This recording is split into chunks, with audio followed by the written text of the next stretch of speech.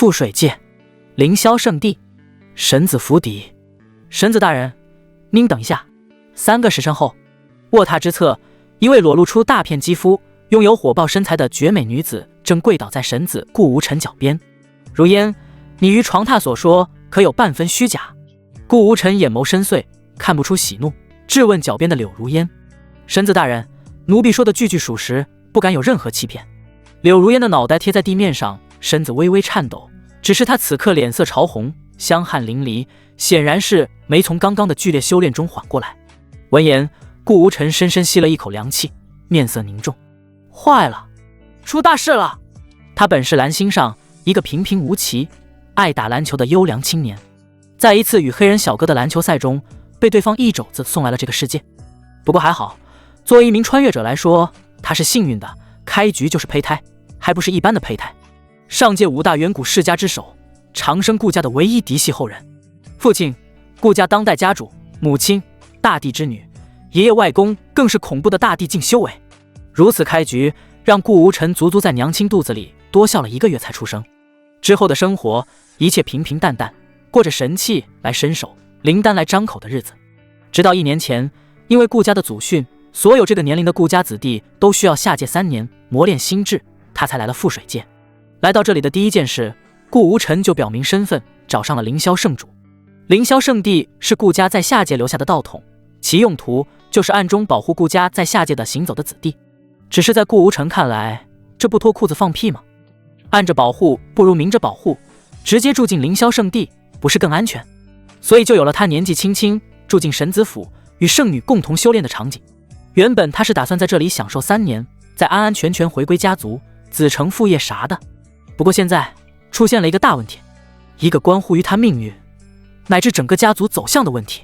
就在刚刚，圣女柳如烟告诉他，他在加入凌霄圣地的前夕，和一个名叫萧13的废柴退婚了，还是单方面撕毁婚约，侮辱感拉满的那种。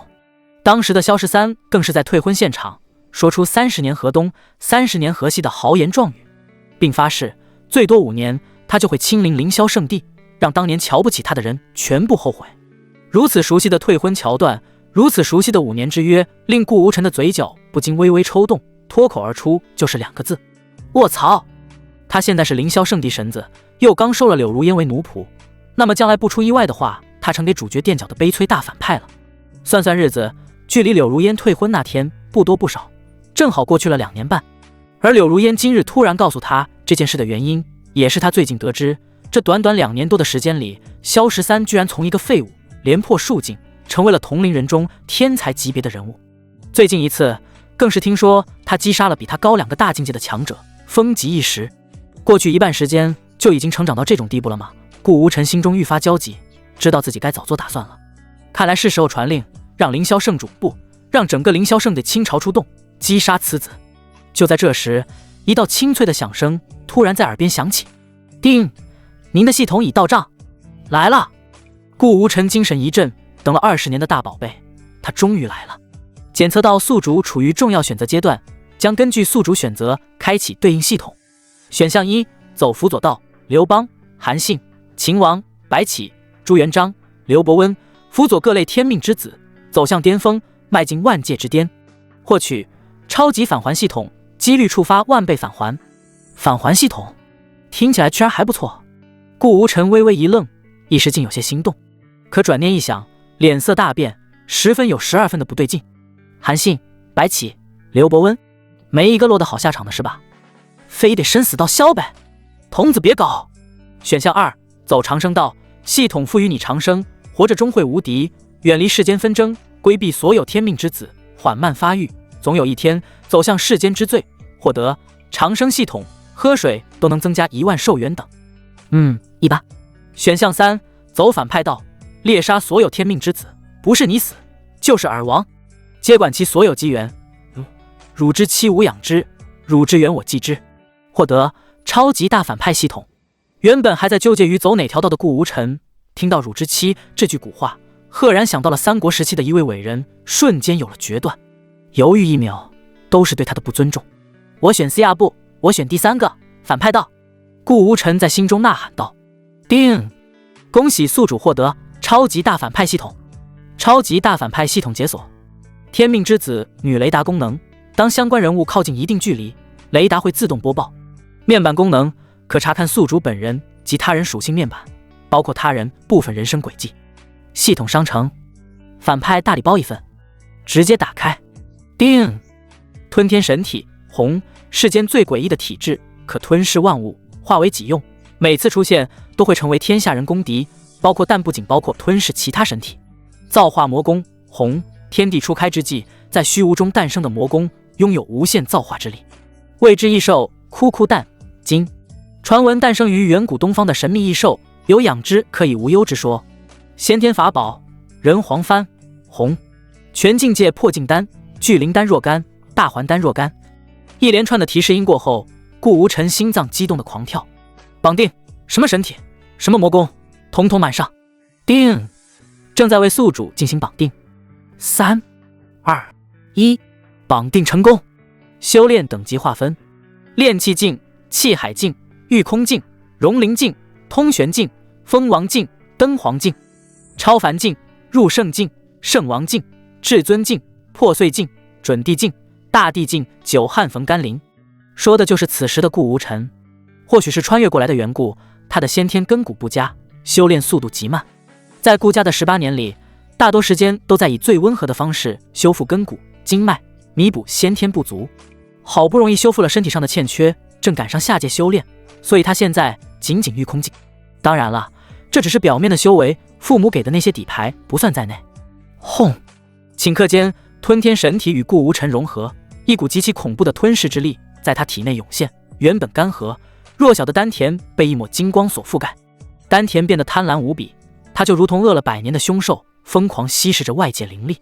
御空境3重，御空境7重，不，瓶颈被破开的声音。融灵境1重，融灵意味着顾无尘的经络、根骨开始接纳天地灵力，它开始变得粗大、坚韧。融灵境4重，融灵境9重，通玄境。没有一丝阻碍，顾无尘突破到了通玄境，体内的灵力多出100倍不止。握了握自己力量剧增的拳头，还没等他有所感慨，造化魔经又来了。造化魔经的造化之力非常霸道，他出入顾无尘的识海，看到一本身为地经的原住民，毫不客气的一脚踢飞，取而代之。而原先那身为顾家千古传承的上古地经长歌诀，就像是受惊的小兽般龟缩在识海的一角，瑟瑟发抖，任由造化魔经为所欲为。不过片刻，顾无尘的气势陡然一升。通玄境讲究的是身体各处与天地灵气融会贯通，而有了造化魔经的加持，这一切显得极为轻松。通玄境2重，通玄境7重，封王境，一念入王境，这放在下界已然是个地老祖的水准。进入这个境界后，顾无尘体内的灵力才终于消停下来。不过吞天神体和造化魔经仍旧在自主的吸收灵气，为他提升修为只是缓慢一些罢了。呼，顾无尘吐出一口浊气，活动了一下筋骨，神清气爽。他爽了，在他面前跪了半天的柳如烟却懵了。神子大人这么猛的吗？比刚刚还要猛上1000万倍好吧？这还是修炼吗？是喝水吧？他心中吐槽的同时，又无比庆幸自己早早投奔神子大人，将来的地位最少不得是个妾室。一念至此，他跪着的娇躯不自觉地扭了一扭。反观顾无尘此时经历完短暂提升修为的喜悦后，内心恢复了平静，就连扭动的柳如烟都暂时选择了忽视，只是看了一眼他的面板。姓名柳如烟，境界融灵境3重，体质天生媚骨，命格天命女反派，身份凌霄圣地圣女，神子顾无尘奴仆，于2年半后殒命于萧13之手，成为萧13与凌霄圣地落下仇恨的导火索。这样看来，萧13果然是天命之子。顾无尘目光微动，迟则生变，现在距离他知道退婚这件事后，已经足足过去1炷香时间了。天知道这1炷香时间，萧13会不会也连破数境，一步登天？这样想着，他从空间戒指中拿出了一个玉佩，轻轻一捏，将其捏个粉碎。嗡！一时间，凌霄圣地圣主凌天以及7位封主齐齐睁开眼眸，衣袍无风自动。下一刻，嗖嗖，8道破空之声传来，直射神子府邸。他们每个人身上都散发着恐怖的气息，几乎是同时拱手向府邸内行礼，请神子大人吩咐。这一幕若是被外人看到，恐怕会惊掉下巴。堂堂圣主和封主，哪一个不是修为通天的人物，居然在对一个神子府邸行礼，甚至都没敢进去。屋内，顾无尘挥手将一件宽松的衣袍披到了柳如烟的身上。先把衣服穿好。萧13的所在之处，你可知晓？大人，他前不久刚加入弥天剑宗，还闹出了不小的动静。柳如烟一边捡起地上散落的衣服，一边说道：好。顾无尘点头，外面的几个，我们即刻启程。弥天剑宗。是。弥天剑宗这2日宗内的氛围异常活跃，其原因是一位老祖突然出山，宣布只要能够登上剑塔第8层，他就会收其为真传弟子。此时的剑塔不断有弟子从里面涌出，一个个唉声叹气，满脸不甘。可恶，这剑塔怎么可能有人登上第8层？我在第4层就遇见一个中分的怪物，那实力离奇恐怖。可不是吗？据说当年老祖也就勉强登上第8层不到半炷香时间，我们怎么可能比得上老祖？不对，不知是谁突然大声喊了一声：你们快看，剑塔第8层的灯亮了，有人登上去了！哗！整个宗门广场瞬间哗然，目光中充满了震惊。是谁如此勇猛？我们宗门已经多年不曾出现登上第7层以上的弟子了，莫非是新加入的一批？弟子们，你看看我，我看看你，在寻找是不是自己认识的人在剑塔内。快看，老祖来了！天边一道曼妙的身影由远及近，落到剑塔旁。他皮肤白皙，一双玉足裸露在外，圣洁中又带有一丝魅惑，美眸此刻死死盯着剑塔，神情有些激动。弥天剑宗2祖之一楼星月，1000年了，偏偏在这时候，莫非我弥天剑宗真的命不该绝？宗主何在？他轻声呼唤，声音却响彻了整个宗门。晚辈青云拜见老祖。不多时，一个背负长剑、眼神犀利的中年男人躬身在楼星月的面前。闯塔之人，你可曾知晓？禀老祖，此子名为萧13，是黑云城没落家族萧家之后，10日前加入我弥天剑宗。楼星月微微点头，轻轻一挥，广场中的弟子全部退后数百米。即刻起，所有人不得进入剑塔，待他出关之后，我收他为亲传弟子。此话一出，广场中的弟子们无一不捶胸顿足，尤其是那些男弟子们恨得牙根直痒痒，居然被一个刚加入宗门不久的人骑在了他们头上。假以时日，一定要找机会打压才是。就在这时候，天边忽然传来一道如雷贯耳的声音：凌霄圣地，神子顾无尘道。一艘遮天蔽日的神舟如入无人之境般开到了弥天剑宗广场上空。可笑的护宗大阵根本无法阻挡分毫。拜见神子大人！弥天剑宗的所有人，包括宗主青云、老祖楼星月，全部跪倒在顾无尘面前。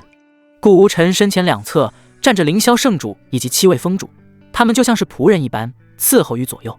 身为老祖的楼星月心中充满了震惊，哪怕以他见多识广，也不明白一个神子为什么会比圣主更加尊贵。同样的，他能够感受到神子身上刻意散发出来的气息。封王镜，如此年轻的封王镜。坐于高位的顾无尘淡淡扫视了一圈宗门广场，最终同样将目光落到了楼星月的身上。极品，他心中暗道。作为一个21世纪优秀青年，他一眼就注意到了楼星月曼妙的身姿，以及他那久居上位者的独特气势。他喜欢这种的。叮，检测到天命女配，是他吧？跪在前面，臂骨最大的那个。是的，宿主。你这雷达有点慢啊，还不如我眼睛快，下次注意。哦，对了，打开面板瞧瞧。姓名：楼星月，境界：元封王境巅峰，因冲击登皇境失败，境界暂跌落至半步封王境。体质：玄阴圣体。命格：天命女配。处境：前不久弥天剑宗另一老祖失踪，他成为唯一老祖，又因境界跌落，此刻整个宗门外强中干，急需恢复修为及寻找传人震慑其他宗门。身份：天命之子萧13最重要的女配，短期会发展为萧13的师尊。你抬起头来。顾无尘的声音游荡在整个宗门广场，没人敢抬头。他们知道这所谓神子不可能是叫他们的，唯有跪在最前面的楼星月美眸一凝，感受到一道异样的眼光投来。他下意识地抬头，正好对上了顾无尘深邃的双眼，心神一颤。说实话，他不知道凌霄圣地的突然造访对他们是何利弊。弥天剑宗对于圣地来说犹如浮游大树，别的不说，就说神子周围站着的那8个人，哪个不是登皇境强者？这样的强者拿出来一个，是可以轻松捏死他们一个二流势力的。在下楼星月拜见神子大人。他拱手屈身，对着顾无尘作揖。楼星月是吧？不错的名字。顾无尘手指轻轻敲击着扶手，眼睛微眯，轻笑道：本神子今日来是有一件大喜的事情要通知你们，不必紧张。大喜！在场的众人闻言一愣，就连凌霄圣地的人都搞不清楚神子葫芦里卖的什么药。顾无尘笑意不减，淡淡道：楼星月，我问你，本神子这阵仗可有什么不和谐之处？听闻此言，楼星月一下子愣住了，美眸流转，赶忙低下头，不卑不亢地答道：神子大人乘神舟而来，又有8大黄境强者护航，可谓世间之最，在下看来没有任何不和谐之处。没有吗？我可不这么认为。顾无尘摇摇头，接着道：给你个提示，与我身后侍女有关。此话一出，众人这才注意到顾无尘身后始终站着的一位美貌女子。楼星月眼眸看向柳如烟，仔细打量一阵，实在没发现有什么不妥之处，拱手道：在下愚笨，还请神子大人明示。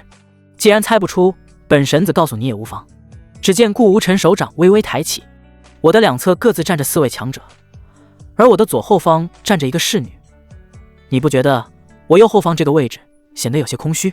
这楼星月一时语塞，没搞懂对方的意思，只是内心隐隐有些不安。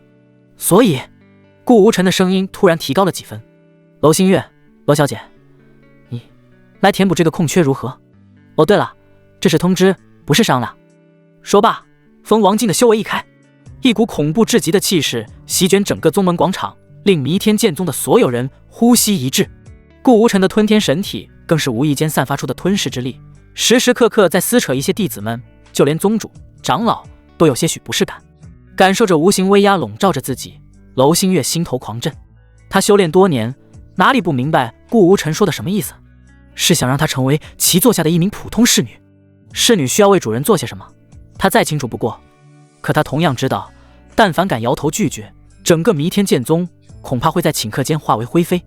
这时候，身为宗主的青云突然抱拳道：神子大人，我们……话说一半，顾无尘眼神一凝，一缕金光爆射而出。谁让你插嘴的？啪！金光化作一只大手，朝着青云的脸上狠狠扇了一巴掌。噗！巨大的冲击力之下，青云眼前一黑，身躯倒飞数千米远，一直被拍进了宗门后身群山之中，生死不明。此刻，弥天剑宗的众人全部屏住了呼吸，大气不敢喘一下，把头尽可能的低下去。我的耐心有限。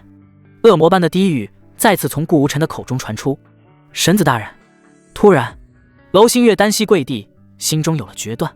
他是个聪明人，知道眼前的局势以及宗门的处境，可以说哪怕没有今天的变故，将来也会有其他敌对势力上门讨伐。到那时，自己被几大封王境强者联手围困，下场可能就身不由己了。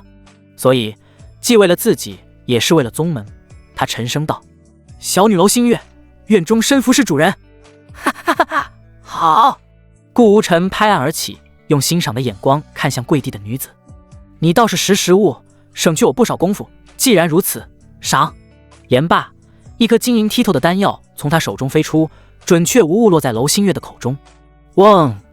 霎时，楼星月周身浮现出淡淡的乳白色光晕，紧接着，原本倒退到半步封王境的修为气势一涨。他原本就拥有封王境巅峰的底子在，有了神丹辅助，一切水到渠成。不过片刻，封王境7重，忽恢复大半实力的楼星月心中难掩激动，再次对着顾无尘深深一拜：奴婢谢过主人。话音刚落，广场中间的剑塔绽放出一股耀眼的光芒，所有人的目光被吸引了去。剑塔第9层开，这意味着里面闯塔之人成功闯到了剑塔顶层，且是弥天剑宗开宗以来除了开山老祖第一位闯到第9层的天才。哈哈哈哈！一道放荡不羁的大笑声席卷在整个宗门广场，只见一个披头散发、有点狼狈，却丝毫无法掩饰其锋利锐气的少年破塔而出。他的身躯隐隐浮现出金色的光芒，这是剑骨即将大成的迹象。我萧13从今日起，修炼速度必将提高100倍，届时什么凌霄圣地都得被我踩到脚下。哈哈哈哈！笑过之后，他负手而立，站在剑塔塔尖，俯视宗门众人，眼眸中透露出深深的轻蔑，因为他从这些弟子甚至长老的眼中看到了浓浓的惊讶之色。没错，他们是该惊讶。弥天剑宗自成立以来，不知过去了多少岁月，最强者不过堪堪登上第8层，唯有自己踏入第9层，得到了其中真传先天剑骨。只是他不知道的是，大家的眼神并不是惊讶，而是一种看傻子的眼神看他。说什么来着？不把凌霄圣地放在眼里？可现在人家凌霄圣地就在眼前啊，还有这样作死的？一时间，众弟子们恐惧的心理消失不见，取而代之的是浓浓看戏的心情。萧十三这边，他完全无视掉底下的一众人，摊开双手，感受着体内无穷无尽的力量，嘴角忍不住上扬，心中暗道：老头，我终于成了。按照你之前所说，不出3日，我就会达到融灵境吗？虽是疑问，但萧十三已然用了肯定的语气。他今年年龄不过弱冠，修行时间更是短之又短，已经快要达到了修行境界的第4境，综合实力已经要比一些普通的执事或长老要强了。可他的疑问没有得到回复，体内那道苍老的声音好像没有听到他说话一样，令他感到有些奇怪。还没等他再继续问些什么，下面老祖楼星月那充满威压和严肃的声音传来：鬼叫什么？还不快来拜见神子大人！神子大人！萧十三一愣，没有明白什么意思。据他所知，也只有圣地才有神子，这一个小小的宗门哪来的神子？而说话之人，他自然知晓，也是他拜入弥天剑宗的根本原因。放肆！还在天上站着干嘛？快下来！老祖楼星月的语气越发严肃，看萧十三不为所动，生怕因此触怒了神子，为宗门带来祸事，直接动用封王镜的力量，虚空凝聚成一只大手，隔空将其拍了下来。透明的大手遮天蔽日，封王镜，但实力不容小觑，远不是现在的萧十三能够抗衡的。轰隆！上一秒还意气风发的少年，如死狗般被拍在地上，满是狼狈。顾无尘看着眼前的深坑，里面若隐若现的人影，摇了摇头，有些好笑。自从这个萧十三从剑塔内出来之后，他就这么静静看着对方装逼，还没用自己出手，刚刚收下的侍女就给他来了这么一下子。这样想着，他打开了被砸进深坑中萧十三的面板。姓名：萧十三，年龄22，身份：弥天剑宗弟子，黑云城萧家之子，性格：孤傲，铁骨铮铮，境界：御空境9重，体质：火炎焰体，剑骨，命格：天命之子。近期动向：为了得到楼星月的玄阴圣体，加入弥天剑宗，闯入剑塔，通过第9层获得天生剑骨后，接近老祖楼星月，拜其为师，得到全宗的支持，修为突飞猛进。原来是这样，我就说这小子为什么会跑到这个宗门来。顾无尘暗自点了点头，玄阴圣体的功效不必多说，对于男修士来说，那是可以轻松突破瓶颈的好东西。咳，深坑之中，烟雾散去，一道颇为狼狈的身影缓缓站起身。他猛地咳嗽2声，眼神变得犀利无比，阴沉地看着向自己出手的楼星月，心态发生了很大的转变。原本加入弥天剑宗的计划是想通过自己体内那道灵魂的炼丹之力，为楼星月炼制可以恢复伤势的丹药，当然他会在其中夹杂一些奇怪的东西，让其屈服于自己。可现在改主意了，他不打算为其修复伤势，而是准备直接据为己有。反正玄阴圣体只有1次功效，大不了用过便丢就是了，只是可惜了一位封王镜的打手在自己身边。思绪落下，他缓缓走出深坑，拍了拍身上的尘土，脸色是由阴沉瞬间变成了一副献媚之情。老祖，刚刚是弟子太过于激动，还请老祖恕罪。说话间，他微微躬身，拱手作揖，做出不卑不亢的样子，仿佛刚刚那些都没有发生过一般。既如此，还不快向神子大人问好。楼星月见萧十三态度还不错，也不好再多说什么，毕竟是能够闯入剑塔9层的弟子，若不是今日神子大人突然造访，恐怕剑宗的未来还要放在眼前这名弟子的身上。说完，他让开身，萧十三这才看见坐于那悬浮9龙之椅上，气宇轩昂，气质不凡的顾无尘。只是当他看见顾无尘身后的柳如烟乖巧地站在那里之后，眼神一凝，呼吸陡然凝重了几分。这道身影他永远不会忘记，永远不会忘记被退婚时那轻蔑的眼神，把自己完完全全当成一个废物。每次自己陷入困境生死边缘的时刻，他都会想起这件事儿，咬紧牙关。他为了就是将来达到恐怖的层次，将这个女人狠狠踩在脚下。就在他忍不住当场发飙，和这个女人决一死战的时候，胸前一股清凉冲上灵台，将他的无尽怒火全部压下。萧十三清醒了许多，默默地握了握胸前的玉佩，他知道是玉佩散发着功效，让自己清醒过来。紧接着，他垂下眼帘，再次做了个揖：“弟子萧13拜见神子大人。”眼下他并不知道发生了些什么，自然是按照老祖的要求向神子问好，其他的等之后再说。可得到的却是一道冷哼：“哼，无知小辈，不过是得到了一身剑骨，居然妄想把我们凌霄圣地踩在脚下，真是可笑。”凌霄圣地封主之一，脾气最为火爆的一个陡然开口，他的声音夹杂着丝丝真力，灯黄镜的恐怖压力疯狂挤压站在下边的萧13，哪怕他一身剑骨都不可避免地发出咔嚓咔嚓的响声，随时都会崩溃一般。你噗！萧13突兀地遭受恐怖压力，大脑一片空白，根本无法阻挡，一口老血喷出，强撑着自己身体不就此倒下。此刻的他连呼吸都难以做到，这才想起柳如烟拜入的正是凌霄圣地，而今日柳如烟在场，那眼前的几人不正是凌霄圣地的人了？哎，不要跟小孩子一般见识嘛，人家刚破关而出，兴奋一点是正常的，我们要大度一些。顾无尘笑着摆了摆手，似乎对于萧13的狂妄丝毫不在意。圣地长老闻言立刻收回气势，默默地站在旁边不再发言。身上的压力陡然一松，萧13只觉得重获新生一般，疯狂大口呼吸着新鲜空气。他缓缓抬起头，看向上面朝自己微笑的顾无尘以及刚刚收回手的圣地长老，眼眸中带有阴狠和不解。按理说他应该表示感谢，可他知道坐在眼前的位置一定是圣地的神子，总觉得有些不对劲之处。萧13，还不快谢谢神子大人？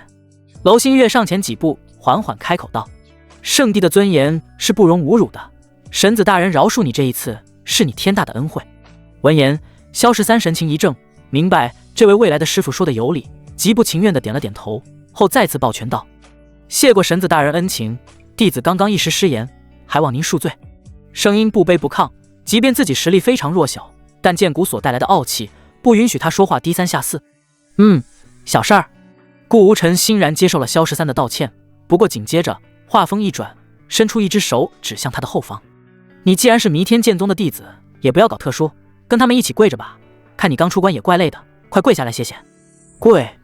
萧13的脸色一僵，眼前的圣地神子居然让他跪下，还说是谢谢。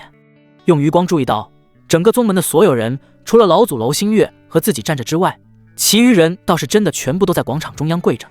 可即便如此，他又怎么能跪？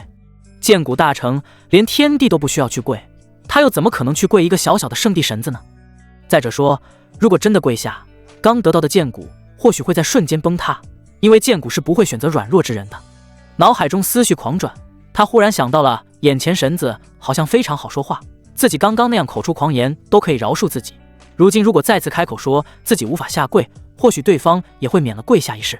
神子大人，我再次请您恕罪，弟子由于一些特殊原因，真的无法下跪，还望成全。呵，这一回顾无尘没有再那么好说话，而是用手指轻轻敲击着座椅旁边的扶手，脸色逐渐变得玩味起来。哒哒，整个宗门会场上安静的可怕，每个人心底都有一种凉飕飕的感觉。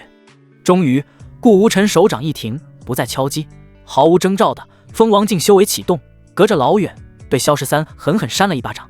啪！砰！无巧不巧的，正好砸回了之前他从高空中掉落的那个深坑之中。当真是给脸不要脸，我是你爹吗？三番五次饶恕你。顾无尘的突然出手，着实把弥天剑宗的所有人吓了一大跳。明明上一秒还笑嘻嘻的，怎么下一秒就突然出手？更何况他们心里明白得很，一个圣地想要灭他们轻而易举，甚至不需要师出有名，随便编一个理由就可以灭掉他们。一时间，所有的弟子长老纷纷把萧13记恨在了心里，想着这小子怎么不去死，敢如此和神子大人说话，到底还是天命之子，以融灵境的修为硬扛这一下，居然并没有受到太大的损伤。当然，这其中顾无尘随意一击的缘故。只见萧13再次从深坑中爬出来，头发散乱，满是泥土，嘴角流淌出鲜血，仔细看去会发现他的牙都被打掉了几颗。但即便如此，他仍然没有下跪的意思，站在深坑边缘，努力调整自己的气息，并不断试图沟通体内的那道灵魂。老头，快醒醒！今天的事情非常不对劲，你要是再不出来，我可能就要交代在这里了。终于，一道苍老的叹息声传入他的耳边。唉，如果真的到了生死存亡的那一刻，我会试着将你救走的。不过，话没说完，声音就戛然而止，没了动静，倒不是有人打断他，而是老者不想再说下去。萧十三听到可以将自己救出，心中一喜，体内老者的灵魂来历他可是知道，来自于那神秘的上界，自己现在不过处于下界，安全自然是不需要担忧的。啪啪，坐在高位上的顾无尘突然无端地拍了拍手，不愧是拥有大剑骨的人才，就是搞特殊，别人都跪，就你不跪，看来这弥天剑宗也没有留下去的必要了。此言一出，弥天剑宗的所有人心中一紧，尤其是老祖楼星月更是慌忙的打算跪倒在地，请求放过宗门，却被顾无尘一个眼神吓了回去，乖乖闭嘴，原地不动。他不敢忤逆顾无尘。老祖没动，但下面那些弟子和长老们可是纷纷动了起来，他们不敢站起身来，却不耽误动嘴皮子，各种指责层出不穷。萧十三，你太放肆了，不要以为闯过剑塔9层就无法无天了，还不快给神子大人跪下！你想要害死整个宗门吗？不要忘了，没有宗门的栽培，就没有你的今天。哼，我可是知道萧十三你的来历，出自一座偏远小镇，叫什么黑云镇来着。你若是今天害死了我们整个宗门，你背后那小家族必将一个不留。你找死！萧十三怒了，双目变得赤红，其他的指责他还能忍住，但同门之人居然拿他的家人做威胁，根本无法再忍，就要直接出手击杀那口出狂言的人。只不过顾无尘显然不会再让其如此放肆，他轻轻抬手，隔空往下微微压了压。萧十三脚步一停，只觉得忽然有一座大山出现在自己的后背上，不断压迫着自己，使自己的腰一点点地弯下去，双腿止不住的打颤，仿佛随时都会支撑不住，跪倒在地。你们！萧十三靠着浑身剑骨死死支撑，七窍缓缓冒出鲜血，膝盖变得愈发弯曲。融灵镜与封王镜的实力根本就是天差地别，没了体内那道灵魂的帮助，他根本无法做出任何抵抗。倒是硬骨头，这还不贵。顾无尘淡漠地看着眼前倔强的少年，运转起自己的神体，吞天神体笼罩在萧十三的头上，隐隐有将他的剑骨剥离的趋势。什么？我的剑骨？萧十三大惊，他出道不过2年半，得到最重要的东西便是这强大的剑骨，若是被对方夺了去，那今后岂不是彻底废掉了？剑骨的不断抽离，使得他终于再也抵挡不住那庞大的压力。扑通，一道清脆的跪地声音，重重跪在了地上，双膝直接砸入了大地之中，浑身上下每一个毛孔都冒着鲜血，模样凄惨无比。身后的弟子们对他指指点点，看到他终于跪下后，松了一口气，并出言嘲讽：哼，最后还不是跪下了，真是贱骨头！要是真把我们宗门害得被灭门，我们做鬼也不会放过他。身体以及心理上的双重打击，使得萧十三此刻的状态差到了极点，皮肤逐渐开裂，仿佛随时都会崩溃一般。所谓剑骨，主打一个傲字，不怕天不怕地不怕任何人，别说是下跪，就算是低三下四也绝对不允许产生。但现在萧十三是真真正正的跪下了，还跪得那么凄惨，毫无脸面。剑骨在这一刻好似有了自己的生命，非常嫌弃的想要脱离萧十三的身体，主动被吞天神体所吸收。若萧十三再不做些什么，或许不过片刻，剑骨就会彻底离开他，到那时他就真的彻底成一个废人了。老头，还不出手！没了我将来你怎么复活？谁给你重塑肉身？萧十三在内心疯狂的大吼，骨肉脱离自己身体的那种疼痛无时无刻刺激着他脆弱的神经。他现在只想让在场的所有人都去死，尤其是这所谓凌霄圣地的神子，必定叫他碎尸万段。你先别急，老者的声音悠悠传来，外面有8大灯黄境强者，若是我全盛时期灭他们，仅需要一个眼神，可现在确实有些麻烦。这样，眼下只有一个方法才能脱困。萧十三依靠仅存的意识，听过老者说的话，狠狠点头后目光一动，一颗乳白色的丹药突然浮现在他的旁边。他猛地转过头，看向一旁不发一言的楼星月，用尽最后的力气开口道：老祖，凌霄圣地这次来就是想要灭我们剑宗，这颗丹药可以帮你恢复伤势，恢复到封王境巅峰，并可以顺势突破到登黄境，成为黄级强者。这就是老者给他的计划。老者的灵魂力量很强，萧十三本身修为太低，即便附在他身上也发挥不出太大的威力，无法对战登黄境强者。唯有依靠这颗丹药掌控楼星月的身体，老者再借助他的身体，才可以发挥出登黄境以上的实力。丹药飘到了楼星月的面前，缓缓落在了他的玉手上，上面隐隐散发着黄级丹药的气息，属于那种一看就是极品丹药的样子。快吃啊，老祖！萧十三发出声嘶力竭的大吼，只要他肯吞下这颗丹药，那么今天他就可以全身而退了。娄星月将丹药握在手中，美眸意味深长地看了一眼萧13，后脚步一抬，飞到空中，来到了顾无尘的身边。他这是要干嘛？萧13痛苦的脸上浮现出一抹疑惑，这丹药还没吃呢，就跑到人家面前，不是纯送吗？就在他迷惑不解的时候，只见娄星月竟在空中朝顾无尘拜了下去。神子大人，奴婢教导无方，宗门内竟出现如此败类，不将神子大人放在眼里，还妄图使用丹药来迷惑奴婢，这一切都与奴婢毫不相干，还望神子大人明察。说着，他便在空中跪了下去，双手抬过头顶，手上托着那枚乳白色的丹药。见此一幕，萧13只觉得自己的天都要塌了，脑子里变成一团浆糊。到底发生了什么？谁能告诉他？自己明明才闯剑塔没多长时间，怎么连一向心高气傲的老祖变得如此低三下四，还一口一个奴婢自称？你很不错，有当我贴身侍女的潜质。顾无尘笑着招了招手，将娄星月招到了自己面前，抓着她的玉手，将其揽在了自己的怀里。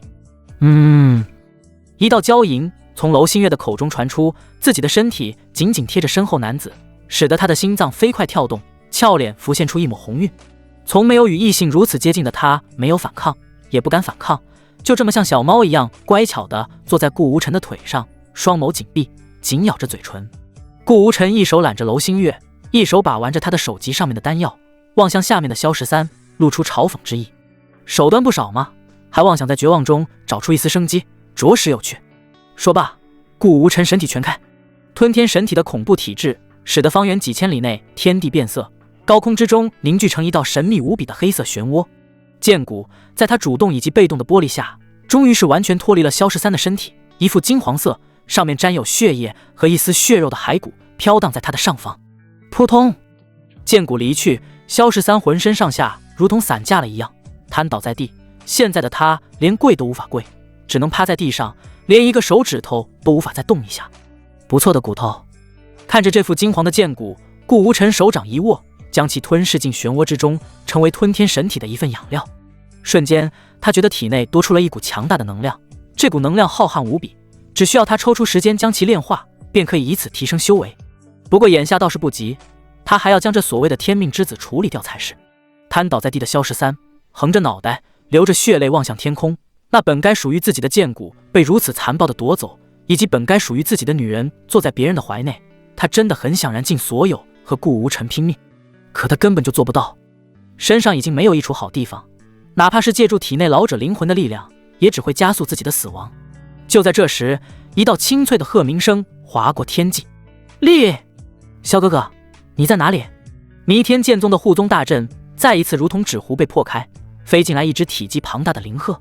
灵鹤屹立在广场中央，从上面跳下来两道身影，少女走在前面，她皮肤白皙如雪，透着淡淡的粉红，乌黑的长发如瀑布般飘落，既不是少女的清纯，又带有一丝成熟。萧哥哥，你在哪里？我为什么感受不到你的气息了？她的脸上带有一丝慌忙之色，四处打量，却始终不见那道熟悉的身影。至于她的身后，则跟着一位老妪笼罩在斗篷之下。神子，来人不简单，身后的那人与我境界差不多，都是登黄境巅峰，下界这种修为的强者我都认识，想来他们并不是我们覆水界的人。一旁的凌霄圣主毕恭毕敬地对顾无尘汇报道，汇报过程中声音非常放松，即便是来了一位与自己境界相同的强者，还有可能是来自上面的势力，也丝毫不担心。毕竟这可是顾家，哪怕是在上界，也是到头的存在。顾无尘默默点了点头，丝毫没有在意那少女身后的登黄境强者，而是把注意力全部放在了走在前面的那名少女身上。姓名花莲，境界通玄境6重，体质水月灵体，命格天命女主，天命之子萧13官配。轨迹上界花家之女，在下界受到过萧13的帮助，认其为义兄，会在后期萧13进入上界后发展成道侣。看到这些，顾无尘心中乐开了花，没想到天命女主居然这么快就出现，不过这样也好，省得麻烦。另一边，花莲终于在一处深坑的边缘看到了那道熟悉但却浑身是血的身影。萧哥哥，你怎么了？他急忙想上前查看萧13伤势，却被他身后的老妪拦了下来。小姐，我来吧。老妪身上的黑袍无风自动，轻轻一招手，就将奄奄一息的萧13挪了过来。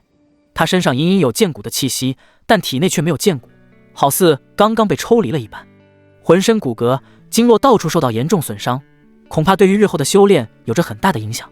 老妪仅仅用一眼便看穿了萧13的全部伤势，并往他嘴里送进了一颗丹药，虽无法治疗他的伤势，却可以暂时吊着他一条命。听到这话，少女捂着嘴巴，一脸不可置信的样子。怎么会伤成这样？是谁？还没等他说完，老妪再一次打断了他，并对他暗中传音道：小姐，现在不是清算的时候，这里毕竟是下界，我能发挥的实力有限，对方有8名登黄境强者，其中还有2位登黄境巅峰，贸然起冲突，恐怕对我们不利。眼下看来，还是先把这个萧13带走再说。废物的物字，老妪终究还是没有开口说出来。他是花莲的护道人，可以说是从小看着少主长大的，哪还能看不出这萧13曾对自家小姐有意思？但他一个下界之人，又怎么能配得上他们上界花家的人？再者说，当初小姐受到萧13的恩惠也很小，若不是小姐心地善良，又刚走出家族，对外界之人涉及不深，恐怕连正眼都不会瞧一下这个名叫萧13的家伙，更别说认为义兄了。花莲咬着嘴唇，默默点了点头，眼中担忧之色不减。他自出生以来就生活在温暖祥和的环境中，哪里见过这么血腥的场景？在小时候，就算是一直陪自己玩的狗死去，都会哭很久，更别说是在下界认识的人了。老妪上前一步，缓缓开口：诸位，老身乃上界之人，如今带着小姐在下界历练，还望行个方便，让我带着此人离开如何？他一开口就将自己上界的身份搬出来，也是为了少生事端，让对方知难而退。可回答他的却是不屑的笑声。哈哈哈哈，着实可笑。一位凌霄圣地的封主大笑道：今日别说是你们想带走他，就算是你们2个能不能走，还要看我家神子的意思。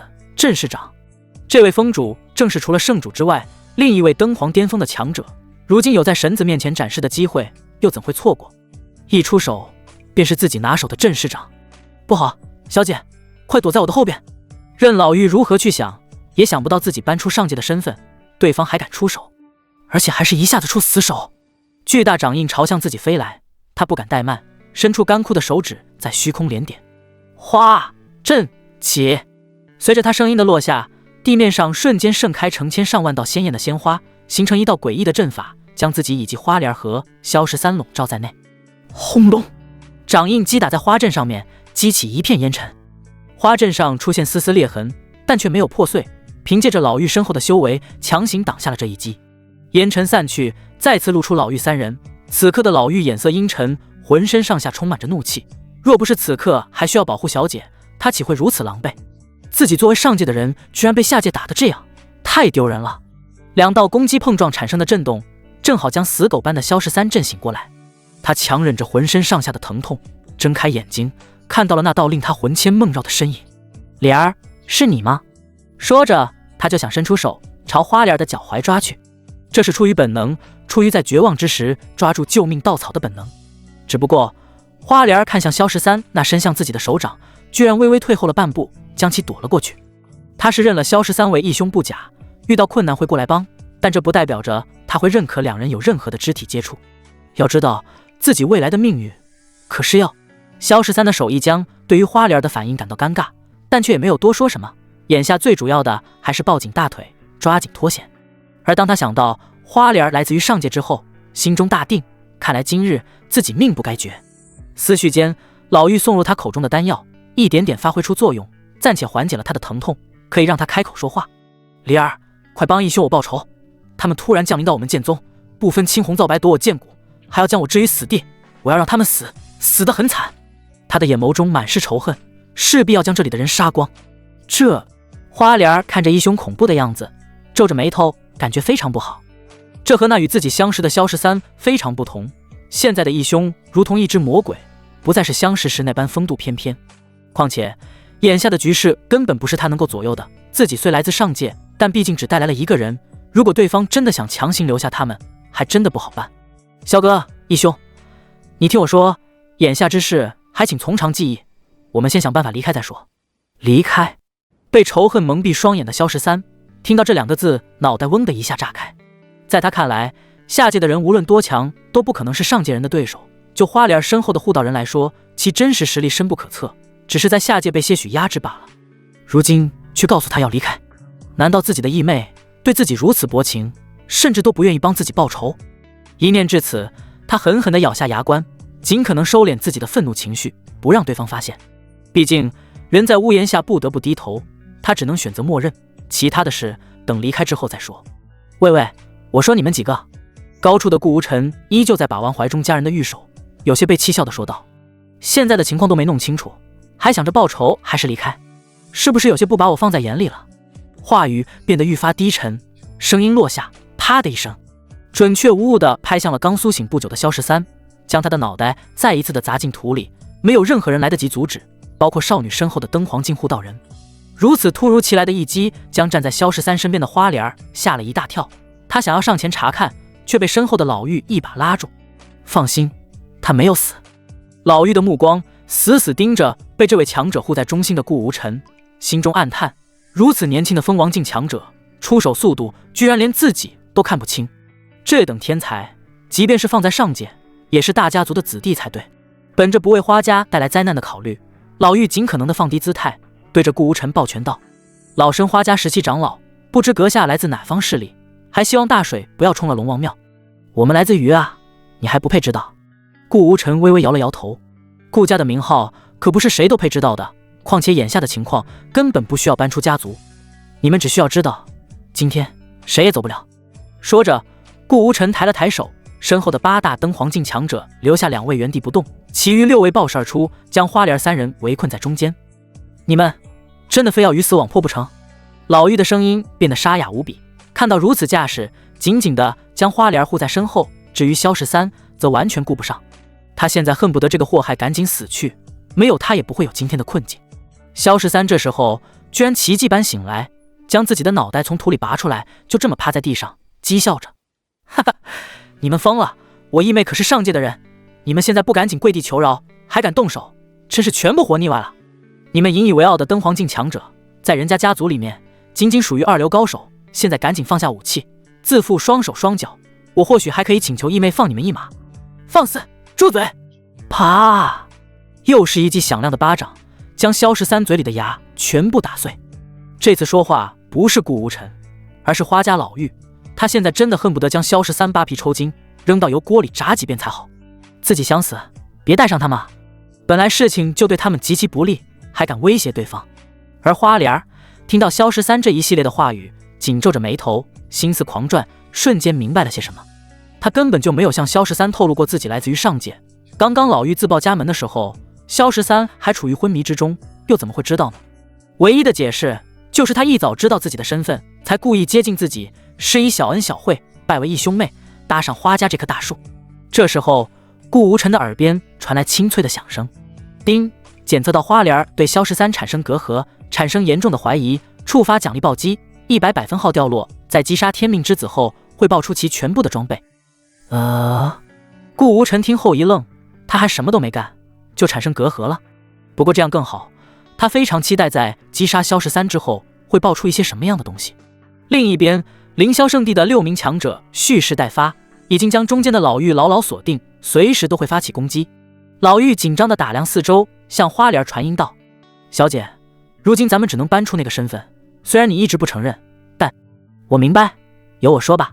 花莲俏脸微凝，今日的局面已经出乎他的预料，已经到了不得不把那最大的依仗搬出来的时候了。他从老妪的身后站出，不再是那副柔柔弱弱的样子，眼神中浮现一抹坚定，没有再去看萧13一眼，环视着众人，深吸一口气，缓缓道：花家你们或许真的不知晓，但上界长生顾家，你们总该听说过吧？我也算是半个顾家人。顾家人？凌霄圣地的众人在听到顾家2字后，瞬间熄了火。你看看我，我看看你，一脸懵逼，最后又齐齐看向了怀抱家人的顾无尘。上界顾家只有一个，那就是顾无尘所在的长生顾家。莫非这眼前少女还和顾家有关系？听他所说是半个顾家人，一般只有嫁入顾家才会有如此自称。再看少女的年龄和神子大人相差不多，莫非是神子自己的女人不成？一想到这，众强者纷纷咂舌，忍不住在心里吐槽，莫非整了半天他们是神子大人和这少女 play 的一环？见众人不再剑拔弩张，场面暂时恢复平静，花莲悄悄松了一口气，心中暗叹，好在即便是下界，顾家的名号也是无人不知无人不晓，不然今天或许真的不太好办。只是还没等他放心多久，上方的顾无尘开口了：“怎么？你说你是顾家人？”同时在脑海里简单过了一遍顾家所有支系、旁系等等，还真的不记得有一条支脉姓花的。正是，小女子确实是半个顾家人，这一点我不敢撒谎。花莲语气镇定了许多，不慌不忙地说道，她的底气十足，任谁看来都不像是在说谎。而这时候，萧13又醒了，他通过体内的那道灵魂，知道自己义妹刚刚所说的话。义妹不仅是花家的小公主，更和顾家牵扯上关系。13，既然你的这位义妹是顾家人，你一定要和她紧紧抓住这条线，未来你的成就将不可限量。顾家你可能没有听说过，我只用一句话形容，在上界，哪怕你将天捅了个窟窿，都有可能活下来，但你但凡敢惹顾家，死或许是你最好的解脱。听到老者这话，萧13精神一振，也就是说，自己又有救了。一念至此，呼吸都急促了半分，不知从哪里得来的力气，居然从地上爬了起来，目光愤怒地看向远处的顾无尘，心里甚至已经想好了将来要如何折磨对方才好。哦，对了，还有他身后的那个女人柳如烟。萧13的一切变化被花莲看在眼里，只觉得对自己这位义兄愈发陌生。之后他再次朝着顾无尘说道，如此一来，可否放我们离去了？我想你应该知道，这个世界是没有人敢冒充顾家的，我们没有这个胆子，更不会因为一己私利而害了整个家族。慢着！话还没说完，就被一道怒吼声打断。只见萧13突然抬起了一只手，愤怒地指向凌霄圣地的众人，后对着花莲义愤填膺地说道，莲儿，你就是太心软，这里不过是下界罢了，根本不需要如此小心，今日哪怕就让他们就地自裁，也根本不为过。听义兄的，不要轻易放过他们。萧13，你快闭嘴吧！花莲终于忍无可忍，愤怒地回对道，自己可谓是晓之以理，动之以情，就为了早点能结束今天的事，可自己这义兄却一次次把事情往不可挽回的结果上推。今日之后，你我二人再无兄妹情分，好自为之吧。饶是他脾气非常好，此刻已被萧13弄得破防了。识物者为俊杰的道理他都不懂吗？义妹，你……萧13的脸色瞬间僵住了，不可置信地看着自己那熟悉的义妹，完全不明白对方的态度为什么会发生如此大的转变。明明背靠顾家，怎么总是一副畏手畏脚的样子？便在心中急切地问道，老头，顾家真的来头那么大吗？为什么我义妹她这种样子，该不会是你死去这些年顾家已经不在了吧？绝无可能。老者的回答果断而坚决。我就这么说吧，如果顾家不在，那么这万千世界恐怕也就不在了，更不要说还有你了。嘶，这顾家竟恐怖如斯！这一刻，萧13对这个所谓的长生顾家有了全新的认识，心中更加坚定，恐怕是自己这个义妹虽然和顾家搭上关系，却不知道顾家的恐怖，才如此畏首畏尾。既然如此，他的目光逐渐变得火热起来，那就由他来代替义妹来教训这些人吧。至于自己义妹所说的顾家身份，他毫不怀疑，毕竟在他看来，花莲是不会在这种事情上撒谎。随后他强忍着浑身上下疼痛，慢慢转过身，从自己身后的剑鞘内掏出那把古井无波的佩剑，与顾无尘遥遥相望，后抬起手，剑指对方。凌霄圣地神子是吧？今日你若不把剑骨还给我，再自废修为，砍断自己双手双脚，你们凌霄圣地就不需要再存在了。声音极大，传到了在场的所有人的耳朵。每个人的反应各不相同，有诧异，有惊恐，还有不可思议。尤其是凌霄圣地的那8位强者，以及知道顾无尘身份的柳如烟，此刻只觉得心中有100只草泥马路过，完全无法用语言表达出此刻的心情。这是啥子情况？还有用顾家的身份来威胁顾家神子的？叮！萧13所站的位置突然一声脆响，只有在顾无尘怀中的娄星月看到顾无尘虚空轻轻弹了一下手指，便将萧13手中指向自己的那把剑弹飞出去。你的不要脸程度倒是让我开了眼界。顾无尘弹完剑的手指在娄星月的俏脸上抹了抹，淡淡说道，之后便完全无视掉萧13，看向了后面的花莲。长生顾家我自然知晓，不过你先前可是说来自于花家，据我所知，花家和顾家好像并没有什么往来吧？你要知道，冒充顾家的下场可是会令你整个家族进行陪葬的。小女子没有冒充，我确实是顾家未来的人。花莲急忙解释道。顾无尘，未来可有依据？他现在也不着急，作为一个大反派，萧13在他眼里已经是一个死人，绝对再活不过几分钟。只不过在此之前，他想要弄清楚花莲究竟和顾家有什么渊源。当然有，只不过花莲变得吞吞吐吐起来，打量着四周，似乎有些难以启齿。萧13佩剑被击飞，再看到花莲为难的样子，有些急了。他今日的下场可是跟他息息相关啊！义妹，咱不怕他，你说出来，到时候让他们给咱们磕头，自费修为赔罪。你懂什么？花莲再一次不耐地向萧13吼道。他终于理解自己护道人的心情，恨不得一巴掌拍死萧13。可有一点他没有说错，自己今天如果不拿出什么实质性的证据，恐怕眼下这些人不会轻易地放过自己等人。于是他长舒一口气，似乎下定了某种决心。我可以将我的身份象征亮出来，只不过对于顾家来说，他们并不希望太多人知道这件事。如果我今天亮了出来，恐怕在将来，你们都会被顾家之人全部清理掉，谁都无法幸免。此言一出，全场鸦雀无声。弥天剑宗的弟子和长老们根本不怀疑他所说，毕竟上界之事，就是掉下来一颗芝麻也能够砸死他们。他们现在很想把自己的耳朵捂住，封闭60，不去听什么隐秘。可现场还有那么多大佬存在，他们根本不敢做什么，只好苦着脸，一个个变密状，跪在地上如坐针毡。至于求助老祖，呵呵，别开玩笑了，现在的老祖还在这凌霄圣地神子怀中娇羞依偎着，恐怕是自身都难保了。而萧13听到这话，心中更加确定了花莲就是顾家之人，还有可能是某个嫡系在外的私生女。如此一来，就说通他的身份比较特殊，别人知晓会引起灭顶之灾的缘故。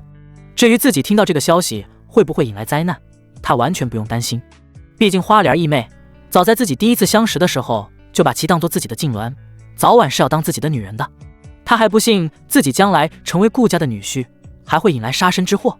莲儿，不要怕他们，你大胆地说，出了事儿有你义兄我顶着。萧13拍着胸脯保证道。若是被不明真相的旁人看了，还真以为是他这个义兄有好大能耐，挺身而出。花莲儿听到萧13说的这一番话，眉头皱得更深了，甚至有一种想吐的感觉。若不是现在处于危机当中，他真想狠狠刺他一剑。而他的目光始终放在顾无尘的身上，他明白这个年轻男人才是今日之事的主事人。沉寂片刻，顾无尘将怀中坐在左腿上的楼星月放到右腿上，继续把玩玉手，饶有兴趣地说道：当然，我还要开开眼界，这所谓顾家的身份，你要怎么亮得出来？呼，花莲儿长舒一口气，心中百感交集，到底还是走到这一步了吗？他自出生以来就被冠以了这种身份，他非常不想要，可又无可奈何。毕竟那关乎到自己整个家族的生死存亡，他没有办法拒绝。只见他缓缓将洁白玉手放到空间戒指上面，从里面拿出了一块粉色的玉佩。上面的顾无尘第一时间看到了这枚玉佩，眉头一挑，还真别说，这玉佩还真的是他们顾家的。只不过玉佩的颜色意味着不同的身份，他手里的是金黄的玉佩，意味着嫡系，且是神子的地位。而粉红色，还没等顾无尘继续想下去，花莲将粉红玉佩抛在空中，手指放到嘴边，轻轻一咬，一道细小的血柱划过玉佩，玉佩瞬间发出耀眼的光芒。紧接着天地变色，弥天剑宗那可怜的护宗大阵瞬间被玉佩所散发的能量抽个稀巴烂，天地变得暗沉起来，无数乌云笼罩在天空之中，时不时发出几道闪电，每一道的威力都不亚于这个世界最强的战力登黄境。恐怖的雷电压力将在场弥天剑宗的人压得喘不过气来，匍匐在地，连呼吸都困难，不少修为弱的甚至口吐鲜血，濒临垂死。可这还没完，每一道闪电都好似有自己的生命一般，在空中肆意地飞舞着，组合着，最终一个由闪电组成的大大的顾字浮现在高空之中。仅仅一个字，就好像是君临天下，给每一个人的心中带来极具的震撼。也包括凌霄圣地的众位强者，他们位于下界，倒还真的是第一次看到顾家令牌显威，即便是有如此高的修为，呼吸仍有一些不畅。神子大人，他这个令牌真的是？凌霄圣主颤颤巍巍地询问顾无尘。确实是我们顾家的，而且还跟我有不少的渊源呢。顾无尘的脸上难得地浮现出一抹笑容，一段很久很久之前的记忆出现在脑海当中。他的体质自出生以来就弱于常人，顾无尘的父母便采取各种各样的方式，想办法帮他提升体质，恢复经脉。这其中就包括采阴补阳，找一些炉鼎。顾家神子，顾家家主唯一的儿子寻找炉鼎一事，在当年可是被炒得沸沸扬扬。要说这事儿，也是顾无尘的老爹太过于神经大条，一般这种事儿都是在私下偷偷进行，他可倒好，直接发布了顾家最高悬赏令，为自己5岁的儿子在将来成年之后找一些拥有特殊体质的炉鼎。这就导致了无数想要攀附上顾家的家族疯狂往顾家里送女，希望能够成为炉鼎的人选。但顾家的要求极高，即便是在上届无数家族势力之下，也不过最终选定了9名女子成为未来顾无尘的炉鼎，改善他的体质。当然了，9名女子各不相同，有和顾无尘年龄相仿的大家族女儿，也有成名已久的散修仙子等等。刚刚花莲儿所说将自己的身份亮出来，或许会给大家带来杀身之祸，也是因为在选定9名女子过后，顾无尘的母亲为了将来儿子的名誉着想，更是下令任何人不得再提起此事，但凡提起，将会成为顾家的敌人。倘若被下界的人知道，或许会真的如花莲儿所说，将知情的人全部除掉。毕竟对于顾家，即便是灭一整个下界也轻而易举。思绪回落，顾无尘嘴角仍噙着淡淡的笑意。花莲儿，花家的小公主，正是当年那9个小女孩之一，并被赋予了顾家特殊的令牌。据说就因为花莲入选，花家因此躲过一场大劫，才得以幸存至今，存活在上界。半空中，令牌的光芒一点点消散，粉红色的令牌回到花莲的手中，被她紧紧握着。如何？这下你们能够相信了？花莲一字一顿地说道。若不是逼不得已，她真的不想亮出这个身份。毕竟自己的未来不过是一个炉鼎罢了，对自己来说并不光彩。顾无尘深深看了一眼花莲，精致的面容，该凸的凸，该翘的翘，再加上他那大家族独有的气质，倒也勉强可以做个炉鼎。而其水月灵体的功效，他再清楚不过。与之双修的人能够洗去浑身上下的杂质，使得经脉更加通畅，修为更加快速，确实是一个上佳的炉鼎人选。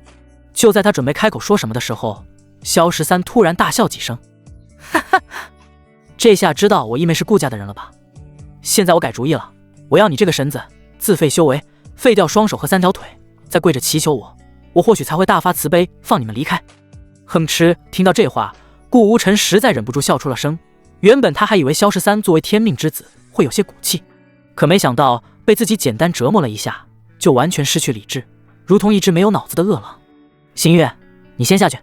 顾无尘拍了拍娄星月的裙子，娄星月慌忙地站起来，顾不上被拍的羞涩，慌忙地解释道：神子大人，这个萧13真的和我们没有关系，不用多说，在一边看着就好。还有，站在你该站的位置上。顾无尘摆了摆手道，说罢便一个闪身来到了萧13的面前，而娄星月则来到了座椅后面，也就是柳如烟的旁边，乖乖站好。场地中央，萧13的双腿微微打颤，面前的顾无尘没有释放出任何压力，但已经没有剑骨的他还是忍不住颤抖了起来。你说你要废了我？顾无尘脸上洋溢着耐人寻味的笑容，伸出手轻轻拍了一拍萧13肩膀。你肩膀上的触感，萧13觉得毛骨悚然，如此近距离面临这个恶魔，使得他话都说不出口。而且如此近距离的面对顾无尘，他竟有一种自惭形秽的感觉。顾无尘那顾家独有的上位气质，再加上个子比他高，还比他帅气，无疑不再冲击着他的神经。怎么说不出话来了？刚刚不还是叫嚣要把我3条腿都给废掉吗？顾无尘缓缓地收回了手，仔细打量了一番萧13，最终将目光移到了他的腹下。若还不动手，我可要先来了哦。话音刚落，还没等萧13反应过来，腹部传来了令人无法忍受的疼痛，那是一种男人疼痛级别最高的痛苦。瞬间他浑身汗毛炸起，瘫倒在地，捂着腹下冷汗直流。仅靠着残存的一点意识，萧13看向捂着腹下的手，全是血液，只觉得好像有什么东西彻底离他而去。他当然知道那是什么，那是他的根本，他的未来。由此他的最后一点理智彻底丧失，露出极其狰狞的面孔，瘫在地上看向仍在犹犹豫豫的义妹花莲，愤怒地大吼道：义妹，你可是顾家的人，不要怕眼前这些人，帮义兄我报仇啊！帮你个蛋，还不老实！见萧13还在咋咋呼呼，顾无尘也不客气，一脚踩在了他的头上，并像碾烟头那样左右碾了一碾。啊！惨叫声响彻整个弥天剑宗。阁下，花莲身后的老妪开口了：我们不知你为何不居顾家，不过我们的请求也很简单，让我和小姐离去就好。今天的事就当没有发生过，我们也不会报告顾家。至于你脚下的那个废物，随意你处置便好。您看可以？我也是这个意思。花脸跟着点点头，他早已对萧13失望透顶，对于想要利用自己刻意接近自己的人，他自然不会再去心软。你们想离去啊？这事儿简单。顾无尘依旧踩着萧13的脸，一会儿轻一会儿重，使得他的脸在土坑之中进进出出。不过在此之前，你手里的那枚令牌我倒是很感兴趣。说着，顾无尘的目光移向了花脸手中的顾家令牌。这可不能给你。花脸一愣后斩钉截铁地拒绝道，自己的事儿是小，可若是令牌丢了，引发顾家的不愉快，那自己的家族可就要遭殃了。放心，我可没有抢你的意思。顾无尘微微一笑，伸出一指，隔着空便将那枚象征顾家的令牌浮到了空中。还没等众人明白他要做什么，只见他再次打出一道能量，没入到令牌之中，本人则来到花脸的面前，伸出的手指顺势点在了花脸的眉心之处。霎时，花脸只感觉自己的脑海轰的一下炸开，意识逐渐凝聚成一个缩小版的自己，来到自己的灵台之上。在这里，他不着片缕，浑身上下洁白无瑕。而灵台中，他的上方，顾无尘身着一身洁白的长袍，同样是灵体状态，正俯视地看着他。花脸懵掉了，大脑短暂宕机，可紧接着他便反应过来，出现这种场景是意味着什么？意味着眼前的这个男人居然是长生顾家的神子，是自己未来要侍奉之人，自己要无条件服从之人。尽管感到万分的离谱，可事实摆在眼前，能够自由出入他灵台，只有可能是那顾家神子，这是当年顾家留下的手段。一念至此，扑通，灵体的他原地跪下，额头贴在地面上，眼神中充满了慌乱。神子大人，我不知道是您，哼！顾无尘发出一道冷哼，缓缓落到他的身边，欣赏他玉体的同时，略显低沉地说道：不错嘛，身为我的炉鼎，不好好在家等着，居然跑到下界来救别的男人，好一个花家！不是这样的。花莲吓得小心脏一颤，顾无尘说的话不可谓不重，一句话基本就可以决定他们整个花家的生死。我与我意不是萧13，在此之前也不过是一面之交，我这次来救他，只是为了还一个人情。呵呵。顾无尘蹲在了跪倒在地花莲的面前，一根手指微微挑起了他的下巴。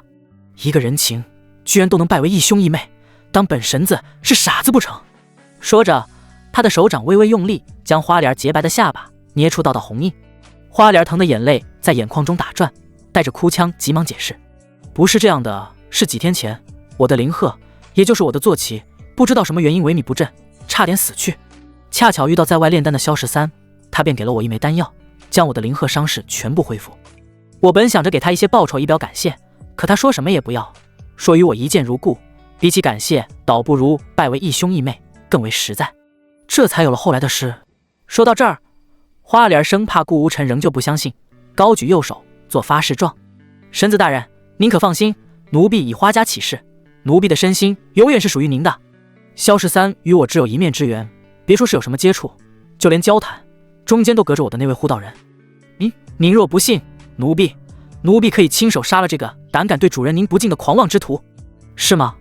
你真的能做到？顾无尘面色不变，看不出喜怒，就这么抓着花莲的下巴，冷冷地反问道：真的，千真万确。嗨，花莲长长的睫毛不停颤抖，他深知只要自己说错一句话，极有可能为家族带来灭顶之灾。那好，说着，顾无尘松开了他的下巴，手掌顺势在他雪白的香肩上滑动。那接下来就看你的表现了。说完，顾无尘心念一动，两人的灵体在这灵台之中突然消失。花莲再一睁眼，已然回到了本体，此刻正由护道人搀扶着自己。小姐，你怎么样？刚刚那是……不必多说，我没事儿。花莲晃了晃脑袋，站直身来，深深看了一眼倒地不起、受过多次致命伤还活着的萧13，心中瞬间有了决断。萧13疼痛之余，只觉得背后一股凉气传来，他疼得无法回头，不知道是谁传来的，只觉得有什么东西离自己越来越远，好像是机缘，亦或者是天命。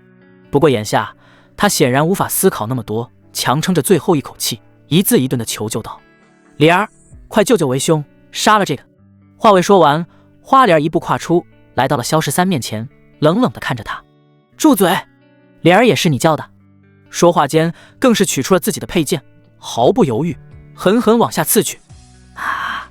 痛苦哀嚎，剑从萧13的左脸穿入，右脸穿出，剑刃没入地面半米有余。萧13的大脑瞬间变得空白，世界一片灰暗。就算他如何思考，也完全想不出花脸为什么会对自己下手，还如此之狠。穿过自己脸颊的佩剑更是割掉了半个舌头，若不是体内有一道强者灵魂强行吊着自己，恐怕他已然彻底无法说话，只能够勉强转动眼球，望向面前这道既熟悉此刻又非常陌生的人。为什么？他很想大声地问这3个字，明明是上界长生顾家的人，为何会怕眼前这个下界势力的神子？脑袋坏掉了不成？花莲做完这一切，闭上双眸，不知在想些什么，后缓缓睁开，脚步轻抬，来到顾无尘的身边。在这众目睽睽之下，双膝微微弯曲，扑通，径直跪了下去。朱唇轻启，声音中夹带丝丝楚楚可怜：“奴婢莲儿见过神子大人。”死！整个弥天剑宗几乎是所有人齐齐倒吸一口凉气，甚至把整个宗门的温度都抬高了几分。什么情况这是？刚刚两方不还是喊打喊杀，上演一副美救英雄的好戏吗？怎么现在美不仅没有去救英雄，反而直接投敌，跪在了反派的身前，还一副柔柔弱弱的样子？小姐，难道说……护道人老妪见此一幕，以他的见多识广，瞬间明白了一些什么。他是知道小姐未来孤独的，眼前的可不是一个小小下界圣地的神子，而是可以一句话成就或者毁灭花家的顾家神子。想到这，从脚到天灵盖儿浑身冰冷，目光呆滞，想也没想就准备和小姐一起跪下，只是被顾无尘注意到后冷冷一瞥：“你也要跪下？”“是，老身有眼无珠，还望……行了，别墨迹，想跪的话跪远点，别碍我眼。”顾无尘摆摆手，他可没有让一个老太太跪倒在自己面前的习惯。老妪一听这话，如释重负，赶紧跑到远处扑通跪下，整个过程一气呵成。至于小姐的安危，已经不是他能够决定的，唯一能做的也只是在心中暗暗祈祷。场地中央，此刻只剩下3个人，负手而立，气宇轩昂的顾无尘跪倒在地，眼眸中满是哀求的花莲儿，以及被长剑刺个对穿，只剩下眼珠子能动的萧13。花莲儿，顾无尘开口，并抬起了一只脚，悬浮在空中。奴婢在。花莲儿连忙回应，以他的聪明，哪还能不知道顾无尘想要做什么？赶忙往前爬去，一直爬到顾无尘的脚下。顾无尘的脚缓缓落下，落在了花莲的玉背上，一切显得非常自然。今日之事，我很生气，你可还记得你的身份？记得。奴婢花莲跪地撑着顾无尘的右脚，完全不敢有一丝忤逆。奴婢是神子大人的炉鼎，身心完全属于神子大人，绝没有做任何，也不敢做任何背叛神子大人的事情。听闻此言，萧13的脑子再一次嗡的一下炸开。这一次是真懵了，自己的世界一片黑暗，脑子里的无数事物正在坍塌。遥想那日初遇花莲，虽然是自己提前使用一些计谋，让他的仙鹤受伤，再给他疗伤，可他是由衷的喜欢这个单纯又美丽的女孩。她就如同一只飞舞在花丛中的蝴蝶，那么的与众不同，那么的吸引他。自那日相遇之后，他惶惶不能终日，每次闭上眼都是那纯洁的面庞，并以此为誓，将来一定要刻苦修行，闯入上界，以一种强者的身份降临花家，迎娶花莲这个心爱的女孩。可现在他看到了什么？他看到自己心爱视为不可玷污的女神，居然主动给他的仇人跪下，还爬到了他的脚底当做垫脚石，更是说一些什么炉鼎。呵呵，原来自己的女神在别人那只不过是玩物罢了。萧13的一双眼睛流下血泪，整个世界变得通红无比，脑袋里只剩下了一个字：恨。他恨上天的不公，恨今日顾无尘的突然造访，并莫名其妙将他打伤致死。可一切他什么都做不了，只能眼睁睁看着花莲成为自己仇人的炉鼎。萧13的变化被顾无尘全部看在眼里，他右脚稍稍用力顶了一下花莲的香肩，将他踹倒在地，并抬起手抽回插在萧13脸上的佩剑，扔到他的面前。你看你这个义兄，濒死之际似乎还非常不服，如此就由你这个义妹来给他最后一击吧。望着自己身边嗡嗡作响的佩剑，花莲美眸流转，没有过多思考，便有了决定。他没有选择，也不敢选择。眼下为了家族，为了自己，他必须要亲自动手来向神子大人献上忠诚。花莲缓缓起身，拔出插在地上的佩剑，一步一步来到萧13的面前。莲儿不！痛苦的呻吟从萧13口中发出，他不想死，更不想死在自己未来女人的身上。可噗！长剑瞬间插在萧十三腹部，洞穿了他的丹田。五脏六腑，浑身七经八脉，被长剑上面所附带的冰冷气息全部冻成冰霜。叮！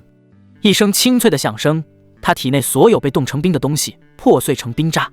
萧十三此刻意识逐渐消散，浑身上下也只剩下一个空壳，张大着眼睛和嘴巴，死死盯着花脸。望着已经死去的萧十三，花脸没有再过多看这具尸体，而是抽回长剑，握着剑柄单膝跪地，恭敬道：“奴婢已经斩杀这个胆敢对神子大人不敬的人。”很好，表现得不错。顾无尘居高临下，用手揉了揉花莲的脑袋，花莲则也非常配合地往上拱了拱，以示忠诚。这就是顾家的威慑。顾无尘心中暗叹。先不说花莲与萧十三相识尚短，哪怕相处时间长，今日之事他也断不敢忤逆自己。眼下若不是在公共场合，他甚至可以当场使用这个炉鼎，对方还要非常配合自己才是。简单一个字，爽。同时对于自己这个反派身份也是非常的无语，可谓是 buff 叠得满满。先是自己临时收的奴隶柳如烟，正巧是萧十三5年之约的对象，再到萧十三未来在上界追求的女人花莲，更是自己在小时候就被父母安排好的炉鼎。如此多的仇恨，若不是自己早发现了反派身份，那等他成长起来。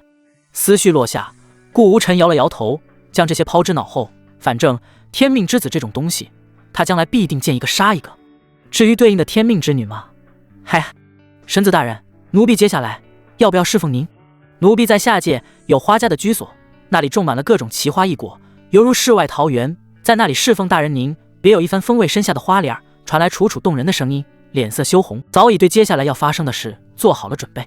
他说的如此大胆，更是为了讨好顾无尘，只有生米做成熟饭才能放心一些，最起码自己绝对忠诚不是。你的表现不错，今天就奖励你去你那世外桃源瞧瞧。顾无尘看着花莲那完美的容颜，配上含苞待放任由采摘的样子，说不及是假的。只不过在此之前，还要把今天的事情彻底解决才是。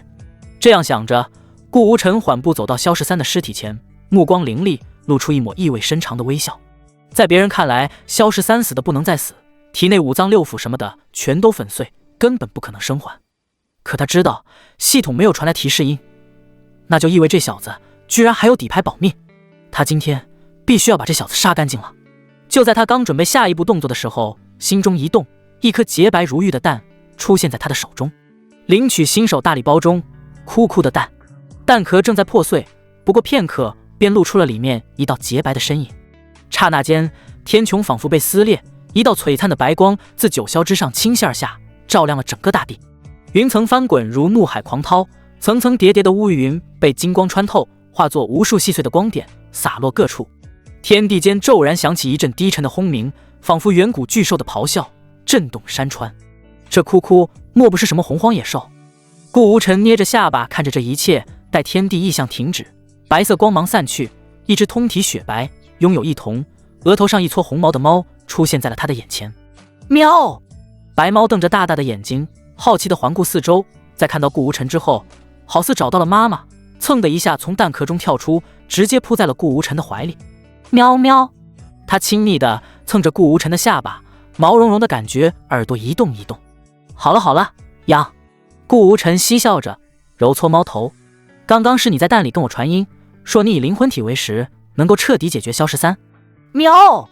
白猫非常有灵性的点了点头，伸出猫爪，人性化的拍了拍顾无尘的肩膀，后跳出怀抱，落在地上，屁颠屁颠的走到萧十三尸体旁。只听一声吸溜，如同喝奶茶的声音，一道诡异的灵魂体被哭哭吸了出来。出乎意料的，灵魂体的样子并不是萧十三，而是一位垂垂老矣的老者。死果然有，戒指老爷爷。顾无尘眉头一挑，他就说总觉得少了点什么，原来在这。每一个天命之子必定有属于自己的外挂，比如一个瓶子，一个玉佩，亦或者是一位住在戒指里强者的灵魂。显然萧十三拥有的正是后者。老者的灵魂出现后，他并不是萧十三那样愣手愣脚，而是充满了镇定，抱拳道：阁下，老夫有一言，不知当讲否？不知就别讲了。顾无尘摆摆手，当即打断了这个老头。杀萧十三这件事儿已经拖得够久了，他现在还急着去享用那含苞待放的花朵，哪里有时间听一个老头说话？哭哭，交给你了。喵！哭哭开心地蹦了起来，对于顾无尘吩咐自己感到非常高兴。下一刻，他的体积猛然变大，一口将毫无防备的老者灵魂吞了下去。喵吧唧吧唧，吧唧吧唧，吃到一半，哭哭大脸一变，好像知道了什么不好吃的东西。呸！一只体积如蟑螂大小，随时都可能灰飞烟灭的透明灵魂体被他吐了出来。无巧不巧，正好吐在了花莲的身边。等他看清灵魂体的面容，忍不住捂着嘴巴惊呼：萧13，你居然还没死！蟑螂萧13失去老者灵魂体的庇护，如小鸡脱离老母鸡一样，显得十分慌张。我不是萧13，你们认错人了，我真的不是啊。你不是？顾无尘摇头一笑，遥想半个时辰前，天命之子萧13铁骨铮铮，剑骨不跪，颇有一副顶天立地的模样。可现在肉体毁灭，灵魂仅剩下一丝，哪怕是今天成功侥幸逃脱，今后都很难恢复成原来的样子。更何况事情也差不多该结束，自己还要去享受老爸老妈给自己准备的炉鼎呢。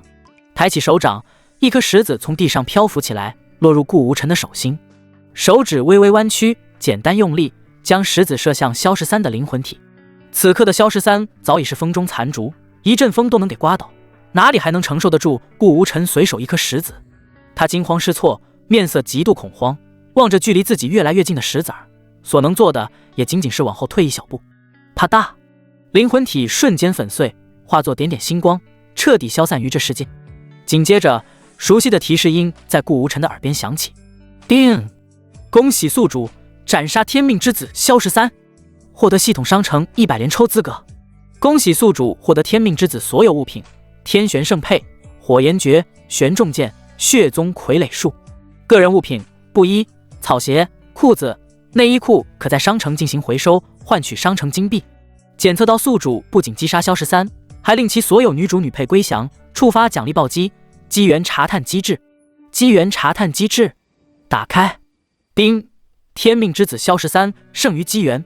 9. 拜师楼星月，逐步掌控弥天剑宗，获取剑宗开山传承。极北之地，异火，圣兵灵火，万族战场，神兽残骸，一条条一列列，总共有9条机缘浮现在了顾无尘的面前，有大有小，可谓是循序渐进。哪怕是一头猪来了，获取这些资源也能够一步一步踏上顶峰。顾无尘捏着下巴，简单观摩一番，便将这些机缘暂时关闭。大多数都应该是萧13未来在几年后才去获得的，所以他现在不着急，即便晚2天去也并不会丢。而现在最重要的吗？目光不禁瞥向跪在旁边的花莲，自然是改善体质了。神子大人，我们现在可是要回去。凌霄圣主知道今天的事情差不多了，便上前几步，毕恭毕敬地问道：你们先回去吧，我出去1天再回去。顾无尘摆手道，他可没有让别人欣赏自己活春宫的习惯。凌霄圣主听到这话，心中一紧，赶忙劝阻道：可是神子大人，您的安全……我的底牌你应该有所耳闻，别说是下界最高只有登黄境，就算是上界也很难有人奈何得了我。那好吧。凌霄圣主见劝说不住，只能点头称是。顾无尘打发走了凌霄圣地的一众人，又将目光移向了楼星月的身上，并随手扔出一枚令牌。这是凌霄圣地的令牌，给你3日时间处理好弥天剑宗的所有事情，3日后让柳如烟领着你到我的神子府报道，可听明白？是，奴婢明白。楼星月欠身点头，小心翼翼收下令牌，带着柳如烟来到剑宗广场中心，交代自己走后的事宜。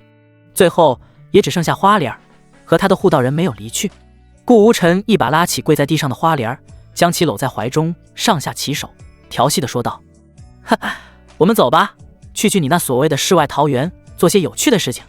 花莲全身上下止不住的颤抖，俏脸通红，如此近距离贴着一个男性，使得他都有些喘不过气来。是，神子大人。奴婢这就给您带路。这时候远处传来护道人老妪的声音：小姐，有事？顾无尘冷冷地瞥了他一眼，老妪如坠冰窟，吓得一哆嗦，赶忙解释道：没事，老身只想告诉小姐，老身先回家族去，将小姐已经遇到神子大人，并将侍奉神子大人的好事儿报告给家族。去吧。顾无尘不耐烦地摆了摆手，将其打发走。他现在想做的只有一件事，别的都不感兴趣。百花谷，覆水界风景最为优美又最有危险的地方之一。虽名百花谷，里面的花朵却根本不止100个，最少也有万类，还是成精的那种。妖艳的花朵们发出莺莺燕燕的女声聊着天。花姐姐怎么还没有来啊？不是说出去办事儿，一会儿就要回来吗？怎么都过去这么久了？哎，但愿不要出什么事情，我总有一种心神不宁的感觉。呸！你们都多大岁数了？最年轻的也有500多岁，还叫人姐姐，真是好意思。花姐姐回来了。天空之中，一男一女从高空中落下，落在了百花谷内唯一的一间茅草房前，正是顾无尘和花莲二人。而当这些成精的花朵看到花莲被人搂着，还一副扭扭捏捏的样子，瞬间发狂了。花莲身具水月灵体，水属性拉满，使得这些花精对其有天然的好感度。放开花姐姐，坏人！花姐姐，我们来救你了！每一花朵上面都浮现出各种各样年轻貌美女子的身影，她们秀眉紧蹙，将顾无尘二人围在中央，剑拔弩张。你们别动手，他不是坏人。花莲急忙的解释，在下界历练的日子里，这里的花朵早已和他处成了姐妹，他可不希望因为一个小小的误会而迁怒顾无尘。灭一个百花谷不过是人家一句话的事儿罢了。放心，我没那么小气，不过火气倒是有的，一会儿还要看你的表现了。顾无尘满不在乎的说道，同时用手在花莲后面捏了捏，传来惊人的触感。一声娇吟从花莲口中传出，她紧咬着下唇，装作无事发生，强忍着羞意，告诉花妖姐妹们自己没事，真的没事儿。花妖们，你看看我，我看看你，全然一副茫然无措的样子，就这么看着自己的花姐姐被陌生男人带进了百花谷内唯一的茅草屋。茅草屋内带有许许多多花朵的香气，倘若是一个普通人来闻，恐怕一口便会延长几年寿命。即便是封王境的顾无尘，此刻也心神舒畅，体内经脉流速快了许多。神子大人，花莲儿恭敬地站在顾无尘的身旁，一双晶莹剔透的耳垂红得发烫，他下意识地低头，手指不自觉地绞着衣角。我们要现在吗？当然。顾无尘轻笑，舒展开双臂，先给我宽衣。哦对了，你的头发太长，记得盘起来。与此同时，覆水界与弥天剑宗相距甚远，可谓南一头北一头的福瑞神教出现了不小的骚乱。教主大人，老夫说的句句属实，弥天剑宗出现了传说中的福瑞之兽，诞生之际，方圆100万公里都能看到天地变色征兆，绝无半点造假的可能。大殿之下，一位头发花白的老者，福瑞神教二长老站在下方，围坐在大殿中央不怒自威的教主激动地汇报着。说完这些，他更是将目光转向教主身旁的少教主，神情愈发激动。少教主乃天生福泽之人，出生那日，天空中紫色麒麟虚影现世，与今日那瑞兽出世如出一辙。倘若少教主能够得到瑞兽，那我们福瑞神教今后前途不可限量啊！砰！少教主欧阳青云听到这一番话后，拍案而起，呼吸急促，反问道：二长老所言当真？瑞兽的传说是真的？千真万确。二长老重重点了点头，后突然想到了什么，话锋一转，只不过弥天剑宗现在向天下宣布，已然成为了凌霄圣地的附属，这就导致了那些对福兽有窥探的人望而却步。即便是我们，也不太好与凌霄圣地正面为敌。无妨。欧阳青云再也忍耐不住内心的喜悦，大声说道：他现在可不管什么圣地不圣地，瑞兽一定是属于他的。青色的衣袍无风自动，他面冠如玉，气质非凡，慢慢转过身来，目光炽热地看向上方的父亲。父亲，瑞兽一事万万不可耽搁，我建议立刻派人由我带队前去那弥天剑宗，将瑞兽带回来。瑞兽，我们教派势在必得，即便是付出全部代价也在所不惜。教主欧阳万里看着下面焦急的儿子，也是能够明白他的心情。自从儿子欧阳青云诞生以来，可以说是福源不断，老天爷的亲儿子。随便一张嘴，天空中都会落下一颗极品丹药到他嘴里，轻轻一修炼，便会瞬间顿悟，进入玄之又玄的境界。哪怕是走路摔一跤，那都是天才地宝绊倒的，好似那天才地宝在告诉他：快来捡我，快来捡我。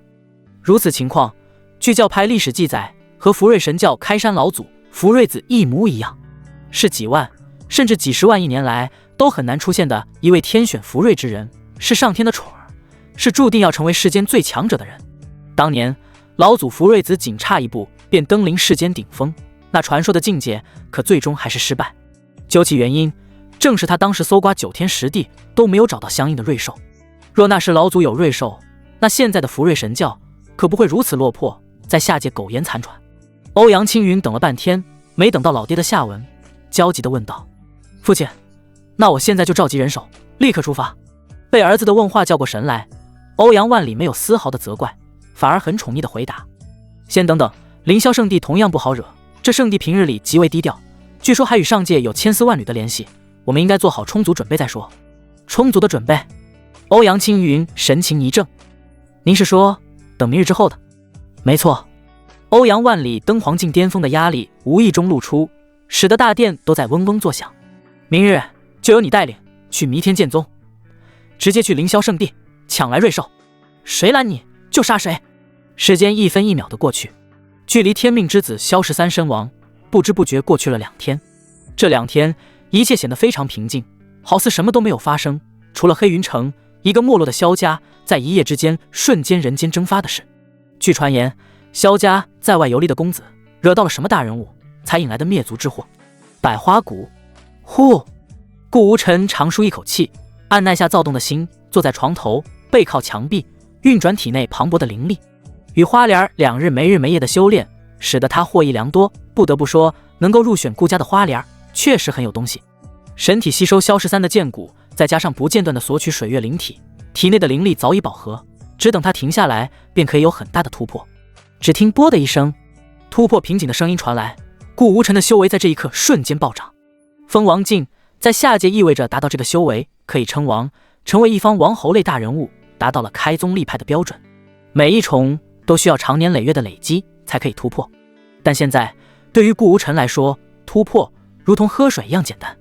封王境1重天，封王境3重天，封王境7重天，距离他脱胎换骨达到封王境不过2天时间，便再次突破达到7重天。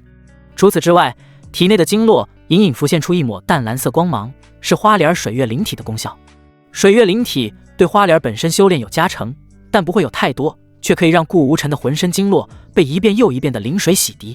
如果以前的修炼速度是1的话，那么现在最少是 1.5 或是2，最主要的是永久的加成，他永久的比以前修炼速度会快上2倍左右。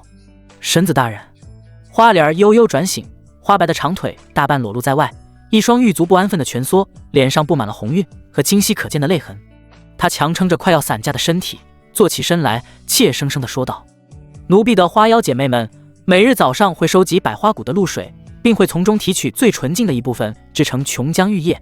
奴婢想取来一些，给神子大人尝尝。”可顾无尘点头同意。今日花莲的表现，他非常满意。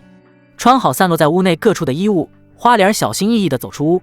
他现在的目的很清楚，那就是全心全意把顾无尘伺候舒服了。如今木已成舟，自己的未来本应如此。既然改变不了什么，那就默默随他去。更何况回想起前2日的疯狂，花莲双膝一颤，那种滋味是他无法形容的。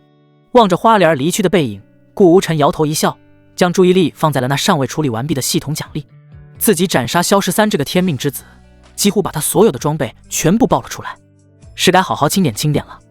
喵！心念一动，神兽哭哭突然的钻了出来，一把扑入顾无尘的怀内，使劲在胸口蹭了蹭。2天时间消化好了。顾无尘宠溺地揉着猫头，仔细打量起怀中的神兽，其模样与前2日几乎无异，但能够明显感觉到强了许多。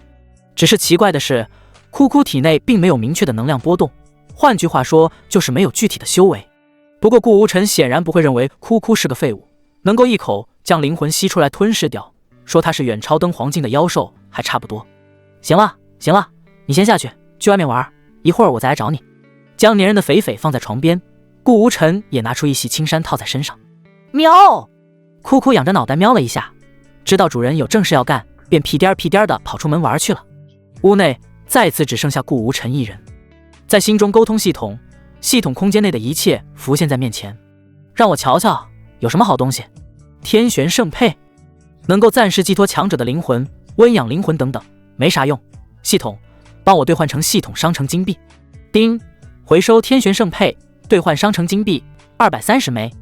230？听到这个数字，顾无尘愣了一下，这个起名字这么屌的玉佩才值230，莫非是系统商城的物价都很低才导致的吗？于是他默默打开系统商城，反派专属商城6个大字浮现在面前。打开，瞬间各类各样琳琅满目的天材地宝灵丹妙药等等，整齐地出现在商城内。粗略扫了一眼，顾无尘忍不住倒吸一口凉气。里面的东西非常之好，哪怕是他身为顾家的神子，都忍不住为之激动。但他们有没有共同的缺点？那就是贵，太贵了。就比如一颗重生丹，服下之后，服用者未来非自然死亡时，会在3天后涅槃重生，修为恢复 99%。如此神丹，就算是他都没有听说过，价格更是达到了恐怖的1万金币。要知道，那个什么天玄圣配，也才仅230金币而已。强忍着吐槽系统商城是黑店的冲动，顾无尘默默关闭商店，再次打开系统空间，查看起战利品。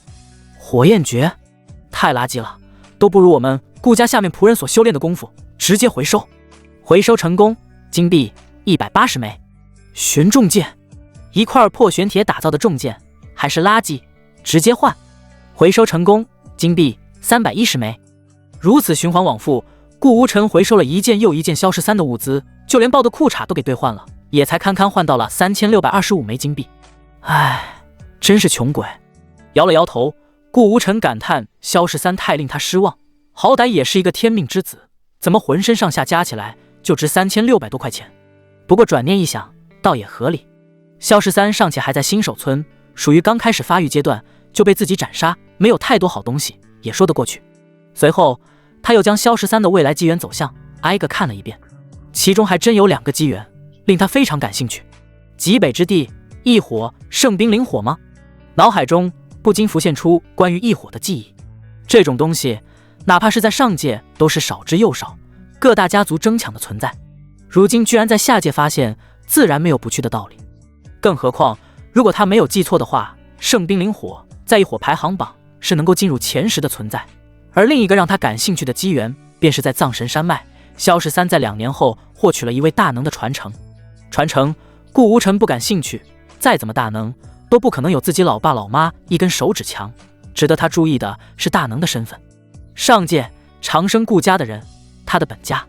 不自觉地捏了捏下巴，顾无尘只觉得事情越来越有趣。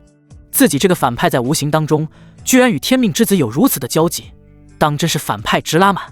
思绪回落，顾无尘呼吸急促了半分，要开始重头戏了。击杀天命之子奖励的100连抽，系统明确说明过，抽奖的100连抽上限很高，下限也很低，具体其中的奥妙需要他自己来体会。现在他一刻都不想等了。系统，来抽，正在为宿主准备抽奖，请稍后。恭喜宿主获得辟谷丹1瓶，白。恭喜宿主获得猫条1万根，绿。恭喜宿主获得床上3件套，无。一个又一个的奖励被抽出，顾无尘头顶上的黑线越来越多。这都什么跟什么啊？床上3件套，猫条，他堂堂顾家神子会差这点东西？恭喜宿主获得未知胖刺1条，红。随着一条粉红色带有阵阵清香的胖刺从天而降，准确无误落到了顾无尘的头上。他再也忍不住，一把握住这奇怪的奖励，对着系统怒吼道：我说，你这什么废物系统，能不能给一点有用的东西？你真是我见过最垃圾的系统。或许是听到了顾无尘的怒吼，又或许是前面一些奖励太过垃圾，系统都不好意思。在达到100抽的时候，恭喜宿主获得稻果1枚。惊！顾无尘一下子来了精神，先前的愤怒一扫而空。稻果居然是传说中的稻果，吃下1枚便可以掌控一条大道的稻果。大道，下界之人根本无法触及，只有修炼到破碎境以上，达到准地境界，才可以出窥门槛。而准地突破到大地境，其不可缺少的一环，便是拥有一条属于自己的大道。就是这看起来简简单单一条，困住了无数天之骄子，一辈子无法突破到真正的大地。换句话说，系统抽奖的这1枚稻果，是可以让一名准地突破到大地的恐怖天才地宝。倘若在上界出现，必定会引发一波血雨腥风。稻果缓缓浮现出来，它晶莹剔透，散发着柔和而神秘的光芒。外形并不固定，时而如一颗晶莹剔透的宝石，时而化作一团流动的混沌之气。表面布满了古老玄奥的纹路，仿佛记载着天地初开时的秘密。毫不犹豫，顾无尘一口吞了它。迟则生变，只有放在自己肚子里，才是最安心的。稻果入口即化，一股清凉的感觉游遍浑身经络。顾无尘第一次进入了玄之又玄的状态。在这里，他好似漫游在浩瀚天地当中，享受天地灵气的洗礼，感悟世间最本质的东西。不知过去了多久，顾无尘紧闭的双眼猛然一睁，一抹明雾出现在脑海之中，低下头握了握充满力量的双手，他掌握了力之大道，修为仅仅封王境，拥有了连准帝都很难获得的大道，这不能用妖孽来形容，已经是根本不符合常理的存在了。修为也从封王境7重提升到了封王境巅峰，只等一个契机便可以进入到登皇境，这还是因为道国只会提供大道，不会提供修为的缘故。咚咚咚，这时候门外传来很轻的敲门声。进！花莲怯生生地打开门走进来，他双手捧在胸前，好像在拖着什么东西，小心翼翼地走来，直至走到床边，抬脚上床，跪在床侧，轻声道：神子大人，奴婢的琼浆玉液准备好了，是姐妹们收集许久的成果，还望大人品尝。望着花莲用手捧着的一汪清水，顾无尘大感奇怪：你那里没有什么容器不成，需要用手捧着？大人有所不知。花莲耐心地解释道：这琼浆玉液制作完成之后，任何容器都无法装载，唯有当场饮用才是最佳。而奴婢身具特殊体质，用手捧着倒是可以暂时不让其养分流失，达到最强的功效。哦，是这样啊。顾无尘点点头。那奴婢现在为您。来吧。花莲身躯往前挪了挪，靠顾无尘非常近，两手捧着的琼浆玉液慢慢递到他的嘴边。青葱玉指触碰到顾无尘嘴唇，玉手一点点抬起，琼浆玉液顺着手掌送进了顾无尘的口中。咕咚咕咚，异常清爽的感觉流遍全身，一种无法用言语表达的舒服感被顾无尘深切地体会到，几乎是瞬间就扫去了他的所有疲惫，头脑非常清醒，就好似那常年累月不睡觉的人睡上好觉一般。呼，不错，忍不住赞叹开口，体内的修为再次往上提了半分，即便还是处于封王境巅峰，但距离登皇境更加的近了，瓶颈已然被冲开了一个小缺口。享受过后，顾无尘意犹未尽地问道：这琼浆玉液效果不错，可是还有？没了。花莲的双手依旧停留在顾无尘的嘴边，回答道：再想要制作，需要花妖姐妹们长年累月的累积，下一次制作成功不知道要什么时候了。这回也是神子大人福缘深厚，正好赶上姐妹们做出新的一股琼浆玉液，倒是可惜，那就下回再说。听到暂时没有新的琼浆玉液，顾无尘大感可惜，也是没办法的事情。不过他的目光停留在了旁边的玉手上面，顺着胳膊往下流淌晶莹剔透的水珠之上。既然如此珍贵，那定然没有浪费的道理，待本神子全部一饮而尽。说罢，一把擒住花莲的胳膊往怀里一拉。神子大人，那不是琼浆玉液。又是大半日过去，吃饱喝足的顾无尘终于出关，独自一人离开了百花谷。花莲没有跟着一起，他实在太累，体力消耗巨大，需要多睡一会儿，并承诺体力恢复之后第一时间赶到凌霄圣地。站在百花谷的高空之中，顾无尘忍不住感慨，修为竟如此简单，短短几日几乎要突破一个大境界，更是获得了力之大道。他粗略估计，现在仅依靠大道之力就能够越大境界杀人了。力之大道在3000大道中存在很大的争议，有些强者说力之大道的上限位于3000大道之首，可一力破万法。但也有更多的人说，古往今来掌握力之大道的人或许是领悟的并不全面，往往成就不算高，在3000大道中只能算作中游。可即便如此，顾无尘也很满足了。他现在最需要做的便是多多猎杀那所谓的天命之子，多抽一些奖，万一再爆出1个2个道果，自己身具多条大道，将来正道地境，其实力可不是普通的大帝能够比拟的。现在要不要前去极北之地收取一伙？目光遥望远方，顾无尘陷入沉思。极北之地非常之远，去那里加上收服一伙的时间，可能需要1周左右的时间。说实话，这1周的时间，他更希望去猎杀天命之子，比起天命之子的奖励，一伙就显得有些差异等级了。不过转念一想，天命之子又不是路边的野狗，随处可见，眼下还是把一伙收了才好。就在他准备有下一步动作的时候，腰间传来震感，凌霄圣地的神子令动了。拿出令牌，内部传出凌霄圣主的传音：北域福瑞神教突然造访，说是愿意花任何代价换取我们的瑞兽，只是来者不善，神子大人您看。听到这话，顾无尘冷笑一声。瑞兽他当然知道是什么，是他的神兽哭哭。居然有人敢盯上他的东西，极北收取一伙之事看来要暂时搁置了。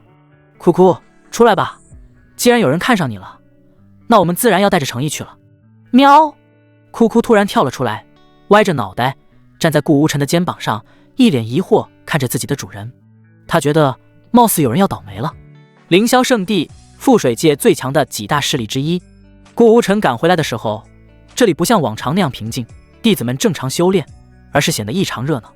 怎么回事？他随手抓来一个看热闹的长老问道。这名长老被突然的抓住肩膀，显得很生气。只是当他转过头来看到顾无尘的面容时，吓了一跳，两腿猛地开始打颤。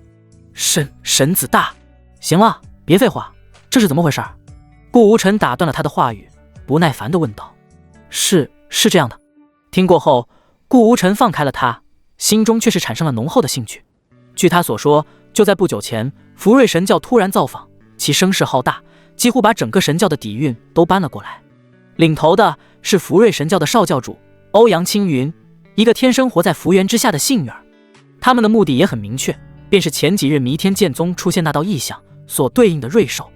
当然，福瑞神教的综合实力相较于凌霄圣地还要差上一些，他们并不敢硬来，表面上带着非常厚重的礼物想要进行交换，实际上却一直保持强硬的态度，好似有什么特殊底牌一样，并声称只要能够把那只瑞兽让给神教，他们愿意付出任何代价，哪怕未来成为凌霄圣地的附属也在所不惜。后来便有了凌霄圣主传音给他，让他回来做主的事情。而现在圣地内之所以这么热闹，是因为幸运儿欧阳青云来了不过半日，居然在凌霄圣地发现宝了，且还是重宝，即便是凌霄圣主也不能忽视的存在。这事儿还要从欧阳青云带队前来凌霄圣地说起。本来一切平常，福瑞神教一行人被安排到客房休息，可谁知在前往客房的路上，欧阳青云百无聊赖，随便踢了一下路边石子，无巧不巧的正好击中旁边的大树，大树倒塌等一系列连锁反应，最终砸碎一块巨石，巨石从中间裂开，露出一个洞口。问题就是出在这个洞口。凌霄圣地成立不知多少岁月，可以说是覆水界诞生之初就扎根在这里的强大势力。可即便是这么多年，也不曾听闻圣地内部有这样一个洞口。更何况洞口内部传来的丝丝能量波动显得极不寻常，据推测，里面很有可能有初代凌霄圣主埋藏的宝藏。有趣，太有趣了。顾无尘只觉得一阵兴奋，什么宝藏他并不关心，他关心的唯有那福源之人欧阳青云，其很有可能是下一个天命之子，还是比萧13更加强大的。一路畅通无阻的来到圣主峰，这里人就变少了许多，除了极少数的核心弟子外，别人都不能够随意进入。圣主峰上两波势力遥遥相望，倒没有任何剑拔弩张的意思，反而在心平气和地交谈着。圣主，今日我们神教带着诚意而来，我家少主又在无意间发现埋藏在你们圣地里面的重宝，所以那瑞兽一事还望您能考虑清楚。说话之人是福瑞神教一位头发花白的老者，他眯着眼睛苦口婆心地劝说凌霄圣主。他的意思很明确，今天他们几乎带着神教的所有贵重物品前来换取瑞兽，更是在登门拜访不久送了凌霄圣主一份大礼，神秘洞口极有可能埋藏初代圣主的宝藏。于情于理，对方也应该同意才是。只是他对面的凌霄圣主却自顾自地摇了摇头。今日发现洞口一事，我确实要郑重感谢青云贤侄，只不过那瑞兽却不是我说的算的，那是我家神子的宠物，还需要等他亲自前来，你们再详谈才是。您这老头显得有些急了，他可是知道迟则生变的道理。您老可是圣地圣主，神子充其量不过是圣主的候选人罢了，所有事情还不都是由您做主，等神子回来做什么？哎，这话可不能这么说。凌霄圣主自顾自地走到石桌前，坐在上面，凭空掏出一盏茶具，开始斟茶。阁下如若等得急了，不如先过来品品茶，再耐心等候一二。看着凌霄圣主那不温不火，丝毫不着急的模样，福瑞神教的一行人简直是有火说不出，感觉好像一拳打到了棉花上那样难受。罢了罢了，欧阳青云说话了，他缓步上前，毕恭毕敬地端起茶杯，一饮而尽。还好茶，那在下就等神子亲临，再谈此事。我相信他一定会同意这门交易的。是吗？但愿如此。凌霄圣主抬了抬眼皮，不再言语。其实以他圣主的身份以及圣地的实力，完全没有必要将他们请进来做客，随意打发走便好。只不过这里涉及到神子大人的利益，他作为老油条可不敢随意干涉，于是才有了把这一行人请进圣地内部喝茶歇息的情况。茶在不知不觉间喝得已经差不多了，一道人影登上圣主峰，由远及近，溜溜达达地走了过来。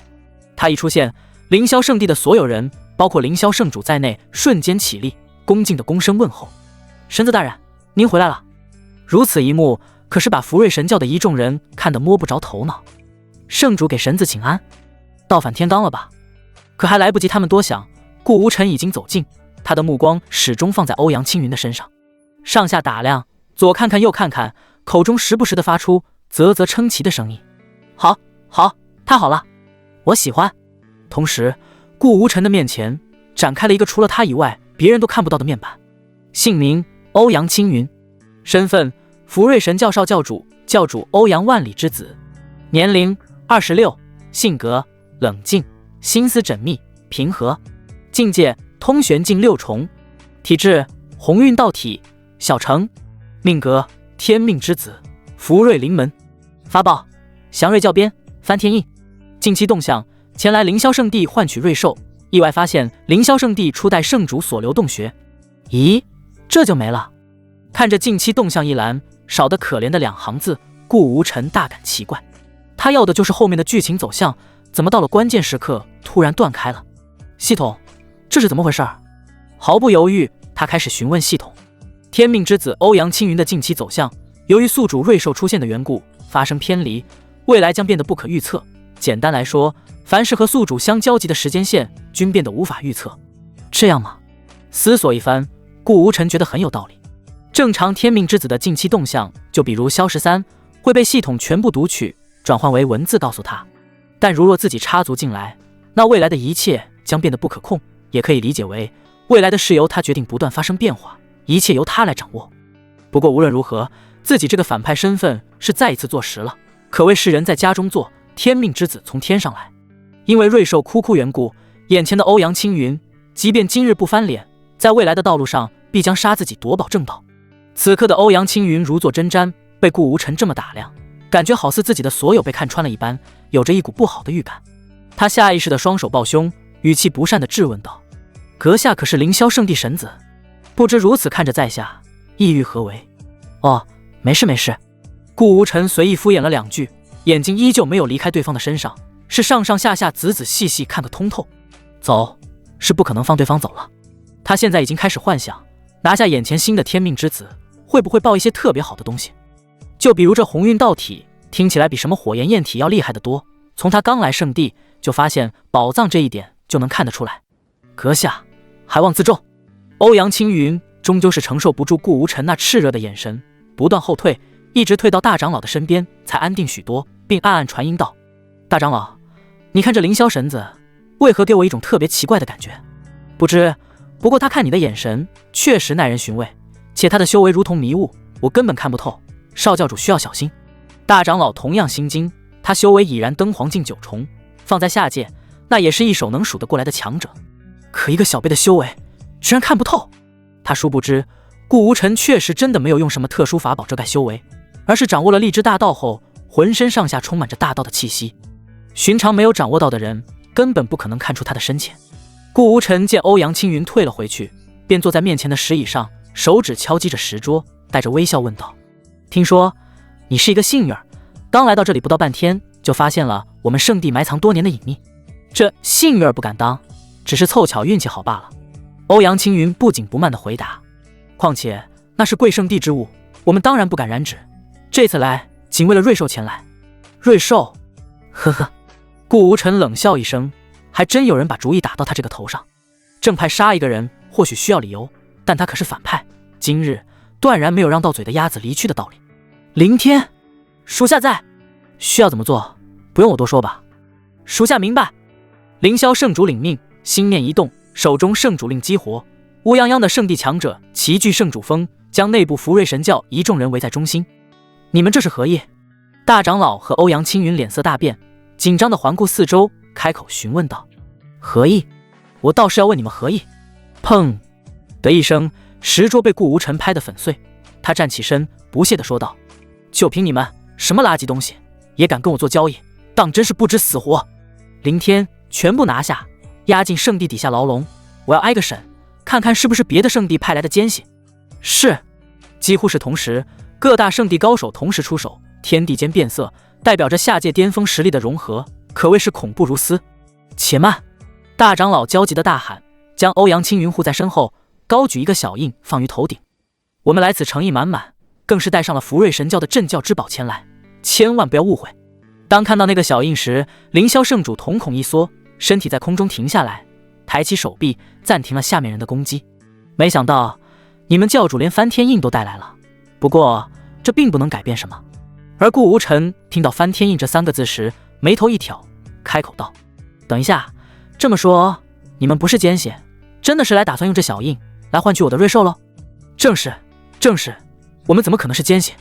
大长老擦了一下额头上流下的冷汗，后赶忙点头。翻天印，福瑞神教镇教至宝，印如其名，可随手翻天覆地，是覆水界为数不多的先天灵宝之一啊。是吗？那给我瞧瞧。大长老显得有些犹豫，看向旁边的少教主。欧阳青云微不可察地点了一下头，传音道：无妨，翻天印已与我认主，就让他看。好。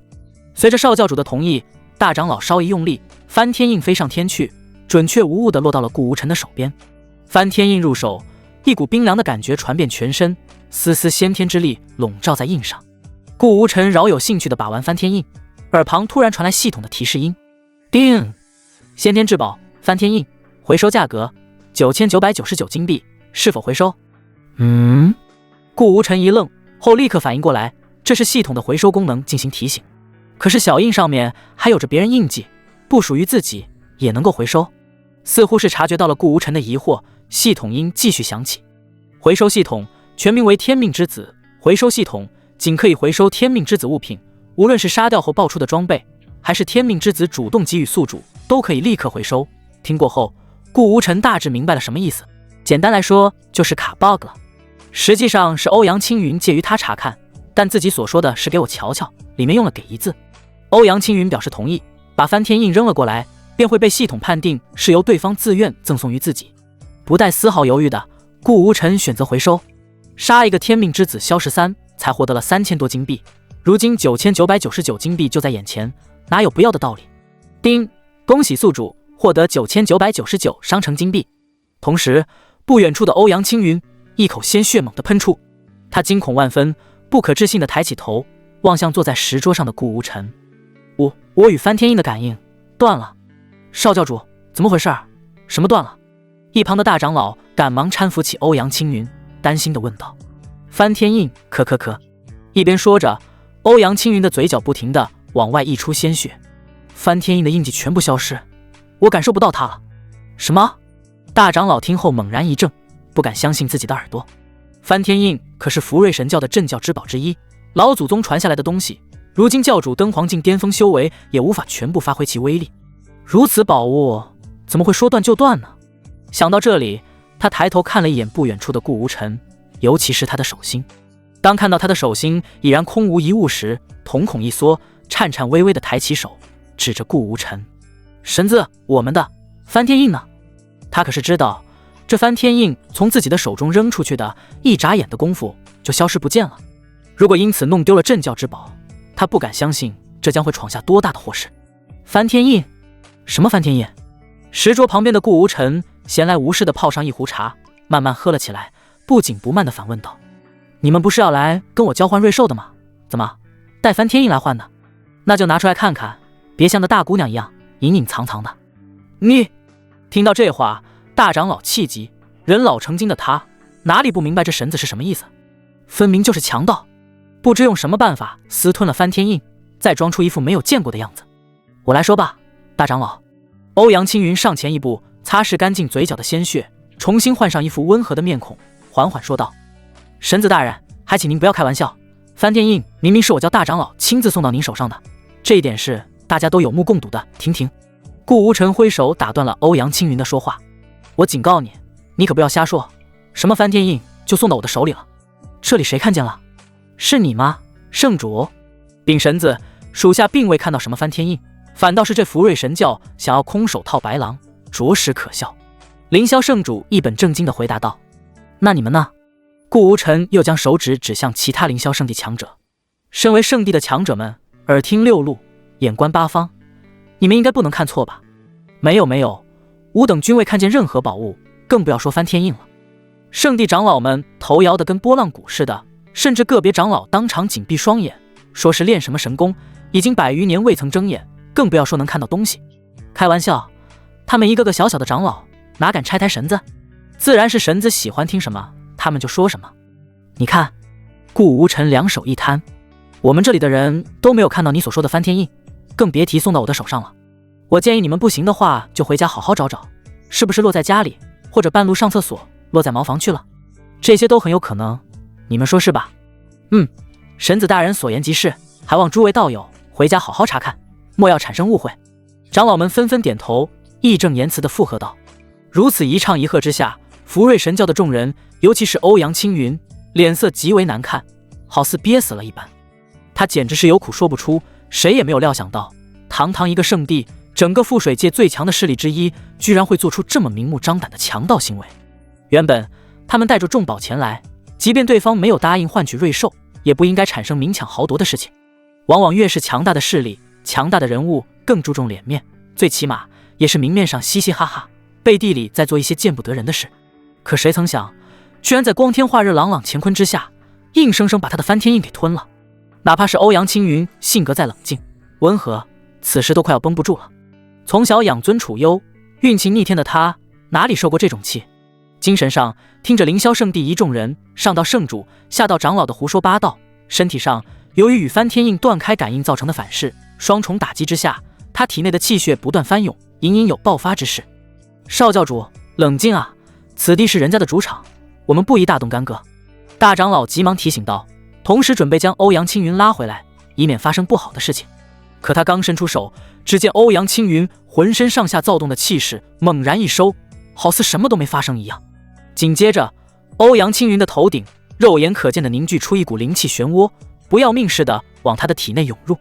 仅仅片刻，通玄境7重，欧阳青云体内洋溢着说不出的舒服感。他在这次身心双重打击之下，不但没有让到心受损，反倒是因祸得福，突破1重天，达到了通玄境7重。这一幕看得在场众人表情各异，有喜有忧。喜的自然是福瑞神教的一行人，自家少主被气一顿都能够修为突破，那么他们神教将来的发展必将不可限量。忧的则是凌霄圣主和长老们，此次翻天印一事注定让圣地与福瑞神教发生矛盾，还是那种不可调和的矛盾。而对方又有如此天之骄子作为少教主，那将来会不会是一个祸端？凌霄圣主此时已经想着要不要和神子大人沟通，就此把这些不速之客全部永久的留下来。唯有顾无尘不同，他甚至比福瑞神教的人还要高兴。他站起身，两眼冒着光，一步一步朝着欧阳青云走去。好，不愧是传闻中老天爷的亲儿子，大气运之人，不破不立，当真妙哉。随着他的到来，凌霄长老们从中间让开了一条路，并由圣主和大长老左右跟随，来到欧阳青云身前。你干嘛？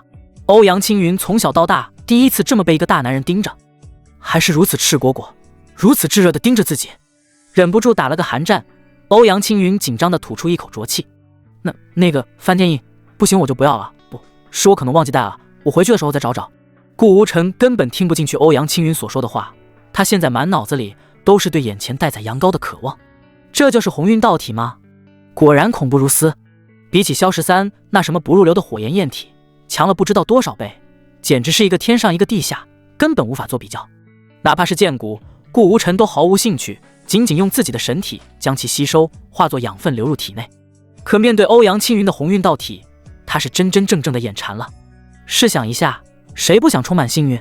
随便受到一点挫折就可以当场顿悟突破，偶尔串一下门都可以发现宝藏。收回贪婪的目光，顾无尘邪魅的笑着，伸出一只手重重拍了拍欧阳青云的肩膀。虽然我听不懂你说的翻天印是什么东西，不过如果你们真的可以拿出诚意来交换瑞兽，是可以考虑的。此话当真？本被顾无尘盯得不自在的欧阳青云听到这话，瞬间来了精神。他对于瑞兽的渴望，无异于外出征战10余年不停歇的士兵进入青楼那样急迫。换句话说，哪怕对方开出的条件是让整个福瑞神教所交换，他以及他的教主父亲也会举双手双脚同意的。毕竟有了瑞兽，自己将来的成就保底都是一名大帝。当然是真的了，我可是凌霄神子，怎会口出狂言？如此甚好，那我们今天所带来的诚意有……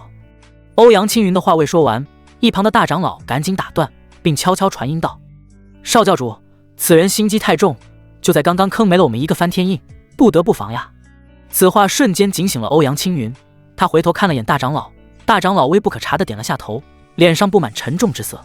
显然对于顾无尘所说的任何话都不会全部相信。冷静下来的欧阳青云稍稍退后一步，用尽可能平和的语气询问道：“不知阁下有没有具体想要交换的事物？只要您开口，我们神教里拥有的我都可以带父亲。哦，对了，就是教主大人全部答应您。”此刻的他根本无暇顾及翻天印的事，没有什么比获取瑞兽还要重要的了。喵！突如其来的猫叫声引起了在场众人的注意。只见顾无尘的怀中，一颗白色毛茸茸的脑袋慢慢探出，他古灵精怪，一下跳到了顾无尘的肩膀上，舔舐着爪子，并时不时地用他那柔软的尾巴在顾无尘耳边不断摇摆。旁人看来这没有什么，尤其是福瑞神教的其他人，他们没有见证过哭哭出世那天，只以为是一只普通的小兽当作宠物养。可欧阳青云就不一样了，他看到哭哭后瞳孔骤缩，嘴巴张得老大，足可以塞下一颗鹅蛋，嘴角更是不自觉地流出一抹晶莹剔透。是瑞兽！他惊呼道，感觉不会有错，自己本身就是福瑞之人，对瑞兽有特殊的感应，符一出现，他就100%确定眼前这小兽正是传说中的瑞兽。少教主，那就是瑞兽？大长老瞪大他浑浊的双眼，小声询问道。他前些日不过是参照异象才得知有瑞兽诞生，瑞兽具体长什么样子，他却一无所知。我非常确定，这次我们神教要起飞了。欧阳青云神情激动，眼泪都在眼眶中打转，上天果然是看中他的，天天有好运气就罢了，如今更是把瑞兽送到他的嘴边，将来这9天10地还不任由他翱翔。你先别起飞！一盆冷水般的话语从顾无尘口中传出，但却无法浇灭欧阳青云哪怕一丝一毫的热情。他呼吸急促，脸上布满焦急的神色。神子大人，您可能对瑞兽不太有了解，只把它当作一只普通小兽来养，这太暴殄天物了。只要您能把它交给我，假以时日，我登上顶峰，您就是最大功劳的人。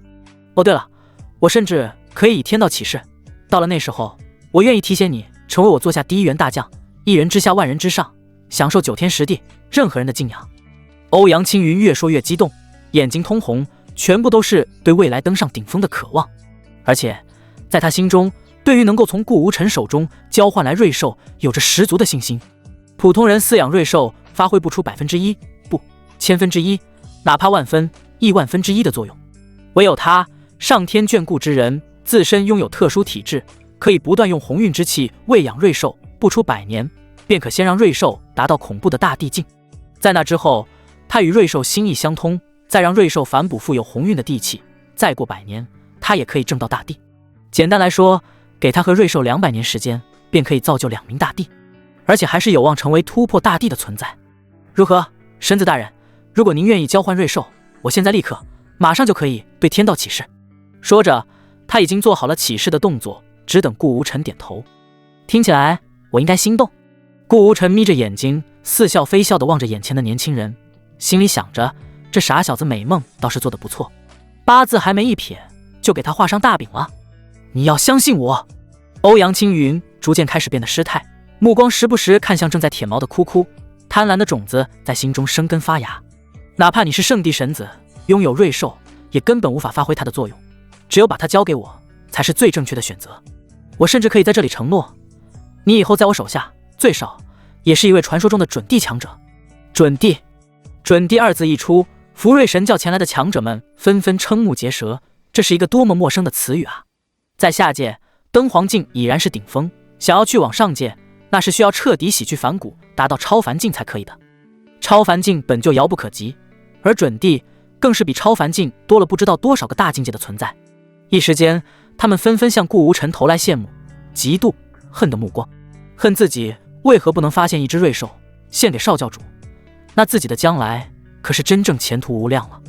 而凌霄圣地的长老们以及圣主凌天嘴角微微抽搐，这已经不是他们第一次感到无语了。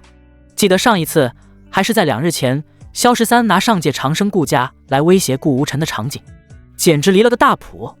要知道，他们虽然生活在下界，可每过1000余年都会用特殊的手段和上界顾家一个执事联络，对于顾家大概的实力也有简单的了解。可以说，准帝这个境界在上界其他大势力面前，或许可以称王称霸，独当一面，但在顾家这里完全不算什么。作为顾家唯一正统继承人的顾无尘，哪怕是在顾家天天睡觉，总有一天也会轻松到达这个境界。而顾无尘在听说欧阳青云承诺他将来必成准帝，瞬间脸色一变。你他丫的骂谁呢？先不说自己身具大反派系统，哪怕是没有反派系统，凭借家族资源砸也能砸出个大帝出来。现在居然有人骂他将来只能成为准帝，看来是自己给对方脸色太多了。一念至此，顾无尘玩闹的心思瞬间消散，阴沉着脸缓步走到欧阳青云面前，高高扬起一只手。啪！震耳欲聋、响天震地的巴掌声从欧阳青云的脸上传出。这一巴掌是打你敢辱骂我将来成就仅限于准帝，不知死活的东西！突兀的挨了一巴掌，欧阳青云只觉得脑袋晕晕的，完全没有反应过来。他身后的一群福瑞神教的长老更是没来得及出手阻拦，这一切来的都太突然了。再加上顾无尘说打巴掌的缘由，更是让一众人怀疑自己的耳朵。他说什么来着？骂他将来成就仅限于准帝，搞笑的吧？在他们眼里遥不可及的境界，却在顾无尘这里变成了骂人的措辞。顾神子！福瑞神教的大长老率先反应过来，他赶忙搀扶起摇摇欲坠的欧阳青云，面色极为难看。我们这次可是带着诚意而来，我家少教主更是邀请您将来共赴大业，你非但不领情，还恶意伤人，这就是圣地神子的待客之道吗？话音刚落，始终在顾无尘身边担任保镖职务的凌霄圣主动了，他可不允许有人在他的面前肆意指责自家神子，毕竟那可是关乎到将来会不会被顾家提前引入上界的关键。只见凌霄圣主登黄境巅峰的实力猛然一开，牢牢锁定将要口出狂言的大长老。下一秒，死了！大长老的整条手臂被其连根斩下，掉落在地上，鲜血不断的从他的肩膀根处喷涌。胆敢对神子大人出言不逊，这条胳膊算是对你的警告。哦对了，忘记告诉你，我斩下的胳膊还从没有能再接上的。什么时候？大长老瞳孔猛然一缩，他甚至都没有看清对方是如何出手的，自己的手臂居然已经感受不到了。剧烈的疼痛感和对未知的恐惧使得大长老此刻想要说什么却说不出口。不好，快保护大长老和少教主！见此一幕，福瑞神教的强者们哪还敢拖大，赶忙上前将大长老和欧阳青云围在里面，一个个气势全开，试图抵抗凌霄圣主的威严。可他们还是小看了凌霄圣地的底蕴，更是小看了凌霄圣主本人。他露出轻蔑的神色，重重的冷哼一声：哼！噗！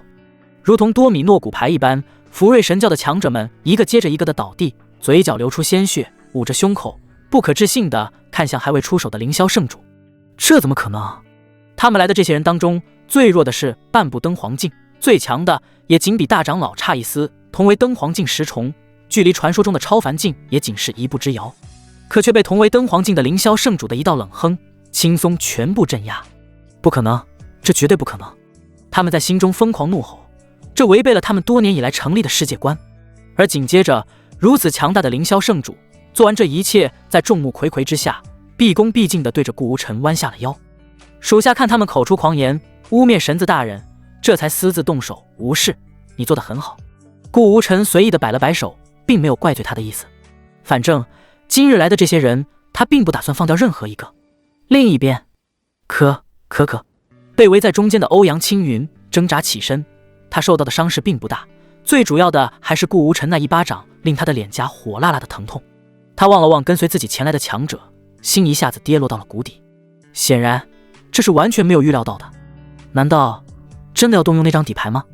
他思绪狂转，犹豫再三后还是摇了摇头。不行，即便我动用那张底牌，仍不敢保证凌霄圣地还有什么底牌。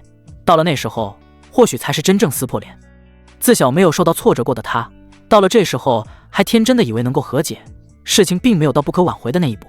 况且哪怕是受到屈辱，他现在也要忍，只要得到了那瑞兽，将来报仇的事还不是轻而易举。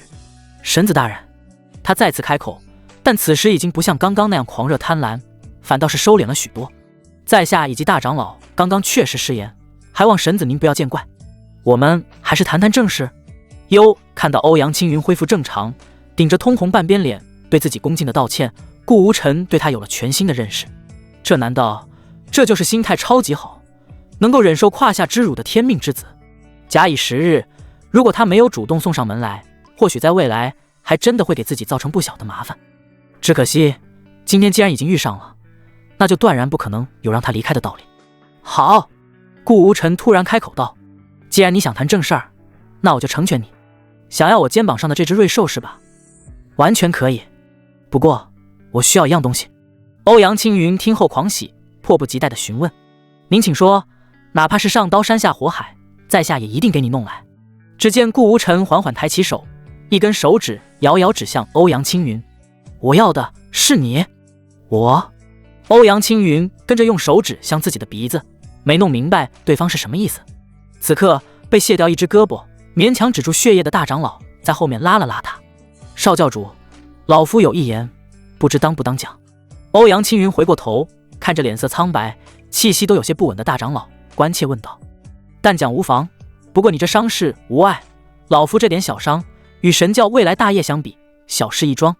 大长老摇摇头，如果能拿自己的一条胳膊换取凌霄圣地的人消除怒火，那是非常值得的。他深吸一口气，传音道，眼下的局势老夫看明白了，想要用寻常的方法获得瑞兽，恐怕是难上加难。如今唯有上中下三策，方能取得瑞兽。哪三策？下策，动用教主大人给您的底牌，与凌霄圣地正面开战。不过这里毕竟是对方的大本营，我觉得成功的可能性不大。中策，想方设法让凌霄圣地的神子相信你能有让他未来成为准帝的可能。至于他刚刚所说成为准帝是在骂他，我觉得是他不相信你会有如此大的能力，只要让他相信了，那一切就好办了。至于上策，咕咚，大长老咽了一下口水，小眼睛不断在顾无尘和欧阳青云身上流转，似乎有些难以启齿。哎，大长老，这都什么时候了，就别遮遮掩掩，开口说便是。欧阳青云急切地说道，他对于瑞兽的渴望真的可以完全不顾任何东西。上策，那便是你从了凌霄神子。从了？这是何意？欧阳青云先是一愣，后马上反应过来，你是说？没错。大长老沉重地点了点头，自从那凌霄神子到这里之后，看向你的眼神一直不对，而就在刚刚，甚至当着这么多人的面说想要你，我觉得他极有可能有断袖之癖。有一句老话说得好，成功的路上必不可少一些忍辱负重，你就当被猪拱了一下。说完，大长老静静地看着欧阳青云，这件事儿他只能说到这里，具体的抉择还要看少教主是如何想的。闻言，欧阳青云身体晃了晃，对于大长老所说并没有怀疑。凌霄神子看着自己露出诡异的笑容是事实，他隐隐觉得就是这样，不过不敢承认罢了。之后闭上眼睛，握紧双拳，指甲划破手掌，留下丝丝血液。他必须要做取舍了。大长老说的没错，如果凌霄神子真的愿意用这种代价给他瑞兽，那他貌似还真的没有什么好的选择。蓦地，他猛一睁眼，眼神间满是决绝。还是那句话，对于瑞兽的渴望，他可以放弃一切东西。于是他正了正身，将衣物上的泥土拍干净，露出一抹自认为还算祥和的笑容，一步一步独自走向顾无尘，直至走到顾无尘的身边，才缓缓停下，嘴唇颤抖。尽管下了决心，可要面对时，他还是有些犹豫。你真的要我，便可以换取瑞兽？自然。顾无尘毫不犹豫地回答，无论是欧阳青云天命之子的身份，还是他身上与生俱来的鸿运道体，都是他必得的东西。如果能让他主动献出道体，供自己吸收，比起自己强行来，吸收效果要好得多。当然了，无论结果怎样，都免不了最后杀掉他。那我同意。欧阳青云重重点了下头，他要用实际行动来表达自己的决心，猛地咬牙，将自己长袍最上面的扣子解开，露出洁白的肩膀。如此一幕，全场皆惊，哪怕是活了不知多少年的凌霄圣地强者们，第一次彻彻底底的被震惊到了。每个人的表现都很夸张，从某种程度上来说，欧阳青云以一己之力击败了在场所有强者。他这是在干嘛？自家神子的意思可是要他的命啊！怎么欧阳青云为了保命，居然出卖色相？可老弟，你是一个男的，哪有用这种东西考验干部的？哪个干部经受不住这种考验？福瑞神教的强者们倒在地上，才稳住的伤势没多久，看到自家少教主这样，又是齐齐一口老血喷出，太丢人了！换不了瑞兽，大不了强，成王败寇，死了他们认。又怎么能够做出如此荒唐之事？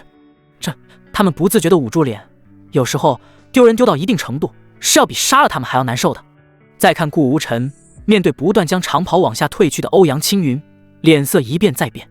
此时他的心情根本无法用言语形容，如若非的形容，只能单扣一个6。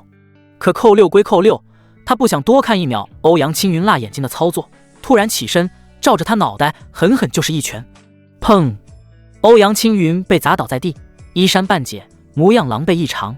但显然这并不能够让顾无尘出气，他为了防止自己长针眼，更怕脏了自己的手，转身拔出凌霄圣主的佩剑，对着欧阳青云一顿猛刺，一边刺一边咒骂：你他 M 是不是脑子不好？我说要你，是要你的体质，要你气运，甚至要你的狗命。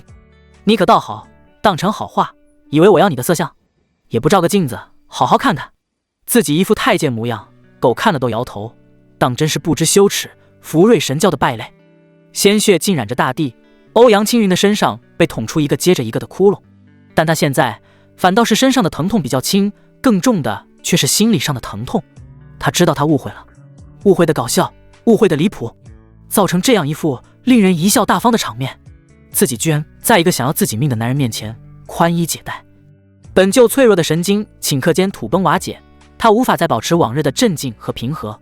今日之事若是传播出去，那自己还有何颜面苟存于世？可随即一缕疯狂的念头在心中一闪而过，不对，还有一个办法，那就是将这里的人全部消灭掉。无论是凌霄圣主还是神子长老，哪怕是自己带来的这些人，一个不留的铲除，将这件事彻底埋藏在此。原本模糊的眼神逐渐变得清明起来，再然后彻底疯狂。脖颈上面的玉佩突然爆炸开，口中大喊：上神救我！原本晴空万里的天空刹那间变得乌云密布，仿佛一只无形的大手进行搅动。突然一道刺眼的紫色光幕撕破天幕，在半空中骤然停住，化作一团璀璨的光晕。光晕逐渐开始变换，形成一头巨大的麒麟虚影，通体紫光流转，鳞片如星辰闪烁，双目更是大得如铜铃，显得极为凶悍。他出现后，四蹄踏空而行，先是环顾了一圈底下的众人，后将目光牢牢锁定在血肉模糊的欧阳青云身上。你就是那位的后人？声音粗犷响亮，带有一股不容置疑的威严。这时候顾无尘停止住了对欧阳青云的摧残，反倒是饶有兴趣地看向天空中的紫麒麟。啧，居然连麒麟都搬了出来，不知这紫色杂毛的麒麟是哪一脉分支？欧阳青云得以喘息，赶忙开口回应：正是，在下是福瑞神教当代少教主，特请来上神帮我等度过此难。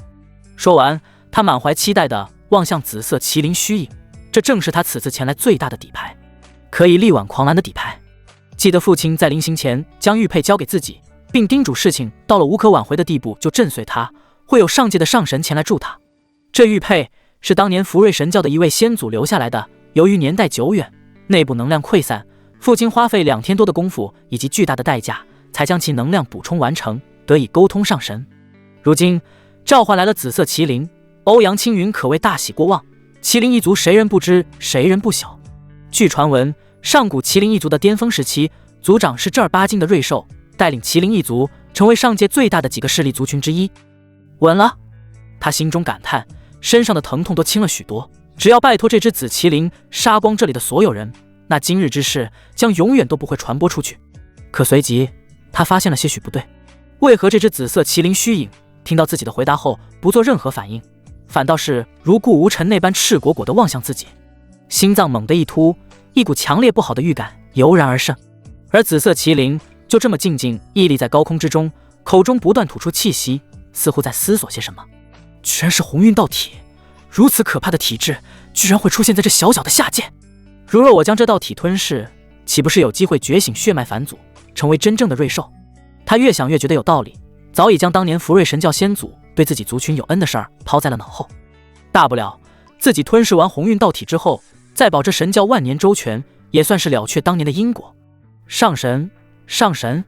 看紫麒麟陷入沉思，欧阳青云小心翼翼地询问2声：此次唤我前来，所谓何事？紫麒麟开口，目光却始终盯着欧阳青云，眼眸下埋藏着深深的贪婪。由于相距甚远，再加上紫麒麟本身充满威压，寻常人等根本无法直视他，所以他的异常并没有被欧阳青云发现。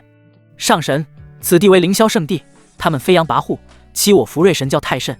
今福瑞神教未来第327代教主欧阳青云特请上神湮灭此地。欧阳青云留了一个心眼，他并没有把此行前来的目的告诉紫麒麟，毕竟瑞兽的事难保对方不会眼馋。灭一个势力如喝水耳。紫麒麟淡淡的回应，完全没有将灭凌霄圣地当作一回事儿。在他看来，灭一个圣地，派他前来是杀鸡用牛刀，绰绰有余，让族里刚成年的小麒麟前来都够用了。之后他恋恋不舍地将目光移开，望向凌霄圣地的众人，同时心中已经盘算好了，今日帮福瑞神教的人消灭所谓圣地，算是还了当年族群欠下的人情，了却因果。接下来吞噬这具鸿运道体，如刚刚所想，护神教万年即可。思绪回落，他不再浪费时间，微微张开嘴巴，口中凝聚出炽热的紫色火焰，威力巨大，使得周遭空间都隐隐产生崩坏的迹象。卑贱的下界人类，死在本座手下，算是你们的光荣。话音刚落，紫色火焰喷涌而出，整个圣地的温度提升不知多少度，所有的植物草药瞬间蒸发殆尽。火焰一点点逼近，凌霄圣主等人将顾无尘牢牢护在身后，他们就算是死，也绝对不敢让神子受到一点伤害。你们都让开吧，这点小火也能伤我？怕是连点根烟都不够吧？顾无尘默默从人群中走出，右手伸出手指，捏了下左手上的空间戒指，从中拿出了一块锈迹斑斑的铜镜，往天空一抛，正好砸向席卷过来的火焰。呵，无知蝼蚁，螳臂挡车。紫色麒麟不屑地冷笑一声，尽管这道火焰是自己随手一击，可也不是下界的人能够挡住的。可下一秒，他的冷笑声骤然停止，不可置信地望向眼前这一幕。锈迹斑斑的铜镜上面没有任何人的气息，就好像无主之物，但偏偏就是这无主之物，在触碰到他的那道火焰后，居然诡异地将火焰全部吸收在镜子内部，仿佛火焰从来没有出现过一般。这是什么东西？如此诡异，哪怕是见多识广的他，也认不出这镜子是何物。还没等他下一步动作，铜镜动了，从镜子中猛地喷涌出比之刚刚还要强烈的紫色火焰，直射向他，甚至在火焰周围还隐隐夹杂着火之大道的气息。来不及多想，紫麒麟匆忙闪躲，可夹杂大道气息的攻击，岂是他能够躲避的？轰隆！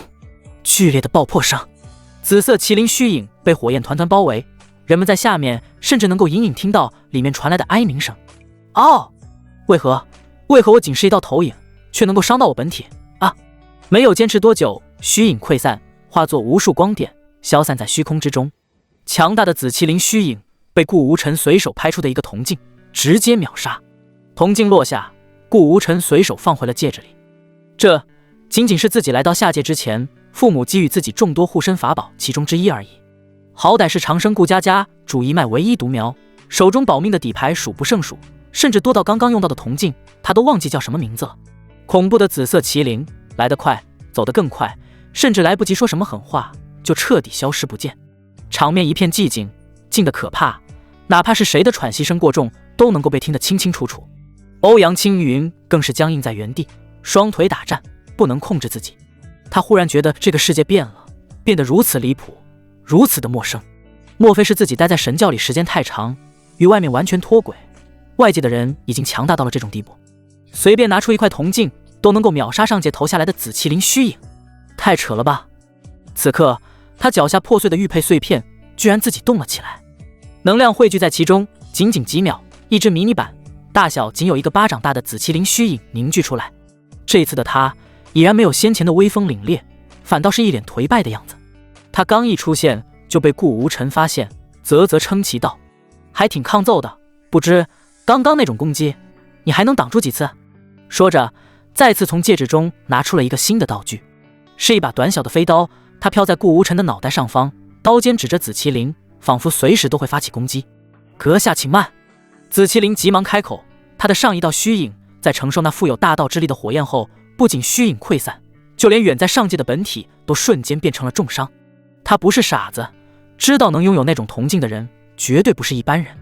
这回他冒着可能陨落的风险，再次依靠玉佩投影过来，就是想要弄清顾无尘究竟是什么身份，以免给自己的族群树立强大敌人。本座这次来不是来与你为敌。哦，不是。顾无尘看着还没有一个巴掌大的紫麒麟，只觉得有些好笑。照你这么说，是来给我赔礼道歉呢？那好，你道歉吧，我听着呢。道歉？紫麒麟一怔，对于这2个字感到非常陌生。骄傲的他们是从不会和别人道歉的，最多只不过是大家各退一步，相互给个台阶下，此事作罢就是了。哪里会低三下四，主动承认错误，那有违他们的尊严。阁下，我想你是理解错了。本座再次投影到这里，是要搞清楚你的身份，避免不必要的误会，可并不是来道什么歉的。我的身份？顾无尘眼睛一眯，就凭你还不配知道。不过说起来，我倒是有点好奇你的身份，紫色杂毛麒麟。听到被如此羞辱，紫麒麟瞬间炸毛。你找？死字还未开口，他猛然一停，没敢再说下去，因为此刻顾无尘头顶上的飞刀已然进入蓄势待发的状态，那是一种死亡的感觉。他丝毫不怀疑，如果自己将死字说出，下一秒自己这道虚影绝对会被斩个粉碎，就连自己的本体也很有可能受到牵制，最严重的可能会就此陨落。见紫麒麟认怂，顾无尘摇摇头，自顾自地说道：据我所知，如今的麒麟山脉生活着一支主脉和4支分脉麒麟族群，它们分别是金麒麟、青麒麟、墨麒麟、水麒麟和火麒麟。而至于所谓的紫麒麟，是麒麟族最强的血统，从古至今也仅仅诞生2只，一只是你们的先祖，早就不知道死去多少年，而另外一只也不是你，所以我很好奇，你这一身紫毛是从哪里来的？你怎么会对我们麒麟一族如此了解？紫麒麟的脸上第一次露出慌张的神色，自己的族群已经在深山之中生活多年，与世隔绝，怎会被眼前的年轻人如此了解？还一眼看出来了自己并不是真正的紫麒麟。没有理会紫麒麟的慌乱，顾无尘接着道：麒麟自上古时期，唯有紫色麒麟才能够成为瑞兽，正道大地。剩余的麒麟无论后天如何努力，血脉上的不足，最多只能一生止步于准地。就像我所说的，如今的天下有且仅有一只紫色麒麟，还是没有完全觉醒的紫麒麟。你作为一个麒麟族小辈，胆敢冒充紫麒麟，这事儿如果让你们族中的祭祀知道，所受的刑可是有些重，连这你也知道。紫麒麟已经彻底麻了，威严之势早已消失不见，到底自己是麒麟族的，还是对方是啊？等等，他忽然想到了什么。哼，你也说了，天下只有一只紫麒麟，那你凭什么就说我不是？你又没有见过。此刻的他是断然不能够承认自己冒充紫麒麟的事实，不然回到族群，那是还有可能会被踢出族群的。我没见过。顾无尘哈哈大笑，手掌一翻，一支紫色毛笔出现在手中，毛笔上传来的淡淡威压，使得紫麒麟心中狂震，那是一种与生俱来的血脉压迫之力。其实他的真实身份不过是火麒麟一脉中的成员，只是平日里虚荣心作祟，又合计反正是在下界，没人会知道麒麟族的事，索性伪装成紫色麒麟，满足一下私欲。可没成想，第一次装叉居然被当场戳穿。还有，眼前年轻男子手中的毛笔究竟怎么回事？那可是紫麒麟才有的独特威压，他作为麒麟族的一员，绝对不会敢受挫。那支毛笔居然是由紫麒麟的毛发制成，你手中为什么会有此物？不可能，这绝对不可能。他疯狂地摇头，极力否认亲眼所见的一切。毕竟如今麒麟族的最强者也是现任族长，天下唯一一只紫麒麟，可是在几千年前就突破到了准地境界，成为至强者之一。尽管现在族长大人走丢了，但怎么可能毛发会被制成毛笔了？所以无论如何他都无法相信。你先别急着否定。看着火麒麟陷入自我怀疑的样子，顾无尘开口道：在你们麒麟族，那只紫麒麟如今的去向不算什么秘密，你不会不知道吧？我怎会不知？麒麟当即反驳道。一段麒麟族极不愿意回忆的往事浮现在脑海当中。在上古时期，上界万族林立之时，族长便是紫麒麟，他带领一整个麒麟族硬生生打下一大片江山。只是不知后来族长莫名其妙的消失，麒麟族因此一蹶不振，总体实力日益衰退。就在他们苟延残喘不知多少年多少代后，于5000年前，一只普通的墨麒麟居然觉醒了返祖血脉，进化成紫麒麟，成为整个麒麟族第2只紫麒麟。紫麒麟是受到眷顾的，他修为突破起来如同喝水，不过2000年便突破到破碎境，未来有望成为正道大帝。可就在20年前，原本平静的生活突然被打破了。长生顾家，一个极其霸道又不讲道理的家族。他们不请自来，上来便气势汹汹，说自家什么神子诞生，缺一个坐骑，不由分说便将当时山脉中的所有麒麟聚集在一起进行挑选。麒麟是极为有尊严的种族，如此选秀般的被人指指点点，随意挑选，他们非常羞耻。可碍于顾家实力实在太强，随便派来的几位长老都不是他们能够面对的，只好忍气吞声咽了下去。这还没完，更令他们感到羞耻的，竟然是10几万麒麟族人中没有一个入得了顾家法眼的，更是扬言说这批麒麟的品质太差，根本不配做神子的坐骑。如此双重打击之下，使得他们非常痛恨长生顾家。原本他们以为事情就这样结束，只是受到一番言语的羞辱，不会造成太大影响。但谁知道顾家这个可恶的反派家族居然把目光盯上了麒麟族新任族长唯一一只紫麒麟的身上。那时紫麒麟已然准地境界，距离突破真正的大地仅差一步之遥。但凡他成功突破到大地境，那麒麟族在上界的地位将水涨船高，不再会任人欺辱。偏偏在这时候，顾家一位大地亲临，3下5除2便把想要反抗的准地境界紫麒麟打包带走，一切都那么的自然，就像是出去吃饭打包剩菜一样。这20年里，他们整个族群无时无刻不想着族长，害怕受顾家的迫害，比如食肉寝皮等等。好在族长的魂灯一直未灭，意味着没有生命危险，族群的未来还有一线希望。画面回落，紫麒麟，不应该说是火麒麟，摇了摇脑袋，将这段痛苦的回忆抛之脑后。这件事他是绝对不会往外说的，关乎到整个族群的尊严。可他不说，顾无尘却是说话了。如今天下仅剩下的一只紫麒麟，年龄5238岁，本名莫阳，在觉醒紫麒麟血脉之后，更名紫云，于3000年前突破破碎境，1000年前突破准地，掌握火之大道、风之大道、祥瑞之道等等。你怎么会知道的这么清楚？火麒麟大惊，如此详细的东西，连他也仅仅是略知一二。眼前的年轻人又不是他们族群的，没道理知道的如此详细啊！你很好奇我是怎么知道的？顾无尘双手背后往前走上几步，居高临下的望向脚边老鼠大小的麒麟，忽然双目一凝。紫云不过是我顾家现在看门的一条大狗，在我小时候扔它一块骨头，它都要高兴的晃晃尾巴，拿脑袋蹭我手心，向我讨好。而你不过是麒麟族一个普普通通的成员，居然敢向我动手，你是闲得自己活得够久了。一字一句，字字珠玑，如同轰雷炸响般在火麒麟的脑袋里炸响。他彻底的懵掉了，甚至怀疑自己的耳朵是不是被下了什么魔咒，听取到了完全不切实际的东西。整个麒麟族唯一的希望紫麒麟，又是族群的族长，未来必将正道大地的瑞兽，竟被辱骂成了看门的大狗，是可杀不可辱。即便知道自己反抗或许会带来杀身之祸，可他不允许有人这么侮辱紫麒麟大人。就在他想要发飙之际，脑海中突然闪过一丝清明。不对劲，他忽然想到了些什么。1年前，族长大人曾托人给族群带回过一句话，以及一幅画像。他当时只是匆匆瞥了一眼画像，便不多在意，继续修炼。这时候，他忽然觉得那画像上的男子好像跟眼前的人非常相似。带回来那句话也浮现在脑海当中：族长至高令，宁闯阎罗殿，不惹顾家人。尤其是画像上的男子，倘若遇见他，让他少了一根头发，整个麒麟族，包括我，将受万狱之苦，永世不得超生。几乎是瞬间，他就想明白了一切。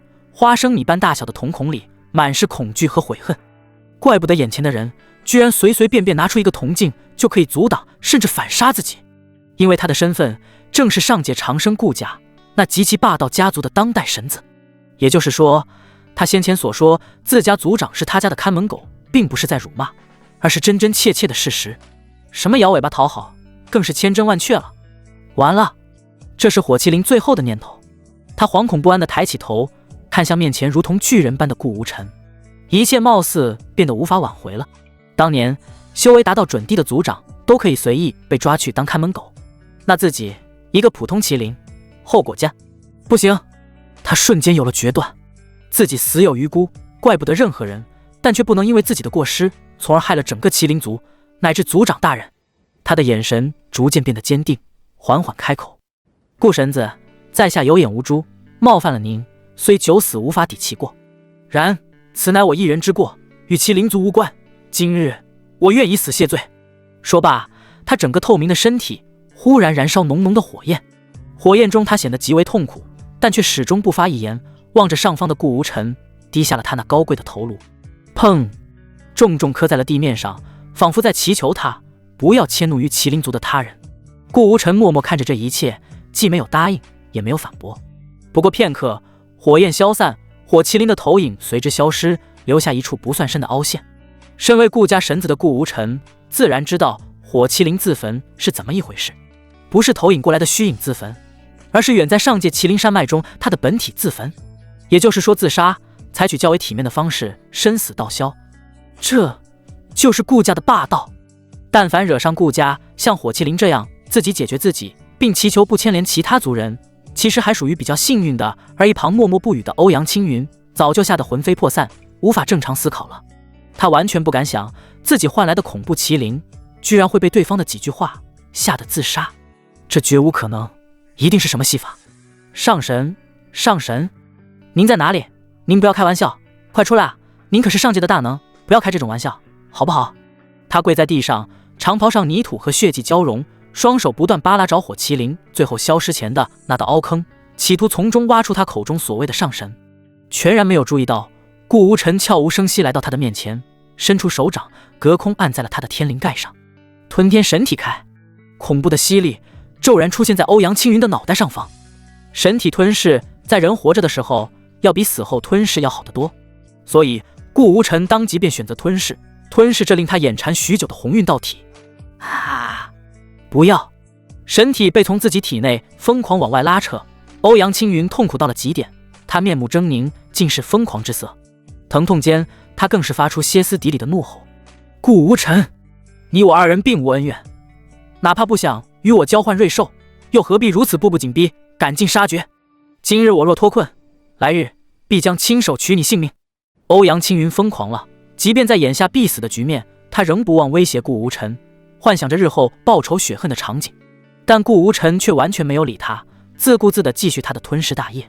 吞天神体的霸道在概念上是要凌驾于世间一切神体，因为是无论何种恐怖的体质都会被吞天神体所吞噬，唯一区别便是吞噬的难度不同罢了。比如萧13的剑骨，由于是后天产生，且刚获得不久，被吞噬起来会非常容易。但欧阳青云的鸿运道体是能够排得上名号的神体，再加上顾无尘向来节俭，本着不浪费一滴的原则，吞噬起来是需要下一番功夫的。少教主，少教主！福瑞神教的众位强者们此刻被凌霄圣地的人围在中心，根本无法进行救援，只能不甘的怒吼：你们凌霄圣地就是有如此待客之道吗？今日之事若是被其他圣地所知，你们必将成为众矢之的，被世间所有人所唾弃。真是聒噪！右手按压在欧阳青云天灵盖上的顾无尘不耐地呵斥一声后，用左手拿出了一柄鲜红快要发黑的旗帜。人皇幡，反派新手大礼包之一的重要物品。它一出现，宏伟浩瀚之意笼罩方圆几百公里，周身隐隐散发出来的鸿蒙紫气震慑在场每一个人的心魂。人皇幡逐渐变大，笼罩一整个圣主峰，它遮天蔽日，将天空中的阳光完全隔绝在外，一整个山峰完全笼罩在黑暗之下。看你们如此喜欢聒噪，倒是非常适合在我这人皇幡内。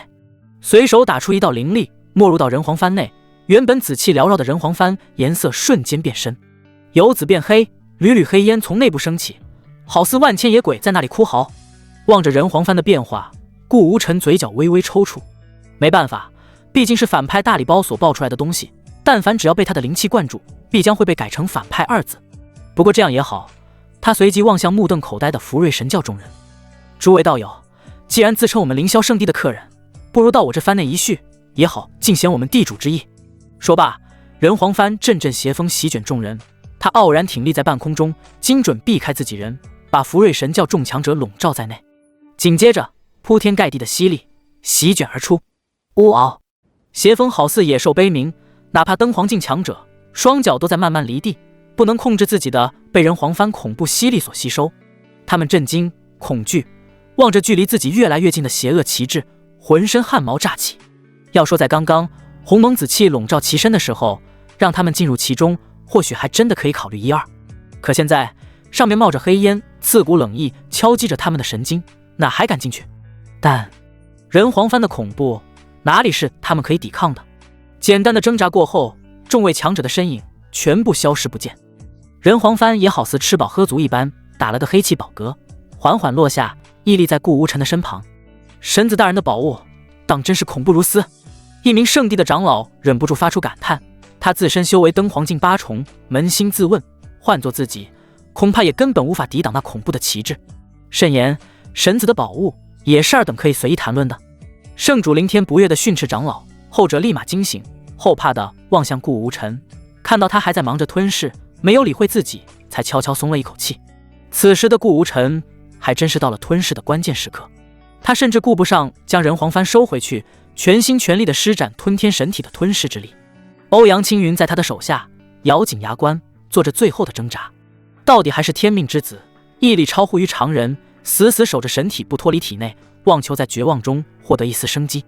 顾无尘的掌力缓缓加重，欧阳青云的脑袋快要被捏得变形，口中更是不断传出痛击他心灵的话语。从我到达这里和你见面，你的一切在我面前都如同跳梁小丑般可笑。让我把瑞兽送给你，并承诺我将来到达准地境界。你可知刚才你口中的上神麒麟一族的族长是什么境界？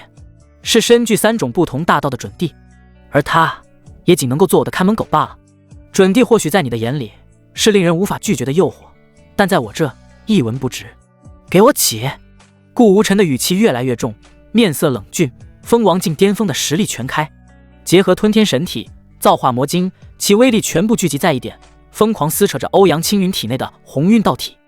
整个凌霄圣地的圣主峰刮起一波滔天旋风，哪怕是圣主峰主等人都不禁暗暗咂舌神子的真正实力，默默地退后几步。不可能，不可能！此刻的欧阳青云已经不能用人样来形容，全身上下血迹斑斑，没有一块好的皮肤。他完全不相信顾无尘所说，因为没有人可以拒绝准地的诱惑，下界之人不行，哪怕是上界之人都不可能。至于顾无尘所说的准地境界子麒麟成为人家看门狗的事儿，他更是不断的催眠自己，对方在说谎吓他，以求崩溃他道心，并趁机夺取自己的神体。他死死盯着顾无尘，看向自己如同看死人那样的眼神，将其牢牢地记在心里。自己身具世间最恐怖的体质之一，绝不可能在今日就此陨落，绝无可能。绝望、不甘、痛苦、求生的本能凝聚在一起，化作一道歇斯底里的呐喊。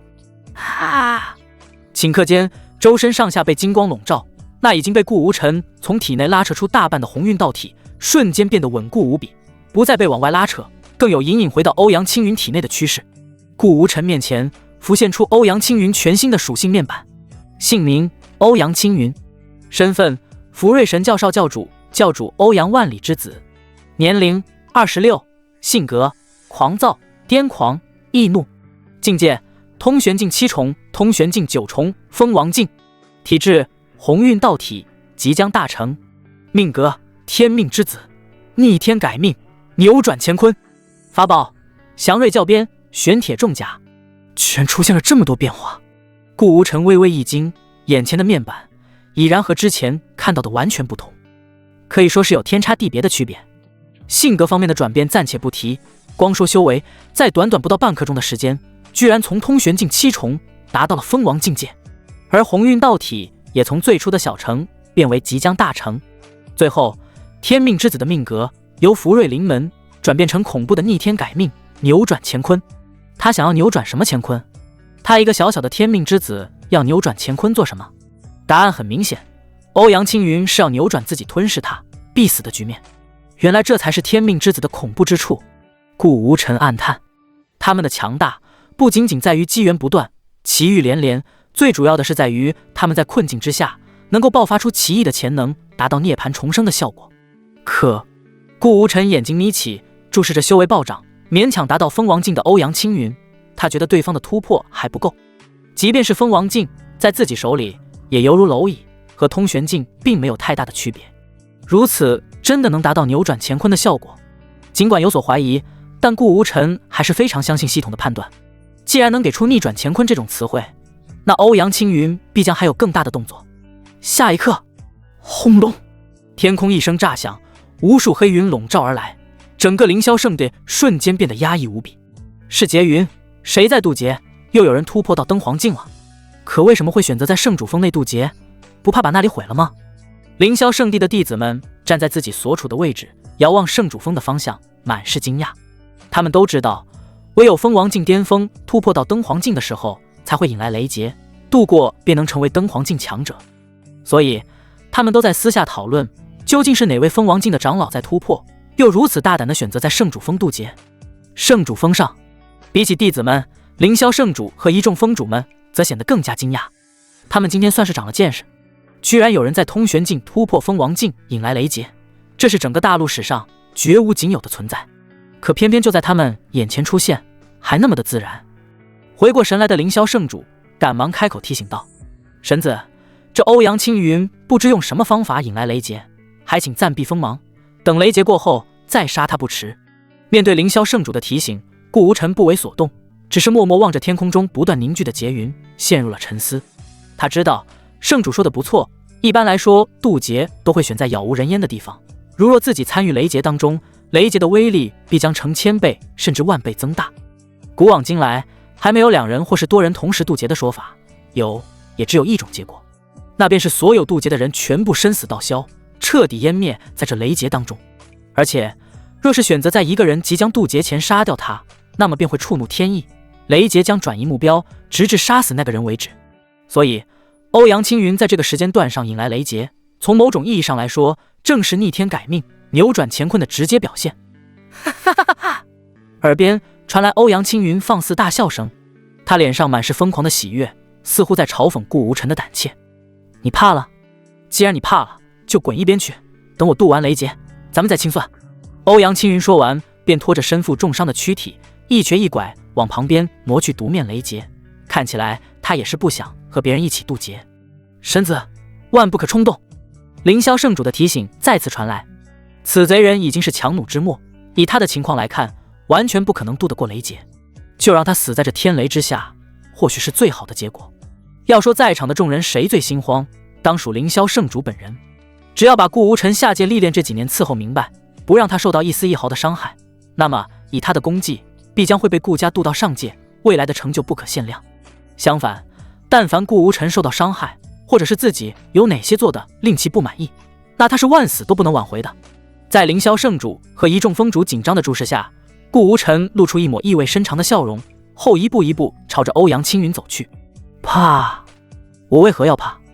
一个小小的雷劫而已，再说还只是封王、登皇境雷劫，就算是至尊、破碎境雷劫，对我来说不过是一缕清风拂面罢了。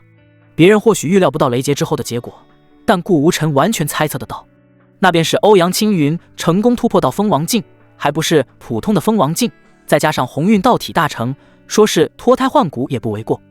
而且望向天空中仿佛随时都会落下雷劫的劫云，顾无尘心中没有一丝慌乱。他可是掌握一条大道的，大道唯有准地以上的强者才有可能掌握，换句话说，他是用准地的手段来对抗封王境的雷劫。简单来说，便是杀鸡用牛刀，高射炮打蚊子，轻而易举。哒哒，顾无尘迈着轻盈的步伐走向欧阳青云，也是雷劫的中心。他面色平常，仿佛在做一件微不足道的事儿一样。反观欧阳青云，脸上的笑容一僵，呼吸瞬间变得急促起来。你干嘛？你不要过来啊！这可是雷劫，你不要命了！他再也无法像先前那样出言嘲讽顾无尘，因为在那时他断定对方是不敢对自己动手的，即便是动手也是在雷劫之后。可没曾想，对方居然如此的不要命，硬生生走进了自己的雷劫范围，非得要拼个两败俱伤，双双生死道消的下场不成？这是你让我来的，我这个人就是好说话，但凡有人邀约，我是一定会赴的。顾无尘径直走到欧阳青云不足5尺的位置才停下，他好似老朋友的谈话，完全不像上一秒企图夺取对方神体的反派。可你……欧阳青云被整得无话可说，他自己的情况自己清楚，如若单独渡劫，他最少有4成至5成的把握撑过去，而在渡过之后，通过鸿运道体大成的威力，他极有可能脱险，从此隐姓埋名，等实力达到一定程度后再回来报仇。可没想到，就因为自己出言嘲讽对方几句，他居然愣头青般的闯进自己的雷劫当中，这还是神子吗？这他 M 的是傻子吧？还没等他多想什么，天空中的劫云越来越密，终于是达到了顶峰，一道水桶般粗犷的紫色天雷一分为2，分别涌向顾无尘和欧阳青云。可恶！欧阳青云暗骂一声，掏出本命法宝福瑞教鞭，拖着重伤的身体，对着天雷就是一鞭。鞭子击打在雷结之上，发出滋滋响声。可也仅仅是片刻，雷结冲破了鞭子的阻挡，剩余将近2/3的威力，直直朝着欧阳青云本人轰去。轰！激起一大片烟尘，将他整个身躯砸到凹坑之中，使得他本就重伤的身躯雪上加霜，左臂右臂齐齐断裂，耷拉在肩膀上，就连眼睛都被炸飞一只，全身再没有一处齐全的零件。再看顾无尘，同样威力大小的雷击劈到面前，他没有做任何动作，甚至闭上双眼，任由天雷击打在他的身上，没有预料到的受伤垂死，而是诡异般的没入到顾无尘的体内，化作一份养料，喂养他那吞天神体。呼，好舒服啊！顾无尘精神一振，雷劫比他想象的还要爽，比起和花脸共同修炼，都所差不多了。浑身上下继水月灵体的洗涤之后，被天雷洗礼一遍，经络上面隐隐浮现着雷光，使得经络更加坚韧。缓缓睁开双眸，顾无尘环顾四周，好心的问向仅残存一口气的欧阳青云：“我说，你可千万不要死了，你的鸿运道体，我可是早就预定了。”闻言，欧阳青云一口老血猛地喷出，噗！鸿运道体子，原来你早就发现了。他手捂着胸口，一字一顿地说道。到了这时候，他才明白，原来自己的神体从刚一开始就被对方惦记上了，而不是后来才发现自己所谓的换取瑞兽，在对方看来不过是上门免费赠送的神体罢了。想到这里，他有些释怀了。如今两人共扛雷劫，就算换作他的全盛时期，也很难成功度过，更不要说度过后安全逃离了。也罢，他忽地冷冷一笑，张着他那血肉模糊、没有一颗牙的大嘴，大声开口道：“既然如此，那就让我这鸿运道体彻底陨灭在天雷之下。你想要夺取，我只能说痴心妄想。”话音落下，他不再支撑快要崩溃的身体，直挺挺躺在凹坑之中，大字朝天，不做任何抵抗的望着天边即将涌下第二道天雷。快一些吧，快些落下，让我死在天雷中，也算是了却我最后心愿，不让那贼人得逞。与此同时，雷劫外围，凌霄圣主和一众封主们心急如焚。圣主，这可如何是好？神子大人虽能够轻易抵挡住第一道天雷，可之后的该怎么办？要知道，后面天雷的威力是会呈指数般增长的。是啊，我们必须想办法阻止。圣主，你快想想办法啊！别吵了，我比你们还要急。圣主不耐烦地挥了挥手，将一众封主的话语打断，随后拿出一块玉简，简单的犹豫后，一把将其捏碎。哎，看来我的责罚终究是躲不过了。他喃喃自语着，望向天空，似乎在等着什么到来。上界，永恒道域，长生顾家，5大远古世家之首，上界绝对霸主级别的势力。此刻一处仙气缭绕、庄严肃穆的大殿内，一男一女似乎在吵着什么。女子背负长剑，身着精致的剑袍，英气逼人，可此刻的脸上尽是担忧的神色。已经1年多了，也不知道晨儿在下界到底怎么样了。要我说，就是你们顾家规矩太多，早知道当初我就不该嫁进来。他不断在大殿内踱步，时不时望向坐在主位不怒自威、不发一言的男子，越看越来气。哎，夫人，回剑冢前修1年，怎么还如此毛毛躁躁？顾九商放下手中的书籍，无奈地叹息一声。自从他们的儿子顾无尘按照顾家的祖训前往下界磨练心智之后，自己的夫人慕容云歌被气得直接回了娘家，以示抗议。这不，刚回家1年前修，就按捺不住对儿子的思念，急忙跑回来兴师问罪，揉了揉发疼的额头，安慰道：“晨儿去的是下界，又不是万魔窟，怎么会有危险呢？再者说，他手中有你父亲悄悄给的那些宝物护体，就算是站着不动让别人杀，都不可能杀死，哪怕是大地亲临。”话音未落，门外突然闯进一位侍女，脸上充满惊慌：“家主、主母，出大事了！”一旦激起千层浪，侍女突然闯了进来，使得顾九商以及慕容云歌同时脸色一变。他们知道，眼前的侍女是专门负责传递儿子顾无尘在下界一切事宜的，他所说的出大事，一定与他们的儿子有关。尤其是顾九商，砰的一声，由9天玄铁打造的龙椅被他顷刻间震个粉碎。再加上他本身就处于大地境界，上界绝对霸主级的存在，无意中发出的怒威，几乎整个永恒道域全部都能感受得到。无数大小家族、各门各派的强者们全部紧张地遥望远方，顾家所在的大致范围，内心狂颤。多少年了？是谁胆敢惹顾家的眉头？但愿不要牵扯到他们才好。大殿内，就在顾九商准备开口询问的时候，慕容云歌先一步来到侍女身旁，紧张地问道：“出什么事了？可是和我儿子有关？”“是的，夫人。”侍女上气不接下气地回答道，之后便将下界传来的讯息一股脑地说了出来，主要包括顾无尘在凌霄圣地主动走入他人雷劫内的事情。凌霄圣地的圣主怕少主发生危险，这才发出求救信号。听完侍女所说，慕容云歌忐忑的心情稍安下来，松了一口气。顾九商也散去了他那恐怖的地威，整个永恒道域重新归于平静。还好，只是一个普通的雷劫罢了，不是被众多大地强者围捕，问题不大。不过，随手挥退了侍女，慕容云歌突然双手叉腰来到顾九商的面前，气鼓鼓地伸出白皙如玉的手掌，一把捏住了顾九商的耳朵。我刚刚说什么来着？你们顾家这所谓的祖训根本就是多此一举。看吧，咱们的儿子差点置于险地，若不是我老爹听了我的建议，给我送了那么多宝面，这次之事可是要出大问题的。哎呦，腾腾，别揪了，好歹我也是顾家家主，给点面子。哎呦，顾九商被揪得龇牙咧嘴，好不狼狈。身为大地境恐怖修为的他，被一位破碎境的女子毫不顾及颜面地揪着耳朵，却不敢有一丝一毫的反抗，甚至脸上还带有讨好的神色。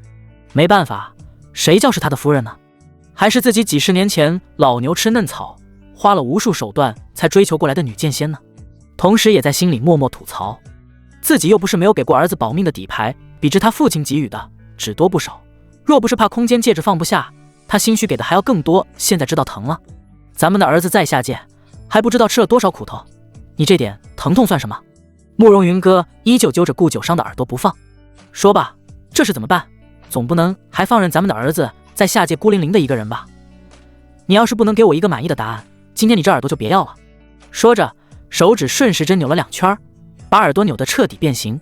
好好好，都听夫人的，您说怎么着就怎么着，还不行吗？这时候顾九商算是听明白了，夫人这次回来看他属于是有备而来，只不过是凑巧碰到了下界凌霄圣主的求救信号，正好顺水推舟向自己提出要求，这还差不多。听到这话，慕容云歌才满意的松开了手，并贴心的用手揉了揉他的耳朵。怎么样，还疼不？要不我帮你吹吹吧。顾九商难得的老脸一红，他天不怕地不怕，就怕自己这位小娇妻对自己软硬皆施，可谓是把自己拿捏死死的。嗨，这事儿等一会儿回寝宫再说，夫人你还是先说咱们儿子的事儿吧。看到自家夫君娇羞的样子，慕容云歌笑得花枝乱颤。哥，你看你都老夫老妻了，还这么害羞。那好吧，就先说儿子的事儿。说罢，他拍了拍手，门外走进了一位头戴面纱、步履轻盈的女子。尽管面容被面纱所遮盖，但举手投足间透露出来的气质，根本不是常人所能比拟的，那是一种令男人无法抗拒的感觉。他一进门便盈盈拜下：“弟子顾晨曦拜见师父。”“师公，起来吧，没有外人的时候，不需要这么多礼节。”慕容云歌轻轻挥手，便将下面女子隔空扶了起来。“晨曦，我这次叫你过来，你应该能够猜出我的意思。”思索片刻，顾晨曦微微颔首，清灵悦耳的声音从他口中传出：“回师父，弟子猜测是为了小少爷的事。”“不错。”慕容云歌赞赏的点点头。“晨儿一个人在下界，我这个做母亲的非常不放心，就由你带我前往下界，暂时充当护道人的职务，你可明白？”“弟子明白。”没有丝毫犹豫，顾晨曦应了下来。“那你去准备一下，到阁老那里，今日便启程晨儿所在的下界。”“是。”顾晨曦躬身告退，便准备离去。只是当他走到大门口，玉手快要触碰到门把手的一刹那，身后再次传来慕容云歌的声音：“哦，对了，我最近听到了一些流言蜚语，说是唐家的那位三少爷和九幽宫的少公主曾因为你而争风吃醋，大打出手。为此，唐家的三少爷甚至断了一臂，两家为此剑拔弩张。这件事情……”话未说完，顾晨曦肩膀微不可察地颤抖了一下，随后立刻转身再次跪了下去：“师父，此事弟子也是事后才知，我与那二位并没有过任何交集，唯一一次见面还是在师祖的寿宴上。哎，我没有怪罪你的意思。”慕容云歌来到顾晨曦的面前，亲自将他扶了起来，更是伸手怜惜地抚平他稍显凌乱的面纱，语重心长地说：“晨曦，你是我收的唯一一个徒弟，这么多年来我都是把你当亲女儿看待，倾尽全力培养你。但即便如此，在我心中，晨儿的地位永远排在首位，她的根骨天生欠佳，是我的过失，我愿意付出任何代价进行弥补，即便这代价是你。你能明白我的意思吗？覆水界，凌霄圣地，圣主封上。此刻天雷滚滚，雷云累积到了一种恐怖的程度，即使登黄境巅峰的强者都不由得为之心颤。天雷之下，两道身影，一道是面如死灰，只等天劫了结自己生命的欧阳青云，另一道则是浑身舒爽，期待天雷降临供自己吞噬的顾无尘。在众目睽睽之下，顾无尘走到欧阳青云的旁边，抬手发出一股吸力，便将他从凹陷中吸了出来，手掌再次牢牢按在欧阳青云的天灵盖上。可惜你最后的依仗天劫似乎并不能让你如愿。顾无尘说完便不再废话，吞天神体启动，背后浮现出一抹高大又阴暗的身影。他没有面容，但只要有人敢直视，便会从心底涌现出浓浓的恐惧。到此为止了，你的鸿运道体我收下了。来！一声暴喝，欧阳青云体内经络骨骼应声变得粉碎，即将大成的鸿运道体被顾无尘疯狂地往外拉扯着，背后那道黑暗的身影也跟着顾无尘一起抬起一张漆黑的手臂，一同吞噬着鸿运道体。不！欧阳青云哀嚎，感受着自己引以为傲的体质一点点离开自己，深深无力感笼罩在心头。滋啦滋啦，这时候天空中的劫云即将凝聚出第二道天雷，且是比第一道更加恐怖，更加难以令人承受的。见此一幕，欧阳青云绝望的神情突然涌现出一抹笑容，他疯狂地笑着，哈哈，顾无尘，你把所有精力用来吞噬我的道体，我看你还有什么精力抵抗这即将到来的天雷。如今自己和顾无尘站在一起，所以两道天雷必将同时劈向顾无尘，他可不信对方在一心二用的情况下才能够同时抵抗两道天雷。这就不要你操心了。顾无尘再次加大吸力，转眼鸿运道体已被他吸出大半，距离成功或许只需片刻。天雷终究是凝聚完毕，如大雨倾盆四落下。这回天雷没有再一分为二，而是无数道小天雷凝聚成一点，狠狠砸向顾无尘所在的位置。哼，雷劫太弱了。顾无尘冷哼一声，抬起左臂，力之大道覆盖手掌，不偏不倚，精准砸向席卷而来的天雷。轰隆！震耳欲聋的响声使得整个凌霄圣地的人出现短暂的耳鸣。他们不清楚发生了什么，只知道这是天雷的威力，是寻常人等根本无法抵抗的东西。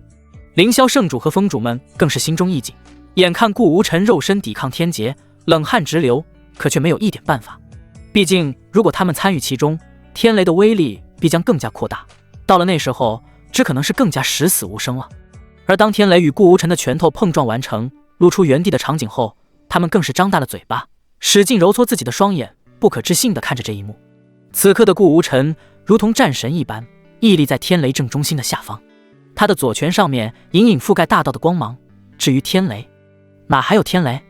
有的只是空气中正在缓缓消散的雷电因子罢了。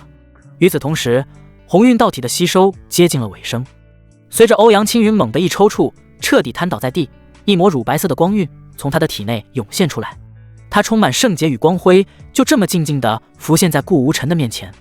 好精纯的能量，比之萧13的剑骨要好上得多啊！感慨过后，顾无尘眼睛眯起，一把将眼前鸿运道体所化的光晕吞噬入体。几乎是瞬间，顾无尘感受到了一种从来没有体会过的感觉，那是一种被天道眷顾、命运被认可的感觉。只不过对此，顾无尘没有丝毫兴趣。他可是反派，要天道眷顾做什么？几乎没有任何犹豫，他便将鸿运道体所附带的东西全部吞噬，仅仅留下最精纯的一股能量，成为吞天神体的养料。如此一来，他便具备了鸿运道体所带来福禄临门，又不会被天道、命运所干涉。做完这些，第三道天雷酝酿完毕，仿佛随时都会劈下。但顾无尘显然已经没有这个耐心再和天雷玩下去了。他双眸微凝，从自己空间戒指中随意掏出了一把说不上名字的大刀，力之大道灌入其中，站在原地，朝着天空雷劫猛一挥砍，一抹刀光从大刀上面涌出，直直地劈向天空中的劫云，如同切豆腐一般，劫云被从中间一分两半。但这还没完，力之大道所展出的刀光极其霸道，他所向披靡，挥砍劫云留下的刀痕无限地往外延伸。不过片刻，劫云寸寸爆开，高空之中雷电交加，他再也无法凝聚出完整的雷劫，随着刀光穿过，一点点消散，恢复到原本的晴空万里。默默地收起大刀，还没等顾无尘做下一步动作时，从高空刚刚劫云所在的地方径直落下了一枚带有雷光的珠子。这是顾无尘拿着手中的雷珠，想起了自己小时候在顾家藏经阁内读过的一本书，上面记载顾家先祖中出现过许多经验绝伦之辈，不乏就有肉身劈开劫云的人才出现。而劈开劫云有极小极小的概率会劈出雷劫本源，它会以圆珠的形式诞生，但它的具体作用顾家确实没有记载，因为那概率太小了，小到了可以忽略不计。顾无尘心中了然，他能够有如此好的运气劈出雷珠，究其原因还是要感谢欧阳青云的鸿运道体。走路被天才地宝绊倒，喝水不小心喝到灵丹妙药，可完全不是开玩笑的。哼！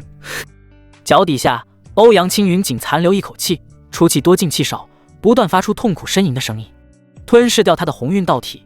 此刻的欧阳青云再没有任何价值，有的也仅是他死后系统所给予的奖励罢了。结束了。顾无尘默念一声，指尖涌现出一股无名火苗，点在了欧阳青云的眉心之上。呼！熊熊大火开始燃烧，欧阳青云的生命、尸骨、灵魂彻底消散。紧接着，系统的提示音在耳边响起：叮！恭喜宿主斩杀天命之子欧阳青云，获得系统商城100连抽资格。恭喜宿主触发隐藏条件，3天2杀天命之子，获得天命大反派称号。奖励：轩辕乾坤弓红，获得天命之子欧阳青云所有物品：祥瑞教鞭、玄冰玉髓、五行石等2376件宝物，可在商城进行回收，换取商城金币。检测宿主成功吞噬天命之子神体鸿运道体，触发隐藏奖励：激活天命之子痕迹探查功能。叮！天命之子欧阳青云胜于机缘。6. 召唤上界神兽麒麟，被引入上界，已毁。千羽山脉羽族遗址，落寞古族世家，鸿运道果。千羽山脉古族世家，看到这2个名字，顾无尘微微惊奇。无论是千羽山脉还是古族，都存在于上界，也就是说，欧阳青云之后的那些机缘并不存在于小小的覆水界。想想也是，按照正常的剧情走向，欧阳青云在召唤出麒麟之后被引入上界，之后便靠着他的天命在上界一路机缘不断，最后走向大地。只可惜提前遇到了自己。再看机缘的具体说明，羽族遗址他并不感兴趣，但这鸿运道果却是引发了他浓厚的兴趣。鸿运大道是3000大道中名列前茅的大道，此果出世，哪怕是他们的长生顾家都无法选择无视，必将尽全力去争夺。可以想象，若欧阳青云没有提前陨落，在未来拿到了鸿运道果，正到大地时，必将比一般的大地还要强大。之后，顾无尘将目光放在了2376件宝物上面，目光微动。好家伙，即便他是身为顾家的神子，都不禁感慨欧阳青云的富有。虽说质量非常一般，但这数量确实惊到他了。恐怕欧阳青云老爹手上的好东西都不如他这个儿子手里的1%吧。想来也是鸿运道体的功劳，估摸着福瑞神教方圆几10万公里内宝物都被他搜刮个干净了。最后，顾无尘又看向了系统新激活的功能上面。系统，这天命之子痕迹查探功能又是什么意思？痕迹查探功能主动，宿主可查看任意的人或物，其是否和仍存在于世的天命之子有过交集，以便更好地寻找天命之子。介绍非常的简短，但却很实用。顾无尘一下子就明白了什么意思，那便是他随意用系统查看一个人，倘若天命之子和他有过交集，便会被发现；而若是查看一个物件被天命之子使用过或经过附带上气息，也仍然会被发现。可以说，有了这个功能，寻找天命之子的事情变得容易多了。喵！哭哭的叫声突然打断了顾无尘的思绪，只见他不断用毛茸茸的脑袋蹭着他，似乎想要说些什么。你怎么了？有事情想要和我说？喵！哭哭人性化的点头后，看向顾无尘手里握着的那颗雷珠，不自觉地舔了舔嘴唇。要它？举起雷珠，顾无尘试探性地问道。喵喵！哭哭疯狂点头，口水都流了出来，并伸出一只爪子试图勾住雷珠。既然你想要，就送给你了。毫不犹豫的，顾无尘便将雷珠送给了肥肥。与其放在他这里不知道该如何用，倒不如给肥肥解馋。因为他已经感受过了，雷珠内并没有所谓雷之大道的存在，只是一颗蕴含浓烈雷属性的珠子，对他作用不大。得到主人的同意，哭哭两眼放光，一口便将一整颗雷珠吞了下去。瞬间，浑身毛发炸起，并附带有隐隐的电光，气息也一点一点地往上增长。之后，他甩了甩脑袋，身形慢慢变小，变成了一个巴掌那么大，嗖的一声钻进顾无尘的怀里。不多时，里面便传出呼呼的睡觉声。你这小家伙，无奈地摇了摇头。顾无尘没有多说什么，任由他去了。而且自从吞噬完鸿运道体之后，他觉得哭哭对自己更加亲近了。他还记得欧阳青云曾经说过，鸿运道体的人将自身鸿运气息来喂养瑞兽，可以使瑞兽在100年内突破到大地境界。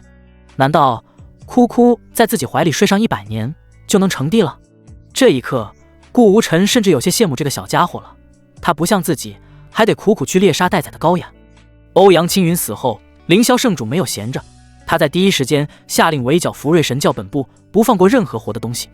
而此时的顾无尘则坐在神子府邸里，悠哉悠哉地背靠躺椅，一边研究系统新开启的功能，一边享受旁边侍女精心的伺候。神子大人，这颗葡萄又大又嫩，来张嘴。柳如烟青葱玉指捏起一颗葡萄，往顾无尘的嘴里送。自从那日萧13被虐杀之后，柳如烟算是彻底明白今后该如何走正路了。只要给眼前的神子伺候舒服了，未来的前途不可估量。而他的旁边则是稍显急促、有些慌乱的楼星月。弥天剑宗的事情已经被他安排妥当，从此归为凌霄圣地的下属势力之一。虽然会受制于人，但安全问题最起码得到了保障。此刻的他看着柳如烟很自然地伺候主人，是又着急又害羞。毕竟修炼无数岁月的他一直身居高位，无论是在宗门还是在外界，都是响当当的人物，哪里做过这种低三下四为男人服务的事情？他试着学习，拿起一颗葡萄递到顾无尘的嘴边，可主人开口这几个字话到嘴边，却是变得吞吞吐吐起来。主开口。睁开双眸，顾无尘望向俏脸通红、语无伦次的楼星月，脸色一沉地说道：你这样可不是一个侍女该有的行为，莫非你不愿意成为我的侍女，后悔了？听到这话，楼星月心神一颤，别说凌霄圣地的恐怖，就算是眼前的顾无尘，修为都要比他深厚的多，一旦忤逆的对方，他甚至都不敢想后果会怎样。当日萧13的遭遇，他可是历历在目。奴婢不敢，能够成为主人的侍女是奴婢最大的荣幸。那你知道作为贴身侍女是需要做一些什么吗？知道，主人。那好。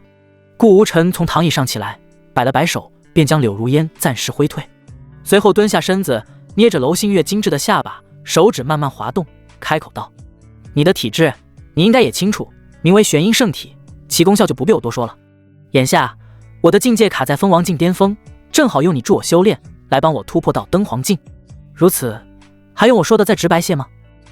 不用，奴婢明白。楼星月半跪在地上，似也是认命，双手略微颤抖地扶上衣裙，慢慢往下退去，一切归于平静。不知过去了多久，随着神子府邸一道爆喝声传出，天空中突然笼罩出大片的劫云。登皇境雷劫，修行者所经历的第一道雷劫。顾无尘已然来到上空，负手而立，对于即将来到的雷劫完全无惧。一天度双雷劫，恐怕古往今来也就是他了。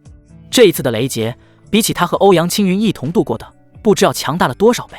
毕竟在那时候，欧阳青云引来的是封王境雷劫，自己也只是封王境巅峰，没达到登皇境，两者相加也远不如此时他即将迈入登皇境雷劫的强度。万里高空之上，劫云密布，雷光闪烁，仿佛整个覆水界都为之震荡。不少沉寂在隐秘处闭关的老怪物纷纷被震醒，口吐一抹鲜血，震惊地望着天空。他们被打断必死关，按理来说应该暴走，可当看到天空上的劫云之后，纷纷驻足，由原本的愤怒转为幸灾乐祸。如此可怕的雷劫，又有天之骄子要陨落于此了。不行，既已打断我老夫闭关，自然要去瞧瞧才是。一时间，整个下界无数闭关老怪破土而出，齐齐涌向凌霄圣地，是要看看是谁有能力引来如此恐怖的雷劫。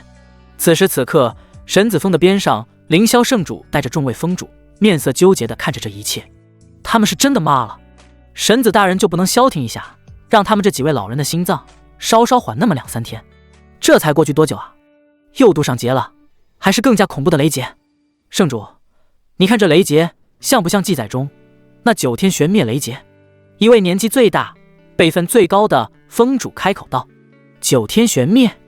圣主微微蹙眉，望向共有9层的劫云，恍然大悟。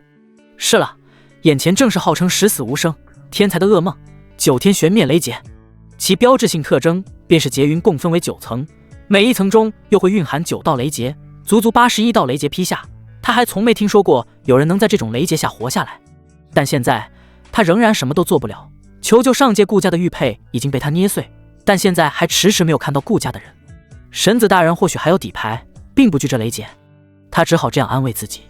神子峰上空，劫云还在汇聚，内部形成雷池，无数雷霆汇聚成一条条狰狞的雷龙，它们咆哮着，翻滚着，甚至产生了淡淡的天威。顾无尘立于山巅，心念一动，一把古朴而威严的神弓出现在手中。它通体金黄，上面雕刻着古老的铭文，时不时发出耀眼的光芒，正是击杀欧阳青云之后所爆出的轩辕乾坤弓。这回正好试试你的威力，看看有没有我记忆中乾坤弓的强大。如此想着，顾无尘抬头望向那滚滚劫云，燃烧起熊熊战意。还没有凝聚完成吗？如果再没有，我可要先动手了。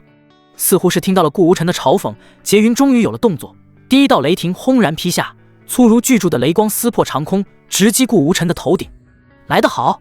顾无尘目光闪烁，这一道雷劫已经比欧阳青云的第2道雷劫强了无数倍，这次才是他想要的雷劫。他左手持弓，右手拉弦，弓身上神秘的铭文闪烁光芒，一道璀璨的箭矢瞬间凝聚而成。原本以顾无尘现在的实力是不足以拉动这轩辕乾坤弓的，但不要忘了，他掌握了力之大道。在力之大道的加成下，轩辕乾坤弓被拉至满月。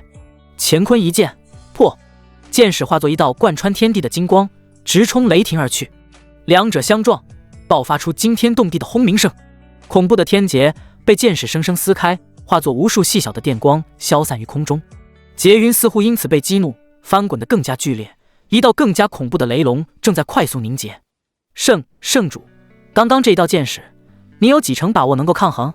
恐怖的箭矢威力，即便是距离很远的凌霄圣主等人都能够真切感受得到。圣主更是心惊肉跳，他的实力其实早就突破了登黄境，踏足上界之人才有的境界。可即便如此，面对顾无尘那一剑，都没有任何信心能够接下。只见他缓缓摇头道：神子大人的实力可不是我等能够抗衡的。这么说吧，让你们站成一列阻挡，恐怕那一剑能够瞬间把你们串成一串。轻则你们修为尽失，重则魂飞魄散。死！众峰主们听后倒吸一口凉气，齐齐退后一步，难掩心中的震惊。好在他们和神子大人是一伙的。感慨间，第2道雷霆已然落下，它更加凶猛巨大，带有毁灭之意，咆哮着冲向天空中屹立不动的身影。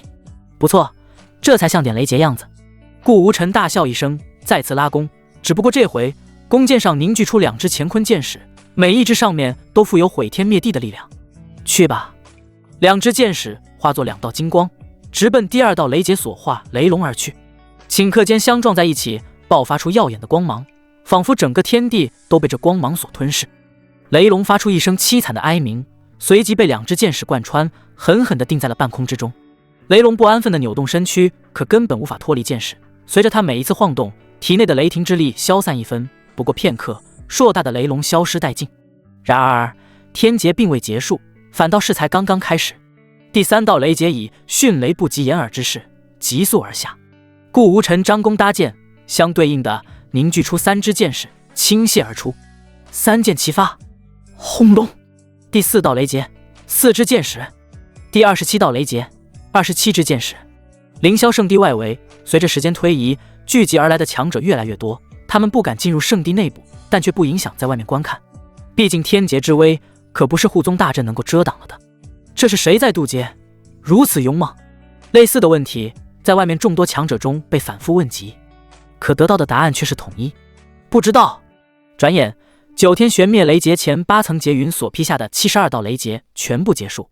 原本恢宏大气的神子峰，此刻早已被夷为平地，唯有那一道坚毅的身影屹立在高空，手持长弓，不见有丝毫退缩。第9层也是最后一层的劫云慢慢酝酿，它甚至吸收了前8层劫云，久久归一，凝结成最恐怖的劫云。顾无尘披头散发，眼神犀利，遥遥目视上空，手中的弓早已被拉至满月，只等劫云落下，他便会凝结73支箭矢应对。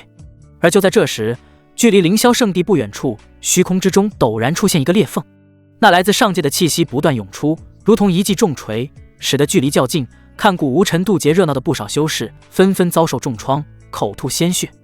即便如此，他们不敢有丝毫怨言，连忙后退数十里，大气都不敢喘一下，紧张地看向裂缝之处。他们知道，这是上界来人了，还不是上界一般的势力。在他们这些登黄境强者之间，上界之人降临下界已然不是什么秘密，可一般来说都是在暗中进行，根本不可能出现如此大张旗鼓降临的场面。因为下界也是有自己秩序的，若随便一个上界势力降临，那所有下界岂不是乱套了？最重要的一点，下界之中是受一个强大势力所保护的。裂缝变得越来越大，直到足够一个人通过，才堪堪停下，形成一处空洞。在众目睽睽之下，一位身着白色剑袍、背负青色长剑、头戴面纱的纤细身影从空洞走出。来人正是顾无尘母亲慕容云歌派来保护儿子的顾晨曦。他刚一登场，周身上下无意中散发出的凌厉剑气，使得在场的众人心中为之一颤。好恐怖的剑威，上界这是降临个什么人物来了？他们在心中疯狂质问，却大气都不敢喘一下，默默低头，不再敢看向天空中那道恐怖的身影。女子走出后，面纱下的一双美眸直直盯向凌霄圣地所在那正在渡劫的男人。这是9天玄灭雷劫，怎么会有如此恐怖的雷劫？之前不是传讯说只是普通的雷劫吗？顾晨曦绝美的脸庞下闪过一丝疑惑。就在他准备一步踏出，迈入凌霄圣地时，远处一高一胖2道身影疾驰而来。人未到，生先至。阁下贸然闯入覆水界，是不把我剑天阁放在眼里了？听到剑天阁这3个字，下面低头的众强者们同时一惊，暗道他们到底还是来了。维持下界秩序的强大势力，也是上界之人不敢随意进入下界的主要原因。传闻剑天阁受力于天道，即便是在强大的势力都不会轻易招惹他们，避免产生不必要的麻烦。不多时，剑天阁的2人挡在了顾晨曦的面前，他们浑身笼罩在黑色斗篷之下，发出沙哑的声音。按照规矩，上界之人私到下界需要接受15日天牢之罚，是你跟我们走，还是我们动手带你走？顾家办事，闲杂人等，滚！顾晨曦没有过多的废话，抬手便是2道剑气，直射对面2人，速度之快，根本无法躲避。刷刷，白芒闪过，2颗人头从漆黑的斗篷下翻飞而去，鲜血洒满上空，落到底下众人的身上，使得他们浑身上下手脚冰凉。死了！身为下界绝对掌控者的剑天阁人，居然被人一击秒杀了。望着跌落在地不断翻滚的人头，他们彻底傻了，这有违他们出生以来所建造的世界观。此时此刻，只想快点逃离这里，可天空上的杀神没有动作，他们只好把自己想象成一只老鼠，蜷缩在原地，希望对方没有注意到自己。顾晨曦眼神中满是漠视，似乎只是做了一件微不足道的事情。下一秒，身影消失在原地，出现在神子峰遗址顾无尘渡劫之处的外围。凌霄圣主等一众峰主长老们看到顾晨曦的到来，立马躬身相迎。顾晨曦只是淡淡扫了他们一眼，不必多礼，告诉我，少主为何会在这9天玄灭雷劫之下？这与你往顾家所通报的消息可是有很大的出入。语气听不出喜怒，但凌霄圣主等一众人的心里却是紧张到了极点。他们可是清晰的看见，人家剑天阁的人只是按照规矩说了一句话，就被眼前的杀神一招秒杀掉，已经不能用不讲道理来形容。天知道他会不会因为神子大人的事被顺手宰了。同时在心中吐槽，大姐，你倒是早一点来啊，这都第2波天劫了，当初他是顾无尘经历第1波天劫的时候寻求的支援啊。吐槽归吐槽，明面上凌霄圣主还是毕恭毕敬的，将今天所发生的一切如实告诉眼前的女子。与此同时，覆水界剑天阁分阁一处阴暗的房间内，2枚魂牌轰然间炸碎。坐在旁边盘膝修炼的斗篷人猛地转醒，看向散落一地的破碎魂牌，蹭的一下站了起。老5、老6死了！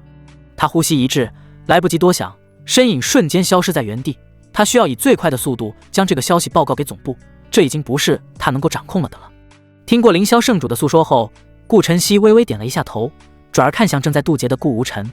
1年时间，封王境巅峰，少爷居然突破得如此之快，似乎是想起了什么。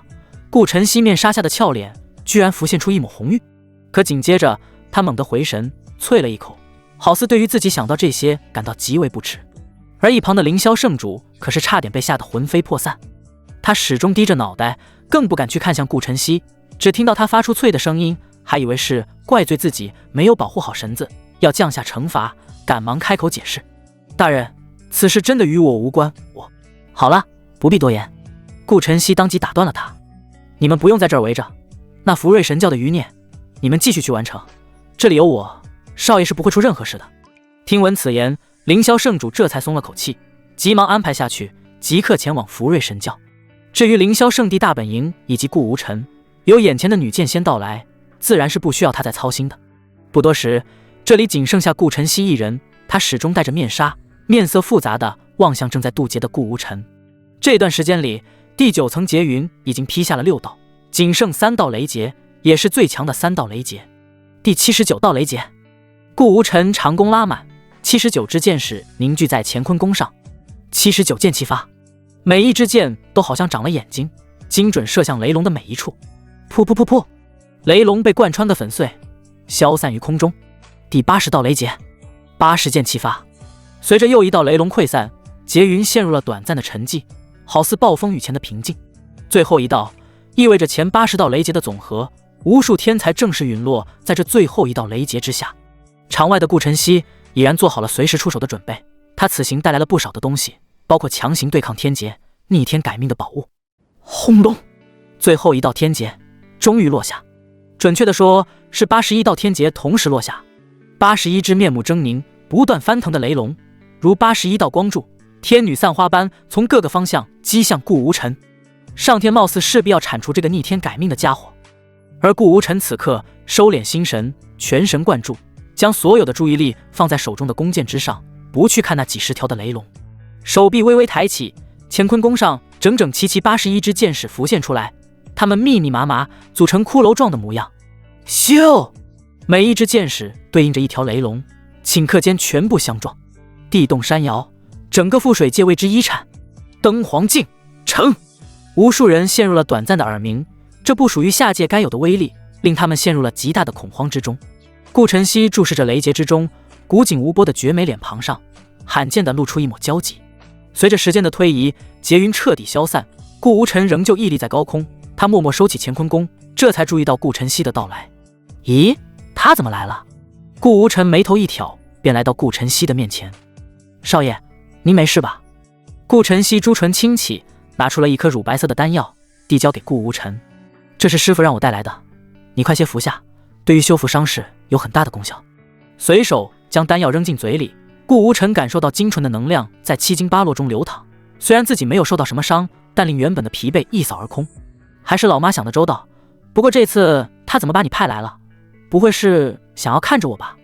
恢复完体力后，顾无尘略显无奈地说道。眼前的绝美女剑仙他再熟悉不过，熟悉到身体每个阶段的发育，长不长毛他都知道，毕竟从小几乎都在一个澡盆子里长大的，可以说是青梅竹马了。老妈的唯一徒弟，比自己年长5岁，却有见到亿万年来第一天才的称号，年龄不过20多，修为已经到达了恐怖的至尊境，哪怕是在上界都是闻所未闻的存在。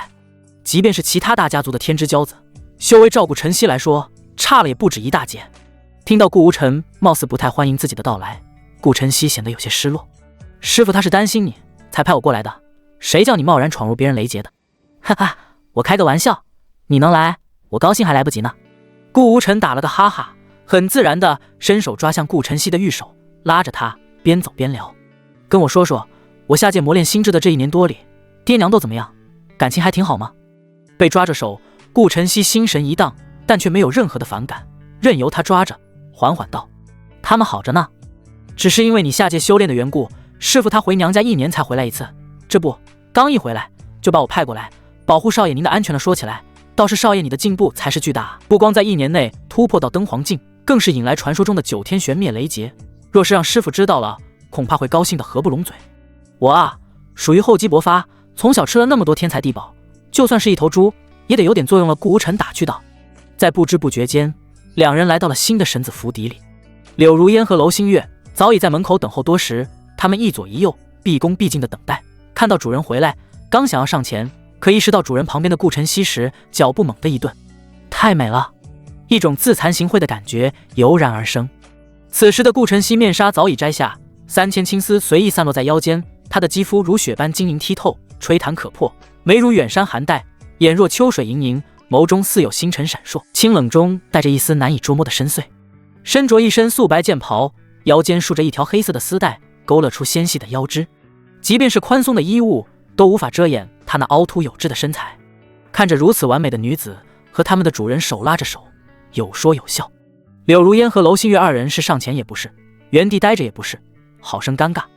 你们两个先下去吧，有事儿我会再来找你们。顾无尘摆了摆手，挥退了两女。现在顾晨曦来了，自然暂时用不上他们了。要知道他可是反派，什么情啊，那是主角才会做的事，收这二女不过是为了私欲罢了。是，主人。二女盈盈告退，顾无尘带着顾晨曦走入了府中，一直走到一处庭院的石桌前坐下。顾晨曦一副欲言又止的样子。少爷，有事直说，我们两个还有什么不好意思的？顾无尘亲自为他倒上一杯茶水，笑着说道。那好，不过我说了，少爷可不准生气。自然。接过茶水，轻轻地抿上了一口。顾晨曦道，我从刚刚那两名女子的身上感受到少爷的气息，想必是都被宠幸过。可您万金之躯，下界女子哪里配得上？即便是收作侍女，也是他们高攀了。所以我想，如果少爷还有需要的话，咱们可以像以前那样另寻他路，倒也能让少爷缓解一二。噗！顾无尘刚喝进口中的茶水，瞬间喷了出来，直射在毫无防备的顾晨曦脸上。顾晨曦的脸庞被茶水全部浸湿，额头上的发丝不断滴落水珠，他微微张开嘴巴，一脸懵逼的呆愣在原地。咳，此事稍后再议，暂且不提。咳嗽了几声过后，顾无尘难得的老脸一红，暗道罪过。明明是不沾人间烟火，清冷孤傲的女剑仙，怎么被自己调成了这副模样？说起来还是怪自己，毕竟自己当初穿越过来是个胚胎，但实际的年龄却是已经生活了20多年的老登。面对如此如花似玉的姑娘，又如何能把持得住？可关键是顾晨曦体质特殊，乃是老妈花了很多代价才找来给自己将来修炼用的。自己修炼不到圣境，是不能提前做出最后一步的。但那时候他的修为非常浅薄，整日被关在顾家里，哪也出不去，只有顾晨曦陪着自己。所以在长年累月的哄骗之下，两人之间除了最后那一步，几乎该做的都做了，而且还是由他这名老司机亲自指挥的。少爷，您没事吧？反应过来的顾晨曦连忙拿出一只手帕，贴心的为顾无尘擦拭嘴角，自己脸上的水渍则是轻轻一抹，便全部消失干净。没事，我没事。至于你刚刚所说的话，在我老妈面前可千万不要提及。顾晨曦乖巧的点头，这是属于他们两个的秘密，迄今为止都没有被师父发现。说起来，师父现在还以为他和少爷的关系一般，哪里知道自少爷长大后他们都做过什么，不然的话也不会对自己那么不放心，重新坐定。顾无尘再次沏上一壶茶水，只不过目光却时不时地瞄向顾晨曦那与石衣所接触的圆润上。顾动没被提起也就罢了，如今被顾晨曦提起来，难免想到了之前的种种，也不知道他当初是怎么忍受疼痛的，自己还真是 CES。 强忍着收回目光，顾无尘心中对修为的提升有了很大的急迫，看来还是要多杀天命之子才能早日突破啊。对了，击杀欧阳青云的100连抽还没有用呢，希望能出一些好东西。这样想着，门外突然传来了敲门声。进。柳如烟端着一盘水果走了进来，她始终低着头，尽量把姿态放到最低，因为她知道在眼前的完美女人面前，什么都不做才是最明智的选择。而顾晨曦则是又恢复了那清冷的姿态，喝着茶水不发一言，将水果放在石桌上。柳如烟微微欠身，开口说道：圣地内留守的长老让奴婢询问神子大人，圣地外面有许多老怪物在原地杵着，始终不曾离开，需不需要把他们早点打发走？哦，他们在外面做什么？该不会要攻打我们圣地吧？那真是太好了。顾无尘茫然，那时的他一直再度雷劫，并不知道发生了些什么。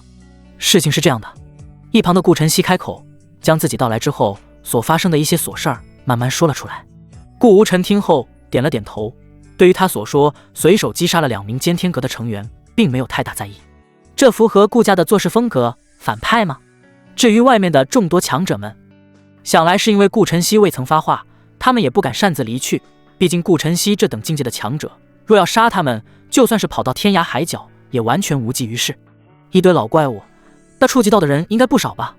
顾无尘想起系统新激活的技能痕迹探查系统，心中有了决断。走，我们出去瞧瞧，希望这些老怪物能给我一些惊喜。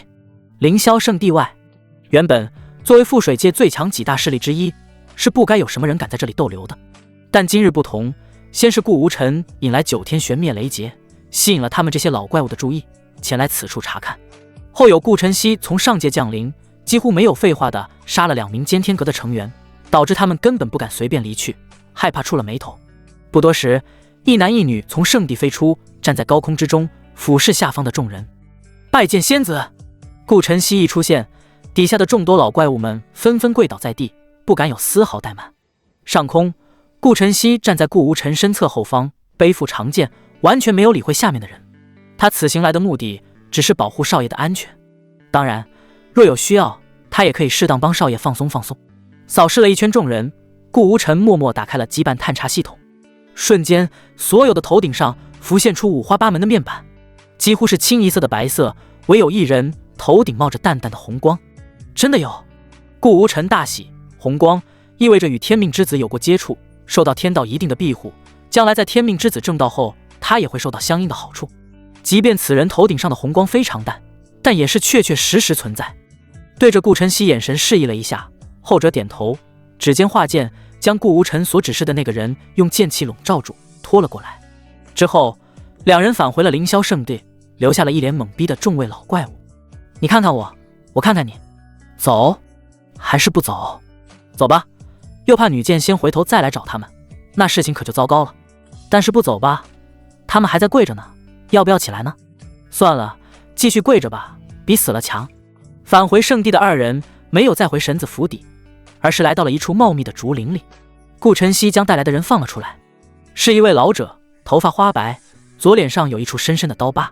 顾无尘随即打开了他的面板，姓名张博，身份混沌圣地接引人，负责在民间寻找有修炼天赋的人送到圣地，年龄863岁，境界蜂王境7重，体质无，命格小有福缘，与天命之子交集，曾接引天命之子纪云加入混沌圣地。纪云？顾无尘眉头一挑，来了，下一个天命之子还是加入与他凌霄圣主齐名的圣地之一。我问你，顾无尘问向面前有些迷茫的老者，纪云你可认识？老者一愣，没想到对方会问这个问题，不过还是仔细思索一番，回答道，在下活了几百年，名叫纪云的人没有1000也有800，不知大人说的是哪一个？听到这话，反倒是顾无尘愣了一下，转念一想也是，纪云这个名字非常普通，又是2个字的，覆水界虽是下界，但也要比前世的地球大上无数倍，重名是很正常的事情。那你负责接引工作，接引过名叫纪云的人吗？或者说接引过几个纪云？这个老者的脸瞬间变成了苦瓜样。不瞒大人，小的确实负责接引工作不假，但那些接引来的孩子众多，我们都是用序号标注，只有通过圣地的考核，变成外门弟子之后，才会重新记录他们的名字。而且圣地所设立的接引堂众多，几乎遍布了整个下界，很多在我这只是走个过场便送到圣地考核，我并没有记住确切的名字。好了，顾无尘抬手打断了老者的话，他也听明白了，眼下只知道纪云这个名字是不能精确锁定到具体个人的。此时的天命之子纪云可能已经加入混沌圣地多年，在哪里苟着修炼，也有可能还没有加入圣地，正在去往参加圣地考核的路上，都说不定。这样的话，我派一个人全力协助你寻找纪云，把所有符合要求的全部给我记录下来，但要记住不可轻举妄动，记录之后由我亲自处理。说完，顾无尘叫来了柳如烟。柳如烟是凌霄圣地的圣女，再加上有自己的口谕，可以更好的让凌霄圣地的人配合完成工作。至于要求，最近5年不10年，10年内凡是加入到混沌圣地，名字叫做纪云的，一个不漏，全部都要查出来。当然了，去往考核路上的人也不要落下，我给你们3天的时间。如此要求是经过顾无尘精心琢磨的，倘若纪云已经加入了混沌圣地10年以上，按照天道的尿性，恐怕距离正道成帝都不远了，所以把时间线拉到10年以内，已经是非常稳妥的撒网范围了。吩咐过后，柳如烟带着几位凌霄圣地的长老和接引人离去了。一旁的顾晨曦忍不住问道，少爷，这纪云什么来头，居然劳动你如此大费干戈？嘿嘿，天机不可泄露。顾无尘卖了个关子，没有明说。顾晨曦也很聪明的，没有继续问下去，转而进行别的话题。那少爷下一步有什么打算？按照顾家的祖训来说，需要下界磨练3年才可以回到上界，但如今少爷已经迈入登黄境，再留在下界意义不大，可以申请提前回到家族，不需要待满3年的。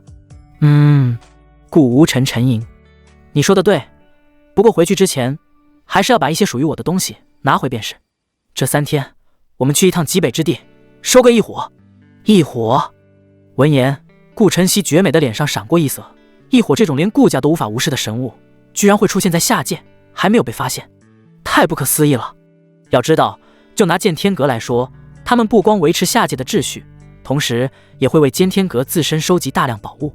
可以说，但凡出现某个连他们都眼馋的宝物，最终是不会落在下界本土之人手中的，除非是像凌霄圣地这样上面有人的。另一边，剑天阁上界几大超级势力之一，为数不多拥有准地强者坐镇的势力。此时此刻，大殿内阴沉一片，主位子上，副阁主脸上充满怒气。哼，覆水界当真是不太平，前有麒麟虚影投入进去，我们看在紫麒麟紫云的面子上，也就选择睁一只眼闭一只眼，可后面居然直接有势力降临真身，杀我阁成员，当真把我们剑天阁当成2流势力了。殷阁老，死亡回溯的事情就交给你了，帮我看看是什么人，如此不知死活。是。很快，一幅画面展现在大殿之中，上面有2个人，正是当初被顾晨曦所斩杀的老5和老6。但奇怪的是，并无法看到斩杀他们的人，只隐隐听到一句顾家办事。画面就此终结。顾家，咱们上界有这个势力？副阁主皱眉，觉得顾家有些熟悉，但却怎么都想不起来，想着该不会是什么小家族吧。可他身边的阁老却是猛地身子一抖，颤颤巍巍地说道：副阁主，顾家该不会5大远古世家之首的长生顾家吧？长生顾家。听闻此言，副阁主脑瓜子嗡的一声，陷入了宕机状态。他怎么会不知道顾家？只不过顾家距离他们太过遥远，不是距离上的远，而是地位上相差太多，以至于不属于一个层面上，平日里更是很难见到顾家人一面，所以根本没敢往这方面想。现在副阁主瞬间慌了，他瞪大了眼睛看着殷阁老。顾家，你确定？基本确定。殷阁老语气沉重的点点头。顾家的霸道人尽皆知，但凡其他小家族姓顾，都不敢以顾家自称，而是改姓古或者古，所以顾家仅此一家。死！我干！副阁主再也忍耐不住情绪，发出歇斯底里的怒吼，并爆出粗口。现在，你们立刻跟我前去道歉，备上厚礼，希望还来得及。是，副阁主。可顾家距离我们这甚远，一时半会儿怕是到不了，要不要请示阁主启动时空方舟？底下的众人弱弱地提醒道。去你 M 的顾家，找死啊！副阁主一巴掌将说话的人扇飞。我们去找当事人，祈求他们的原谅。要是去顾家，恐怕没等我们开口，就会被灭得渣都不剩。广阔无际的平原上方，一男一女脚踩长剑，御剑飞行。少爷，你手往下一点，这样我有些不好保持平衡。哦，好。是我的疏忽，你接着飞。顾无尘悻悻地把手往下挪了几分，直至落在顾晨曦的腰上，才停止下来。其实有顾晨曦的到来，大可以带着他在一念之间穿梭于整个下界。至尊境，即便在下界会有一定程度上的压制，那速度也不是开玩笑的。而御剑飞行是顾无尘提议的，他小的时候就经常这么玩，自己修为不够，便让顾晨曦御剑带着他飞，自己再以测试他道心为由，对他上下其手，转眼过去了2个时辰。在刻意放慢速度的情况下，2人来到了大陆北部，白雪皑皑的大山随处可见，温度下降了几10度。对了，我记得福瑞神教的大本营离这里不远，也不知道凌天他们处理的怎么样了。顾无尘自顾自地说道。以他们的速度，应该还没有到。顾晨曦思索一番回答道，我估计再过个7、8个时辰才能到这里，要不咱们先去一趟。正有此意。嗖，一道白芒划过天际，直奔福瑞神教去。此时的福瑞神教聚集了众多强者，教主欧阳万里站在上方，身着白色丧服，漠视地看着一切。儿子的死亡，他通过魂牌第一时间就知晓了。他现在心里只有仇恨，这不仅仅绝了自己的后，更是毁了他神教不知多少万年来才燃起的希望。鸿运道体，哪怕没有瑞兽，将来的成就也不可限量，最少也会在上界混出属于自己的一片天地。可现在什么都没有了，一切都毁在了凌霄圣地的手上。他欧阳万里发誓，此生不灭凌霄，修为永世不得寸进。教众们，他粗犷的声音流传入在场每一个人的耳中。无教派名为福瑞，意味祥和平安，从不与人发生争执，是名门正教。吾儿更是在诞生的那一天，方圆万里出现福瑞异象，犹如仙佛降世，是整个覆水界的荣幸。人，这即将为我们带来祥瑞的孩子，死于那凌霄圣地之手，手段极其残忍，彻底抹去了我教乃至整个世界的气誉。你们说，我们该当如何？话音刚落，下面教众们发出震耳欲聋的呐喊：杀上凌霄圣地，为少教主讨个公道，为我教报仇！看着这一幕，欧阳万里欣慰的点点头。这就是神教的号召力，一旦自己发出振奋人心的演讲，他们一定会竭尽全力拥护，而不会有丝毫退缩的。尽管此行他不抱有太大的希望，但凌霄圣地敢如此杀他儿子，灭他希望，自己就是拼死也要啃下他们一块肉来。好，既然如此，我们现在就出发。他大手一挥，一辆方舟出现在神教上方。他没有顾无尘那辆辉煌大气，但胜在体积庞大，能够一次性载上许多人。嗖嗖嗖，无数道破空声，人们纷纷登上方舟。可就在这时，一道不起眼的剑芒从远处袭来，根本来不及做出任何反应。唰，剑芒穿过，遮天蔽日的方舟被拦腰斩断。恰好站在中央的教众们更是无一幸免，当场陨落至此。什么人？欧阳万里大惊，以他登黄境巅峰的修为，居然都没有看清是谁在哪里出的手。天边，顾无尘二人踏空而来。欧阳万里，欧阳青云的爹，我来这里只问你一件事：福瑞神教的所有强者，可是都被你聚集于此了。你是何人？为何会出现在我神教？欧阳万里腾空而起，站在了顾无尘的不远处，质问道。他眉头紧蹙，本命宝刀已然被他握在了手上。我是谁你还不配知道？我说过，我来只问你一件事。顾无尘微微摇头。你们神教的所有人都来到这里，可还有一漏。你被对方如此无视，甚至不愿意回答自己的问题，欧阳万里非常气愤。但刚刚的剑芒又令他不敢轻举妄动。他毫不怀疑那一剑的威力足以轻松穿过他的防御，心中更是思索着对方的来历，尝试地询问道：你们莫非是凌霄圣地的人？杀了吾儿还要灭我神教？话说出来后，他是越来越觉得有理，不然的话怎么会在这妖巧的时间上门，还一下杀了他们那么多强者？方舟上的教众们听到凌霄圣地一词，如同打了鸡血般涌来，将顾无尘二人围个水泄不通。见对方没有反驳，欧阳万里肯定了自己的猜测，对方就是凌霄圣地的人，是来斩草除根的。可恶，欺人太甚！握着长刀的手嘎吱嘎吱地作响。这一刻他愤怒到了极点，愤怒冲破了理智，登黄境巅峰的修为全开，手持长刀，身影瞬间消失在原地。下一刻他又出现在顾无尘二人的面前，长刀高高扬起，猛地挥下。给我死！话音刚落，顾晨曦口中微微吐出了一个字：定。刹那间，时间仿佛在这一刻停止，欧阳万里被定在原位，保持挥刀下砍的动作，就连眼珠子都无法动一下。接着一道清脆悦耳的破字传出，欧阳万里的半个身子轰然爆炸，血肉在天空中飘落，所有内脏器官全部裸露了出来。少爷说了，他来只问你们一件事，可还有教众没有到场。如此一幕，不少人都被吓破了胆，更是有胆小的人结结巴巴地回答道：没了。教主大人，他从3日前就开始召集我们回教，说是有大事发生，只是没想到一回来就听到了少教主的死讯，这才顾无尘扭头看向说话之人，对他笑了一下。不错，终于有一个能听懂人话的了。既然你们全部都在这，那就都不用走了。而你吗？看在你说话有功的份上，就奖励你最后再进翻一序吧。话毕，一张遮天蔽日、通体血红、冒着黑烟的旗帜伫立在神教的正上方。人皇幡开，诸位道友，请吧。整个神教刮起一股恐怖的邪风，它犀利惊人，即便是教内的强者都无法抵抗分毫。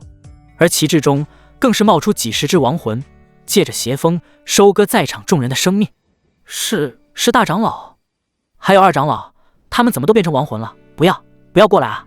待他们看清亡魂的真面目后，瞬间被吓得魂飞魄散，扭头就想逃走。可整个神教早已被人黄帆所笼罩，别说是逃了，就算是挪动一步都非常吃力。啊！不要杀我！噗！你们好狠！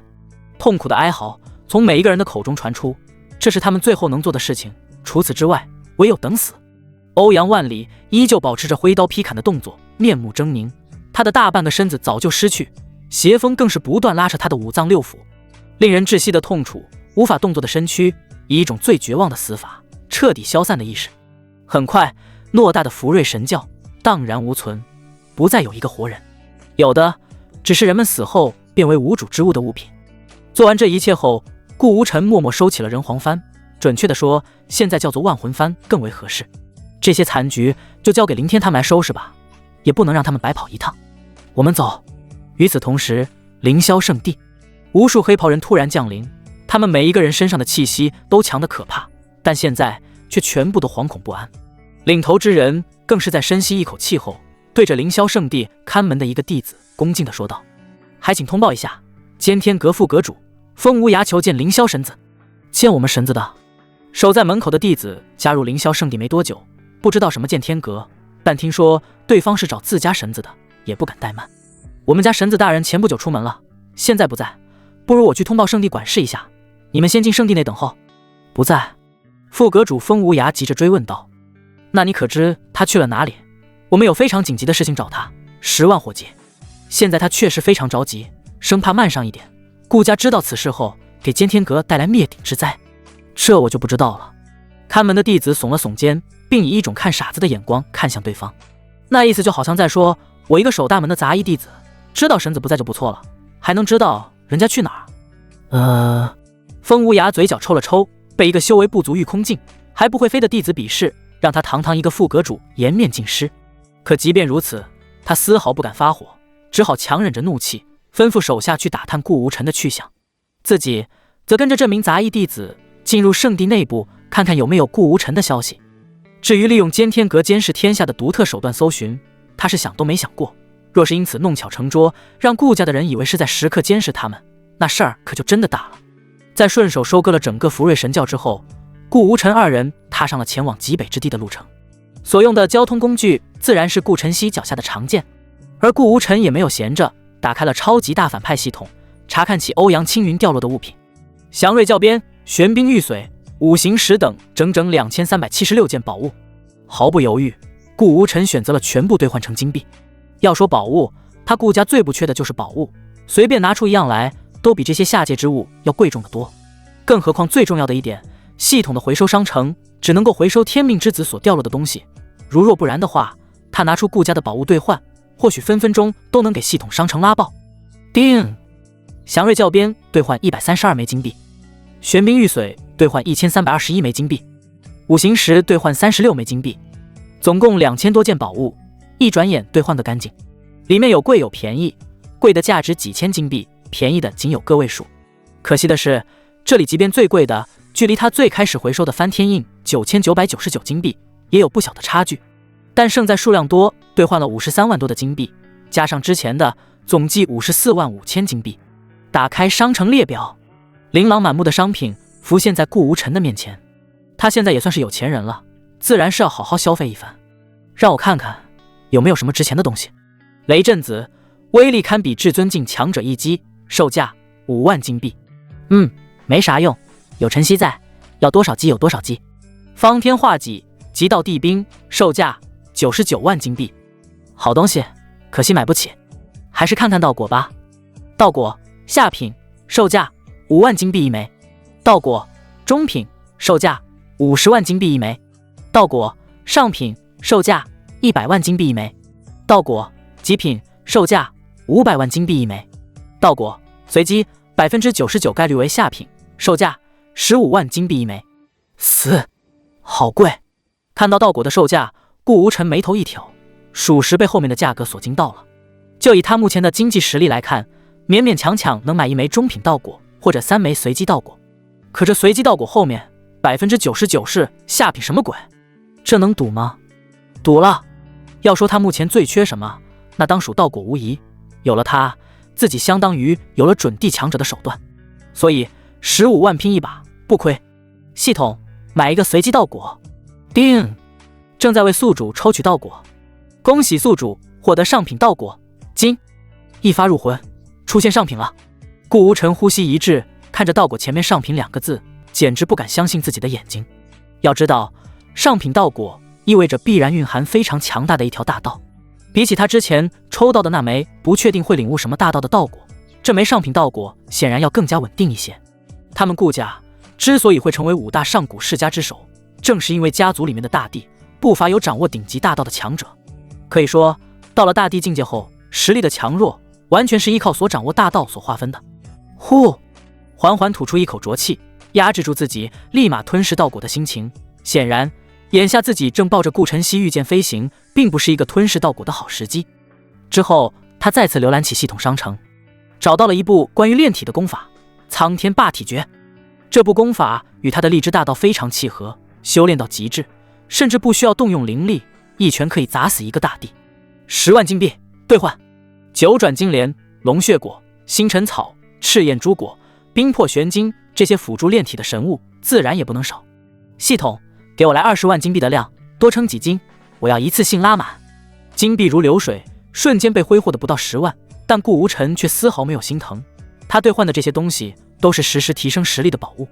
等极北之地收复一伙之后，他的实力将会有质一般的转变。到了那时，也是时候回到上界看看父母了。而接下来到最令他在意的时刻了，100连抽。系统开抽。叮，正在为宿主进行抽奖，恭喜宿主获得1万金币，恭喜宿主获得天元鼎红，恭喜宿主获得5000金币，返魂丹红，玄武甲草红，地心岩髓红，女子贴身肚兜金，大荒球天指附带一击金。抽奖足足持续了半刻钟，期间最差的也是5000金币，最好的甚至爆了2个金。顾无尘人妈了，从始至终嘴巴就没有合上过。这与自己第一次所抽的奖差距太大了吧？整整100抽，没有废掉任何一抽。莫非自己不是反派，而是真正的天命之子？不然的话，为什么抽奖的运气这么好？无论是100连抽，还是抽取随机稻果。不对，等等！顾无尘忽然意识到了什么。运气好，是鸿运道体。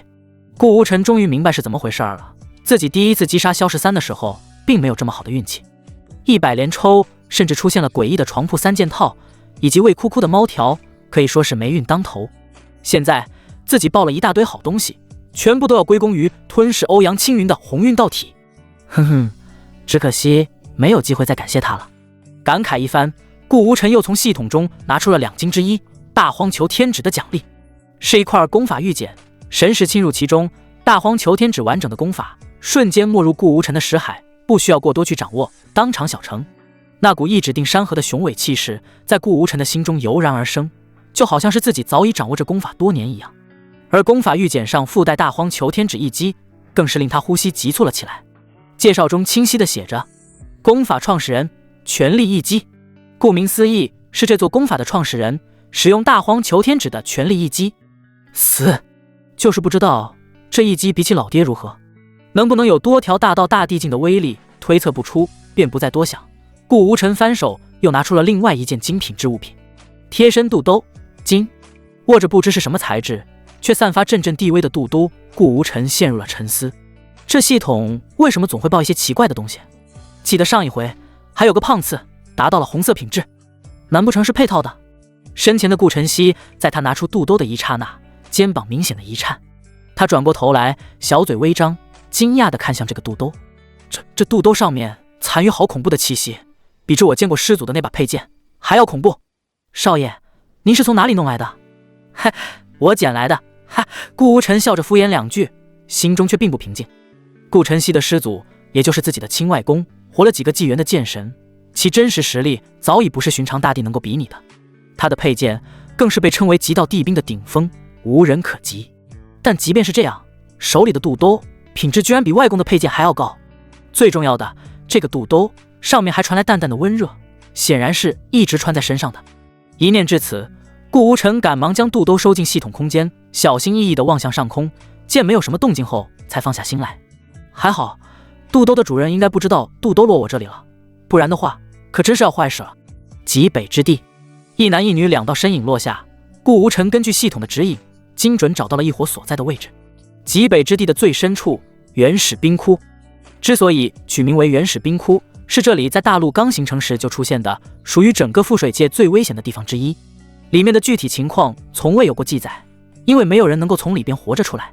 当然，顾无尘二人对此自然是完全无惧。我们走，进去瞧瞧。顾无尘大手一挥，两人相继步入其中。冰窟很大，即便是洞口也有几十丈那么高。走进去后，别有一番洞天，高度异常的高，温度也再次骤降，阵阵寒风袭来，哪怕是他刚突破灯黄境，也感到了些许不适。走了大概1刻钟，来到冰窟尽头，阵阵火光照亮着阴暗无比的冰窟。一朵冉冉升起的火苗出现在顾无尘二人的面前，它生长于一块古老的悬冰上，虽是火焰，但上面的火光却散发着恐怖的冷意。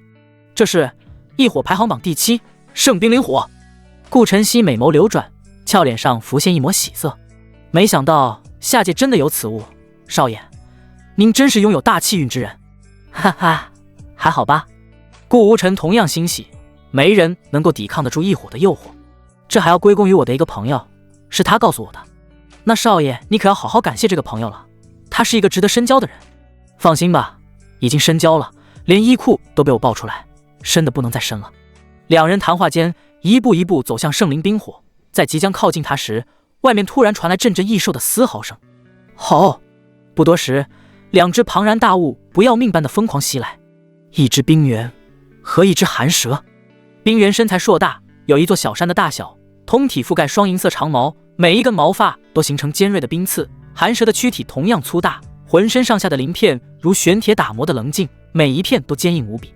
随着他们的到来，冰窟内一阵地动山摇，他们露出狰狞的獠牙，咆哮时喷出的并非热气，而是凝成实质的冰霜。顾无尘二人和两只庞然大物站在一起，两者形成了鲜明的对比，是雪域冰原和空境寒然，下界居然还有此兽，当真奇怪。顾晨曦一眼便看出了眼前两只异兽的来历。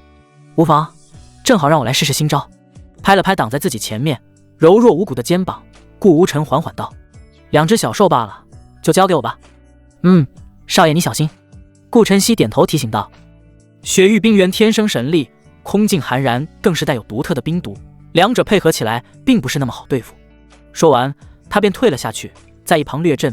他现在也很好奇少爷的实力到底有多强，短短1年时间未见，究竟到了何种地步。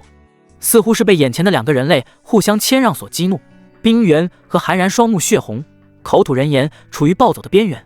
可恶，你们胆敢靠近圣火，找死！雪域冰原率先动了，举起他那如山丘般的巨拳，朝着顾无尘狠狠砸来。嗡嗡，刺耳的破空声传出，拳头所过之处，空气都被冻结成了无数冰凌，他们随着拳头一起疯狂袭来。来得好！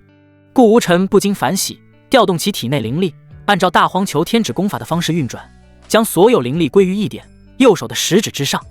背后更是隐隐浮现出一抹巨大的神魔虚影，眼眸一寒，大荒求天指。背后神魔虚影骤然凝实，一尊横贯冰窟的苍青巨指虚影随势压下，指节纹路如山间沟壑，碾碎星辰的威压让冰原拳风凝滞半空。玄冰崩塌声中，巨指虚影与冰原拳风相触，咔嚓！雪域冰原那引以为傲的坚硬雪白毛发寸寸湮灭，背部冰甲出现密密麻麻的裂缝。只听轰的一声，裸露出猩红血肉，他惊恐的嘶吼甚至还没有发出，指引已然贯穿他的胸膛，肆意破坏着五脏六腑。寒气倒卷，整座冰窟穹顶被大荒求天指的余威翻飞，暴露出极北灰暗的天穹。轰隆！小山般的巨猿轰然倒地，眉心处涌现蛛网裂痕，一直蔓延至全身，硕大猩红，双眼满是绝望与临死前的不甘。一击秒杀，这远不属于下界该有的异兽，被顾无尘所使用的大荒求天指一击秒杀。呼呼！顾无尘大口大口喘着粗气，这一招虽强，但所带来的消耗也是巨大的，几乎抽干了他体内所有的灵力，包括精神上都出现了些许疲惫。以他目前灯黄境的修为，也仅能使用一下。晨曦，这只小蛇就交给你了，我调整一下，准备吸收一火。剩下的空境寒然，顾无尘自然不打算再继续出手，既然大荒求天指的威力已经试验过了，自己接下来的任务便是安心吸收异火。好，顾晨曦的话音刚落，空境寒然，好似看到了什么大恐怖一般，双目凸起，口中性子不安分地发出滋滋声。下一刻，整个身躯开始崩坏，足有100丈长的蛇身在短短几个呼吸间寸寸断裂，变成了一块又一块的蛇肉。如果说顾无尘对战雪域冰原是完全以碾压之势秒杀对方，那顾晨曦杀掉空境寒然就是完全不讲道理了，甚至都没有出手，仅仅靠着自身剑意便轻松解决对方，呼吸都不曾乱上一丝。望着已经变成蛇肉的空境寒然，顾无尘暗自啧舌，自己这位青梅竹马监护道人是越来越强了，自己若不赶紧再提升些实力，恐怕将来回去上界只能光吃软饭了。目光渐渐移向玄冰上的异火，体内吞天神体变得蠢蠢欲动起来。别人吞噬异火可谓是九死一生，需要小心再小心，一丝一丝的缓慢吞噬，即便成功吞噬也要花费不少的代价。但自己完全不同，吞天神体那是连天都能够吞噬的恐怖体质，小小一火简直不足挂齿。圣灵冰火，来！顾无尘采用了最简单粗暴的方法，将其一口吞下。寒冷刺骨的异火吞进了体内，刹那间浑身经脉被冻结，流速变得极为缓慢。这时候吞天神体启动了，它霸道的吞噬力将异火所带来的负面作用全部吞噬干净，就如同那日吞噬天命之子一样，完全不讲道理。旁边顾晨曦站在顾无尘不远处，以强而立，眉头紧锁。他对于少爷这种粗暴的吞噬方式感到非常担心，但事已至此，他也无法多加干涉。吞噬异火的时候必须要集中全部注意力，他唯一能做的也仅仅是一旁护法。时间一分一秒的过去，美眸下注意到少爷体内的异火变得平缓。顾晨曦刚移开目光，顾无尘体内突然爆发出炽热又寒冷的气息。什么？少爷这么快？他忍不住一惊，距离少爷一口吞下异火过去了不到半刻钟的时间，居然已经吞噬完毕了。这是吞噬异火，还是在吃颗灵果啊？在他的注视下，顾无尘的上方涌现出恐怖又巨大的灵力漩涡，他疯狂吞噬着灵气，吞噬着这只极北之地独特寒冷的灵气，全部输送到顾无尘的体内。修为在顷刻间猛然暴涨，灯黄境2重，灯黄境4重，灯黄境6重。唰！顾无尘猛地睁开双目，一抹寒芒闪过，眼前的空气都为之冻结。感受着体内的修为，心中暗道：才6重吗？继续把异火附带的能量化为修为，有些急功近利，不如趁此机会用异火助自己修炼苍天霸体诀。想到便做，一颗玉简出现在手中，直接捏碎苍天霸体诀的完整功法，瞬间烙印在顾无尘的脑海之中。九转金莲、龙血果、星辰草、赤焰珠果、冰魄玄晶更是被顾无尘全部拿出来，足足落了有2个人那么高。顾无尘随手抓起一大把，塞进了嘴里，开始修炼苍天霸体诀。见此一幕，顾晨曦眉头一挑，平日里对一切事物都古井无波的他，嘴角罕见抽搐了一下。少爷他要干嘛？先不说少爷哪来如此多的炼体神物，就说这个数量未免有些太恐怖了吧。寻常人拥有它们也是会想办法炼成丹药，以最温和的方式所吸收，哪里有一口一口猛炫的。在顾晨曦紧张、心脏扑通扑通直跳的注视下，顾无尘左右开弓，左手抓起一把塞进嘴里，右手捏紧随其后再抓一把，如此循环往复，仅仅1炷香的时间，2个人那么高的炼体神物被吞噬得一干二净。差不多了，顾无尘心中默念，随即运转起苍天霸体诀，将吞天神体所吞噬掉的神物精纯能量在4肢百骸分散开来。轰！体内发出尖锐的爆鸣声，配合上异火的淬炼，体质上的强度在疯狂突破。如此一夜时间悄然而过，月落日升，第2日清晨，成了。顾无尘再次睁开眼，握了握从外表看来毫无变化，实际上却要坚韧无数倍的双拳，心中狂喜。据他估计，自己现在的肉身强度，若再遇见9天玄灭雷劫，恐怕自己都可以睡着觉渡劫，而不会受到一丝一毫的伤害。配合上力之大道与异火，战力方面呈指数形式增长。欣喜过后，望向距离自己不远处盘膝而坐，陪自己一夜的顾晨曦，目光中闪过一丝柔和。有如此家人守护，自己才能赶在这冰天雪地之下肆意的吞噬异火与提高肉身。顾晨曦也随之睁开了眼睛，正巧与顾无尘双目对视，俏脸闪过一丝嫣红。恭喜少爷成功突破，我们现在要离开吗？走吧。顾无尘点了点头，一伙收取完毕后，这里已经没有什么再待下去的必要。过些时日，把下界的事宜处理完毕，也该回去了。福瑞神教遗址，2队人马大眼瞪小眼，其中一队身着黑色斗篷，显得非常着急，不断抓着脑袋，眼看都快要哭了。副阁主大人，神子大人的去向，我是真的不知。凌霄圣主凌天一脸无奈地说道：“这不，本来我们此行的目的是来彻底毁灭这福瑞神教，没成想神子大人先来一步，捣毁了这里，我们才在这里收拾残局的。”唉，剑天阁副阁主风无涯重重地叹息了一声，好不容易打探到神子顾无尘的消息，没成想扑了个空。现在的时间是每过去1分，他的心都要紧张一点，生怕自己回到剑天阁的时候，大本营已经被顾家随手灭掉。罢了罢了，我再去寻找吧。风无涯摆了摆手，落寞地带着人离开。想他一个堂堂剑天阁的副阁主，居然连一个人都找不到，实在窝囊。不过他倒也不是完全没有收获，人没找到，却是得到了顾无尘身份的消息，居然是上界5大远古世家之首长生顾家的唯一嫡系后人。听到这个消息后，他只觉得天都塌了。原本他还以为是顾家的某某旁系，恰巧来此界把自己2个不长眼的手下给杀了，想着自己带一些好处堵住那人的嘴也就罢了，可没成想居然是顾家神子亲自来了，这还怎么堵？把整个剑天阁送给他都堵不上吧。心里更是疯狂吐槽，你说你一个顾家的神子，这么大身份的人，没事儿跑下界来做什么？再者说来就来吧，提前打个招呼不行吗？他可以亲自护送啊。唉，又是一声长叹，他现在非常的迷茫，走出了福瑞神教的遗址，望向一望无际的天空，眼神空洞。恰逢此时，高空中一道剑芒闪过，转瞬即逝。什么人？好快的速度！覆水界什么时候出现了这种人物？就在他迷惑不解的时候，身旁的老者忽然说道：“副阁主，下界之人不可能有那么快的速度，唯有上界降临的人才有可能。所以说，会不会是那顾神子的护道人？”一语惊醒梦中人，风无涯瞳孔一缩，他自然知道顾无尘身边有一个实力强悍的女剑仙，猛地一拍脑袋，大声喝道：“还等什么呢？快去帮我拦住他们啊！他们就是顾家的人。我说，你们是什么人？劫道的？”万里高空之上，顾无尘看向对面一众修为深厚、身着黑斗篷的人，笑着问道。就在刚刚，自己抱着顾晨曦飞得好好的，这一群人突然窜了上来，把他们截停，还说着什么终于找到你们，太好了之类的话。少爷，对方可能来者不善，最强之人比我的修为还要高，小心些。身后的顾晨曦小声提醒道。无妨。顾无尘摆了摆手，一枚玉简已经被他捏在了手里，这是自己下界之前父亲留给他的最大底牌之一，蕴含地境的权力一击。不到万不得已，他是不想使用的，因为地威的恐怖，哪怕是一丝丝，也会在顷刻之间便会毁灭了这下界。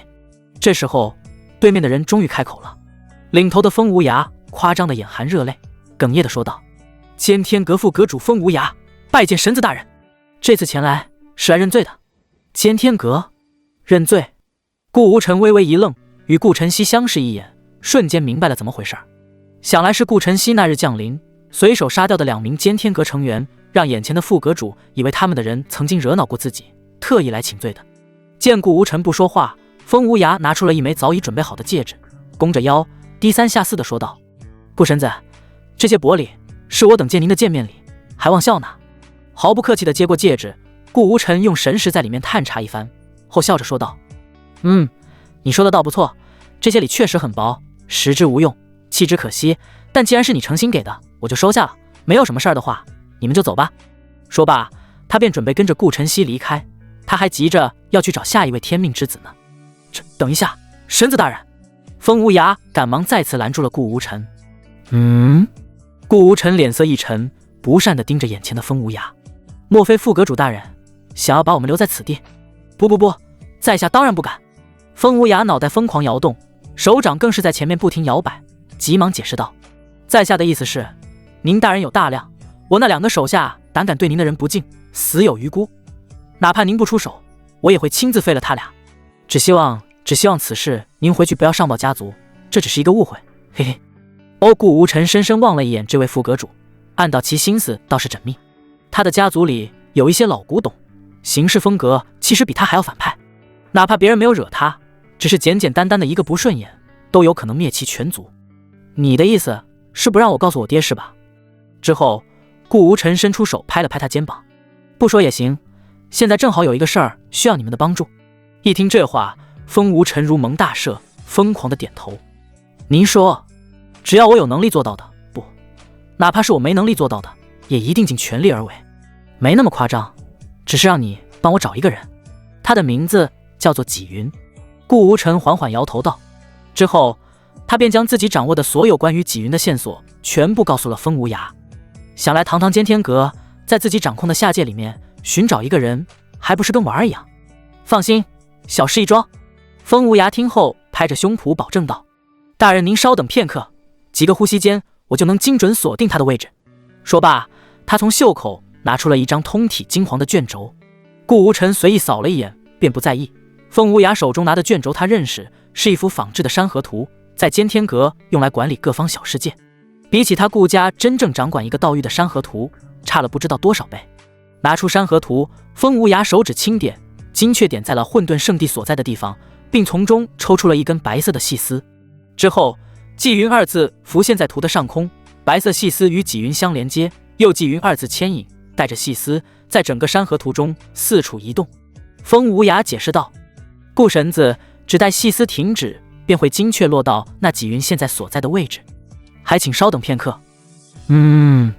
顾无尘点头，目光随着细丝慢慢移动。转眼1刻钟时间过去，细丝好像无头苍蝇一般在山河图上乱窜，时而向南，时而朝北，完全没有方向，甚至由于移动的太过混乱，自身居然打了一个死结。风阁主，这就是你所说的几个呼吸间便能找到他？顾无尘低沉地问道，语气中带有一丝不悦。这不应该啊！风无涯冷汗直流，这种情况他也是第一次见到。按照以往的经验，寻找一个下界的人是非常轻松的事情，山河图甚至可以在短短一瞬间寻找成千上万的人具体所在。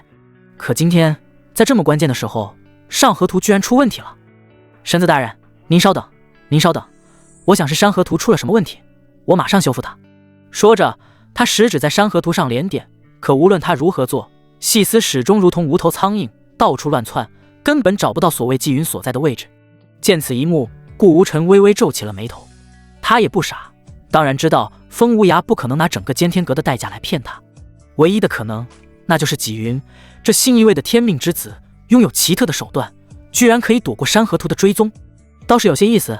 隐藏流的主角吗？顾无尘略一沉吟，便有了计策。既然无法主动找到他，那就让他自己出来。风阁主，既然你找不到我想要的人，我也不想多说什么。那此人的身份背景以及有无亲属，总能够查得到吧？还在忙活修复山河图的风无涯一听这话，如蒙大赦，不要命的疯狂点头。当然，这比找他还要容易得多。我立马派人去打探，不，我亲自去。他现在恨不得赶快离开，眼前这位顾家神子所给的压力太过大了，再加上山河图临时罢工，他真是连死的心都有了。那还不快去？顾无尘不悦地说道。我最多给你们1个时辰的时间，如果找不到，那以后就来顾家来见我吧。是，我这就去，您稍等片刻。风无涯听到顾家2个字，腿下的都有些软了，急忙带着自己一众手下去寻找消息，同时也是恨透了这个素未谋面的纪云。山间，顾无尘带着顾晨曦坐在一处临时开辟的洞府内，等待风无涯的这段时间，闲着没事便展示起自己新获得的异火。圣冰灵火一出，整个洞府的温度骤降了几10度，虽是火焰，却异常寒冷，而且是那种无视护体真气直刺入浑身经络的那种寒冷。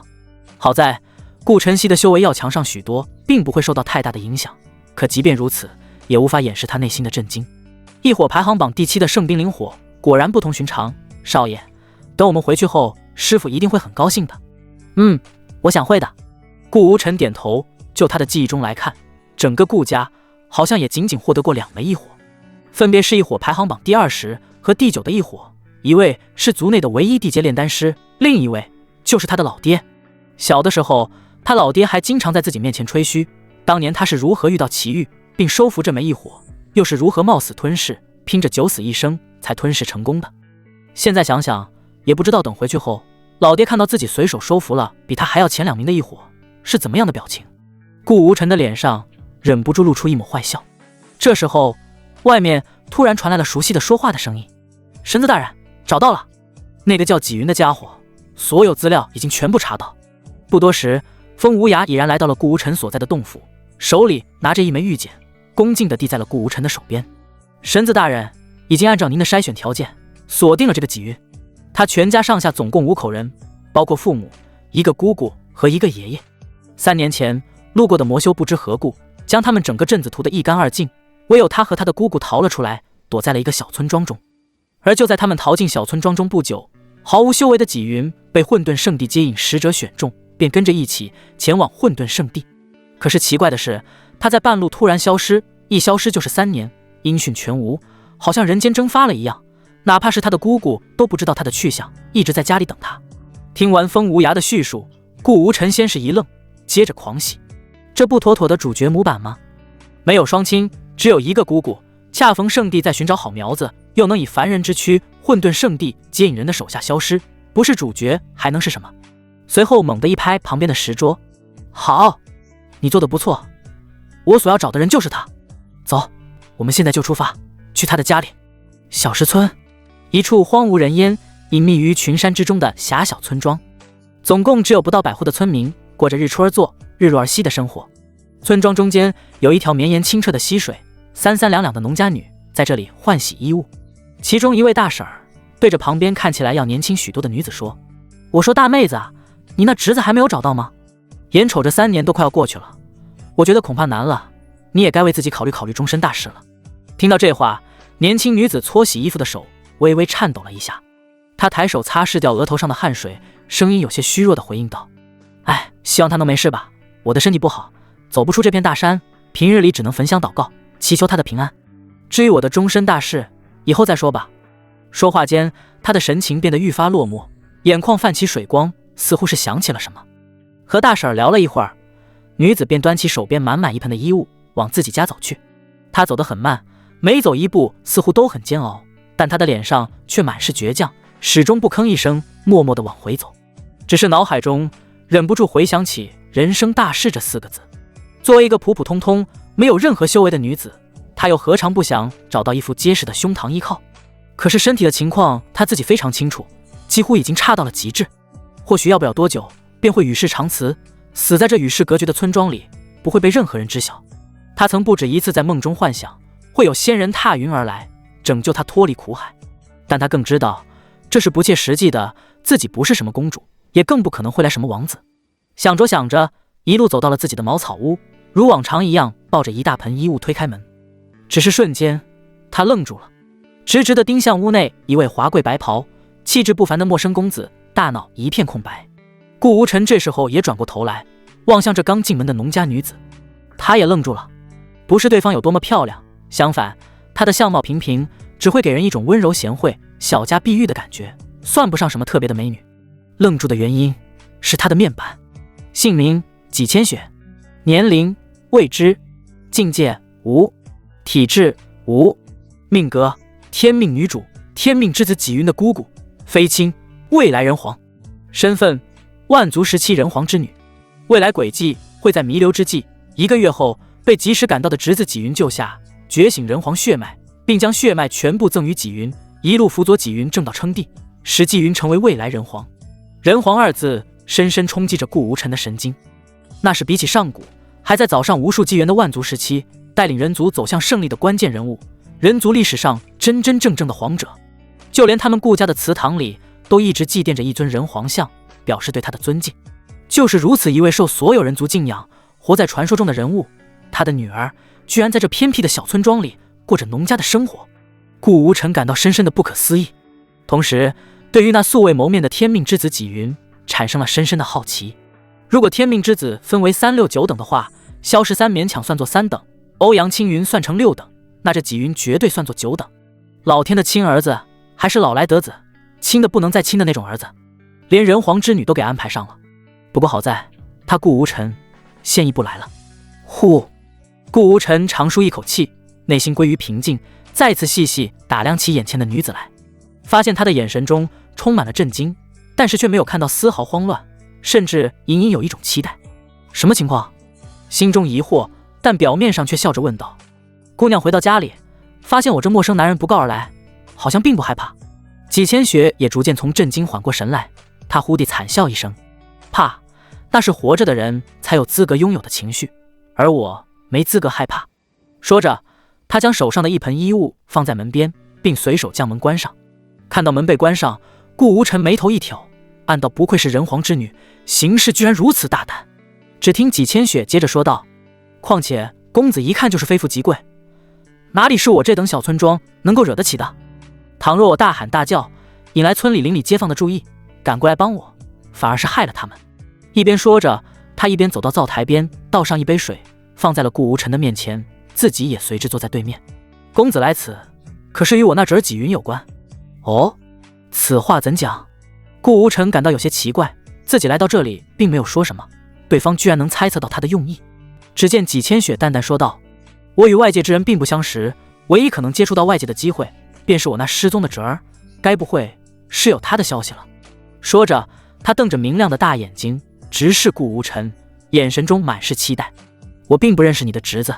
顾无尘摇头道，他没有说谎，迄今为止他都没有见过纪云的本人，何谈认识？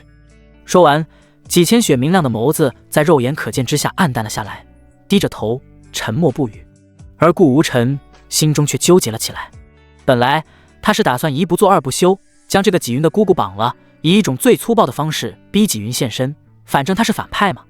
可现在知道她是人皇之女后，绑是肯定不能绑的了，这样极有可能弄巧成拙，也是对自家祠堂内的人皇大不敬。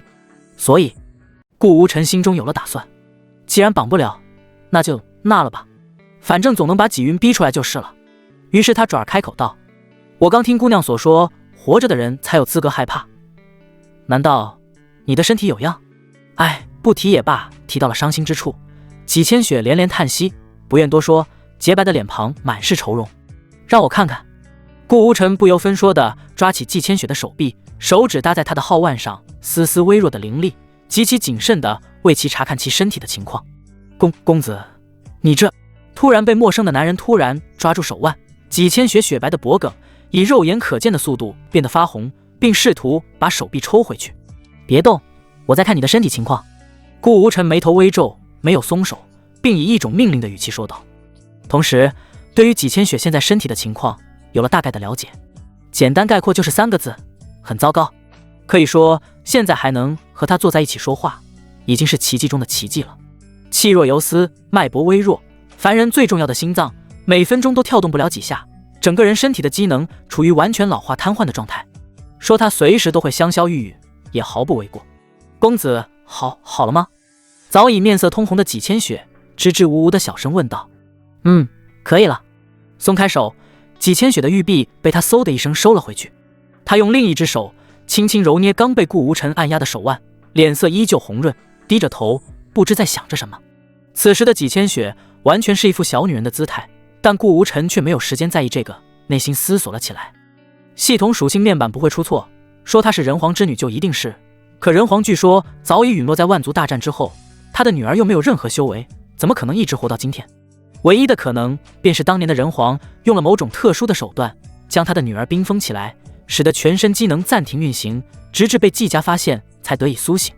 可顾无尘意识到了一个奇怪的地方。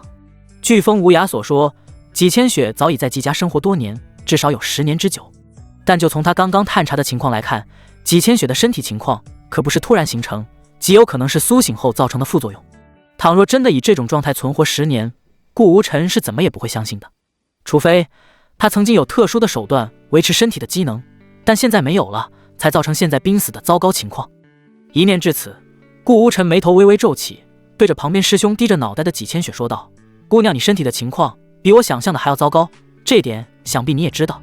按理来说，你在多年之前就已经死了，可仍能活到今天，是不是在此之前你拥有一些能够保持身体恢复机能的办法？话音刚落，顾无尘明显看到了纪千雪的肩膀轻轻颤抖了一下，含糊不清地说道，没有什么，我一直就是这样的。话没说完就被顾无尘立刻打断，撒谎对你没有任何好处，况且刚刚你才说过连死都不怕，为什么连一些曾经的事都不愿意提起？你这样做倒是让我有些小瞧你了。我听到这话，纪千雪轻咬着下嘴唇，显得有些纠结。在沉寂片刻过后，他似乎鼓足了勇气，长叹一声说道：“既然今日遇到公子，也是小女子与公子有缘，有些事情就当是不吐不快吧。反正我侄子已经消失3年，或许早已遇难了，也说不定。那东西应该也被遗失的不见踪影了吧？”顾无尘眉头一挑，暗叹果然跟纪云有关系，心中隐隐有了一些猜测，但却没有说出来，而是安安静静地听着纪千雪这位人皇之女诉说之前的经历。原来在纪千雪被纪云的爷爷意外发现当作义女之前，她一直带着一颗白色的宝珠在山林中居住。那颗宝珠的来历纪千雪记不得了，但在自己每次遇到危险的时候，宝珠都会散发出光芒，帮自己逃脱危险。除此之外，在自己睡觉之时将宝珠放于床头，它散发出的柔和能量会为自己的身体提供各种所需的机能，以及一点一点地帮自己恢复身体。据他估计，在他成为60多岁老太婆的时候，身体就会被恢复到正常人的程度，不再需要过度依靠宝珠来维持。可在3年前的一天，一切都变了。季家惨遭灭门，宝珠再一次发挥它的功能，带他逃脱。只是不知道为什么，他的侄子纪云居然也被宝珠一同带走，来到了这处小村庄内。但也正因如此，让纪云注意到了他的宝珠。紧接着，他们姑侄2人来到这座小村庄的第2天，恰逢遇到混沌圣地的接引使者来到这座村庄，寻找看有没有适合修炼的孩子。纪云很幸运地被选中。面对圣地的邀请，纪云当然没有理由拒绝。纪千雪也非常高兴，侄子有出息，他也算是不愧对纪大老爷子的恩情。只不过在纪云临走之前，突然向纪千雪提出了一个请求，那就是借白色宝珠一用，以防去往混沌圣地的路上遇到危险，可以随时逃脱，并承诺在3月之内就会回来归还宝珠，保证不会失言。原本纪千雪是一口拒绝的，宝珠的脱险能力倒是其次，可自己的身体完全离不开宝珠。3个月虽不至于让他香消玉殒，但没了他也会对身体造成一定的损伤。谁知道纪云听到拒绝后，竟然搬出了纪老爷子，也就是他的爷爷纪千雪的义父，说他是纪家唯一的独苗，若爷爷在世，也一定不会看着自己面临危险而没有一点保命底牌。话说到这份上，心软的纪千雪已经没有了任何再拒绝的理由。纪老爷子生前对他有大恩，他不是一个忘恩负义的人，于是便有了纪云跟随混沌圣地的接引使者离去，并带走了白色宝珠的事情。一转眼便是3年，纪云始终不曾回来，宝珠自然也下落不明。纪千雪的身体一天不如一天，每天都遭受着常人难以忍受的痛苦活着。起初他也以为是纪云骗了他，将宝珠拿走，从此不再回来。可在2年前，也就是纪云离开的1年后，混沌圣地派了一名弟子前来打探纪云的消息，说是那日接纪云走到半路，他借着要去方便的缘由突然失踪，即便是后来圣地长老出马，都没有发现他的踪迹。如此，纪千雪这才得知纪云消失不见了，连带着他保命的宝珠一同彻底消失。但具体是纪云自己主动失踪，还是被动遇难，他就不从得知了。一口气说了这么多，纪千雪的脸色变得愈发苍白起来。这是他埋藏多年在心底的事情，如今借着这个机会全部说出，心里舒服了许多，但身体上却变得更加糟糕了。柔弱的娇躯摇摇欲坠，好在顾无尘在旁边伸手扶住了他，才没有从椅子摔到地上。公子，我没事，只是有点头晕，睡一觉就好了。纪千雪强撑着身体不再往下倒，柔柔弱弱地说道。见到他还如此坚强，顾无尘微微一叹，听完他说的这些，再结合系统给的信息，他大致猜出了整个事件的前因后果。无非就是纪云这个所谓的天命之子，可谓是连吃带拿，强行夺取了本该属于纪千雪的所有机缘，包括他的人皇血脉以及他的全部。顾无尘翻手拿出了一颗品质上乘的丹药，对着纪千雪说道：这颗丹药虽然无法恢复你身体的情况，但却能保证你1个月内不再忍受任何痛苦，更不会死去，而是和寻常人一样正常的生活。你现在将它服下。望着顾无尘手心一看就贵重无比的丹药，纪千雪想都没想的连连摆手：不行不行，这颗丹药太贵重了，我不能收，还请公子收回去吧。小女子贱命一个，不值得浪费。话说到一半，纪千雪瞪着明亮的大眼睛，满脸的不可思议。因为此时顾无尘已经站在了他的身边，大手捏着他的脸颊，迫使他嘴巴张大，那颗丹药也随之被送入口中。丹药一进入口中，化作精纯的能量流入全身，身上的疼痛感骤然停止，纪千雪甚至忍不住发出一声呻吟。做完这些，顾无尘松开了手，看着脸色明显变得红润些的纪千雪，满意的点了点头。这次他为了即将收割的天命之子纪云，可谓是下了血本。喂给几千血的丹药是100连抽里，其中一颗红色品质的丹药，但凡服下，就算几千血现在心脏停止跳动了，也能硬让他再活1个月，阎王来了都带不走。走吧。顾无尘伸出手递在几千血的面前。去哪？几千血一愣，他还没从刚刚顾无尘强行塞他丹药的事情中缓过来，脑子处于晕晕的状态。去找你的好侄子。顾无尘淡淡说道。你的身体，据我推测，没有他带走的那颗宝珠，是没有别的办法恢复的。可是几千血有些犹豫，心思飘忽不定起来。刚服下的丹药做不了价，确实在时刻温养他的身体，其价值更是不用多说。从这一点看，这位公子虽有些霸道，但不是个坏人，自己对他同样没有反感。若不然也不能第一次见面就把埋藏在心底的秘密说了出来。姑娘。看着没有动作，低头不知想些什么的几千血，顾无尘再次开口，声音带有一丝不耐烦。有一点我需要提醒你，就如你刚见到我说的那句话一样，我的身份非富即贵，你只是农家凡人女子，我做什么你都反抗不了，也拒绝不了。无论是强行喂你丹药，亦或是强制带你走，还是做一些其他不好的事情，你都只能默默承受。所以接下来我无论要带你做什么，你只管点头称是，跟着我做便好，懂吗？听闻此言，纪念雪发红的脸庞浮现出一抹慌乱，忽然觉得自己这样有些令人寒心。是的，眼前的陌生公子说的不错，自己不过是普通的农家女子，还是快要死的那种，把她卖了也断然不值那丹药价值的几万分之一。公子又能图他什么呢？自己又有什么理由犹豫，亦或是反对公子要求他做的事呢？一念至此，他从椅子上站起，对着顾无尘深深鞠了一躬。感谢公子的丹药，缓解小女子身体的痛苦，刚刚是小女子内心狭隘，还望公子不要介意。我跟你走，今后无论您说什么，我都会听您的。说罢，他也伸出手，将自己的手搭在了顾无尘的手上，俏脸满是羞涩与坚决，眼神中更是流露出异样的神采。咦，几千血的突然的转变令顾无尘有些奇怪，但也没有多想，只当是普通的感谢与道歉，不过反应有些大而已。殊不知今日他突然造访，先是倾听几千血埋藏在心底的往事，又给他看病，最后更是强行塞给他丹药，使得其脱离身体的痛苦。这对一个多年来无依无靠，时刻在痛苦煎熬中度过的毫无修为的农家女子，是多么大的心灵冲击。凌霄圣地，神子府邸。顾无尘坐在床榻上，身后的顾晨曦贴心地为他揉捏着肩膀，并时不时夹起一颗灵果送入他的口中。而带回来的几千血则是让同样住在神子峰、住在楼星月负责照看。少爷，你刚刚所说的是认真的吗？此时顾晨曦非常惊讶地问向顾无尘，就连手指间的灵果都在无意间掉落在地。自然是真的，顾无尘轻飘飘回应道。我都已经吩咐下去了，让风无涯去通知各处势力，我将在3日后纳几千血为妾，到时候举办一场盛会，让他们都来参加。不是，可是顾晨曦变得语无伦次起来。这么大的事儿，是不是要提前通知师傅一声啊？再怎么说，这也是少爷您第一次纳妾。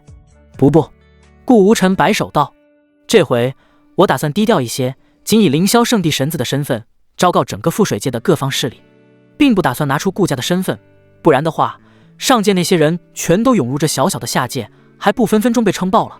说着，顾无尘的嘴角忍不住勾起一抹坏笑，这是他深思熟虑的结果，把时间定在3日后，不快也不慢，刚刚好。通过尖天阁昭告天下，消息是一定会在第一时间传入到纪云耳朵中的。再根据系统给予的未来轨迹来看，纪云会在1个月后现世，拯救濒死的几千血，获取芳心。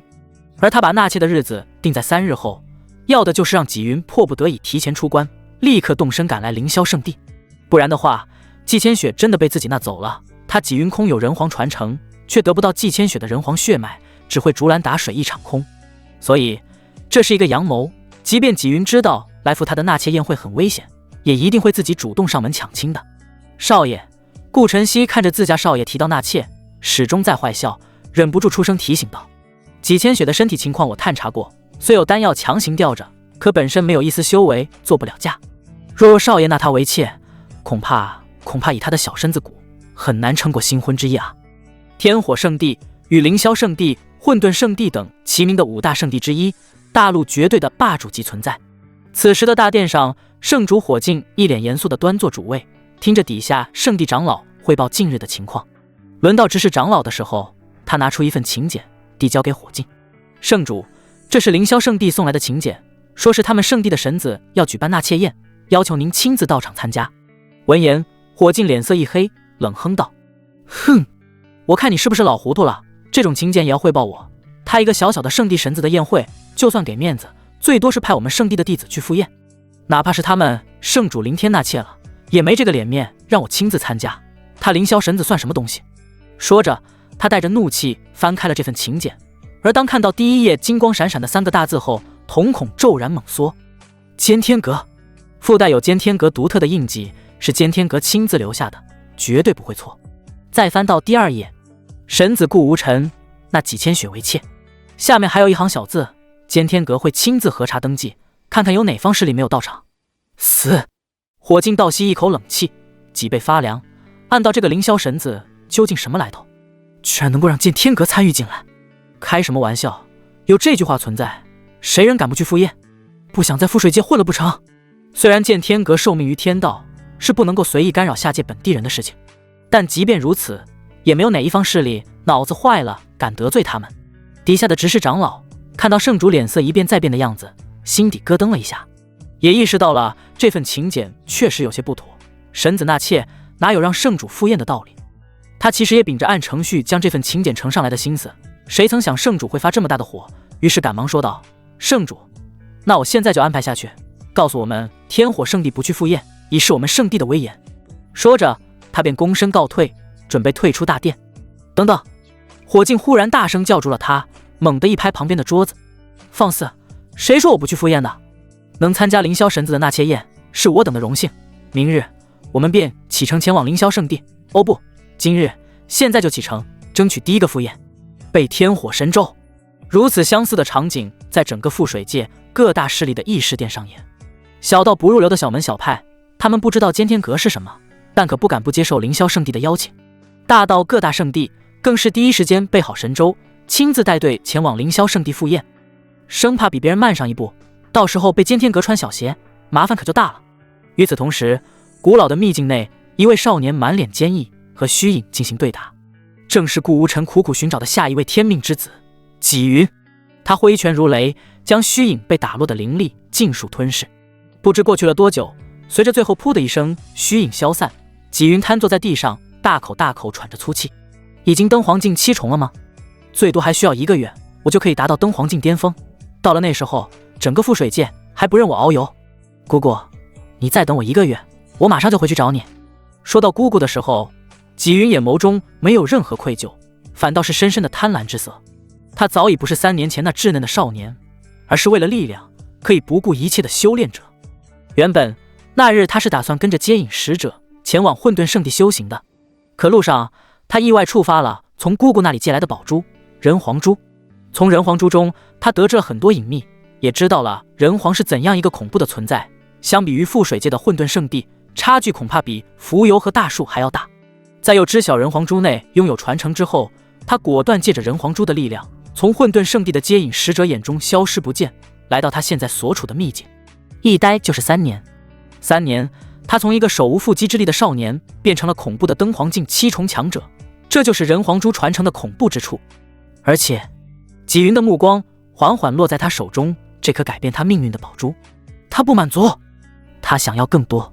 人皇珠内最大的传承是人皇本人的传承，但他根本无法得到认可，因为那需要人皇后代的直系血脉。据他推测，只有他的姑姑才可以接受人皇传承，而他仅能够传承人皇珠内当年人皇手下8大王的传承之一，一个名叫修罗王，染上万族亡魂无数的传承。可即便如此，他的修为也如火箭一般上升，他都不敢想象，如果得到了人皇本人的传承，现在会有多么恐怖的实力。这3年里，他无时无刻不在想如何改变这一切，拥有人皇的血脉。最近，终于被他想到了最好的办法。握了握自己充满力量的双手，纪云忍不住咧嘴笑出了声：“哈哈，姑姑，你可一定要等我回去啊！我还需要你的人皇血脉呢。即便我无法得到人皇血脉，大不了跟姑姑你生一个孩子，那我们的孩子也一样拥有人皇的血脉。这样一来，我不就成为人皇之父了？”这就是他想到的办法。倘若能够忽悠姑姑主动把人皇血脉赠予他，那一切皆大欢喜，将来大不了纳他为妾，也算是一定补偿。但姑姑若是不同意，那他就只好采取强硬的手段，让他们两人之间诞生一个孩子，一个未来的人皇孩子。想到这里，纪云浑身上下充满了干劲，打算继续修炼。他虽着急回去找姑姑，但他生性谨慎，不会冒任何危险。外面混沌圣地一定还在找他，不修炼到下界最强的灯黄境巅峰，他是绝不会出去的。可就在他站起的瞬间，心头猛然一紧，一股不祥的预感如潮水般席卷而来，仿佛有什么重要的东西正从指缝间悄然流逝。是什么？他喃喃自语着，终究还是放不下心来，利用人皇珠向外打探消息。方圆百里的一草一木都在他的监视之中，直至他在附近的小宗门宗主手中看到顾无尘那几千血为妾的请柬后，脑袋里轰的一下炸开。顾无尘，你找死！纪云在秘境内歇斯底里的怒吼，双目赤红，恨不得活吞了这个不知道从哪里来的顾无尘。有了人皇珠的存在，姑姑几千血早已成为他的禁臠，他绝不允许属于自己的东西被别人夺走。平日里冷静的他再也无法恢复平静，通过人皇珠怒视着这份请柬，气急反笑。好一个顾无尘，不过是一个破圣地的神子，敢抢我机缘，你很好，我要让你知道修罗王传承的恐怖。说罢，他的人影在秘境中缓缓消逝。转眼时间过去了3天，来到了顾无尘那几千血为妾的日子。此时的凌霄圣地内早已人满为患，来自各方势力的主事人，平日里难得一见的大人物，在这里如路边的野狗一样常见。即便是有如此多的不同势力人聚集在一起，却不曾有任何冲突的发生，毕竟谁都不是傻子，没人敢惹那恐怖的剑天阁。神子府邸，顾无尘缓缓睁开双眼，俊朗的面庞上浮现出一抹喜色。成了，他心中暗道。这3天里，他没有闲着，选择闭关修炼，吞噬那15万商城金币兑换而来的上品道果，结果令他非常满意，掌握了杀戮大道，一条名副其实令人闻风丧胆的恐怖大道。感受着体内2条不同大道的存在，顾无尘不禁暗爽，同时更是期待今日自己纳妾的盛宴，也是针对纪云的鸿门宴。纪云的到来意味着他又有新的天命之子可以收割了。缓缓走出房门，正巧碰见在门外等候的顾晨曦。少爷，你又变强了。顾晨曦轻捂小嘴，满脸的不可思议。以他至尊境的修为，一眼便看出了顾无尘比起3日前要强得多，不是在表面修为，而是在综合实力上。哈哈，还好，为了今日即将到来的朋友，我自然要准备一番。顾无尘爽朗一笑，随后拉起还在震惊中的顾晨曦，我们走吧，盛会马上就要开始了，今天还需要你这个女剑仙帮我压压阵呢。另一边，一处富丽堂皇的房间内，几千雪坐在梳妆台前，身后楼星月为她细心的打扮。此时的她脸上除了懵逼，再看不见任何神情。这些日子里，她通过楼星月也算是对顾无尘的身份有了大致的了解。5大圣地之一，凌霄圣地的神子，更是上界的天之骄子。据说他的家族放在上界都是极其恐怖的存在。可就是这样一个高高在上的公子，居然会纳自己一个普通的农家女为妾。几千雪感到了深深的不可思议。他其实不傻，知道这是不可能的，顾公子绝对不会因为所谓的一见钟情纳他为妾，让他飞上枝头变凤凰。但同样的，他更知道，如果没有顾公子的出现，自己别说坐在这里，恐怕都已经死在了小石村的茅草屋里，无人在意。所以他不愿意去深想，只想活在表面，最起码过了今天，自己就是顾公子名正言顺的小妾，还是第一位纳的妾室。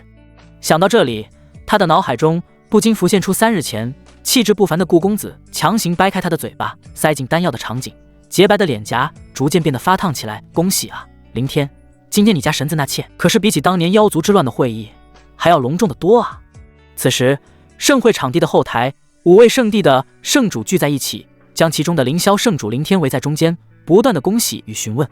他们一直尝试询问顾无尘的来历，为什么可以令监天阁像个佣人一样在凌霄圣地的门口当记录人员。但很快他们就失望了，凌天如同一个老滑头一般，关于顾无尘的来历只字未提，唯一说的一句那就是你们都别惹了谁也保不住之类的话。为此其他4位圣地的圣主只好作罢，摇摇头离开。觉得凌天说的跟废话一样，监天阁他们都惹不起，连监天阁都怕的人他们就敢惹得起了。不过活了不知多久的他们4人还是从中嗅到了一丝不对劲，今天恐怕有大事发生，自己等人还是安心当个看客，万万不可牵扯其中啊。午时，盛宴开启，一身红袍喜气洋洋的顾无尘从天边降临。另一边，同样身着红色衣裙、盖着红盖头的纪千雪，在楼心月的搀扶下，缓缓落到场地中央。两人登场后，在场的各大势力人纷纷鼓掌道贺。只是当意识到顾无尘所纳的妾居然是一个毫无修为的普通人时，纷纷头顶一个大大的问号。这是搞的什么名堂？堂堂圣地神子，那一个普通女子为妾，用得着弄出这么大的架势？原本他们还以为那的妾也是什么了不得的人物，为此还四处打探有没有什么大势力里面有叫做纪千雪的女子。台上，顾无尘轻轻拉起纪千雪有些颤抖的手，轻声道：“千雪，过了今天，你就是我顾无尘名正言顺的第一个有身份的女子了。”听到这话，红色盖头下的纪千雪心脏扑通扑通直跳，一种不真实的眩晕感席卷而来，她真的就要成为顾公子的女人了。顾无尘顿一顿，接着道：“不过有件事还是要跟你提前说明，还记得我曾说过，你身体的伤势需要你侄子带走的那颗宝珠才可以彻底恢复。今日我匆忙纳你为妾，也是为了引你自私的侄子到场，夺回宝珠，帮你延命。公子不必向我解释，我都懂。”纪千雪毫不犹豫地回答道：“公子的恩情，小女子无以报答。将来公子做什么事情，我都会尽全力支持，绝不会有任何私心。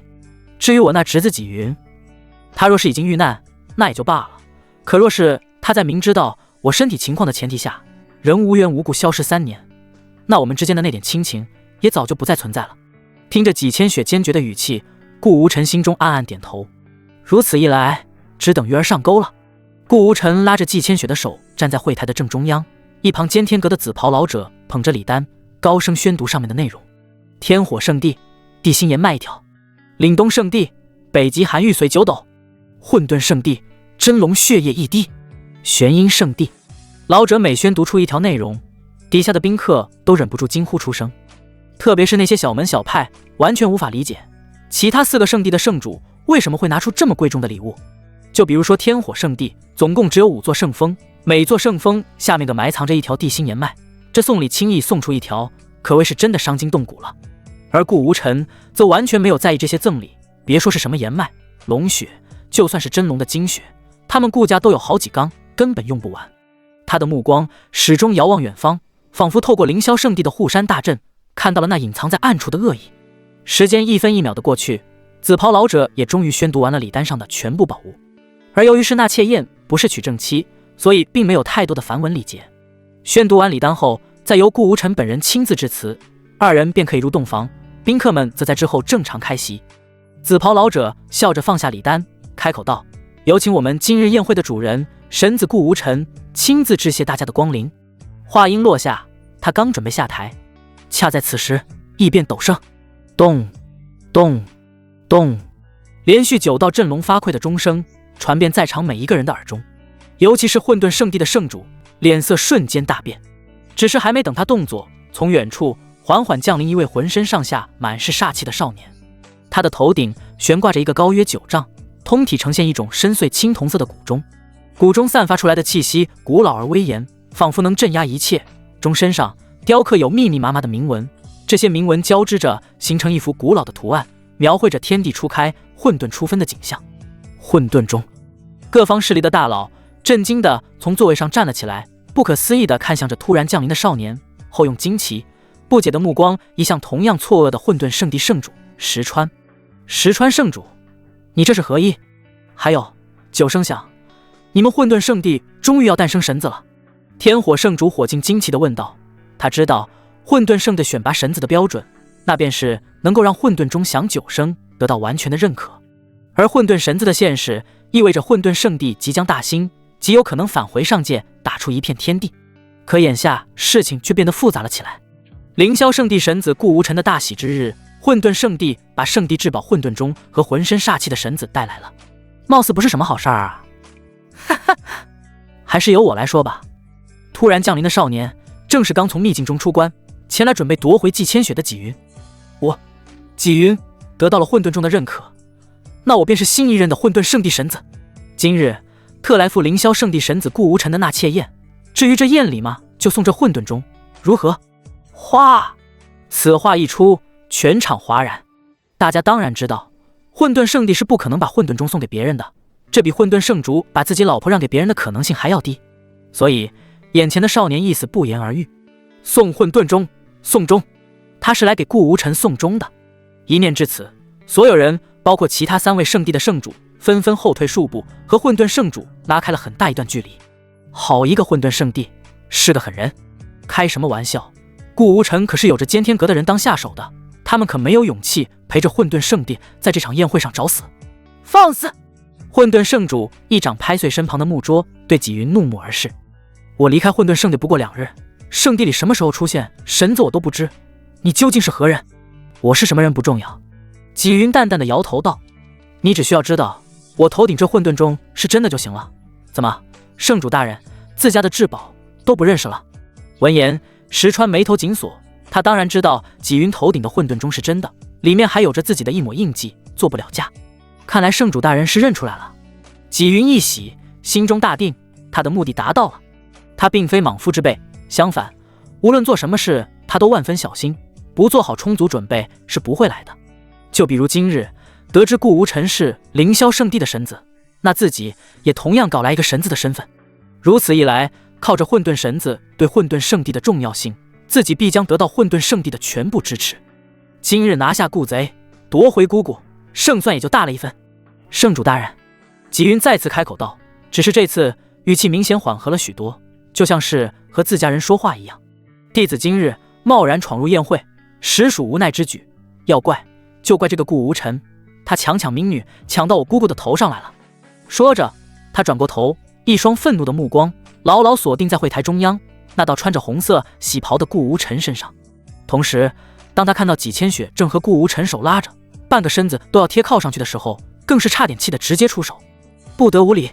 石川一个闪身挡在了纪云的面前，语重心长地说道：纪云，你确实得到了混沌中的认可，按照规矩，你已经是我混沌圣地的神子，但今天的事，你无论如何也要向顾神子道歉。听我的，这里面绝对有什么误会。此刻的石川非常紧张，他处于左右为难的状态。就在刚刚，自己的传信玉佩响了一下，从中得知了刚刚混沌圣地发生的一切事情。那便是照常进行的弟子选拔中，突然出现一位经验绝伦的少年，一举获得了混沌中的认可，并带着混沌中直接消失在混沌圣地，出现在了这里。所以他想要保住这个混沌圣地几十万年都不出的神子，不能因为别的事情坏了整个混沌圣地的前途。不，纪云大声反驳道，他今日最重要也是唯一的目的，那便是抢回属于自己的纪千雪，那可是关乎到人皇传承，又怎么可能向对方道歉？我不会道歉，更不会服软。我今日来，必须要带走我的姑姑纪千雪，她是被顾无尘胁迫的。石川快要被气疯了，他有千言万语想要说，可现在在众目睽睽之下，他又无法开口。总不能当着大家的面说什么跟我回圣地，隐忍个几年，有了混沌中的认可，将来什么事情做不到。至于悄悄传音，有奸天阁的人在场，他可不会以为能够瞒得住对方。混沌圣主，顾无尘轻飘飘的话语从礼台中央传来，没听他说吗？他是我小妾的大侄子，那么这便是我的家事，你一边歇着去吧，这里没你的事。可是顾神子，纪云他……石川转过头，对着顾无尘抱拳，想要替纪云辩解些什么。只是还没等他说完，只听顾无尘重重的冷哼一声：“哼，我不是在跟你商量。”噗！仅仅一道冷哼，没有动用任何灵力，覆水界5大圣地之一的混沌圣地圣主身躯倒飞而去，连续掀飞10几张桌子，狠狠砸在了墙壁之上。圣主，圣主！跟圣主一同而来的2位长老大惊，刚准备起身，又被无形的压力压了下去，所坐的椅子瞬间崩塌粉碎，整个人也被压倒在地，连一根手指头都动不了。现在还没到清算你们混沌圣地的时候，老老实实给我待着。顾无尘做完这一切后，目光终于看向了面前浑身散发煞气，恨不得立刻杀了自己的少年，暗自点了点头。可算给你等来了，不枉我费那么大周章。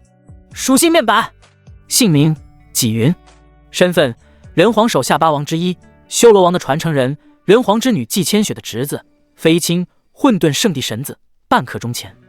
年龄18，性格沉稳，心思缜密，不会冒险，极其稳健。境界登黄境7重。体质混沌圣体，入门。命格天命之子，夺人皇之女传承，未来人皇。法宝人皇珠，混沌钟，赐。未来轨迹宿主未出现前1个月后拯救濒死的几千血，从他体内获取人皇血脉，通过人皇珠获取全部的人皇传承。居然是混沌圣体，不是混沌神体，有些可惜。顾无尘暗道可惜，略感失望。他原本还以为纪云能够得到混沌中的认可，一定是自身带有混沌神体，没成想居然只是区混沌圣体。转念一想，其实也是，混沌神体和混沌圣体的差距非常之大。大千世界中可能有100，也可能有1000个混沌圣体，但混沌神体仅能够有一个，永远不会出现2个混沌神体同时活着的情况。毕竟那是被誉为史上第一神体。看来这纪云最大的机缘便是千雪的人皇珠了。想到这里，顾无尘微微一笑，带着明显变得有些紧张的纪千雪来到身后的位子坐下。纪云，我曾经听千雪提到过你，一个不孝侄儿。今日你贸然来此，不先跪拜你姑姑和我这个姑父，还在那傻站着做什么？你听到姑父这2个字，纪云脸庞一抽，他没想到顾无尘在听到自己的挑衅后还能够如此淡定，更是用姑父这个称呼来激怒他。目光瞥向身后不断咳着血液的混沌圣主，以及被按在地上一动不动的2位长老，他的眉头紧锁了起来。情况有些出乎他的意料，自己费尽周折，特意跑一趟混沌圣地，找的这么一个大靠山，居然这么快就坍塌了。不过事情还在掌握之内。顾无尘，顾神子，凌霄圣地的唯一神子。纪云不卑不亢，昂首挺胸的大声说道：你贵为神子，平日里强抢民女，逼良为娼的事儿我管不着，但这回你居然把我体弱多病的姑姑强行纳娶为妾，你意欲何为？他的语气越说越重，声音里甚至夹杂着不甘，完全是一副为了姑姑不受欺负，冒着生命危险前来相救的孝顺侄子表现。就连在场的宾客都忍不住暗暗点了点头。混沌圣地出了如此一位天之骄子成为神子，又极为忠孝，如果今日能够安然离开，他日混沌圣地必将走上一个恐怖的高度。我意欲何为？哈哈哈哈，好一个孝顺的大侄子。顾无尘实在忍不住笑出了声。你说的话实属可笑，倒是让我小看你了。就如同你所说，我是身份高贵的神子，放眼整个覆水界都没有几人比我的身份还要高贵，想要什么样的女子没有？而你的姑姑，我今日纳妾之人，是我在一处偏僻近乎荒无人烟的小村庄偶遇的农家女子。她毫无修为，过着粗茶淡饭的生活，身体更是被病魔缠身，每活一天都是对她的煎熬。我们相谈甚欢，我为她清除体内隐疾，后纳她为妾，更是昭告天下，给她一个名正言顺的身份。如此，你说我意欲何为？逐字逐句，句句珠玑。听闻此言，众人恍然大悟。是啊，顾无尘那么高贵的身份，又能图一位没有修为的农家妇女什么呢？倘若他真的想要得到几千血，有无数种方法可以进行巧取豪夺，断不可能因此举办一个纳妾宴，召集各方势力到场祝贺。换言之，刚刚纪云虽说几千血是被迫的，根本不可能成立，他纪千血又不是什么高贵身份的人。可恶！被当众回怼了回去，自己刚树立的正义形象轰然倒塌。纪云恨恨地咬紧牙关，他明知道眼前的神子是极有可能知道几千血人皇之女的身份才去纳妾的，可他更不能说出来，一旦说出，有可能适得其反，令姑姑与自己产生隔阂，自己再想得到人皇血脉，机会可就渺茫了。他沉默不语，但顾无尘却不会闲着，步步紧逼地质问道：如此说来，我倒要先问问你这个孝顺的侄子，登黄境7重，无论放在哪里，都是名震一方的强者，而你的姑姑独自一人住在村庄内，她身负重病，平日里都不忘焚香祷告，祈祷你的平安。你拥有如此高的修为，却一个人在外面潇洒，不管不顾，今日更是在你姑姑找到真爱，即将脱离苦海之时出现，意图夺走姑姑的幸福。你又意欲何为？冰冷的话语如同一记重锤，狠狠敲击在纪云的心头。这确实是他这3年来最不愿意去想的事情。回去照看姑姑，绝不可能。他回去的话，意味着有很多变数的产生，比如混沌圣地的人找上门来，发现他手中的人皇珠，或者姑姑觉醒人皇血脉，使得人皇珠脱离他的掌控，这些都是他不愿意看到。所以他必须要在人皇珠的秘境内修炼到拥有足够话语权的境界才行。哪怕在这段时间姑姑会忍受常人无法忍受的痛苦，那都是值得的，大不了自己将来再尽可能弥补便是了。怎么不说话了？看着纪云面色纠结的样子，顾无尘轻蔑地笑道：被我戳到痛处，不愿意面对，还是你此次突然来到我和你姑姑的纳妾宴另有所图？我没有任何其他意图。纪云失声反驳道：今日无论如何，他都必须要在姑姑面前树立一个好的形象，不然的话，今日就算强行能够把他带走，自己将来也很难得到人皇血脉。姑姑，他将目光移向坐在顾无尘旁边蒙着红盖头的纪千雪，用尽可能柔和的语气说道：跟我走吧，这位凌霄神子，他不可能是真心纳你为妾，这次我来就是为了拯救你的，你要相信我。他心中已经有了打算，现在只需要得到姑姑的认可，他便利用人皇珠将他和姑姑瞬间移动到几万里外。到了那时候，两人进入人皇珠的秘境之中，普天之下再没有人可以发现出他们的踪迹。之后他接收完人皇的完整传承，破关而出，别说是一个小小的顾无尘，就算是上界的强大势力，在他面前也犹如蝼蚁一般。想到这里，他呼吸都变得急促了起来，目光直直望向纪千雪，随时准备启动人皇珠。不过片刻，纪千雪长叹一声，揭开自己的盖头，露出她那张有些苍白的脸颊。哎，小云啊，是我是小云，姑姑我们走吧。纪云听到姑姑叫自己的小名，心中一喜，计划已经成功了大半。他控制着头顶上的混沌钟缓缓落下，体内混沌圣体悄悄运转。此刻没有了混沌圣地的支持，混沌中的庇护显得尤为重要。他要提防顾无尘随时出手干预他的计划。可奇怪的是，顾无尘并没有动作，反而是一脸玩味地看着他，一言不发。只听纪千雪继续说道：你说的或许不错，顾公子不是真心想要纳我为妾，我毕竟只是一个快要死去的农家女子，怎么也不可能高攀上圣地的神子。没错，就是这样。姑姑你还能冷静思考，侄儿很是欣慰。只要您点头，我保证立马带你离开这里，谁也拦不住。纪云飞快地回应道，身体更是情不自禁地向前走了一步，这距离他计划成功已经越来越近。可紧接着，只听纪千雪话锋一转，但没有顾公子的突然造访，我现在极有可能是一具尸体了，又何谈其他的呢？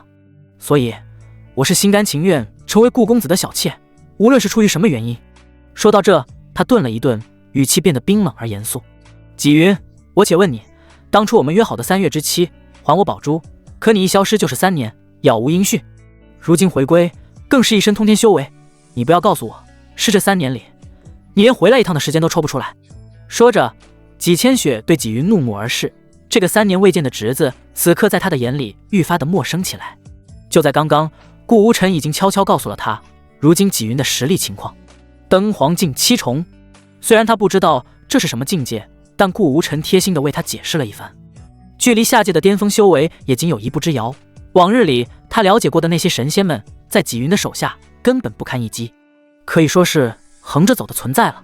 这么一说，纪千雪一下子就懂了。他这3年里虽浑浑噩噩的，但早在脑海中设想过任何假设，比如纪云已经死了，宝珠被抢；纪云还活着，但被魔修绑走，炼成活死人；再比如纪云不仅没死，反而活得好好的，就是不愿意回来救他。原本他以前是极不愿意相信最后一种可能，可现在事实摆在眼前，他就算再笨，也知道纪云的自私了。反观纪云此时目光略有呆滞，前进的脚步骤然一停，急忙地解释道：姑姑，你听我解释，事情不是这样的，我也是有难言之隐啊。哦，你有难言之隐？顾无尘适时开口，语气中夹杂着戏谑。要不这样，你们姑侄2人的矛盾，就由我这个姑父来帮忙化解。刚刚千雪不是说过了吗？她的宝珠被你拿走了3年，如今她身体情况越来越差，急需宝珠的恢复。你现在将宝珠拿出来，还给你的姑姑，供她温养身体，也算是将功补过。即便是今日你大闹我的那妾宴，我也与你既往不咎，如何？说完，顾无尘环顾在场的宾客，朗声道：今日各大势力宗主、圣主等都聚集于此，也算是为我做个证。我侄子纪云，倘若能够将功补过，把原本属于千雪的宝珠归还，我今日绝对不会为难于他。不仅如此，从今往后，我更是把他当亲侄子对待，给予他修炼资源，哪怕是将来进入上界，也能够成就一番事业。此话一出，全场皆惊。没想到顾无尘贵为神子，居然会为一个普通女子如此重情，就连纪云顶撞他的事，都可以既往不咎。天火圣地的圣主火镜更是当场抱拳道：顾神子好大的度量，在下佩服。我天火圣地愿意为顾神子做担保。有了第一个人开头，便有第2个、第3个。我岭东圣地愿意担保，我玄阴圣地愿意，星泉宗愿意，玉寿殿愿意。不过片刻，在场的所有势力全部做了担保，会场的气氛瞬间变得诡异，压力一下子全部来到了纪云的头上。交出来吧，我亲爱的侄儿！顾无尘双手背负在身后，闲庭信步般来到纪云不远处，脸上挂着一抹意味深长的笑容，目光直直地落在纪云身上。他之所以一直没有动手强行镇压纪云，只因纪云手中握着人皇珠，这可是能随时保命逃走的至宝。人皇的恐怖实力不容置疑，顾无尘即便再自负，也不会天真到觉得自己能抗衡人皇的手段。你……纪云听到顾无尘的话，心中满是愤怒与不屑。什么上界的资源，在人皇珠面前简直一文不值。可如今这么多人同时逼宫，还都站在所谓的道德制高点上，他有话说不出，气得浑身颤抖，脸色涨得通红。你休想得到人皇珠！话一出口，纪云瞬间就后悔了，心里暗叫不好，忙伸手捂住嘴巴，脸上满是慌张之色。他虽然修为颇高，可大多是在秘境中修炼得来，没经历过多少世面，面对今天这样的场面，实在难以镇定。不，我不是这个意思，我……一向沉稳的他，在巨大的压力下彻底乱了分寸，把心里最真实的想法脱口而出。啪啪啪！顾无尘拍了3记响亮的掌声，那声音在寂静的场中格外刺耳。大侄子，看来这3年你真是收获颇丰啊，连千雪宝珠的名字都知道了，该不会你这一身修为也是从里面得到的吧？纪云，你太让我失望了。纪千雪在后方轻轻摇头，脸上满是失望。到了此刻，他终于完全明白，纪云根本没打算把宝珠还给他，今日说要带他走，恐怕也没安什么好心。之后他缓缓站起身，对着顾无尘微微欠身道：顾公子，叫夫君，现在那妾宴已成，公子这个称呼就别再提了。顾无尘立刻打断他的话：夫君。纪千雪显然对这个称呼十分不适应，吞吞吐吐地说道：既然纪云如此无情自私，夺我宝珠修炼自身，不顾我的死活，那我与纪云的姑侄情分已了。一会儿若有需要妾身的时候，妾身定当竭尽全力。会有机会的。顾无尘满意地点点头。你们不要逼我。纪云在短暂的慌张之后，眼神中闪过一抹凶狠。体内传承的8王之一修罗王传承开始蠢蠢欲动。现在他已经不可能再得到纪千雪的认可，没有他的认可，他虽能催动人皇珠带自己逃走，却无法带上纪千雪。所以他现在只有一条路可走，杀光这里除纪千雪之外的所有人，正他的修罗道，再用强硬手段夺取他的人皇血脉。一念至此，他猛地仰天长吼：啊！刹那间，血红色的光芒从他身体里迸发而出，隐隐约约的大道痕迹如同灵动的丝线在他全身流转。咦？顾无尘轻咦一声，目光中闪过一丝震惊。眼前的纪云居然隐隐有掌握修罗道的趋势，恐怕再给他1个月时间，就能彻底掌握修罗道，成为除他顾无尘之外第2个在登黄境拥有大道的天才。怪不得他选择在1个月后出关，原来原因在这儿。这么说，我那纪千雪为妾，逼他提前出关，倒是让他少了不少战力啊。就在顾无尘思索之际，纪云已然如同从地狱爬出的杀神，双目猩红，手持混沌钟，就连混沌中的纹路都隐隐泛起血红之色。他口中发出嘶哑难听的声音：嘿嘿嘿，顾无尘，你不过是一个小小的下界神子，恐怕都不知道大道是什么吧？今日我就让你尝尝大道的威压。修罗道，给我起！话音刚落，一股可怕的杀意瞬间笼罩了整个会场，乃至整个凌霄圣地。这股杀意仿佛无处不在，如同一把把尖锐的刀，狠狠敲击着每一个人的内心。即便在场的宾客修为不凡，此刻也都感到深深的恐惧。这是什么？为什么我体内的灵力运转不动，完全被压制了？众人惊恐地发现，平日里操控自如的灵力，此刻就像被施了定身咒一般，无论怎么努力都无法催动。哼，无知的蝼蚁也敢抵抗大道的威压？纪云不屑地冷笑一声。这3年他可谓脱胎换骨，连大道都已初步掌握。若不是纪千雪被抢这档子事，他本打算彻底掌握修罗道后再出关。可当他将目光移向对面的顾无尘时，却猛地愣住了。只见顾无尘稳步朝着自己走来，那笼罩四方的修罗道威压，在靠近他几丈远时，竟全部无故湮灭。这不可能！纪云失声叫道：小小的下界蝼蚁，怎么可能抵抗得了我的修罗王传承？他此刻真有些懵了，突然觉得自己多年在秘境中闭关，就像坐井观天的青蛙，见识浅薄。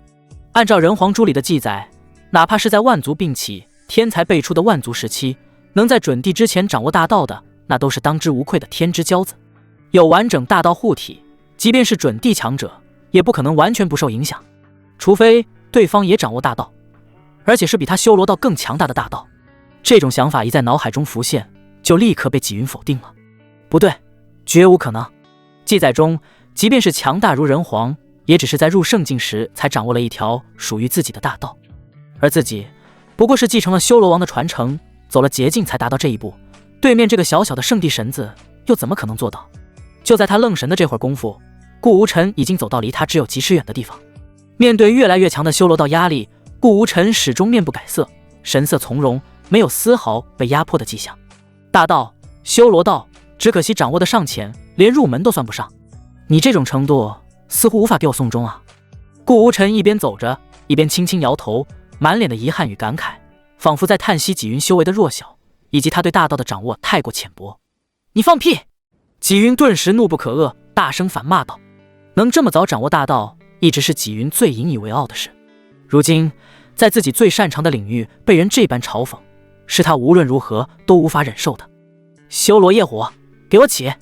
随着他一声暴喝，顾无尘的脚边猛然燃起熊熊燃烧的业火，火焰带着强烈的毁灭气息和业力，似乎能在顷刻间将世间万物焚烧殆尽。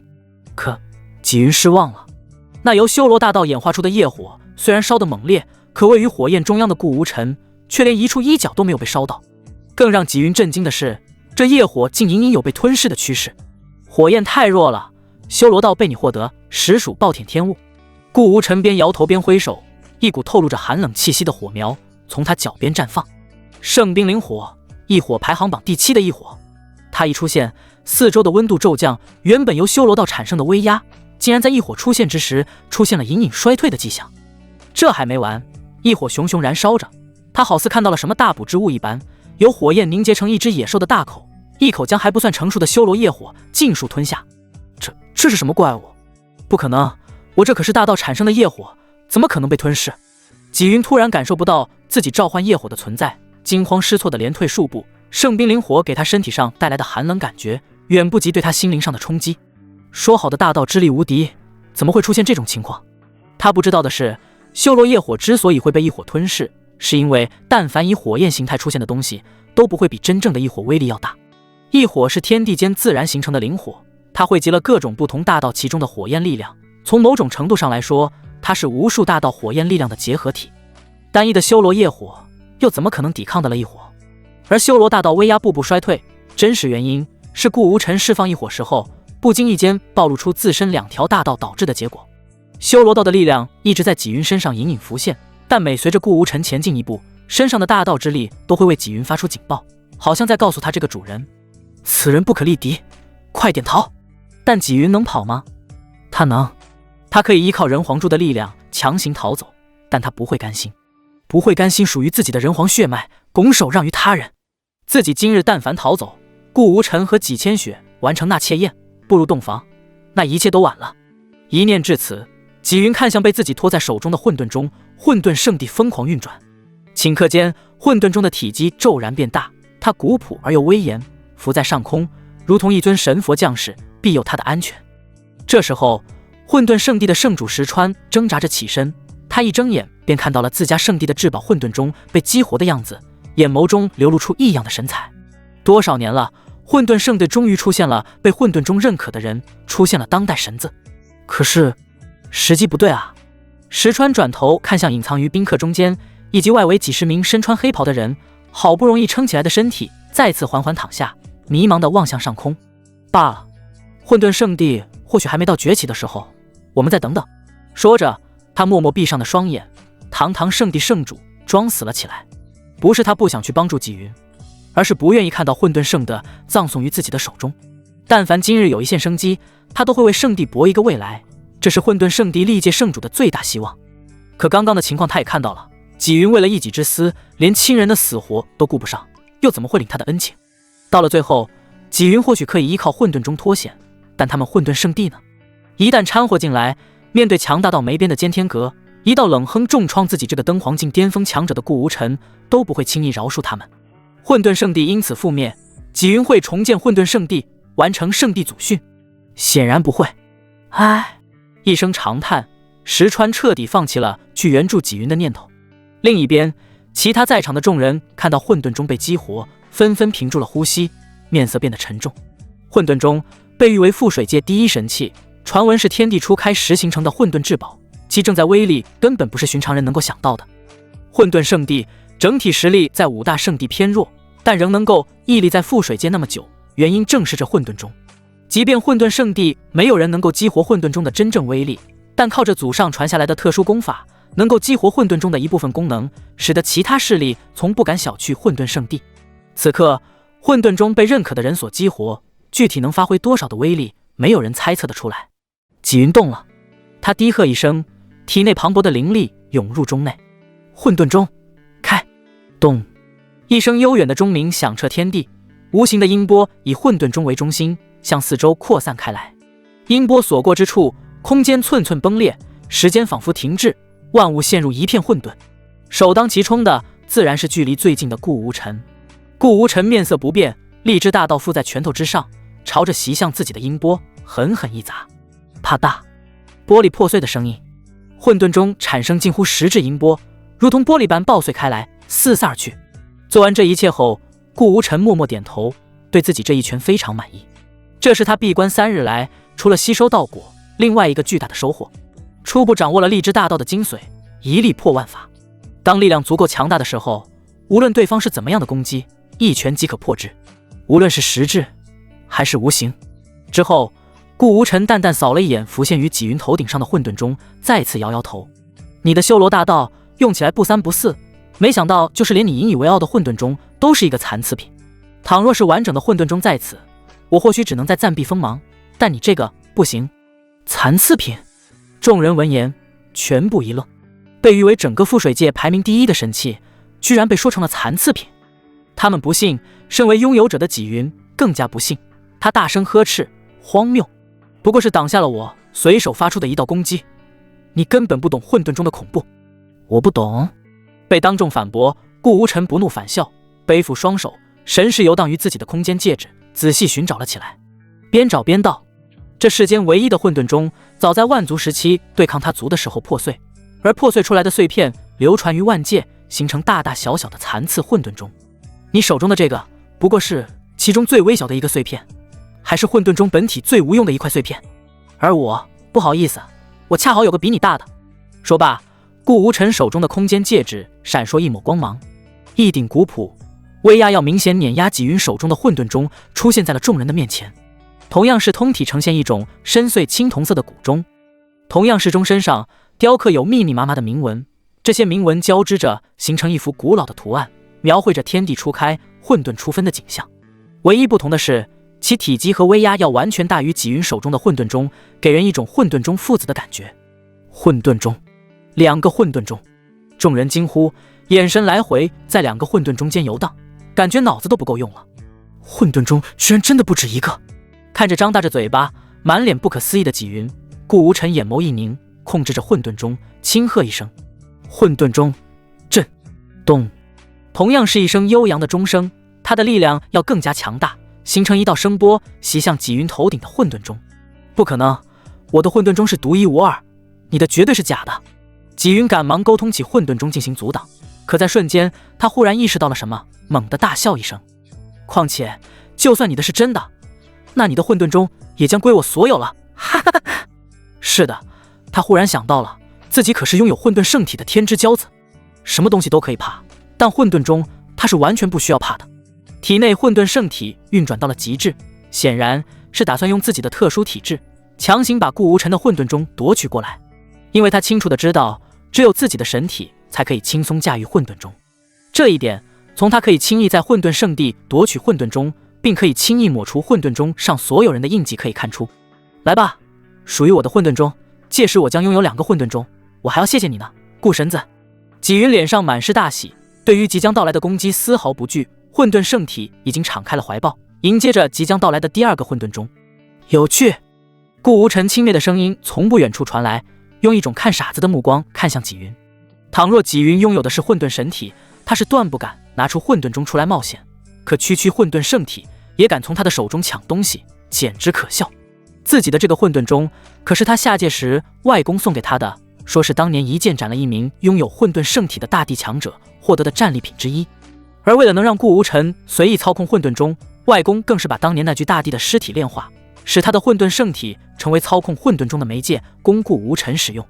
想到这里，两只混沌钟终于发生了碰撞，震耳欲聋，直击灵魂的撞击声使得在场的宾客耳朵出现空鸣声，继而从耳朵中流出鲜血，大脑都变得昏昏沉沉起来。他们根本抵挡不了两者相撞散发的余威，若不是菅天阁的人在场出手抵挡了一二，恐怕这些人瞬间会陨落大半。这一刻，他们才真真切切认识到了混沌中的恐怖以及顾无尘的恐怖。难怪菅天阁情愿为其打下手，其身份估计远不是他们能够猜测得到的。场上碰撞过后，纪云的混沌中明显不敌，不断往下压去，连带着纪云本人双脚深深陷入地下，不能自拔。看到差不多了，顾无尘再次运转起一部法诀，收！本在压制纪云的混沌中陡然爆发出一股恐怖的吸力。既然你想抢我的东西，那就要做好反被抢的准备。纪云只觉得头顶一轻，自己的混沌中脱离自己而去，遥遥飞向顾无尘的方向。顾无尘站在原地，一把抓住了纪云的混沌钟。系统的提示音其实响了起来，叮！检测到天命之子纪云之物混沌钟残片，是否回收？收！恭喜宿主获得999999金币。系统的提示音落下，顾无尘反派商店的余额瞬间来到了100多万。可这还没完，手上的混沌钟被系统回收进去，取而代之的是一块古朴的青铜碎片，静静落在顾无尘的手中。混沌钟残片，系统只是回收了混沌钟残片，通过无数岁月演化而来新的混沌钟，最重要的残片归还给了顾无尘。顾无尘将这枚残片收了起来，按道这样也好，既赚了100万的金币，又获得了至宝混沌钟的残片，可谓一举两得。要知道，玩全体的混沌钟比起大地强者所用的极道地兵要强上不知几何，属于顾家都眼馋的存在。反观纪云，在混沌钟消失的那一刹那，彻底傻了，因为他与混沌钟的所有联系全部断了，断得一干二净，他甚至都不知道如何消失的。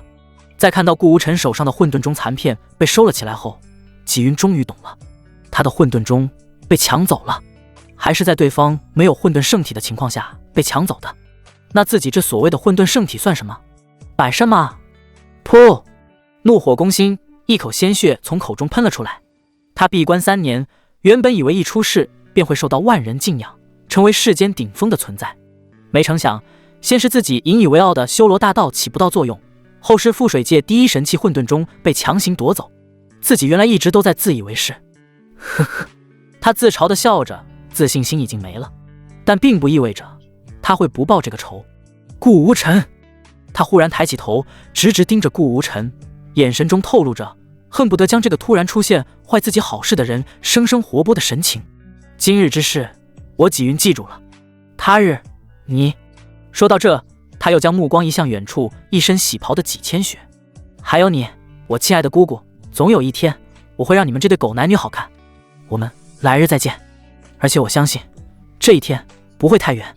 话音落下，他当即催动人皇珠，选择暂时逃离这里。显然今天已经对他极其不利，再留下去，不仅人皇血脉得不到，自己的命很有可能搭进去。所以他要先撤退，等到自己完全接受了修罗王的传承再出关，到了那时，一切仇怨再了结也不迟。霎时，一个通体乳白、散发淡淡光晕的宝珠浮现出来，它的内部涌现一抹奇异的灵力，笼罩在纪云的全身。拜拜了，顾神子。在灵力的笼罩下，纪云露出嘲讽的笑容，甚至当场挥了挥手，像好朋友分别一般进行着告别。既然今天无法带走姑姑纪千雪，那他纪云就要好好恶心一下这个顾神子。道别后，纪云微微张开双臂，闭上双眼，将在场的一切视若无物，享受着人皇珠灵力包裹全身的感觉。3、2、1，他在心中默念，嘴角忍不住勾起一抹微笑。走！人皇珠的光芒陡然变得更盛，形成了一道光壁，阻挡外界一切人的干涉，包括顾无尘也紧皱眉头，不曾往前踏上一步。顾晨曦不知何时来到身边，小声道：“少爷，我也阻挡不了他。”在众人的注视下，光芒终于散去，纪云和他拿出的人皇珠全部消失在了原地，就像从来没有来到过一样。跑了？大家你看看我，我看看你，身躯没来由的发出一颤。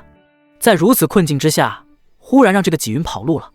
跑了不要紧，主要是他将来再次出现的时候，会不会寻他们报仇？答案是肯定的。以纪云今日表现的实力来看，整个覆水界在他再次出世之后，必然会变成人间炼狱。少爷，顾晨曦沉思片刻，在一旁提议道：那宝珠虽然可以帮助纪云逃走，但他始终在下界之内，不如我现在上报家族，让家族强者来把覆水界打碎，以绝后患。此话一出，全场皆惊。他说什么来着？打碎覆水界？那他们怎么办？覆水界被打碎，意味着再不可能有任何一个生物体生还。尤其是监天阁的人听到这句话，全都傻了，急忙拿出通讯玉简给副阁主封无涯报信，生怕晚上一点，这顾家神子真的会派人打爆覆水界。顾神子，三思啊！我们天火圣地可以举全部力量寻找贼人纪云，哪怕他逃到天涯海角，也绝对能找到他。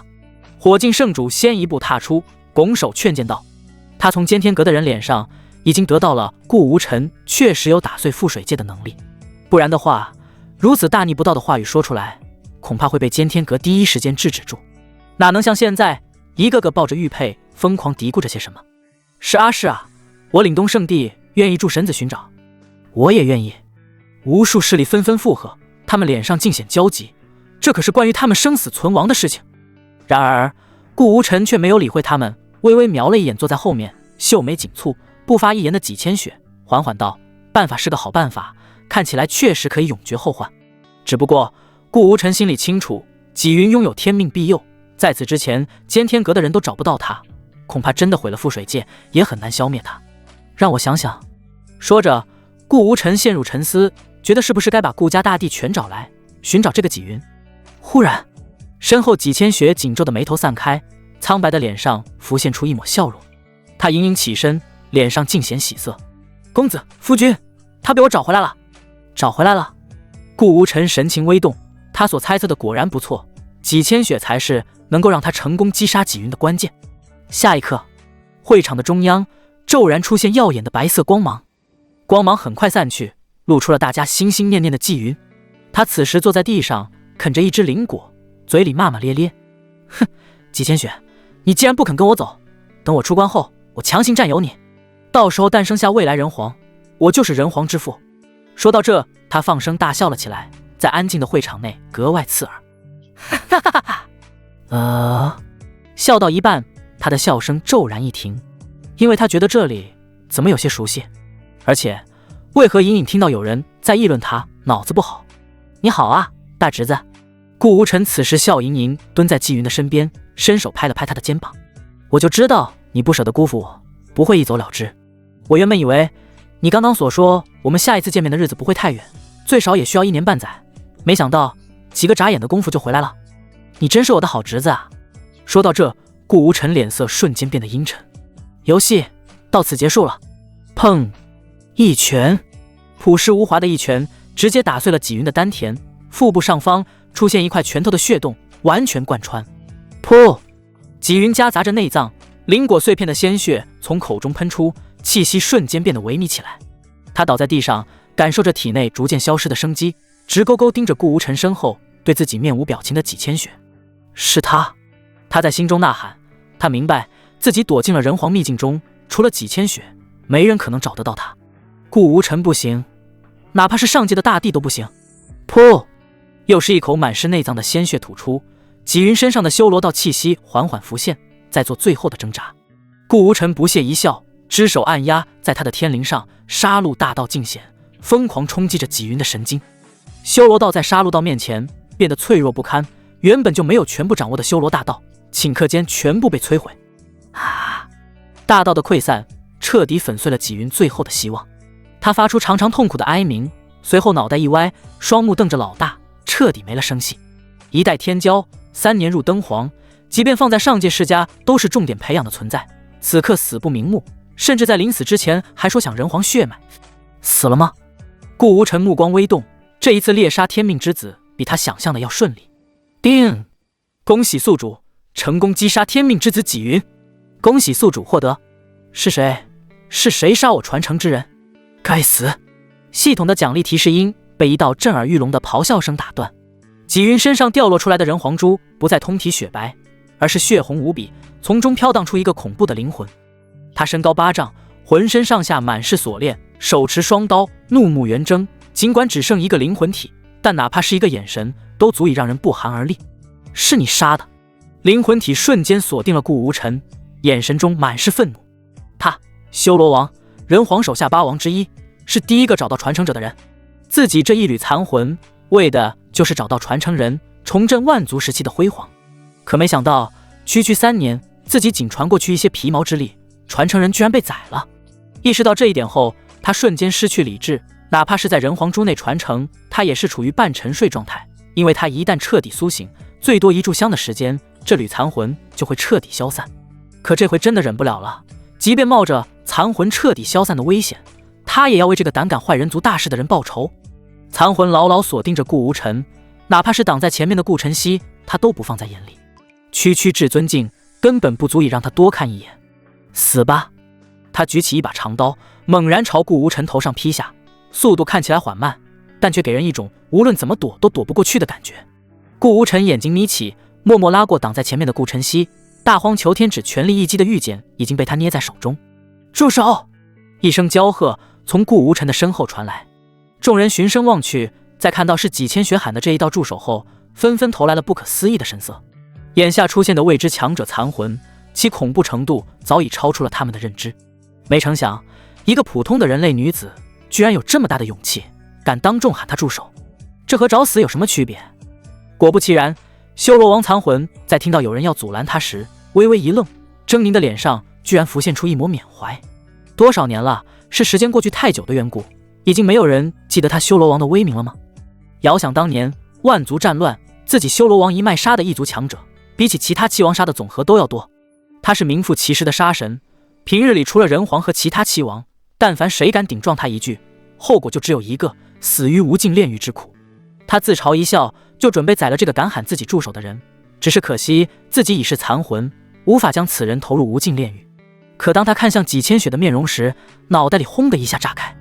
你居然有人皇的气息！你是什么人？他处于极度震惊的状态，没人比他们8大王更了解人皇的真实情况。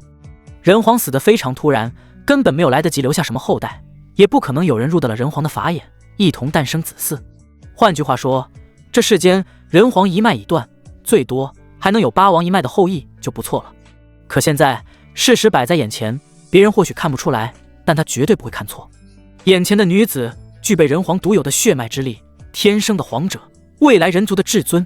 他猛地一拍自己的脑门，喜悦冲昏了头脑，哪里还顾得上为自己的传承人报仇？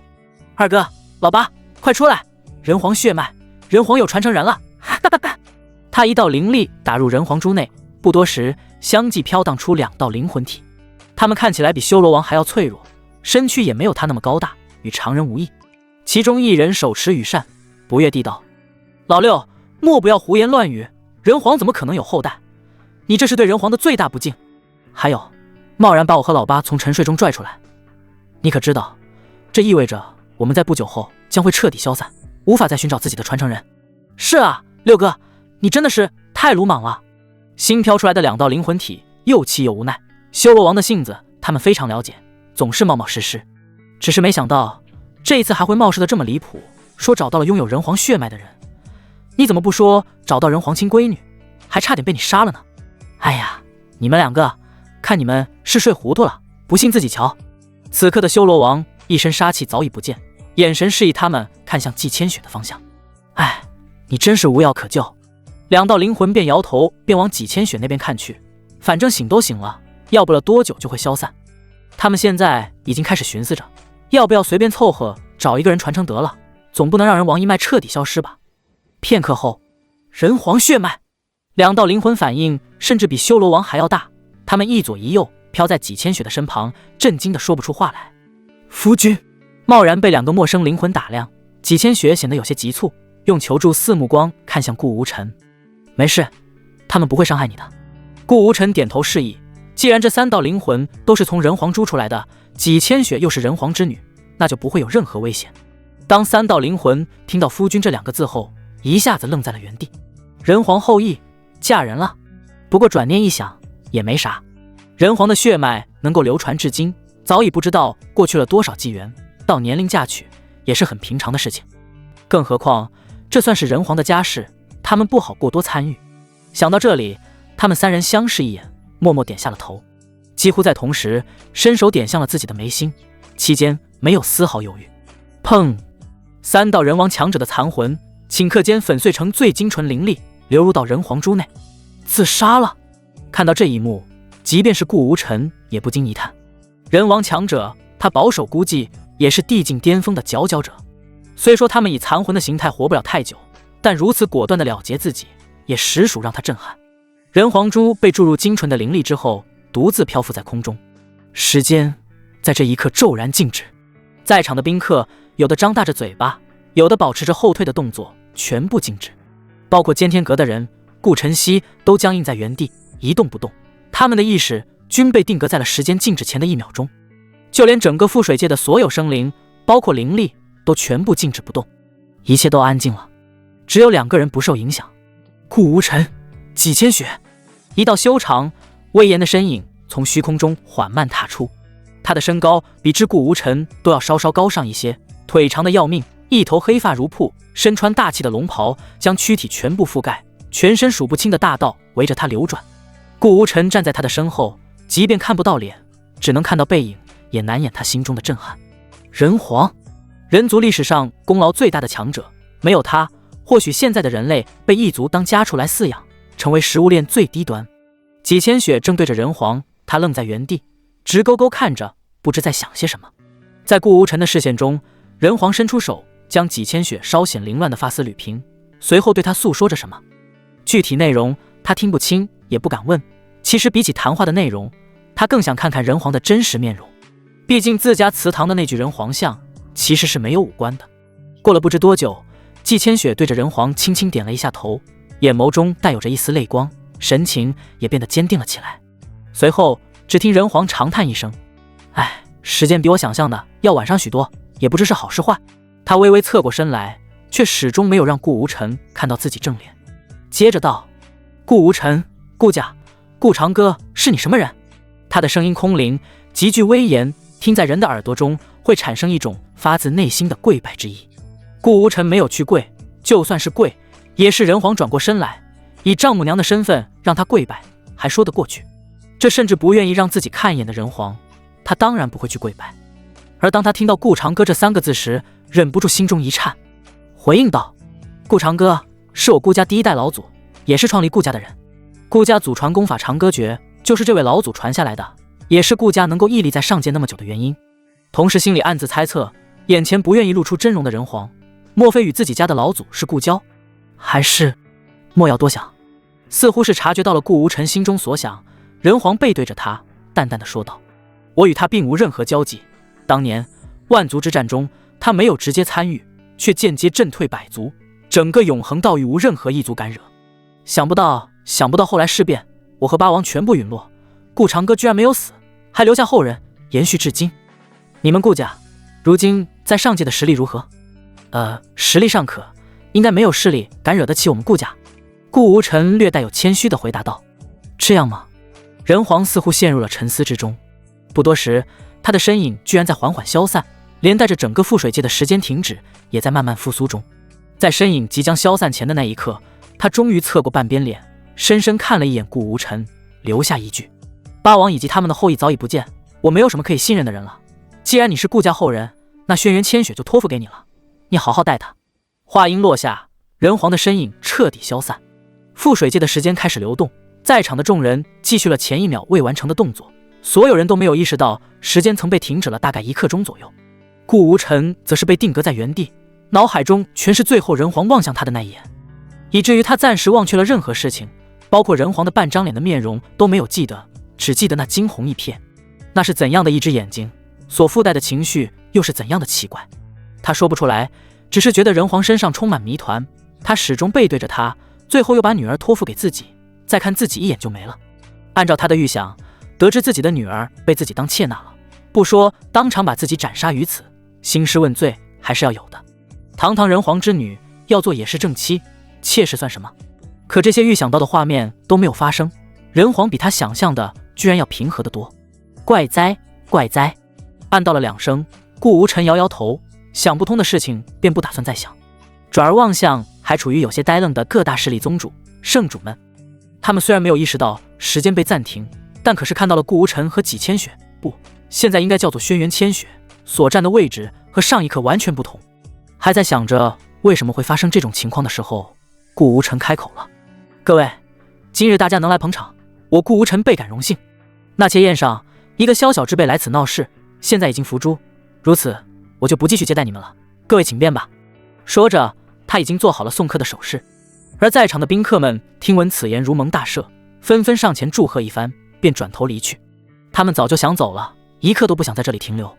至于顾无尘开口感谢他们的话，都被他们以更恭敬的话语换了回去。开什么玩笑，就在上一刻，这顾神子还研究着把他们覆水界全部毁灭掉，现在给他们道谢，他们是万万不敢接受的。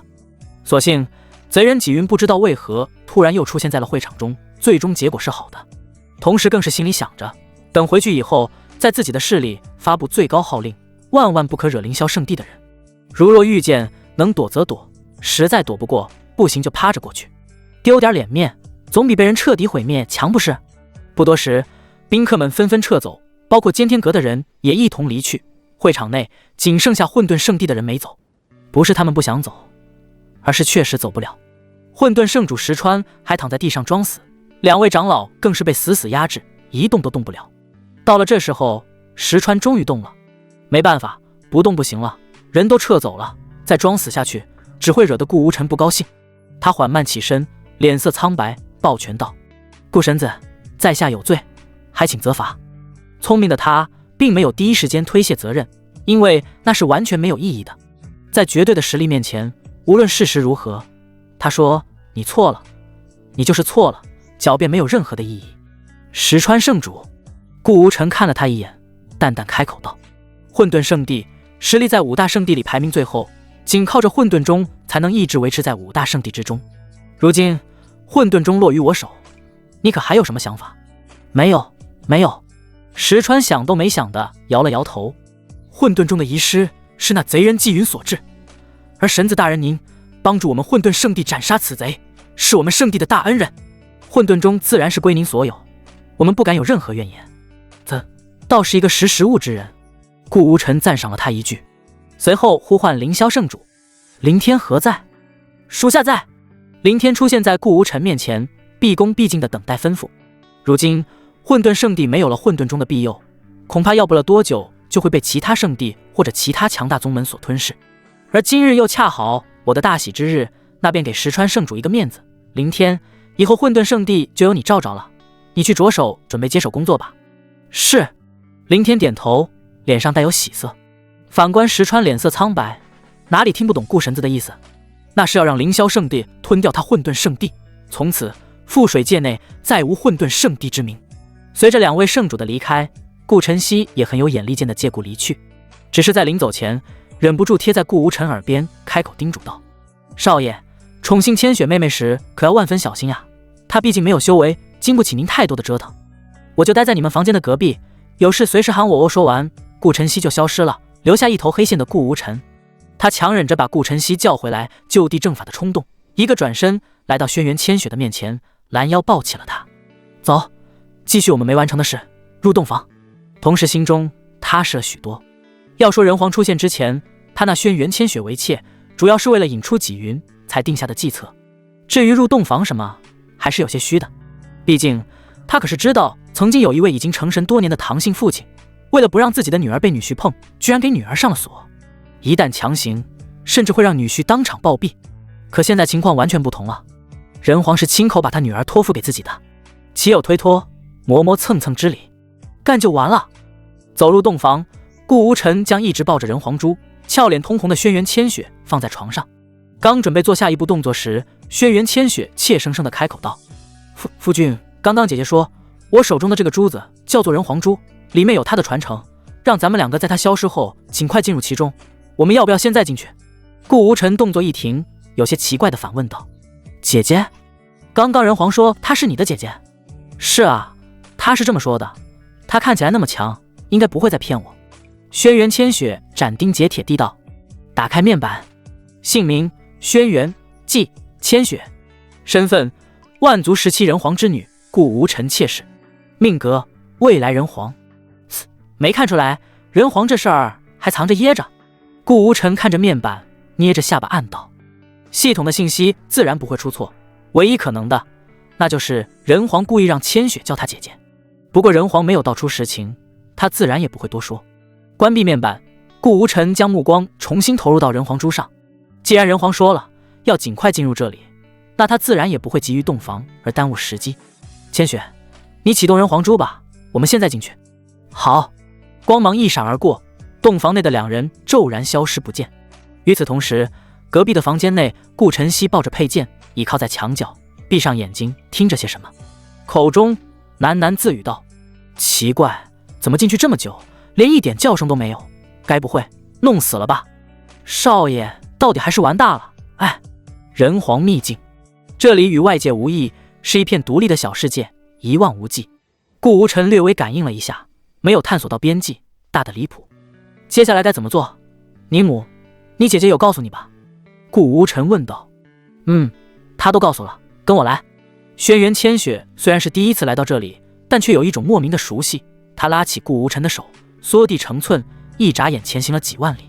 顾无尘眉头一挑，轩辕千雪笑着解释道：姐姐说了，以后如果我遇到危险，就躲在人皇珠中，在这里，哪怕我没有一丝修为，我都是绝对无敌的。说话间，他已经带着顾无尘来到了目的地。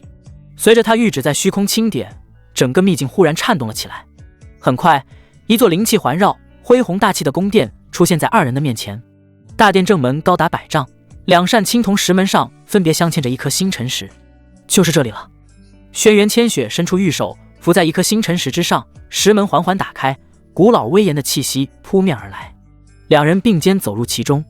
天穹玉、幽冥玄铁、赤黄琉璃、星陨石、冰魄寒晶，哪怕顾无尘身为顾家神子，都不免产生一种刘姥姥进大观园的感觉。只因这座大殿所用的材料太过于恐怖了，其中大多数材料早在几个纪元前就消失，现在整个上界更是难得见到一块。一直走到大殿的深处，两人才停下脚步。摆放在中央的是一把外表看起来朴实无华的长剑，可正是这把剑深深吸引了顾无尘的注意。能被摆放在这么重要的位置，其名字更是脱口而出：人皇剑。枪！轩辕千雪上前拔出了插在剑鞘中的人皇剑。嗡！空间顿时震荡起来，人皇剑好似在这一刻被唤醒。可很快，空间就恢复了平常，人皇剑散去光芒，静静地被轩辕千雪握在手中。死！人皇剑居然损坏了。顾无尘看着人皇剑上面的裂痕，仿佛随时都会折断一般，忍不住发出惊叹。是呀。轩辕千雪点头，默默地把人皇剑插了回去。姐姐说，人皇剑已经被毁，留在这里也只是做个念想，没什么用了。不过，姐姐让我们进来，倒也不是为了她，而是让我们接受她的传承。我们？顾无尘闻言一愣，他也能接受人皇传承？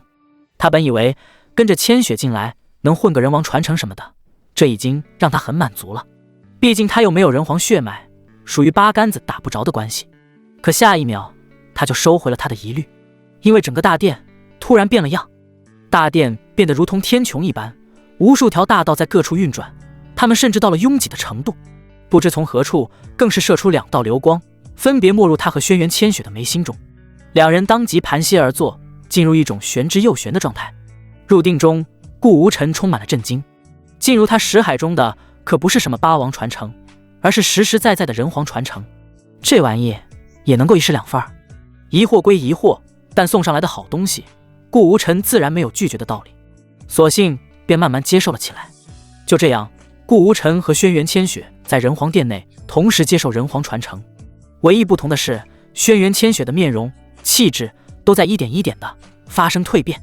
识海中没有顾无尘想象的所谓通过几道考验才可以接受传承，而是最简单粗暴的功法、法诀、道文等等一系列东西全部灌入。人皇诀、人皇自创功法，只有拥有人皇血脉才可以修炼，而在功法的旁边，一滴精血静静地漂浮着。人皇精血，只要融合它，便可以拥有人皇血脉，也是天命之子纪云生前最渴望的东西，就这么静静地漂浮在顾无尘面前。顾无尘没有睁开眼，毫不犹豫启动吞天神体，将面前的人皇精血一口吞下。不是所谓的融合，而是单纯的吞噬。不多时，整个人的气质为之一变，这会在不经意间震慑他人，让他人心里产生一种膜拜的感觉。同时，修为上有了最直观的突破，登黄境7重，登黄境9重，登黄境巅峰，超凡境，没有任何瓶颈阻碍，突破到了超凡境。可这还没完，修为还在往上涨，超凡境3重，超凡境5重，最终停留在超凡境6重才堪堪停下，足足提升了一个大境界。而人皇那滴精血也不过被顾无尘才吸收了1/10左右，达到了他现在所能吞噬的极限。至于人皇诀，顾无尘没有打算修炼，人皇诀再强也比不过系统的造化魔功，索性继续查看其他传承之物。人皇9印、黄道龙气、山河设计术，顾无尘粗略扫了一眼，便将注意力全部集中在那一条道纹之上。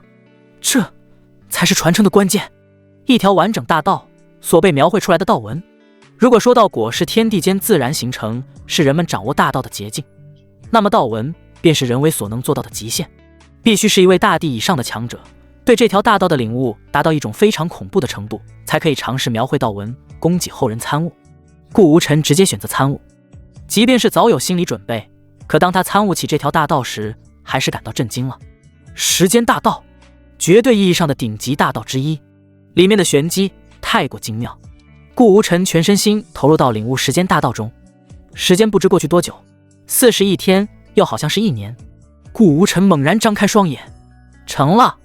他随便拿出一颗种子放于手心，运转起刚领悟到的时间大道，笼罩在种子四周。不多时，种子以肉眼可见的速度开始发芽，展露绿叶，开花结果，而后果实变得老化，一整个植株也开始枯萎，直至彻底凋零。整个过程不过几个呼吸间，好精妙的时间大道。顾无尘感叹道。虽说初步掌握时间大道，距离像人皇那样死去多年还能暂停一整个覆水界的程度很远，但其威力还是令他无比震惊。他刚刚将种子所处位置的时间流速拉得很快，短短几个呼吸便让一颗种子经历一生。他甚至在想，如果将时间大道掌握到极致，岂不是面对任何敌人便可以不费吹灰之力让对方活活老死？啧，真是个好东西。感慨一番过后，顾无尘打开了自己的面板，姓名顾无尘，年龄20，境界超凡境6重，体质吞天神体，以吞噬、剑骨、鸿运道体、混沌圣体。命格超级大反派，会在不经意间与天命主角发生矛盾。功法造化魔经、未修、长歌诀、人皇诀、人皇9印等，持有人皇幡、轩辕功、天元鼎等。领悟大道、荔枝大道、杀戮大道、时间大道。初步灵宠哭哭沉睡中，超凡境6重，时间大道收获还算可以，只等千雪醒来，开启传承其他的一些东西了。人皇的传承当然不会只有这么点。顾无尘从传承信息上得知，还有2个很重要的地方未被开启，需要轩辕千雪亲自打开。其一，万族血池，人皇斩杀无数异族强者打造的血池，主要用来强化肉身。其二，战魂擂台，人皇秘境的重中之重，在那里会有不断和挑战者修为相同的英灵进行对战，只要能够战胜，便可以吞噬英灵所化的精纯灵力，提升自身。传承信息上所说，若外界动乱，传承者无法在外修炼，那便可以仅依靠战魂擂台提升修为，最多50年甚至30年便可以走完无数天骄数万年走不完的路，直通大地。这就是人皇传承的恐怖，说是一步登天也不为过。恰在此时，身后忽然传来如幽灵般的声音：收获的不错吧？这可是人皇的传承呢。此话一出，顾无尘瞬间全身汗毛炸起，他根本没有意识到周围有人，更不知道这人从何而来。几乎在一瞬间，他动用了时间大道，牢牢锁定身后声音的源头。哥，小帅哥，莫要惊慌，姐姐可不是坏人。还有，在这座宫殿内，用人皇传承的手段是奈何不了我的哦。说话间，一道灵魂慢慢悠悠地飘荡了过来。他一头白发直抵腰间，身材高挑修长，饱满高耸，五官精致妩媚，浑身上下异常白皙。此刻正用一双勾人心魄的美眸仔细打量着顾无尘。长相倒是俊俏，一表人才，放在我们那时候也是难得一见的帅哥。而且参悟能力不错，居然仅只用3年时间便初步掌握时间大道。假以时日，恐怕你真的能达到当年人皇的高度呢。你是何人？顾无尘没有理会他的夸赞，反问道：该不会是这座人皇殿的器灵吧？老娘我可不是什么器灵。灵魂体叉起腰，昂首挺胸地介绍道：我人皇座下8王之一，靖王，同样也是人族第一美女。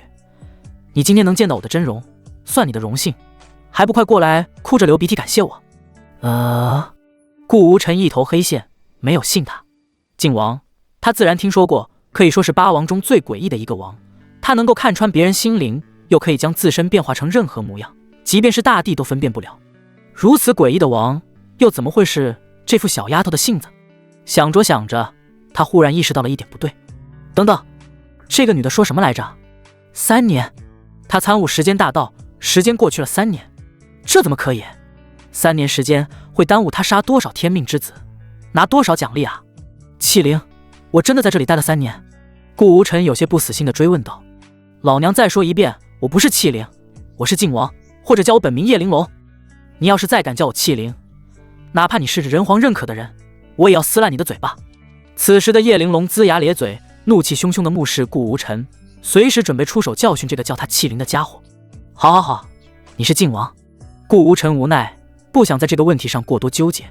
那么伟大的靖王，时间真的过去3年，有这么快？那是当然的喽。叶玲珑终于听到了令自己满意的称呼，欣慰地点了点头。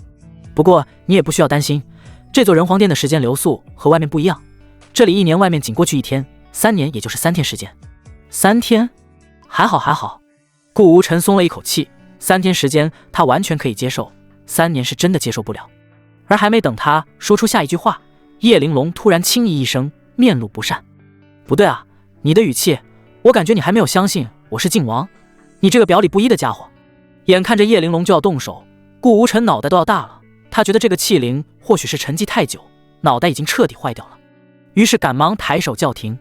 停，既然你说你是靖王，有什么证据？据我所知，靖王可以看透别人心灵，那你能够看到我此时正在想什么吗？当然可以，小菜一碟，你想吧。叶玲珑一听这话，瞬间来了兴趣，这是他非常擅长的领域。随即顾无尘上上下下仔仔细细打量了一下对方，将他的样子印在自己的脑海中后，默默闭上了眼睛。就老树盘根吧。叶玲珑也随之开始感受顾无尘心中所想。奇怪，看不出来。他蹙起秀眉，很是不解。他所感受到的是一片空白，什么都没有。以他的实力，居然看不破一个小小超凡境修士所想。不行，我再看，还是看不到。不一会儿，顾无尘睁开双眼，看到叶玲珑一脸茫然时，微微摇了摇头。你看吧，你看不出来我心中所想，还说自己是靖王。谁说我看不出来的？我已经看出来了，好吧？不可能。顾无尘想都没想的拆穿他。你如果真的看到了，可不会这样面不改色。总之别闹了，千雪她可是人皇的妹妹，不要打扰她接受传承。你！叶玲珑气急，可又无可奈何，目光瞥向不远处正在发生蜕变的轩辕千雪，神情中不免涌现出一抹敬意。人皇的直系血脉，他从修罗王残魂那里已经得知此事，心中不免产生期待感。但愿他在我消散前能够接收完成，让我这最后一缕残魂看到未来人皇的真正样子。叶玲珑摇头叹息，不再是那副不正经的样子，反而是一脸落寞。你要消散了？顾无尘听到了关键，扭头好奇地问道。不然呢？叶玲珑两手一摊，做出无所谓的样子。我这缕残魂被提前唤醒，再有1天的时间，也就是人皇殿1年的时间，就会彻底消散。可惜了我生前没想着传承这马子氏，靖王一脉要彻底断绝了。顾无尘看着他落寞的样子，心中不禁想出一个办法，提议道：我倒是有个办法，或许能保住你这缕残魂，就看你愿不愿意了。不愿意。这回轮到叶玲珑想都没想拒绝，脸上满是瞧不起。你能有什么好办法？我这可是残魂，早已是强弩之末了。顾无尘则自顾自地从空间戒指中取出来了他的人皇幡。人皇幡一出现，叶玲珑如临大敌，退至大殿边缘，警惕地望向这突然出现的冒黑烟旗帜。这是何物？你要做什么？2只手更是下意识地环抱胸口。此物正是能够不让你残魂消散的宝物。顾无尘笑着应道：名为人皇幡。你胡说！叶玲珑当即开口反驳：人皇大人一身正气，什么时候会造出这么邪恶的幡？再说我根本没有听说有人皇幡这种东西，就算有，也是皇威浩荡，全是鸿蒙紫气才对。你这玩意叫恶鬼幡还差不多。非也。顾无尘摇头道：此人皇幡非彼人皇幡，它不过是看起来不祥，实际上却是个残魂居住的好地方。不信，你自己进来瞧瞧。我可不去，你自己留着玩吧。说话间，人皇幡的黑烟已经飘到了叶玲珑的面前，他很断定这绝对不是好东西。见叶玲珑没有丝毫入幡的意思，顾无尘语重心长地说道：好吧，我承认你是真的晋王，人皇手下8王之一，而我又是人皇的传承人，得到了人皇亲自的认可，所以说我们是一伙的。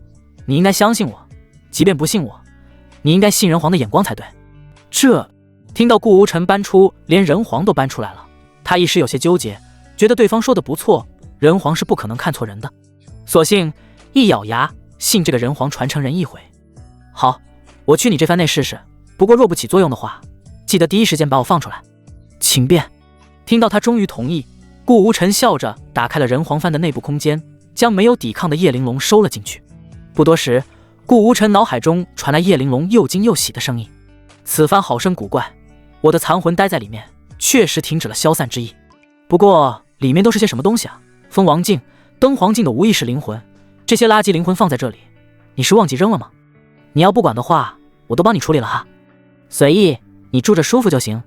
顾无尘点头，人皇幡内的那些灵魂都是福瑞神教的人，留置无用，他确实是一直忘记清理了。而此次人皇秘境的收获再次添了浓重一笔，一道大地巅峰强者的残魂。收服了叶玲珑，顾无尘便接着坐于大殿之中，巩固修为与继续参悟世间大道。转眼又是1个月，相当于外界1个时辰。这一天，顾无尘猛然睁开双眼，望向不远处的轩辕千雪，眼眸中流露出惊奇之色。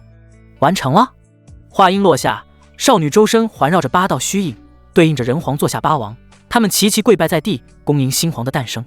包括人皇幡内的叶玲珑，也在第一时间从幡中飞出，跪在一旁，脸上尽显恭敬之意。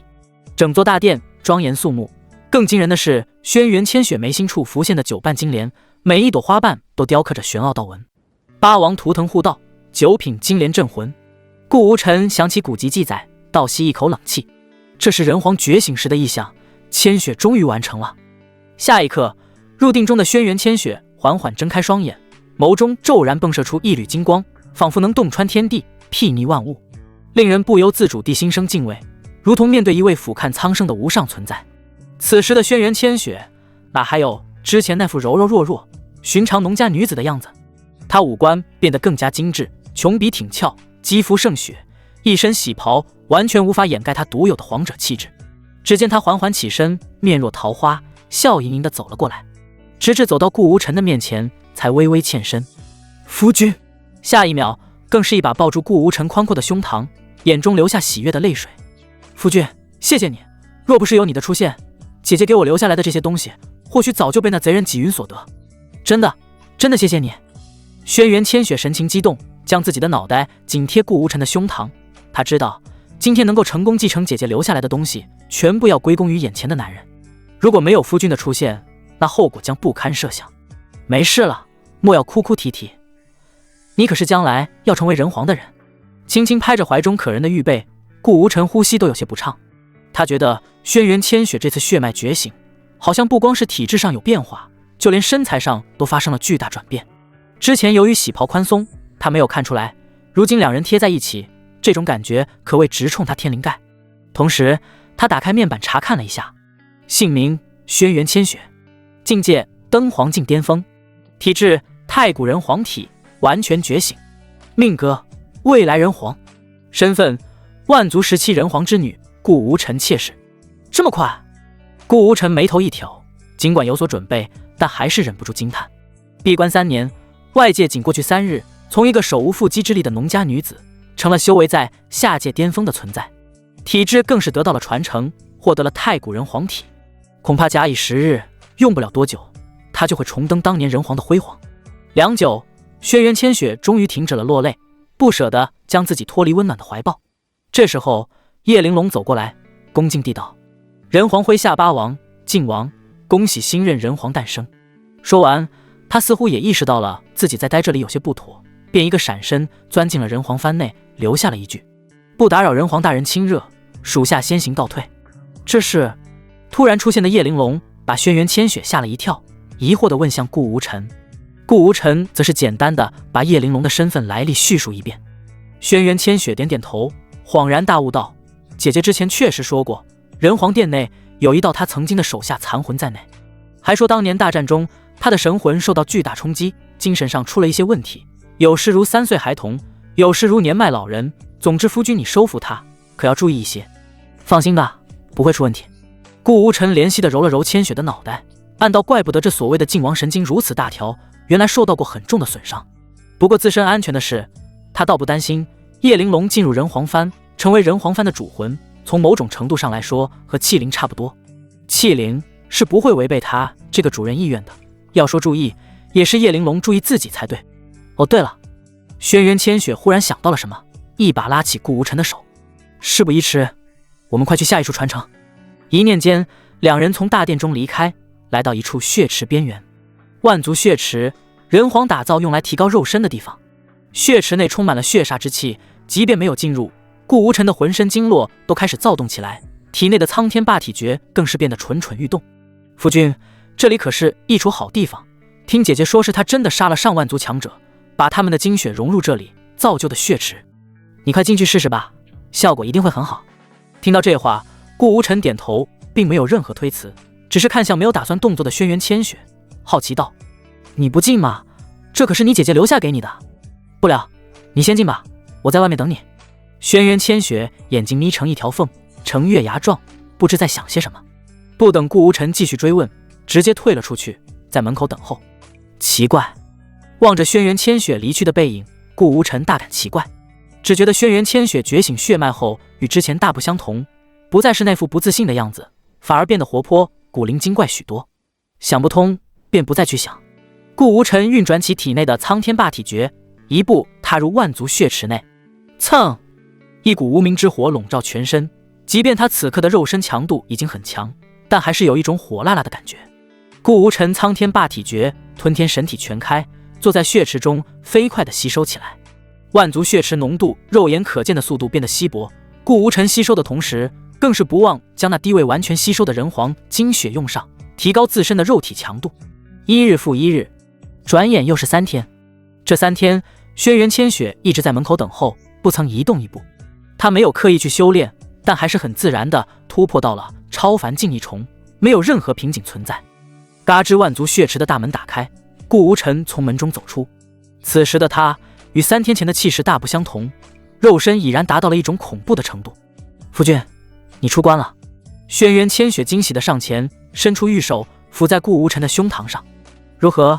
万族血池可以提升肉身强度，夫君你现在一定感到身体充满了力量吧？”一把抓过轻抚在自己胸前的手，顾无尘呼吸有些急促地说道：“万族血池名副其实，比我想象的效果还要好。我的肉身强度已经要比修为还要高了。不过这个血池还有些副作用，娘子没有跟我进入其中，反倒是一早在门口等候，莫不是提前想到了这一点？”说话间，顾无尘的脸色越发涨红，身上散发着热气，仿佛一头即将发狂的雄狮。他现在的眼中只有面前的可人儿。轩辕千雪低眉垂眼，一只手被顾无尘握住，另一只手不安地摆弄衣角。“夫君，自从3年前我的人皇珠被骗走之后，无时无刻忍受着身体上的煎熬。这3年里，我并不像表面上看的那样平静，反倒是心底里的怨气越来越多，只不过碍于身体缘故，根本无法发泄出来，一直憋在心里。如今我获得了姐姐的传承，了解到许多事情，自身又拥有了修为，我不再需要像以前那样一直默默忍受。所以……”说到这儿，轩辕千雪抬起头，含情脉脉地看向快要失去理智的顾无尘。“我也想要去发泄我3年以来积攒的委屈，发泄那常人无法承受住的身体痛苦。是去屠城？去杀人？不，这些都不是我想要的。我只想要你，夫君，助我狠狠宣泄出我心中的委屈，就在今天，就在这里，好吗？”直白的话语传入顾无尘的耳中，彻底摧毁他最后一丝理智。万族血池的副作用达到了一种恐怖的程度，他当即将轩辕千雪拉入了怀中，低下头去。5日后，距离顾无尘二人进入人皇珠已经过去了10天之久。此刻，凌霄圣地神子峰洞房中，顾无尘的身影突然出现在内。他此时容光散发，气息平稳，比起10日前有了脱胎换骨的转变，手中则握着人皇珠，微微摇头，将其收在了空间戒指中。前不久，他和千雪从血池处离开之后，去了一趟人皇秘境中的战魂擂台，最直接可以提升修为的地方。这里对于任何人而言都是不可多求的好地方，毕竟只需要几十年就可以打造一名大帝，很难有人会拒绝。但对于顾无尘，他还是觉得太慢了，远不如猎杀天命之子来得快，所以他并没有选择在里面闭关修炼，而是从人皇珠内出来了。至于轩辕千雪，则没有跟他一起出来，选择继续留在人皇珠中继续修炼。他的意思是，顾无尘马上就要回到上界，以他现在的修为，并不能够帮助顾无尘什么，反而会拖累他，便打算将来有大的突破，再出关也不迟。对于轩辕千雪的决定，顾无尘也不反对，反正人皇珠会被自己带在身上，如果有需要进去找他就是了。不过值得一提的一点是，这一回血池的大战，他是真的找到对手了，这是他从未有过的体会。就像轩辕千雪之前所说的那样，在外界他断然不敌顾无尘，或许会在分分钟被杀得丢盔弃甲，但在人皇珠的人皇秘境内，他绝对是无敌的，无论是在任何方面上。咚咚咚，这时候门外传来敲门声，顾无尘略一感应，便知道是谁，开口道：“进来吧，在外面等许久了吧？”话音落下，顾晨曦一身剑袍，脸色古怪地走了进来。“少爷，10天了，您再不开门，我可要上报师傅了。”说着，他望向床榻上仅有少爷一人身影，秀眉一挑：“他呢？”“哦，你说千雪啊，他获得了一些机缘，暂时闭关修炼去了。”顾无尘回应完，便转移话题说道：“说来，家族那边你通知了吗？我是继续在下界锻炼，还是可以提前回去了？”“当然是提前回去了。”顾晨曦一屁股坐在顾无尘的身边，笑着道：“少爷您都登黄境7重了，再留在下界，哪还能磨练什么心智？家族那边让你赶紧回去，早些准备1年后天眼棋局的开启。”说到这，声音戛然而止。顾晨曦瞪着大眼睛，仔仔细细将顾无尘看了一遍。超凡境还是6重，肉身也感觉比以前要强上很多。少爷，你也太快了吧！入个洞房的功夫，突破了一整个大境界。如此说来，我可要跟师傅说说，给少爷您多多纳妾，争取早日挣到大地算了。你这妮子又皮痒了不是？顾无尘脸色一黑，侧过身来，将胆敢打去自己的顾晨曦扑倒在床榻上，抬起他一尘不染玉足，对其脚心挠了起来。哈哈，少爷别痒。在一番打闹过后，两人衣衫有些不整的从洞房内走出。少爷，那我就先回去，准备明日启程的事宜了。顾晨曦走后，顾无尘回到自己的神子府邸，第一时间打开了系统，查看击杀几云后所获得的奖励。商城200连抽，几云物品：布衣、长裤、草鞋。宿主击杀天命之子数3。天命大反派称号愈发鲜红，奖励：捆仙绳、金。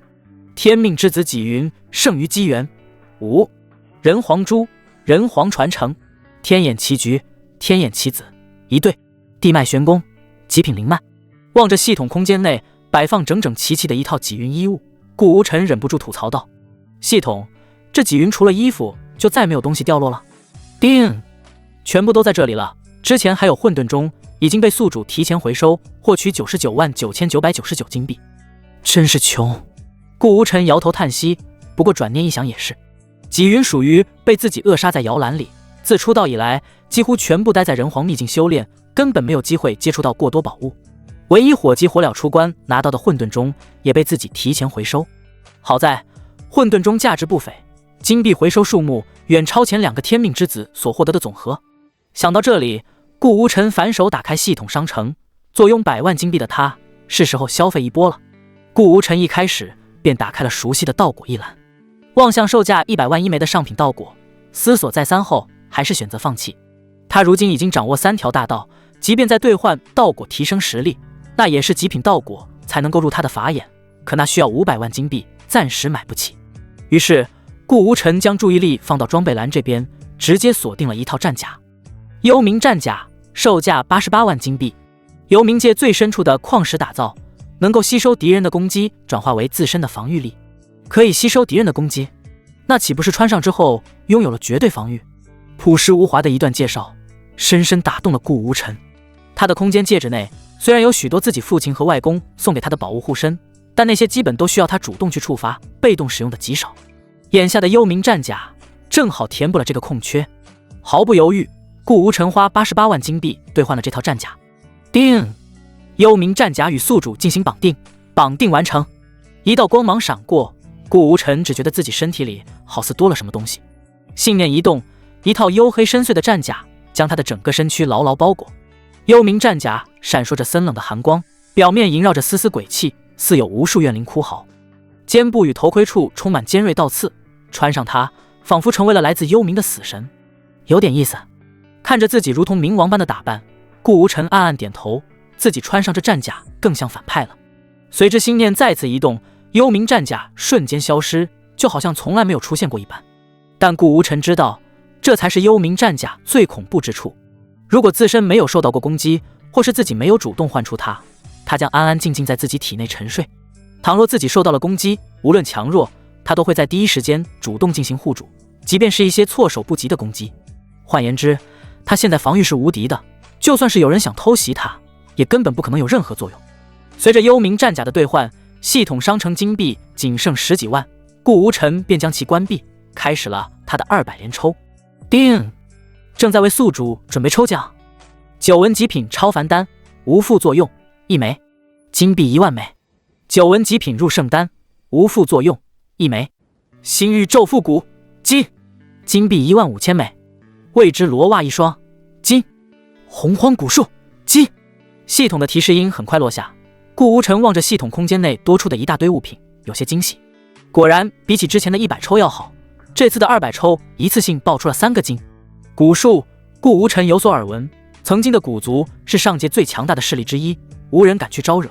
毕竟谁也不知道会在什么情况下被人下蛊，所以古族一直是最神秘的一个种族之一。只不过后来不知何故全族湮灭，蛊术就此失传。而现在市面上还流传的一些小蛊术都是不入流的，比起真正的蛊术要相差甚远。拿出记载着洪荒蛊术的玉简，顾无尘一把捏碎，无数生涩难懂的文字映入脑海。这是属于古族独特的文字，顾无尘看不懂，一脸古怪。系统的提示音适时响起，检测到宿主想要学习洪荒蛊术，是否花费15万金币进行破译，直达蛊术大成。顾无尘一愣，随即说道：破译直接大成。叮！破译完成，恭喜宿主，蛊术大成。瞬间无数蛊术引入脑海，什么魁星咒蛊、星域咒复蛊、幻念锁魂蛊、邪念千星蛊等等，蛊术千奇百怪，五花八样。其中抽到的星域咒复蛊使用方法和作用赫然在内。星域咒复蛊制造幻觉，操控行为，封锁意识，侵蚀灵魂。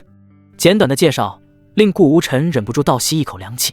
丝毫歹毒的蛊术，不过我喜欢。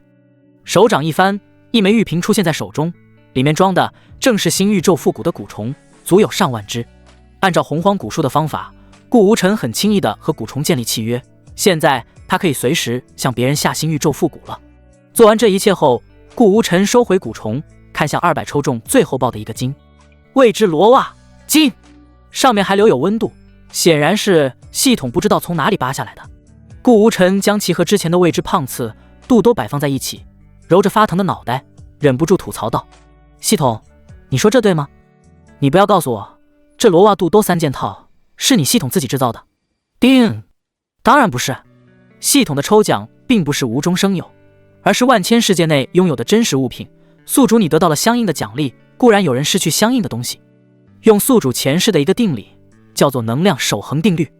也就是说，没错，宿主抽奖所获得的一切物品，不包括系统商城物品，都是别人的，所以本系统才叫做超级大反派系统。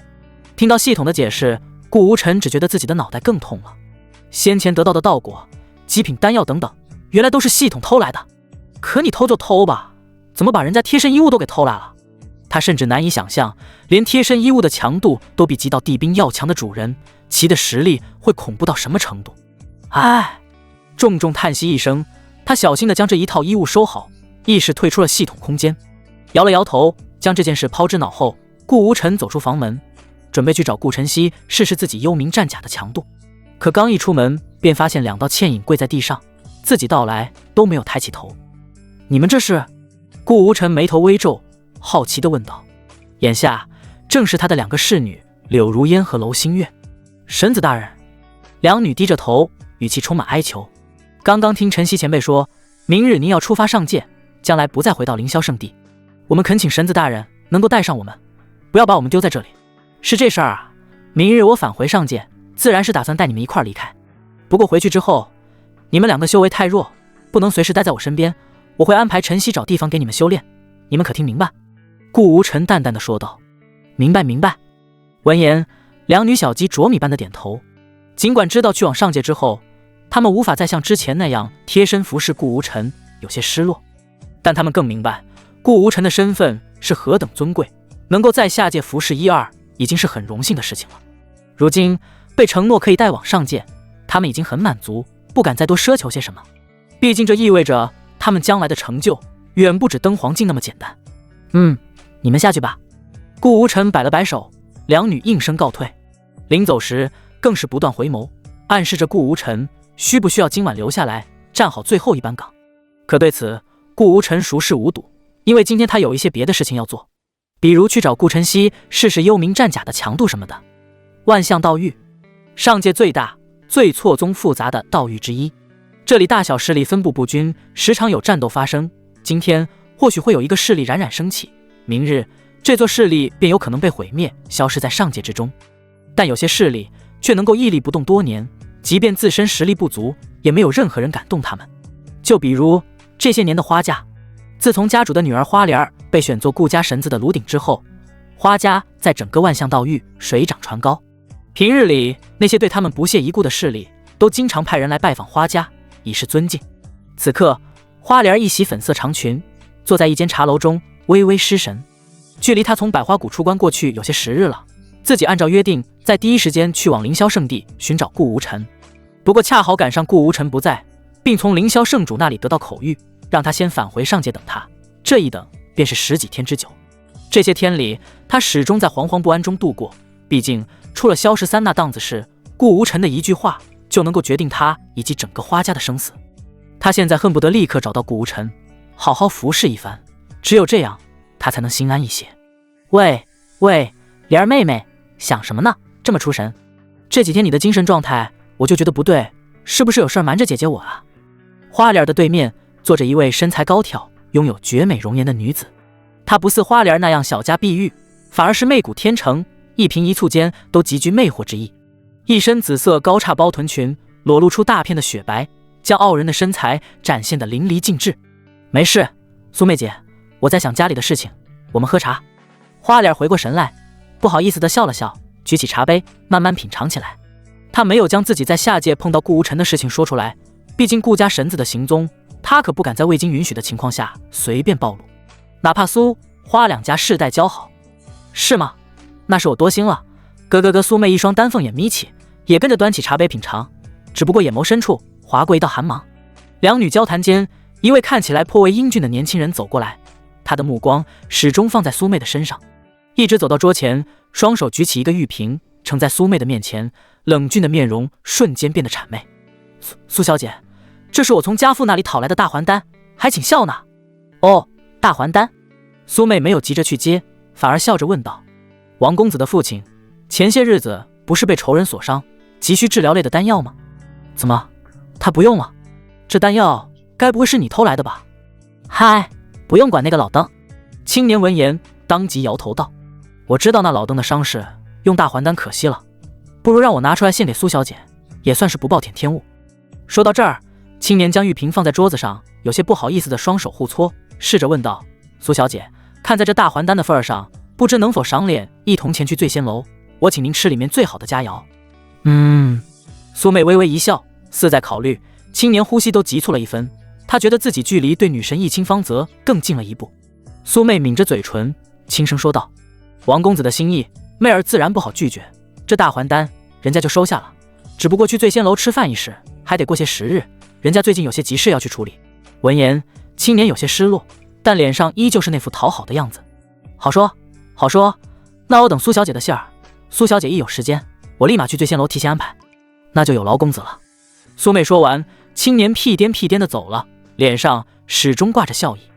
一直等他走出茶楼，花莲忍不住开口提醒道：“苏妹姐，你这样吊着那些公子哥，就不怕他们翻脸？这有什么？是他们自愿送给我的，又不是我强求。”苏妹无所谓地说道：“我有自分寸，你放心吧。”可是花莲还想说些什么，却再一次被苏妹打断。好了，莲儿妹妹，我还有点事要去处理，就不继续打扰你了，我们改天再约。说罢，苏妹便起身收起装有大还丹的玉瓶，头也不回地离开了茶楼，径直来到一处府邸中。四皇子，是我，苏妹。很快，一位气宇轩昂青年打开门，看到来人后满是欣喜。快进快进，苏小姐可是确定了之前的猜测？四皇子急着问道。千真万确。苏妹笑着点头。花莲绝对已经不是处子之身，这是我不可能看错。我还听说他前些日子去了一趟下界，回来就是这个样子，估摸着是去私会小情人了。咯。好，四皇子拍手叫好。如此，花家必灭，我还能以此教好顾家，可谓一举两得。说着，他的目光狠狠在苏妹裸露的大腿流转。这个女人他早就想得到了，等我争上皇位，你就是我的皇后，将来母仪天下。听着皇后一词，苏妹脸上露出笑容，隐隐点头，躬声道谢，只是在心中满是不屑。她和四皇子合作，可不是为了什么破皇后，而是想借此机会见到顾家神子，拿到顾家少夫人之位。翌日，遮天蔽日的神舟从凌霄圣地出发，舟上仅有4人。顾晨曦负责操控神舟，柳如烟和娄星月则一左一右服侍顾无尘，不断往他口中递入灵果。这时候，一道灵魂飘了出来，顾无尘见状，暂且挥退了2名侍女。待他们走后，开口问道：“玲珑，看你一副欲言又止的样子，怕不是有什么事情？”哟，咱们顾家大神子倒也不客气，竟然直呼我小名呢。叶玲珑顺势躺在顾无尘旁边，2条白皙的大长腿裸露，一双玉足更是不安分地来回晃荡着。要从年龄来看，我甚至要比你顾家老祖还要大呢，这岂不是乱了辈分？说到这儿，他顿了一顿，改口道：“哦，对了，我差点忘了，您老现在是我们未来人皇的男人，也是皇夫，叫我小名，倒也合理。”他美眸中闪过一丝狡黠，2根青葱玉指捏起果盘上的一颗葡萄，递到顾无尘嘴边：“皇夫大人，玲珑为您吃水果了。”对此，顾无尘只是微微抬了抬眼皮，没有去张嘴。“不吃，吃饱了。你有事说事。”他从千雪那里得知，眼前的靖王叶玲珑生前是一位非常孤傲的女子，除了对当年的人皇，其他人基本上是爱搭不理。只是没想到神魂受到重创后，性格居然会转变得这么大。哎，王夫大人莫不是不喜欢奴家这样？叶玲珑嘿嘿笑着，心念一动，自己的样貌身材瞬间来了个翻天覆地的变化。顾晨曦，他此刻一身白色剑袍，背负长剑，样貌与顾晨曦一模一样，就连具体尺寸都100%还原，哪怕是顾无尘一时都难以分辨。如何，奴家这副样子，皇夫大人肯吃灵果了吗？你，顾无尘眉头一挑，叶玲珑此刻顶着顾晨曦的样貌，几乎快要贴在自己的身上，即便只有灵魂体，但呼吸出来的热气还是令他心生一荡。不过，他轻咳2声，闭目道：“嘿嘿，不吃。再说你一个灵魂体，能干嘛？我不感兴趣，不要诱惑我。”你，叶玲珑气急，2手一叉腰，对于这个不吃软的家伙，很是束手无策。至于来硬的，更不行。自己的这缕残魂已经寄身于他的人皇幡中，属于是寄人篱下，所以只能是来软的。他的气势慢慢弱下去，轻声问道：“皇夫大人，咱们的未来人皇哪去了？怎么不见他？”“哦，你说千雪啊，他在人皇珠内闭关修炼，暂时不打算现身。”说着，顾无尘取出人皇珠，在他面前晃了晃，便收了回去。“是这样啊。”叶玲珑眼珠子一转，接着道：“说来我还真的有一件事儿要请求你呢。”“说。”“是这样的，最近在你的人皇幡内，发现我的这道残魂居然在慢慢恢复，虽然缓慢，但或许要不了几年就能够恢复到可以重塑肉身的程度。所以，我想，能不能让您助我一臂之力？”闻言，顾无尘终于睁开了眼睛，从躺椅上坐起来，打量了一番叶玲珑，发现她的魂体确实凝实不少，从他那几乎快要和常人无异的大长腿能够看出，但没有急着答应他，反而开口问道：“你如果真的可以重塑肉身，我当然可以帮你，也算是看在人皇和千雪的面子上。不过，给你这种实力的强者重塑肉身，怕是代价不小吧？”“嗨，对别人代价大，但您可是顾家的神子，上界第一大家族，这点代价对你来说如同喝水啦。”叶玲珑眯眼睛笑着，再次凑到顾无尘面前，不知是有意还是无意，剑袍最上方的2颗扣子恰巧崩开，一时间春光大现。一些辅助材料，不说也罢，我重塑肉身的关键是需要一具女性大地强者的躯体。什么玩意？闻言，顾无尘的目光瞬间从春光中抽离，面露古怪。大地强者可不是路边的野狗，哪里都有的存在。上界虽大，势力无数，但坐拥大地强者的势力少之又少，强如麒麟一族，也不过只有一位准弟子麒麟，还被自家收作看门大狗，而且还是要一名女性大帝的尸体。还没等顾无尘说什么，叶玲珑单手点着下巴，一边思索一边道：“其实要求也很简单，大地9重，哦不，大地8重以上的女性躯体就行，实在不行7重也能勉强用。”“好了，你先停一下。”顾无尘赶紧叫停，他怕对方越说越离谱。大地7重以上的女性强者，放眼整个上界，恐怕一只手都能数得过来，且每一位都是赫赫有名的存在，就算能杀他们，尸首也很难留下来。所以恢复肉身的事情急不得，不过我会给你留意的。不急，我的魂体也需要几年修复，皇夫大人记得多多留意哈。说着，叶玲珑怕顾无尘对这件事不上心，刻意敷衍他，悄悄凑到顾无尘的耳边低吟几句：“皇夫大人，只要我能够重塑肉身，可以立刻恢复大地境后期的修为，而且我的魂体已经和您的人皇幡落下印记，到了那时候，哪怕我修为大地境，都不能违背您的意愿。您想做什么就做什么，在外可以当您的护道人，保护您周全，回到家里也可以像你那2位侍女一样，对你言听计从。您说帮我恢复肉身是不是很值得呀？”说完，叶玲珑的身影消失，回到了人皇幡内。他现在还不能长时间在外界待着，需要有充足的时间在人皇幡内休养。而顾无尘听他说完这一番话后，不得不承认，他心动了。大地强者的侍女吗？有意思。思绪间，神舟已然穿过破碎的虚空，返回到了上界。呼吸着久违的上界新鲜空气，顾无尘心情大好。来到上界后，已经不需要顾晨曦亲自操控神舟，神舟会自动驾驶前往顾家的方向。少爷，顾晨曦走到顾无尘身前，笑着道：“师傅施工，估计在家等您都等着急了。我还听说他们2人这次给少爷您准备了一个惊喜呢。”惊喜？顾无尘心中一动，隐隐有些期待起来。自己父母准备的东西，自然不可能是普通宝物。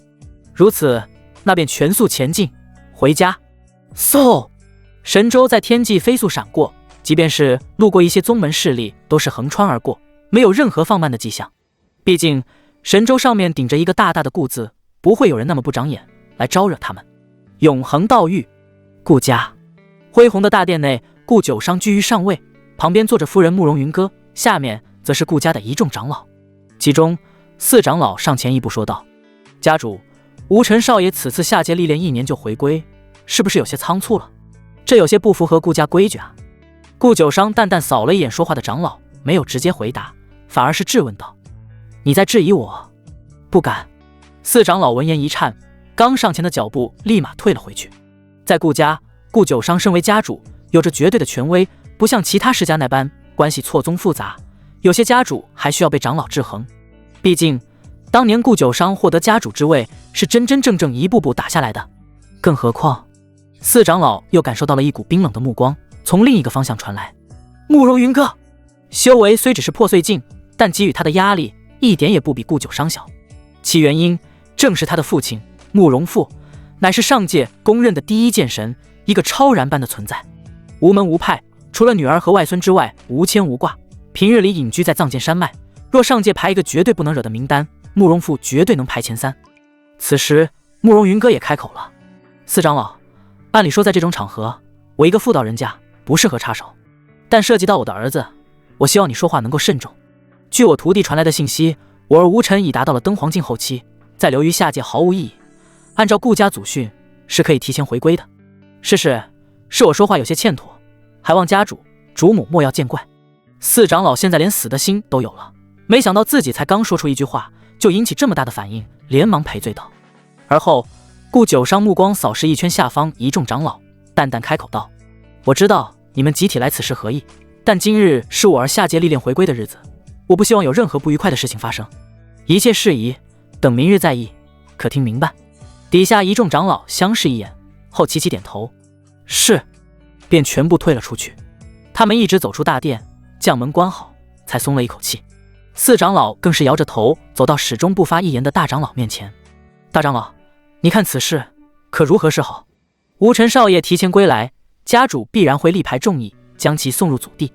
可吴尘少爷的情况我们都了解，修为尚浅，下界1年是断然不可能达到登黄境。家主那么说不过是一套说辞罢了，如此浪费一次进入祖地的机会，是我们顾家巨大的损失啊！好了，不要再说了。大长老摇摇头，打断道：家主今天的态度你也看到了，和以往一样，根本不给我们提意见的机会，更何况这事儿牵扯到他的儿子，更不可能松口。说到这儿，他饶有深意地看了一眼面露焦急的四长老。我们这次被你忽悠过来见家主，才是差点被你所坑。而且有一件事我不得不提醒你，这届进入祖地的名额本是你的后人，可现在吴尘少爷回归，名额必将会被让出，你可不要做傻事呀。说罢，大长老拂袖而去，其余长老也四散开来，纷纷摇头后悔，不该陪着四长老来此乱来。大殿内，顾九商和慕容云歌在长老们走后也交谈了起来。我说老顾啊，这四长老意图再明显不过，是要咱们宝贝儿子放弃进入祖地的机会，他不会在暗处使什么绊子吧？哈哈，夫人又小瞧我了不是？顾九商爽朗一笑，缓缓道：顾家虽大，但除了那几位祖地闭关不出的老祖外，没人能够逃出我的眼睛。他四长老完全不够格。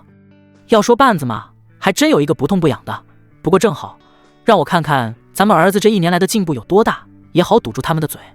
说到这儿，他顿了一下，看向自己的夫人，无奈地说道：还有一点，能不能不要叫我老顾，把我叫得好像老头子一样，还是叫夫君听起来舒服一些。哎，慕容云歌侧着脑袋，满脸不解。可是你明明比我大那么多岁，叫你老顾也没问题啊。按照普通人的计算方式，你都可以当我爷爷的爷爷的爷爷了。顾家外围，这里居住着顾家的旁系以及他们的家眷等。此时一艘神舟路过，正是顾无尘一行人。穿过这里就是顾家的核心区域了。只是在这时，一声暴喝突然传来：顾家顾风特来此地迎接无尘少爷归来。神舟的前方赫然伫立着一道身影，他手持长枪，脸上尽显傲色。自动行驶的神舟随之停止，顾无尘的声音从神舟传出：顾风，不认识，不过好狗不挡道，给你3息时间滚蛋。声音响彻天际，下方的顾家旁系纷纷侧目，不知发生了什么事情。你被当众骂是狗，顾风握着长枪的手嘎吱作响。他的天分即便放在顾家都是顶尖的存在，何时受过这般屈辱？只是还没等他再说什么，3息时间已过，顾晨曦亲自掌舵，神舟骤然启动。望着袭向自己而来的神舟，顾风下意识地想要躲避，可转念一想，自己躲过去还如何实现来此的目的？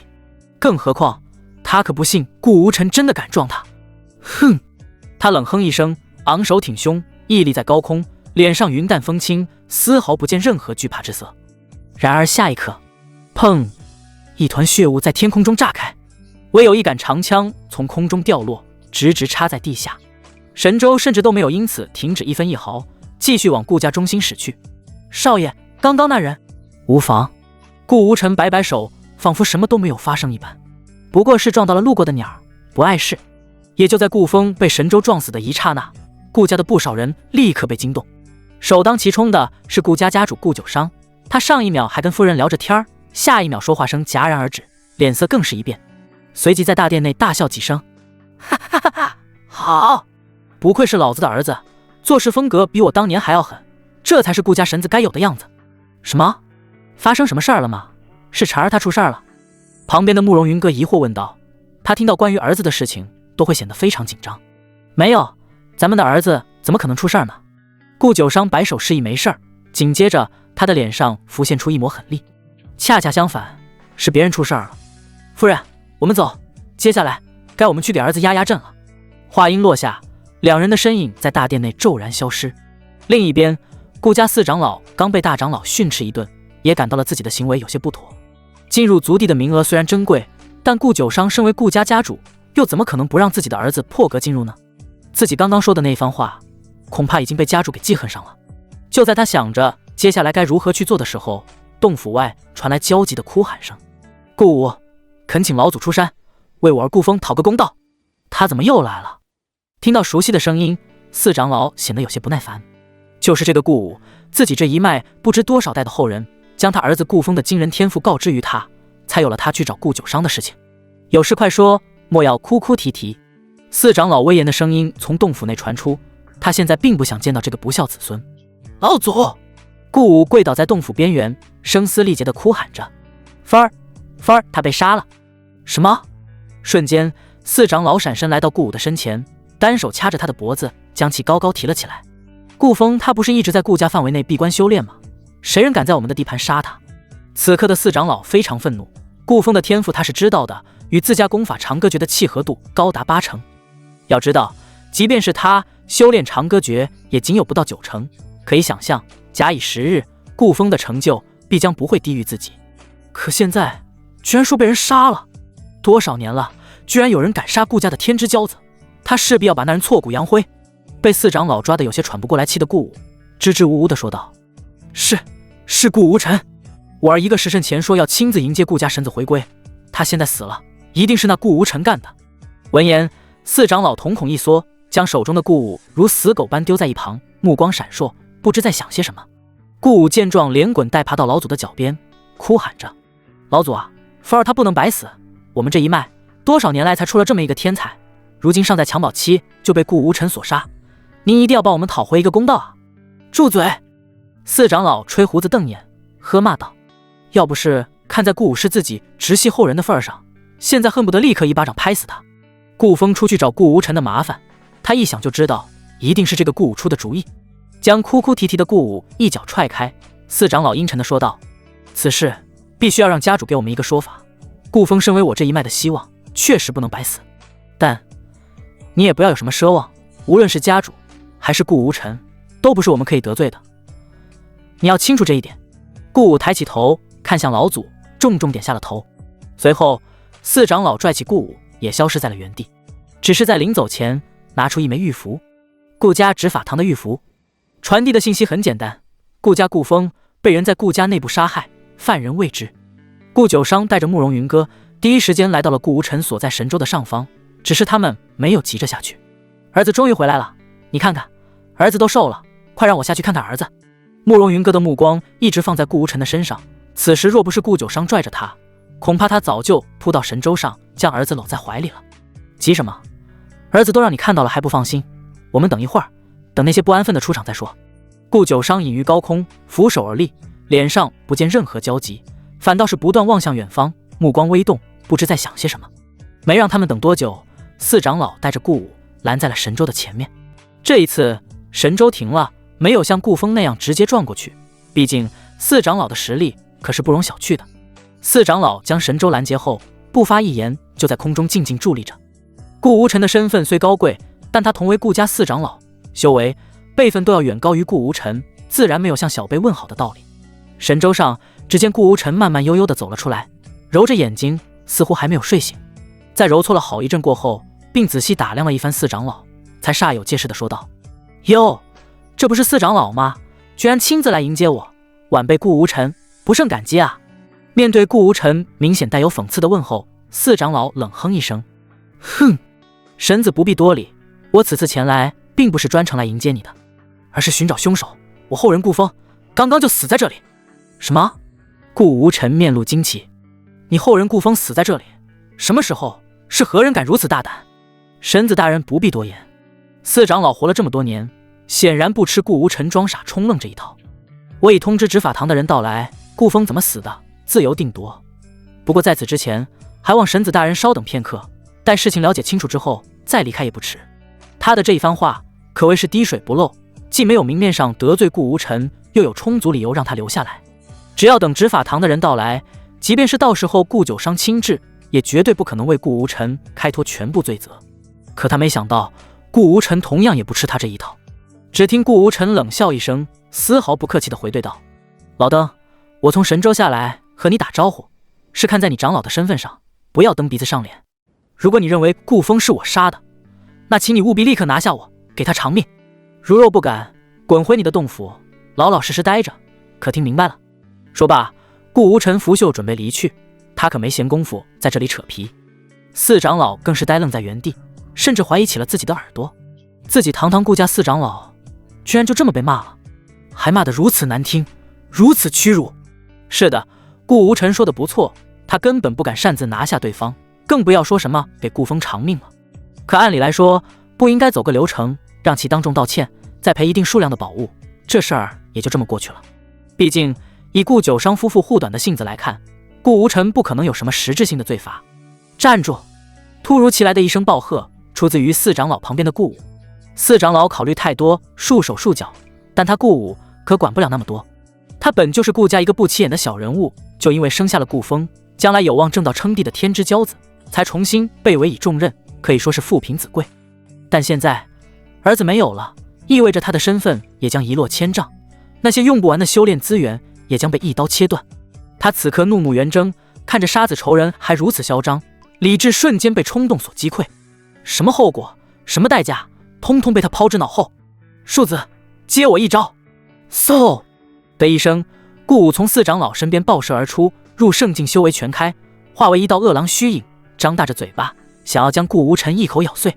四长老没有去拦，不是他不想拦，相反，他第一时间就准备拦下顾武。无论如何，顾无尘都不能在他的面前受到一点伤害。可就在准备动作的时候，自己的整个身躯已经动不了了。别说是说一句话，就算是连一根手指头、一颗眼珠子都动不了。他整个人如坠冰窟，哪里会不知道发生了什么？是顾九商来了。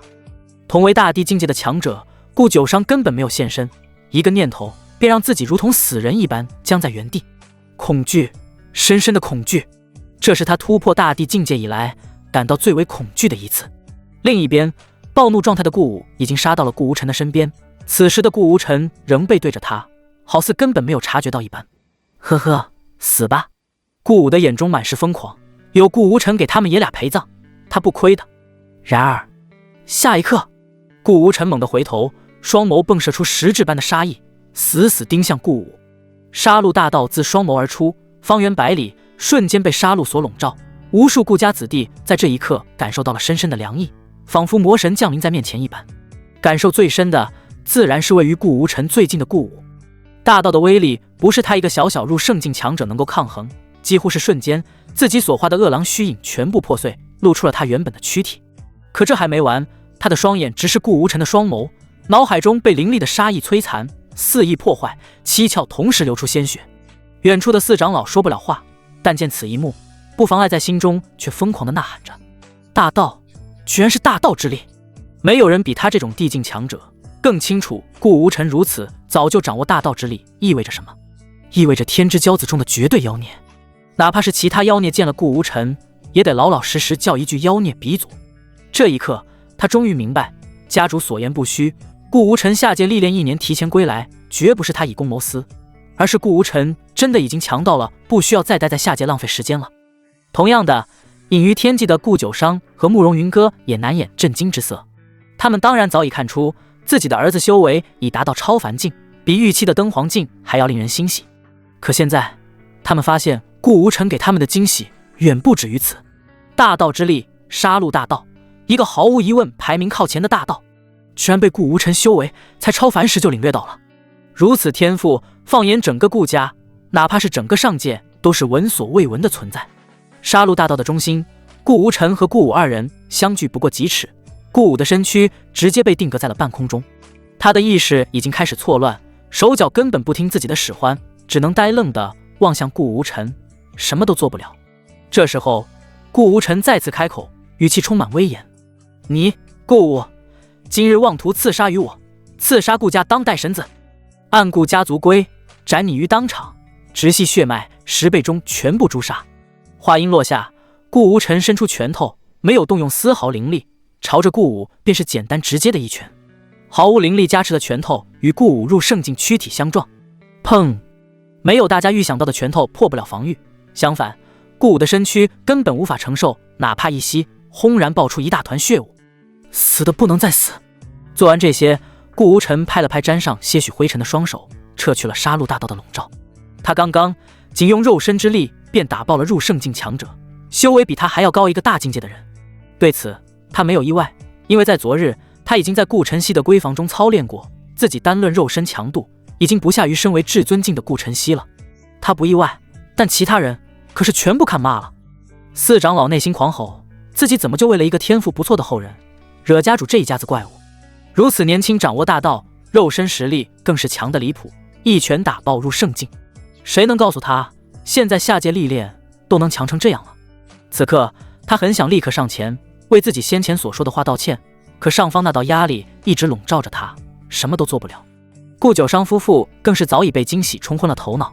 即便顾九商修为通天，年轻时资质碾压无数天骄，但此时他也不得不承认，他的儿子比他还要勇猛。多少年了，他们都没有如此高兴过。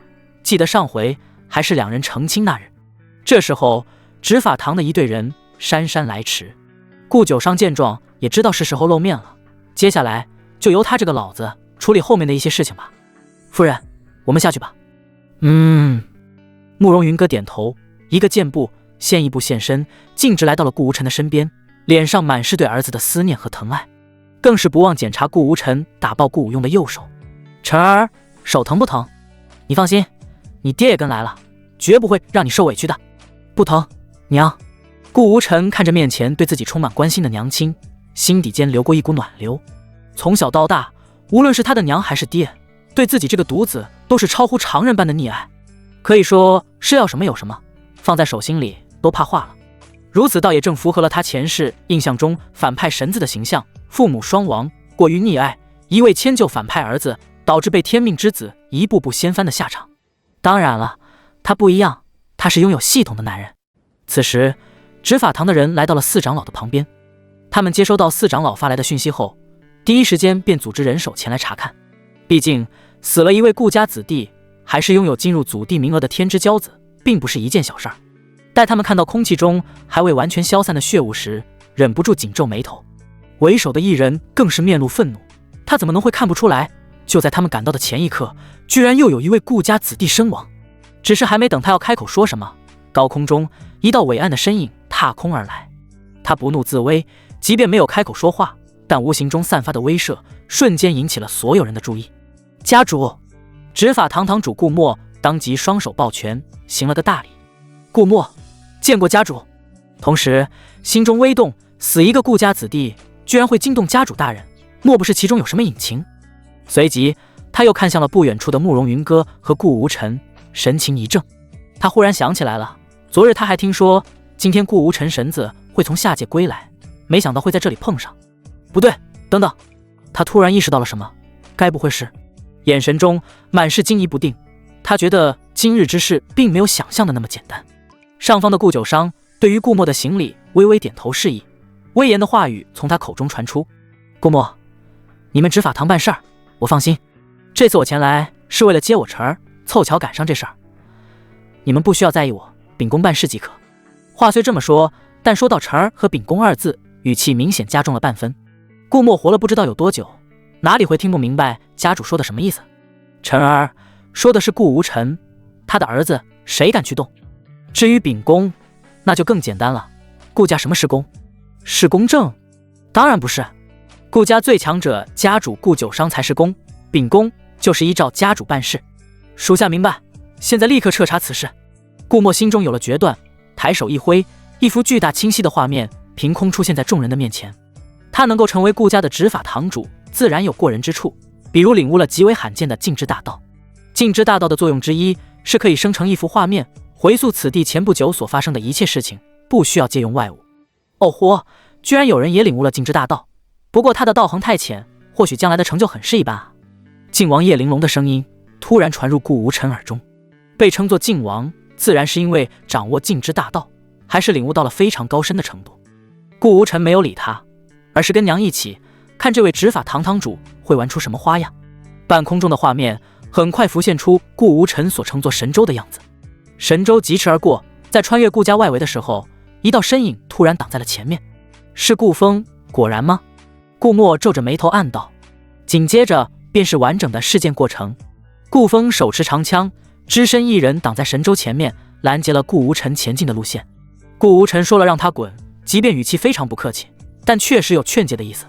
而之后，顾风丝毫没有离去，依旧拦在前面，不为所动。最后，便有了神州将顾风撞成一团血雾的场景。整个事件非常完美地呈现在了所有人的面前。四长老此时已经被顾九伤解除了锁定，可以自由活动。当他看完这一幕时，忍不住摇头叹息：“唉，无话可说。”他可不会傻的去争论什么。如今事实摆在面前，顾无尘已经提醒过了顾风，可顾风还在拦路，被撞死，只能说是咎由自取。绳子可不是谁想拦就能拦的。画面一点点消失，顾墨沉思片刻，刚准备进行决断，身后的一名执法堂的成员突然跳了出来：“堂主，还望您能够像家主大人那样说的，秉公执法。”顾风虽拦截了无尘神子，但他同样说了，是在恭迎神子大人回归。从画面中能够看出，顾风绝无恶意，他不该就此被杀呀！胡闹！顾墨当即大声训斥，并看向说话之人，脑海中浮现出了他的身份：顾谦，四长老一脉，顾风的曾爷爷，顾武的爷爷。顾谦，你不该在这个时候出头的。顾墨语重心长地道，到底还是他的手下，忍不住相劝两句。不，顾谦虽是顾武爷爷，但只是一副中年人的样貌。他再次上前几步，来到堂主的面前。顾谦自小便跟堂主一起在执法堂做事，深知堂主大人向来公正无私，从不会判定任何冤假错案。我相信今日也一样。我记得顾家执法堂第一任堂主曾说过，天子犯法与庶民同罪。你，顾墨本还想着保这名手下，别因为自己的几个后人把自身陷入万丈深渊，可听到他把话说到这份上，甚至把自己架在火里烤，妄想去治无尘神子的罪，瞬间有了一巴掌抽死他的冲动。是，当年顾家成立执法堂的时候，第一代执法堂堂主确实说过天子犯法与庶民同罪，可那能跟现在一样吗？那时任职的顾家家主示弱，修为放在一众长老里也只能算作中等，执法堂堂主修为隐隐是顾家顶尖的存在，他爱说什么是什么，没人能管得了他。但现在顾家最强者是顾九伤，顾家现任家主，再把天子犯法和庶民同罪这句话搬出来，跟找死有什么区别？你真是无药可救了，顾谦。顾墨彻底放弃了这名手下，只能说自作孽不可活。于是抬手一挥，再一次把顾风手持长枪拦截神州的画面放了出来。我姐问你，你见过谁家迎接神子大人？是哪敢长枪迎接的？你看看这枪头锋利无比，我毫不怀疑，但凡无尘神子露头，他都能一枪戳上去。顾墨之所以愿意浪费口舌，不株连直接拿下顾谦，是因为此时围观上来的顾家子弟越来越多。他身为顾家执法堂的堂主，当然不能够什么都不说就将人拿下。而在围观众人中，早已窃窃私语了起来。死！居然是顾墨大人亲至，大地境的强者，平日里根本难得一见。何止于此，你没看到还有四长老大人吗？当年我有幸听过一次四长老大人的讲道，可谓是受益匪浅的呢。嘘，你们这群不识货的人，没看到最上方，咱们的家主大人都来了。要我说，今天的事儿恐怕是真的不小呢。此时的顾谦听完顾墨所说，脸色变得阴沉不定起来。他自然明白这一点，顾风不是好心想要恭迎神子，不过是借此机会想要挑战顾无尘罢了。但在他看来，无论如何，顾风都罪不至死，就算死，也是交由执法堂办，怎么可以在顾家内部就痛下杀手？他说不过堂主顾墨，转而望向远处的顾无尘，先是恭敬一拜：“执法堂顾谦见过神子大人。”后话锋一转道：“顾风之死，在下觉得还有些蹊跷，能否把您的神州交由我们执法堂，让我们再仔细彻查一番此事？”顾谦，不要胡闹！顾墨一把将顾谦拽了回来，扔在旁边，急忙解释道：“神子大人，这不是我的意思。顾风拦截您的神州在先，放在常人的说法叫做碰瓷，死了也是咎由自取。神州自然不需要交由我们执法堂检查，相反，顾风拦截神州，他虽死，但对神州造成的损伤赔偿还是要赔的。顾谦正好是顾风长辈，这笔赔款就落在他的头上吧。”什么？堂主大人你？顾谦彻底傻了。他万万没想到，顾墨不仅没有对于顾风的死处罚顾无尘，反而还要让他给顾无尘的神州做赔偿，这还有天理吗？他刚准备再说些什么，远处的顾无尘开口了：“我说呢，原来是顾风的长辈，难怪如此焦急。堂主大人，神州的赔偿我就不要了，毕竟以顾风的那点修为，除了让神州屏障沾点血，没有什么影响。只是……说到这儿，顾无尘拖了一个长音，戏谑地看向顾谦：“既然你身为执法堂的人，那我问你，倘若有人敢当众袭击，甚至想要杀害我，按照族规是何罪责？”顾谦一愣，以为是顾无尘想要把顾风拦截神州一事推脱到袭击这方面。回禀神子，按照族规，企图杀害神子大人的人，元凶若未被当场斩杀，则处以极刑，而他直系血脉上下10倍，会被诛杀殆尽。但顾风根本没有袭击神子大人的意图，此罪不可按在他的身上。好！顾无尘一拍手，不愧是执法堂的人，对于族规记得就是熟。随即他也像顾墨那样抬手一挥，大道之力流转，凭空浮现出一幅画面，借助于晋王叶玲珑使用的禁制大道，比之顾墨还要完整，还要深奥的禁制大道。所谓外行看热闹，内行看门道。慕容云歌惊讶自己儿子居然领悟了2条大道之力，四长老也差不多，要知道他成帝多年，也仅才领悟了2条大道而已。至于顾九商，则发现了一些端倪，但没有说什么。最后是顾墨，整个人直接就傻了。他看到了什么？看到了自己梦寐以求禁制大道的全态，自己与之相比，好似井底之蛙，根本没有任何可比性。目光不自觉地看向顾无尘，顾家的唯一神子。可怕，太可怕了！整个顾家没人比他要清楚掌握禁制大道是多么难、多么复杂的一件事。自己自从领悟禁制大道以来，已经过去几万年之久，但对于其的掌握，仍旧是入门汉的水平。他的注意力全放在大道之上，而在场的众人目光基本都放在画面上的内容中。画面中，顾武化身恶龙虚影，袭击顾无尘，口中更是说着接我一击之类的话语。死！他们大多是才赶来，对此并不知情，如今看过回放，忍不住倒吸一口凉气。居然真的敢有人在大庭广众之下袭击神子，想死也不能这样送死吧？你是死了，那你的亲人怎么办？播放完毕，画面随之消散。顾无尘看向早已处于呆愣状态的顾谦：“我且问你，你是顾风顾武的长辈，可是在这上下10倍之内？”声音如同一团炸雷，在顾谦脑海中炸响。他磕磕巴巴想说什么，却说不出口。他不是来定顾无尘罪的吗？怎么一下子把自己都定没了？一旁的顾墨刚从震惊中缓过神来，赶忙开口道：“回神子，顾谦是顾风的亲爷爷，在这直系10倍之内。那好，事情明了，该如何做就全交由堂主大人受理了。”顾无尘淡淡道：“明白。”顾墨郑重点了点头。如果说之前他完全是在顾九商的压力下，不得不偏向顾无尘这边，那么现在在见识到他的禁制大道后，是真心的站在他的一边。他想要进步，在大道造诣上的进步。来人！他一声高呼，身后一众执法堂的人纷纷响应。顾风袭击当代神子顾无尘，好在神子大人勇猛，当场将贼人击杀于此。虽凶手已死，但按照族规，需诛杀顾风，直系上下10倍，立刻执行。是。话音落下，执法堂的众人四散而去，他们亲自出马，很快就能把事情搞定。不多时，执法堂的人基本离去，只剩下堂主顾墨和茫然的顾谦。堂主大人，饶恕我！顾谦试图祈求，可换来的唯有淡漠。顾谦，看在你我2人之前共事的份上，你自尽吧。顾墨说完便不再理他，只是大地威压一直笼罩着顾谦，如果不自尽，就只好由他亲自动手。呵呵。顾谦苦笑一声，心如死灰，知道事情再没转机的，便自断了心脉，身体随之倒下。随着顾谦身死，此事彻底告下了段落。围观的群众四散而去，他们迫不及待将今日所见所闻分享给亲人好友，其主要一点是顾家神子顾无尘强势回归，且一回归便将胆敢挑衅他的人尽数诛杀。顾九商见事情差不多了，大手一挥，连带着顾无尘、慕容云歌、四长老和顾墨全部消失在了原地。下一刻，几人均出现在顾家的大殿之内。至于顾晨曦，则带着顾无尘2名侍女给他们安排住处去了。四长老，顾九商淡淡开口，他没有急着和儿子团圆，而是将目光放在了四长老的身上。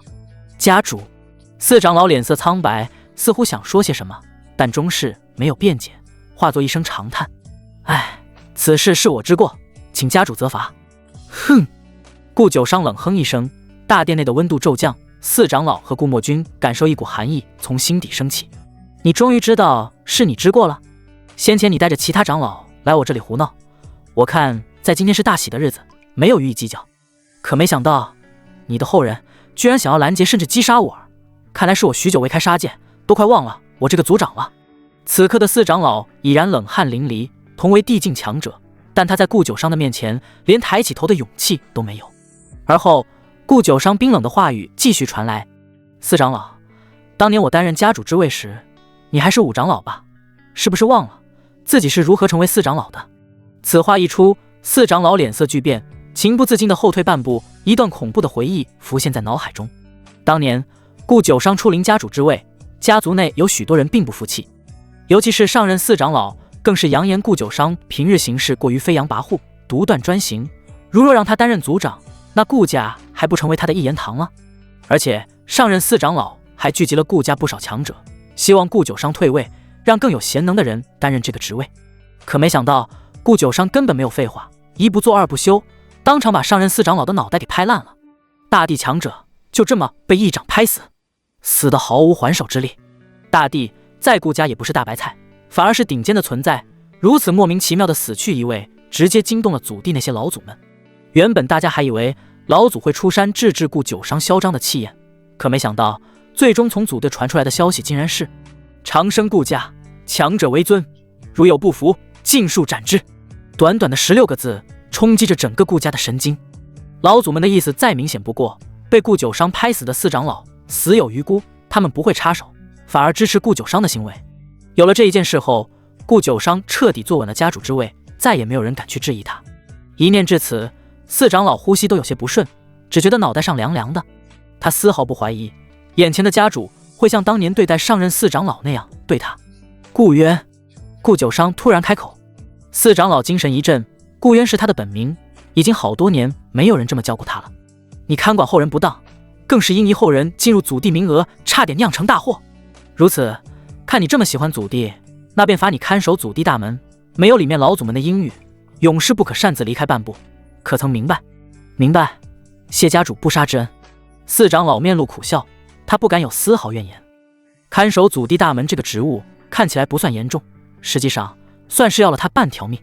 这相当于永世把他禁锢在了祖地门口，外界一切事物都与他无关了，可以说是永久监禁。至于偷跑，想都不要想。祖地的老祖们虽大多处于沉睡状态，但意识会游荡于整片祖地，他若敢跑，下场定然极为残忍。四长老走了，默默地只身一人前往祖地，没有人陪同，他也不敢有任何小心思。顾九商的神念一直锁定着他。大殿中处理好了四长老，顾九商又看向执法堂堂主顾墨。家主。顾墨抱拳，毕恭毕敬。他今日亲眼见证四长老身为地境强者，放在外界震慑一方的存在都会被判罚永久监禁。此刻他更加清晰意识到了顾九商的恐怖，同时暗道好在刚才执法没有忤逆家主的意思。顾九商缓缓走到顾墨身旁，罕见露出一抹笑容。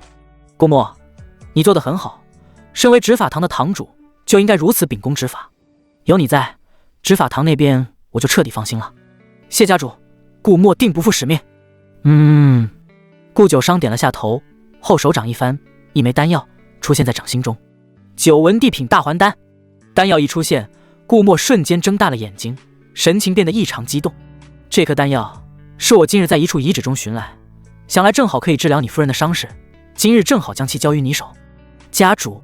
顾墨的语气一下子变得哽咽起来。虽说男儿有泪不轻弹，可他现在的眼眶中确实变得湿润了。这颗九纹丹药是可以救他夫人命的极品地丹，自己与夫人二人从小便相识，结为夫妻，更是一路上相互扶持，自己正到大地，夫人也晋升准地，距离大地仅有一步遥。可偏偏在突破地境时发生意外，造成严重的损伤，至今都无法醒来。他试过无数方法，求过无数神医，哪怕是顾家的地品炼丹师的门槛都被他踏烂了，可得到的结论是一致的，需要一颗九纹地品的大还丹才可以救他。九纹还是地丹，再加上地品大还丹丹方早已失传，意味着他空有通天修为都无法挽救夫人的生命。可现在家主居然拿出了一颗，还要送给他。顾墨颤颤巍巍地接过大还丹，他没有拒绝，即便知道这颗丹药无比珍贵，他都要厚着脸皮收下。家主。收起大还丹，顾墨双膝一屈，便要跪下，可一双有力的大手在半路拦下了他。只听顾九商笑着道：“一颗丹药而已，不必如此。你现在最应该做的是去救你的夫人，而不是跪下来谢我，你说对吗？”被顾九商扶了起来，顾墨短暂的呆愣后，郑重点了点头。家主，此番恩情，顾墨永世不能相忘。今后家主有任何吩咐，在下任凭调遣，哪怕是要我这条命，我都不会眨一下眼睛。顾墨的语气坚定无比，此刻更是在心中暗暗发誓，永远支持顾九商一家，无论事情是对的还是错的。顾墨也走了，带走了丹药，留下了忠诚。此时大殿内终于只剩下顾无尘一家三口。老爹这手奖罚分明，晨儿学到了。顾无尘适时拍了一手马屁，使得顾九商的脸上再次浮现出笑容。好了好了，别说这些没用的了。顾九商一掌拍在了顾无尘的后脑勺上，接着道：“今日你从下界归来，你娘一早就准备好了丰盛大餐，给你接风洗尘。我们走。”话音落下，三人的身影瞬间来到了一处后花园中。这里风景极美，一砖一瓦，一草一木都是外界出现会抢破头的存在，不过是在这里只能够充当摆设品罢了。三人落座于庭院中，一位位侍女鱼贯而入，每人手中都拿着一份散发温和灵力的食材。不多时，桌子上便被摆得满满当当，吃美食佳肴，这是慕容云歌嫁给顾九商后带来的生活习惯，准确的说是慕容云歌的父亲上界第一剑神慕容复的习惯。他修炼的剑道与寻常人不同，没有一味清修，若空闲便会吃上一顿，以满足口舌之欲。慕容云歌从小便是顿顿吃着美食长大的。晨儿啊，尝尝这块鹿肉，口感如何？慕容云歌夹起一块肉送到了顾无尘的嘴边，顾无尘一口咬下，味道鲜美，入口即化，而且我体内的灵力好似都多了一分。顾无尘尝过后忍不住赞美道：“那是当然的了。”一旁的顾九商忍不住开口：“你娘就为了给你准备这口鹿肉，特意让我去一趟万寿山，斩了一只麋鹿大妖，想我堂堂家主居然会做这种事，真是……”话没说完就被慕容云歌直接打断，还说我呢，你不也是前2天忽然消失？我猜该不会是给儿子准备什么惊喜吧？可可，顾九商刚喝的一口灵酒差点全部喷了出来，摆了摆手道：“是给咱儿子准备了点东西，不过先不急，在此之前我更好奇咱儿子这一年到底有多么大的进步。”慕容云歌也跟着点点头，儿子自归来到现在，无论是修为还是领悟的大道上都有非常恐怖的提升。对此顾无尘只是尬笑2声：“哈，进步还好吧？刚刚那些你们都已经看到，差不多就是全部了。是吗？晨儿啊，这一年来在下界待着咋样？能不能跟娘说说？”慕容云歌瞪着大眼睛，满是期待。他已经想念儿子1年了，自然想要知道这1年儿子过得怎么样。拗不过自己的亲娘，顾无尘擦了擦嘴角的油渍，简单开始叙述了自己这1年的经历。只不过他是捡着说的，不可能提及系统什么的。比如某某人上门挑衅，被他顺手宰了，而他又从那人的空间戒指中寻到了极其珍贵的宝物，如此往复，一直宰了3个，从他们那里得到的宝物才使他修为和大道的造诣一路高歌猛进。如此一番话，可是把爹娘2人听得云里雾里。下界之人会有这么好的东西？但他们同样相信顾无尘的话。顾九商更是沉思片刻后猜测道：“其实下界之人拥有这么多的宝物，倒也有一种可能。顾家有过记载，纵观历史，不乏许多天资卓越的人，在无人注意到的情况下，突然获得大量机缘，一路站在世间的巅峰。我想，晨儿杀掉的那些人，说不定就和古籍记载里的一样，得到过不少珍惜机缘的人。”哦，原来是这样啊！慕容云歌愣愣地点着脑袋，他没全听懂，不过还是能够听出来自己儿子很优秀就是了。至于顾无尘，则是忍不住眉头一挑，自己老爹不愧是顾家掌事的家主，居然能从自己的只言片语一下子把天命之子的定义猜得七七八八。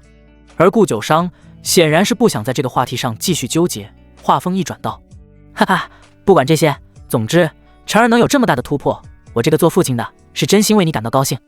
来，咱爷俩喝一个。”此时的顾九商完全不见平日里担任家主时那样的威严，有的只有面对儿子的宠溺。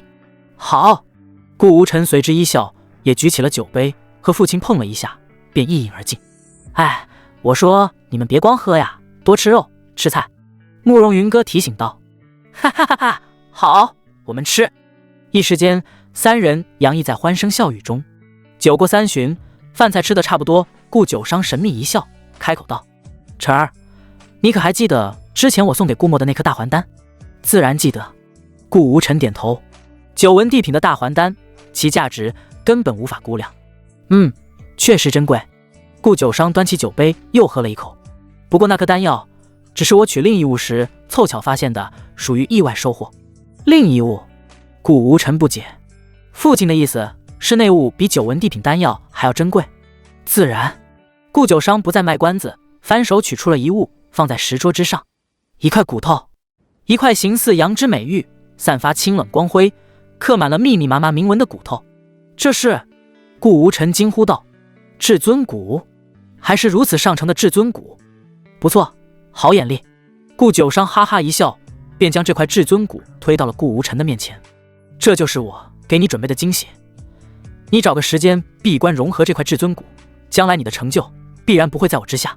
顾无尘的手放在至尊骨上，一股温热且磅礴的力量顺着皮肤流遍全身，瞬间引起了他吞天神体的共鸣。只是还没等他高兴多久，耳边突然传来系统的提示音：叮！检测到天命之子白旭的至尊骨。顾无尘神情一怔，暗道自己不愧是反派，刚回家啥都没做，这天命之子的至尊骨就被摆在了面前，仇恨值可谓是瞬间拉到了极致。随即收起至尊骨，转而对老爹道了一声谢，多谢父亲赠予的至尊骨，孩儿定不负所托。虽然按照常规事情走向来看，他爹把天命之子至尊骨弄来，多少有点坑爹不坑儿子的意思，但好在他不怕这个，反而比起至尊骨，他更感兴趣的是这个天命之子白旭。至尊骨的融合越快越好，等吃完这顿饭，你就去闭关融合至尊骨吧，其他的事情等出关之后再议。顾无尘点头，他也是这个想法。大约过了半个时辰后，一家三口结束了这顿丰盛的家宴。顾九商带着慕容云哥准备离开，将这里留给顾无尘闭关。在临行前，慕容云哥有些舍不得的道：晨儿啊，等你出关之后，咱们找个时间一起去你外公那里一趟，他老人家知道你有这么大的进步，一定也会很高兴的。我也正想见见外公。顾无尘再次点头，只是看到娘身上的气息貌似和自己1年前离去时没什么差别，忍不住吐槽一下：娘，要我说，你应该先一步去外公那里，让外公好好督促你修炼。您的这一身修为，自身天赋的功劳，怕是占了99%之上。被儿子教训自己没有刻苦修炼，慕容云哥秀眉一挑，撸起袖子，由慈母形象瞬间转变成了暴富。嘿，你小子教训起你娘来了，讨打！哈哈哈哈！别，孩儿说笑的。我倒是觉得晨儿说的不错，很有道理。好，连你也这么说，今晚的活动取消，我要闭关修炼。别，夫人，我也是说笑的。一阵欢声笑语过后，顾无尘独自坐在庭院中，面前浮现着那块晶莹剔透的至尊骨。系统，这块至尊骨我为何感觉它非常新鲜？该不会是刚扒下来的吧？顾无尘随口问道。是的，宿主，白旭的至尊骨是2天06个时辰前变成无主之物的。顾无尘微微一愣，2天前成为无主之物，那就意味着是2天前才被从原主人身上扒下来。这与刚刚父亲临走前告诉他至尊骨的来历有些出入，毕竟这是关于天命之子的东西，他自然是需要跟父亲问个清楚。据父亲所说，2日前，万象道域大齐皇朝的老国主费尽千辛万苦联系上顾家，告知他们拥有至尊骨的消息，并希望顾家家主亲至，将至尊骨亲手交给他。听到消息后，顾九商没有过多犹豫，亲临大齐皇朝，因为至尊骨的价值完全值得他亲自跑一趟。去到后，老国主也是果断之人，端着一个盒子就来迎接顾九商。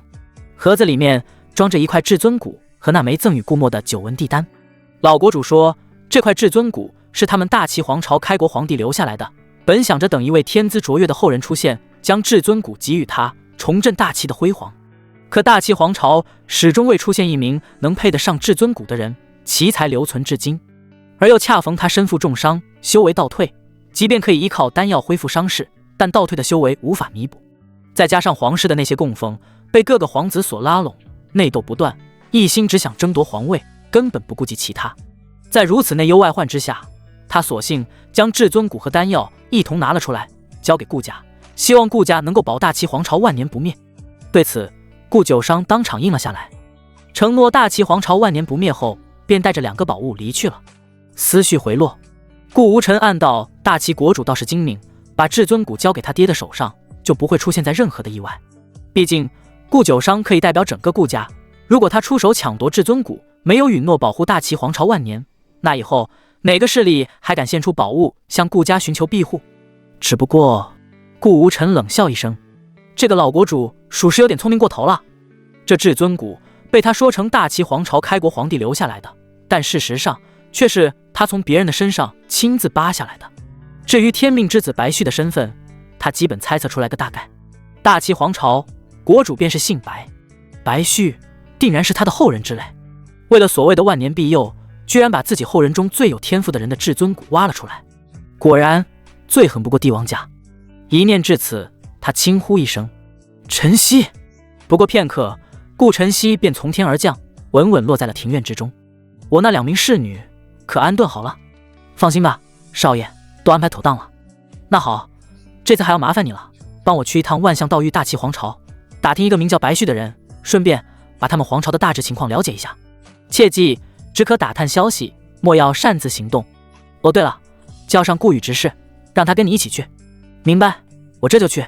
顾晨曦点头应下，身影随之消失。顾宇，顾家的一名女性执事，修为准地境，有他们2人前去打探消息，顾无尘非常放心。之后，他将注意力重新转移到了面前的至尊谷上，迟则生变，立刻吸收融合。吞天神体开。2日前，万象道域，大齐皇朝后山一处埋骨之地，皇室宗亲死后都会在此埋葬，这是大齐开国皇帝留下的规矩，没人敢忤逆。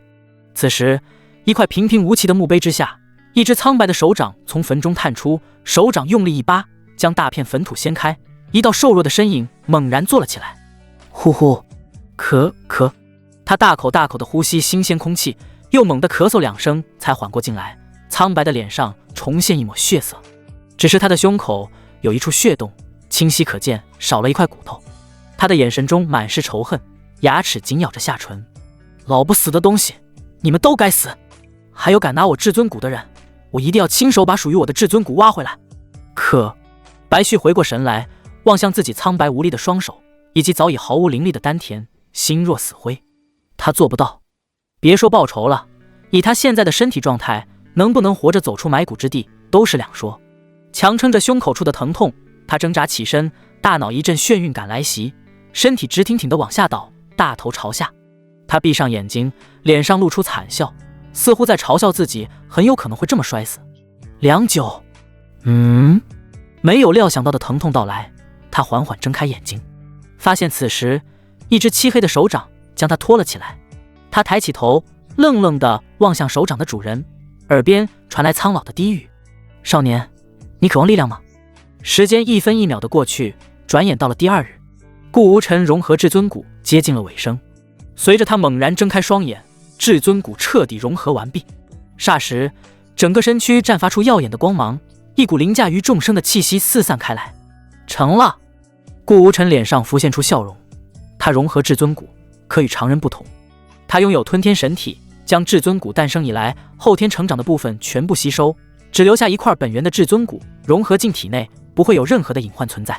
脑海中不禁浮现出顾家关于至尊谷的记载，记载中写道：混沌之后，天地初开之际，诞生了一批生灵，每一位生灵体内都有一块至尊谷，他们不需要修炼便拥有恐怖的修为，是真正天地的宠儿，被后人记载为天地的初代。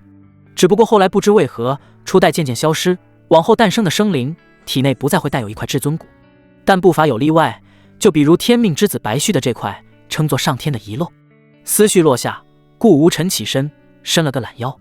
顾晨曦还没有回来，他知道不可能有这么快，道域之间距离遥远，上界的空间秩序稳固，非大地强者不能撕裂空间而行，他们只能依靠传送阵辅助，去往别的道域打探消息，不过那也需要几天的时间。少爷，门外一名侍女轻叩院落大门，小心翼翼地开口道：外面有人传信进来，说是有人要找少爷，还说有关于少爷的要事禀告，务必亲口对少爷说。哦，有人找我，还是关于我的事？顾无尘有些好奇，他刚回到家族，能有关于他的什么事儿？随即道：让那人进来。是。门外侍女应了一声，便没了动静。大约过了1炷香时间，门外才再次传来脚步声。毕竟是陌生的人来拜访顾家神子，是需要经过层层审查的，包括身份背景、来历、修为等等。进门的是一男一女，男的气宇轩昂，一看便是大家族子弟；女的则媚骨天成，浑身上下都散发着一股令男人着迷的魅力，一身紫色高叉旗袍，更是恨不得将大腿全部裸露出来。就连顾无尘都忍不住扯了扯嘴角，好骚的女子。两人进入庭院，齐齐向顾无尘行礼。大齐皇朝四皇子白济拜见神子大人。苏家、苏妹见过公子。两人的行礼完全不同，白济毕恭毕敬，身体微微抖动，明显有些紧张。苏妹却好似回家了一样，丝毫没有紧张之色，反而在暗送秋波，一边盯着顾无尘，一边轻咬下嘴唇，似乎只等一声令下，便会将自己的娇躯投入到他的怀抱。如此一幕，看得顾无尘只皱眉，强忍着把他轰出去的冲动，询问道：你们找我，所谓何事？同时打开了白济的面板。自二人一进门，系统就开始提醒他检测到了天命之子白旭的相关人物。姓名白济，年龄102岁，身份大齐皇朝四皇子，天命之子白旭同父异母的哥哥。性格狠辣、善妒、好色。境界超凡境2重。体质无。命格天命之子白旭的垫脚石。近期动向屡次羞辱白旭，并直接参与了挖取白旭至尊骨的事情，被白旭怨恨在心，是其翻身后第一个斩杀的对象。我们从万象道域赶来，是发现了一件对神子大人您非常不敬的事情，便一同前来禀告神子。白济说完，苏妹接着跟呛道：是啊，而且此事不宜让太多人知晓，我们才特意登门拜访的。其实他们二人这次来，没想过能直接见到顾无尘，本意是能见到一名外围执事就不错了。毕竟无论是大齐皇朝还是苏家，在顾家的根本面前不值一提。可当他们告诉看守之人所说的事情是关于顾家神子顾无尘的，那人脸色瞬间变了，急忙飞身前去通报，连大门都不守了。最后他们二人被直接带到了这里，临近门前，他们才知道可以直接见到顾无尘本尊。庭院中，顾无尘坐于石椅上，旁边二人开始诉说起此行的来意。顾公子，小女子苏妹前些日子正巧碰到花家花莲在茶楼独自一人饮茶，我看她魂不守舍，故上前询问，谁知她竟是因相思之苦才独饮于茶楼的。顾无尘一愣，目露异色地看向苏妹，没想到他们这次来说的居然是关于花莲的。说来自己回到上界后赶上的事情比较多，还真是把她给忘记了。只听苏妹接着说道，她花家还能生存于万象道域，不就是因为花莲自小被您顾家选中，才得以保全家族的吗？可他们居然不知道感恩，让花莲她私会别的男人，这是对顾家的大不敬，是对您的大不敬啊！说话间，苏妹甚至带上了哭腔，好似真的对这件事感到义愤填膺。一旁的四皇子白济见顾无尘没做什么反应，以为是不相信苏妹所说，赶忙添了一把火。大人您有所不知，苏妹她体质特殊，拥有一种特殊能力，那便是能够看出女子是否为完璧。而那花莲她居然已经……说到这儿，他没有再继续往下说，他相信顾无尘已经听出了是什么意思。听到这里，顾无尘已经完全了解了他们二人来到这里的意图。花莲已非完璧，那是当然的，乃自己亲手所为。眼前二人显然是没有预料到花莲那相思之人正是自己，只是有些想不明白，告诉他这些对他们有什么好处？难不成还准备让自己好生感谢一番？那依你们而言，我该如何处置他？顾无尘面色镇定，不紧不慢地说道，好似这一切都跟他没有关系。白济对于顾无尘表现得过于平静很是疑惑。虽说花莲对于顾家神子只不过是一个可有可无的炉鼎罢了，但那可是实打实的绿帽子，就这么被戴上而不发火，暗道不愧是大家族的子弟，遇到事情就比他们这些小势力的人要平静得多。他刚准备说什么，一旁的苏妹抢先开口，公子。声音酥麻，更是微微弓腰，春光大泄，使得旁边的白济身躯都为之一颤。那花莲不知好歹，已是残花败柳，早已不配成为大人您的女人。若公子不嫌弃，奴婢倒还是黄花闺女一个，愿意尽心尽力侍奉公子，永世为您的奴隶。他没有急地说想要当顾无尘的女人，而是自称奴隶，也是以退为进，准备循序渐进。他相信只要跟自己深度交流一番，那眼前的顾神子就算是修行得道的高僧，也必将食髓之味永远离不开自己。而顾无尘听他说完，只是暗自发笑，觉得这个女子确实不是一般人物。不得不承认，苏妹的魅惑之力确实了得，恐怕媚骨已经修炼到小成的境界。只不过眼尖的他一眼便看出了苏妹这个黄花闺女的身份有假，他能够看出别人是否完璧，也能够将自己伪装成完璧，这等女人他自然不会有丝毫兴趣。不过可以另作他用。没有理会持续发骚的苏妹，转而望向一脸猪肝色的白寂。此时的白寂听苏妹说愿意当顾神子的奴隶，永生侍奉的时候，人就已经傻了。他可是一直把苏妹当作自己的痉挛，怎么会允许他人染指？但面对的是强大的顾家神子，自己就算是争夺到了大齐国主之位，在人家面前也只是稍大一点的蝼蚁，弹指可灭。所以他脸色憋得通红，想要说什么又不敢。白寂一道冷喝叫醒了他，他回过神来，看到顾神子正望向自己，心底不禁一凉。自己刚刚居然萌生了从顾神子手下抢回苏妹的想法，好在没有实施，不然的话自己这一条小命根本都不够死的。只听顾无尘接着道：苏妹的目的是来当我的奴隶侍奉我，那你又是何原因？顾无尘的语气很平静，但听在他们的耳朵里却有一种不容置疑的威严。白寂更是当场跪倒在地，头磕在地上，冷汗直流地说道：神子大人，小人希望能够夺下大齐国主之位，并为您效犬马之劳。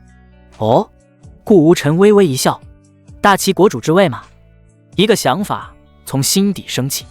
我且问你，你可知白旭此人？听到白旭二字，白寂一愣，下意识的便想说不认识，可话到嘴边，想到了欺骗顾家神子的下场，赶忙改口道：白旭，他是我的皇帝，我乃4皇子，他是9皇子，只不过他近日染病而死，已经被埋入皇室深山之中了。果然，顾无尘暗叹一声，这白旭果然是一位皇子，而他被埋入深山之中，恐怕说是被埋入机缘之地更准确些。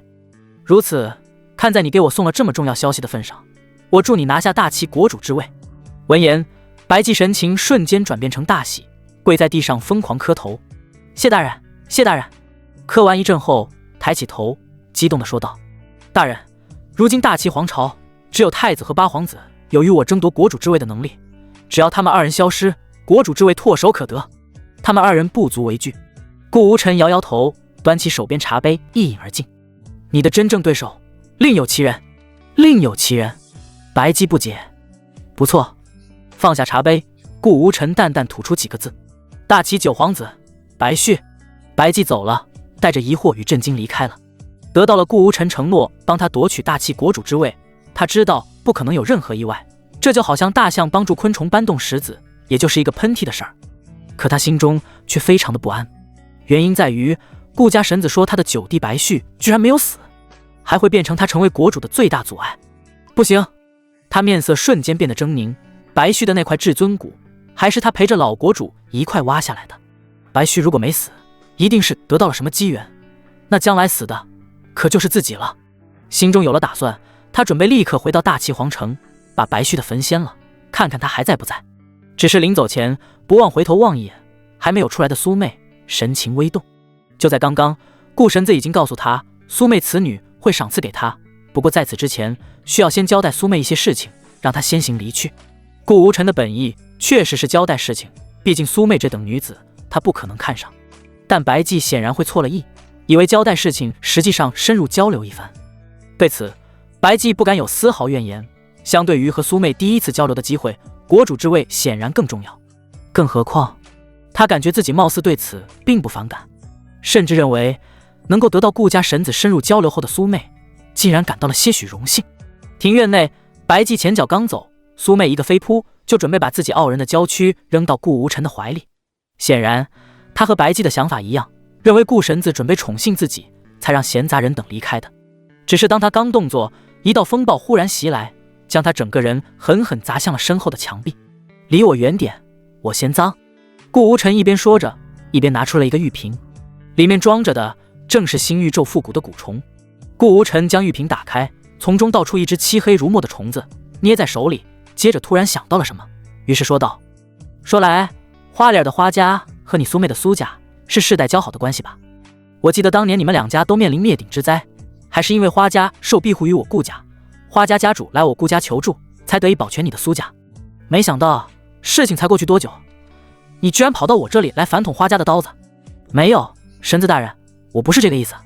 被砸入墙内灰头土脸的苏妹急忙解释道，我是觉得花莲此举对不起顾家的恩情，更对不起您，这才前来汇报。我知道这样做不对，可是不。顾无尘当即打断，摇头道，你的行为我不仅不反对，反而有些欣赏，毕竟人为财死，鸟为食亡，你符合一个正常反派的思维。闻言，苏妹一愣，接着是大喜，神子大人说欣赏他的行为，岂不是说？只是还没等他高兴多久，一盆冷水忽然泼了下来。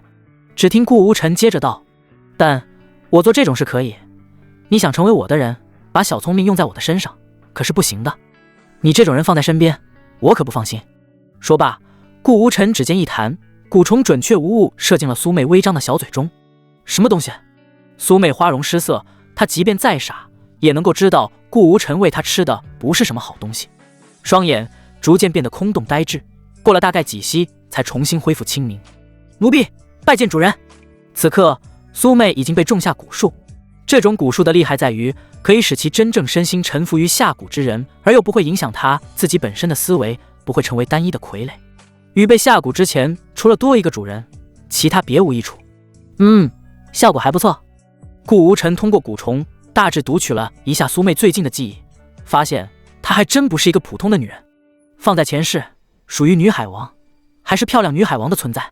靠着自己一身媚蛊，将无数公子哥吊的翘嘴，更有不少青年才俊为其散尽家财，只为博美人一笑。而那些青年大多数都并没有得到什么实际的东西，最多摸了摸苏妹的小手，共进一顿晚餐，能够一起共度良宵的少之又少。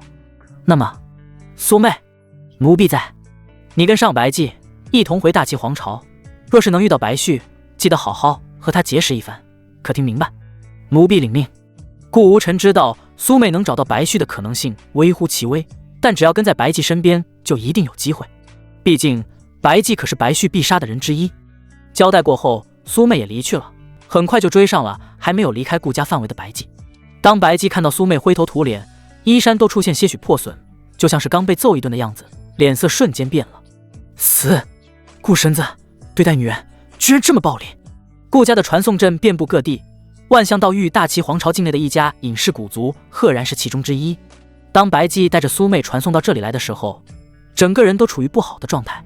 他身为大齐四皇子，竟然都不知道这个隐士古族的存在，而且这个古族实力强的离谱，负责看守传送阵的老者比他面临皇室那些供奉感受到的压力还要大。来不及去问，他也不敢多问，就被看守老者一阵风送到了皇城之中。进入皇城，白姬和苏妹就暂时分别了。他现在最重要的是去确定他的好弟弟白旭是否真的活着。后山埋骨之地，这里时刻都有皇室的人在此把守，但他身为皇子，自然是可以自由出入这里的。很快他就找到了白旭的墓碑，刚准备去挖坟，就感到了不对劲。坟前的土明显有些凌乱，与其他坟完全不同。坏了！他怪叫一声，整个白旭的坟瞬间被他掀飞，里面空空如也，哪还有他那好弟弟的尸体？真的不在，真的不在！他喃喃自语着，浑身上下手脚冰凉。白旭可是拥有至尊骨的天才，虽然至尊骨已经被他和老国主一起挖了出来，但不可否认，白旭的天赋极强。9个皇子中，他年龄最小，潜力却是最大。年龄不过30就迈入超凡境，这还是几乎没有任何修炼资源的情况下。若不是白旭已经和老国主结下了不可逆转的怨恨，想来未来的国主之位一定是他的，而且还有可能把大齐带到新的高度。一念至此，他扭头便离开了这里。他要在第一时间通知老国主，也就是他的父亲，告诉他白旭没死，且消失了。苏家和花家都属于大齐皇朝境内的势力，但却不接受大齐管制，毕竟有顾家在上面，没人敢管他们。苏妹走在回家族的路上，秀眉一直皱起，她的脑海里全是如何完成主人的任务，但白旭她都没有见过，谈何去找？而这时突然迎面而来一位气质不凡的公子，他看到苏妹狼狈的样子后，义愤填膺道：苏小姐，你怎么这副打扮？是谁欺负你了？怎么衣服烂成这样？你告诉我，我定然要把那人大卸8块。苏妹抬起头，想起来面前之人是谁，不过是自己吊着众多公子哥其中之一，自己的空间戒指中还有他的不少好东西。于是他与往常一样，欠身一笑，娇嗔道：“没事的哥哥，只是走在半路摔了一跤，没有大碍的。我还有些事情要做，就不陪好哥哥聊了，我们改日在一起饮酒作乐如何？”说罢，苏妹就想要离开，可面前的公子哪里肯。很明显，苏妹不可能是摔倒的，她又不是没有修为的普通人，怎么可能会摔倒？只有可能是被别人欺负才导致这样。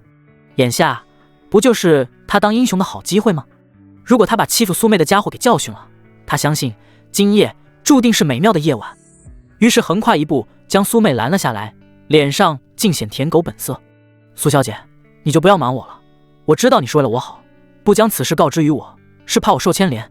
不过你大可放心，我师父就在附近，他可是强大的圣王境强者，有他在，什么事都可以摆平的。苏妹忍不住嘴角一抽，圣王境放在外界或许是一方强者，但放在顾家，拿起一块石头随意砸下，都能砸到一片比他强的人。这种人甚至连见顾家神子的资格都没有。但这些话他也不能说出来，于是莹莹歉意地说道：“好哥哥，人家真的没有什么事，没有骗你，就让我离去吧。”这怎么行？公子哥显然不打算就这么算了，再次拦住了苏妹。千载难逢的机会，他今日必须要在苏妹的面前大展雄风。此时，两人旁边的茶楼之上，靠窗的位置，一男一女正相对而坐，边喝边交谈着。白旭哥哥，你现在的处境真的不用躲起来吗？若是被老国主发现你没有死，或许会派人来追杀你的。说话的是一位面目清秀的女子，此时她面露担忧，眼中更是藏有对面前男子深深的情意。无妨，那埋骨之地，平日里根本不会有人进入。白旭摆摆手，丝毫不在意地说道：“再者说，就算有人进入，只要别有人没事闲的去挖我的坟，是不会发现我不在那里面的。”他此刻面色不再那么苍白，反而有些红润，一身修为更是恢复了巅峰，除了至尊骨没了，其他都与他被挖骨之前的状态一模一样。而他之所以会把所有事情全盘托出，是因为眼前女子是他最信任的人。从自己出生以来，只有他没有嫌弃自己尴尬的身份，愿意和自己说话一起玩，是名副其实的青梅竹马。其身份是大齐皇朝宰相的女儿云童。此次他能顺利的离开皇城，还是要感谢于他，是他冒着极大的风险将自己带出来。说话间，云童目光瞥向窗外，正巧看见了衣衫褴褛的苏妹被一位公子哥拦在路中央，便疑惑地开口说道：“咦，这里距离皇城不远，居然有人在光天化日之下调戏民女，当真奇怪。不管他们。”白旭道：“如果放在平日，以你的身份出去震慑一下这些公子哥倒也可以，但我现在的情况比较敏感，还是不要掺和的好。”白旭哥，我明白。云童乖巧地点点脑袋，他自然知道孰轻孰重。两人继续端起茶杯品茶，继这盏茶之后，白旭就要离开大齐皇朝去别的地方，所以他才会冒险在这里多停留一会儿，和他的云童妹妹做最后的告别。望着云童那不舍的神情，白旭郑重地说道：“云童，你放心，你对我的恩情我铭记于心，等我此次修炼有成归来，第一时间便娶你过门。”我相信你，白旭哥哥。云童脸颊微红，轻轻点了一下脑袋，便缩在椅子上继续喝着茶，显然对于白旭这么直接的告白感到非常害羞。得到云童的同意，白旭心情大好，他现在处于不破不立的开端，他相信未来一定会强势归来，横扫大齐，迎娶云童。恰在此时，他的目光有意无意地看了一眼窗外，也看到了苏妹被公子哥拦截的场景，神情一怔，心脏控制不住地疯狂跳动了起来。好美的女子，自己的云童妹妹属于娇小可爱，会让她产生保护欲，而下面的苏妹完全不一样，像是一颗熟透了的苹果，令人忍不住产生采摘的欲望。裸露的大腿，傲人的高耸，无疑不再冲击着白旭的神经。他的年龄也不过30出头，哪里经受过这等诱惑？眼下这么好英雄救美的机会，他能错过吗？当然不能。噌的一下站起身，把坐在对面还在娇羞的云童吓了一跳。只听白旭义正言辞地说道：“云童妹妹，我想了一下，反正我都要离开这大齐，临走之前，倒不如做一件善事，将下面的女子救出狼口，可好？”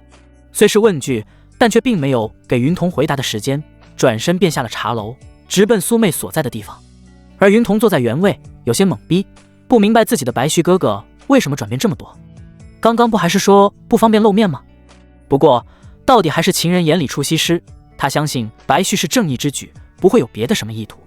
苏小姐，算我求你了，你就告诉我是谁欺负你了吧。公子哥已经把苏妹拦住有一段时间，逐渐都有一些人围了上来，对他们指指点点。不明真相的全部都认为是他在欺负苏妹。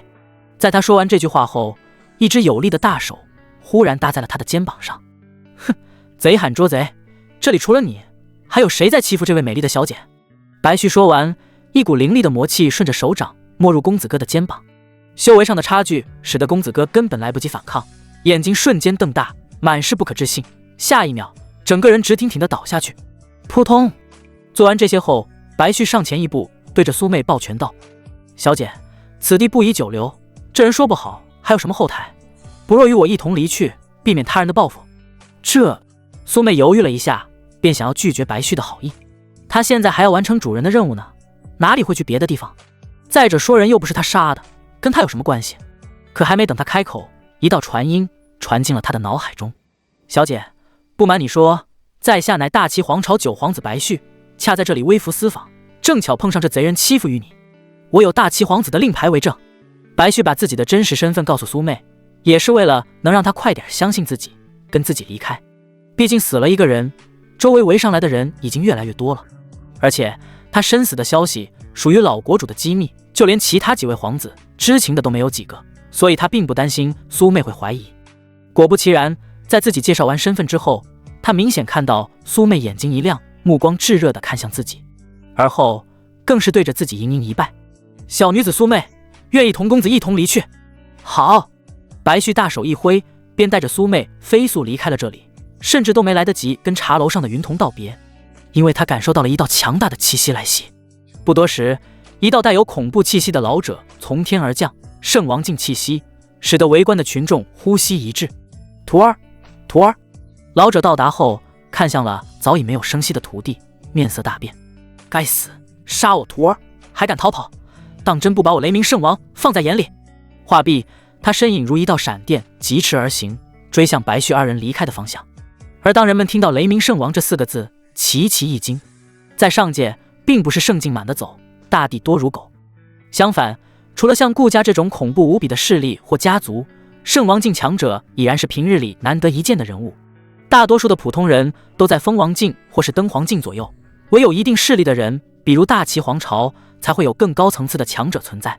雷鸣圣王更是大齐皇朝境内一位赫赫有名的老牌强者，平日里行踪不明，据说是最近参与进了大齐皇朝皇子之争才现身的。奔雷破空，雷鸣圣王速度恐怖，转眼越过了数座城池。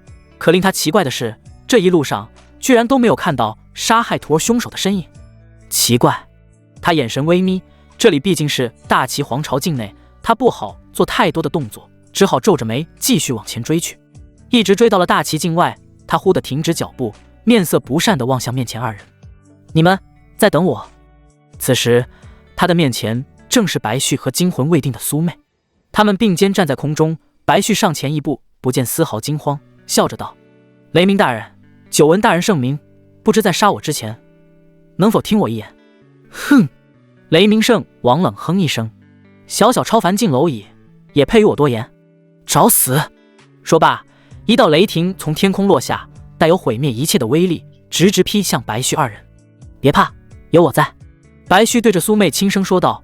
一枚罗盘被他拿了出来，放于头顶，雷霆在触及到罗盘上时，瞬间被吸收殆尽。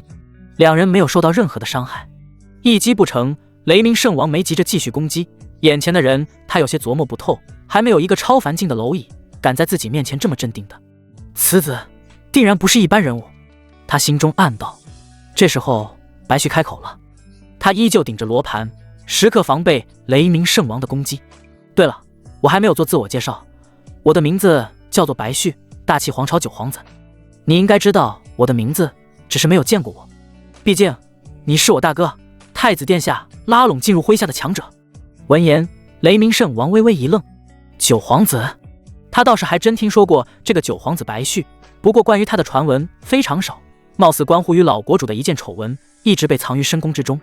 总之，属于大齐皇朝内一位最不引人注意的皇子。可现在他意识到事情似乎没有那么简单，他不仅面对自己依然不惧，更是清楚自己被太子所拉拢。要知道这件事，即便是势力较强的四皇子和八皇子都不知情。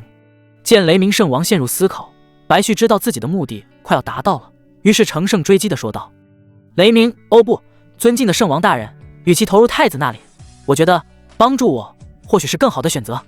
呵呵。闻言，雷鸣圣王忍不住冷笑一声：就你？就在刚才，你杀我徒弟狼狈逃走，甚至都不敢亮出九皇子的身份，说明你在皇室并不被器用，甚至难以容身于皇室之中。你一个小小九皇子，一无强者坐镇，二无势力支持，你凭什么与太子争权？白旭被接连质问，脸色没有丝毫变化，反倒是露出一抹疯狂的笑容。就凭这个！话音落下，周身散发出恐怖的魔气，一身魔焰滔天，即便是雷鸣圣王心神都不禁一震。你入魔了？你这是找死！他忍不住怒骂两声，眼前的九皇子比他想象的还要疯狂，入魔可不仅仅是修炼魔功那么简单，很有可能意味着将来丧去理智，成为只知道杀戮的机器。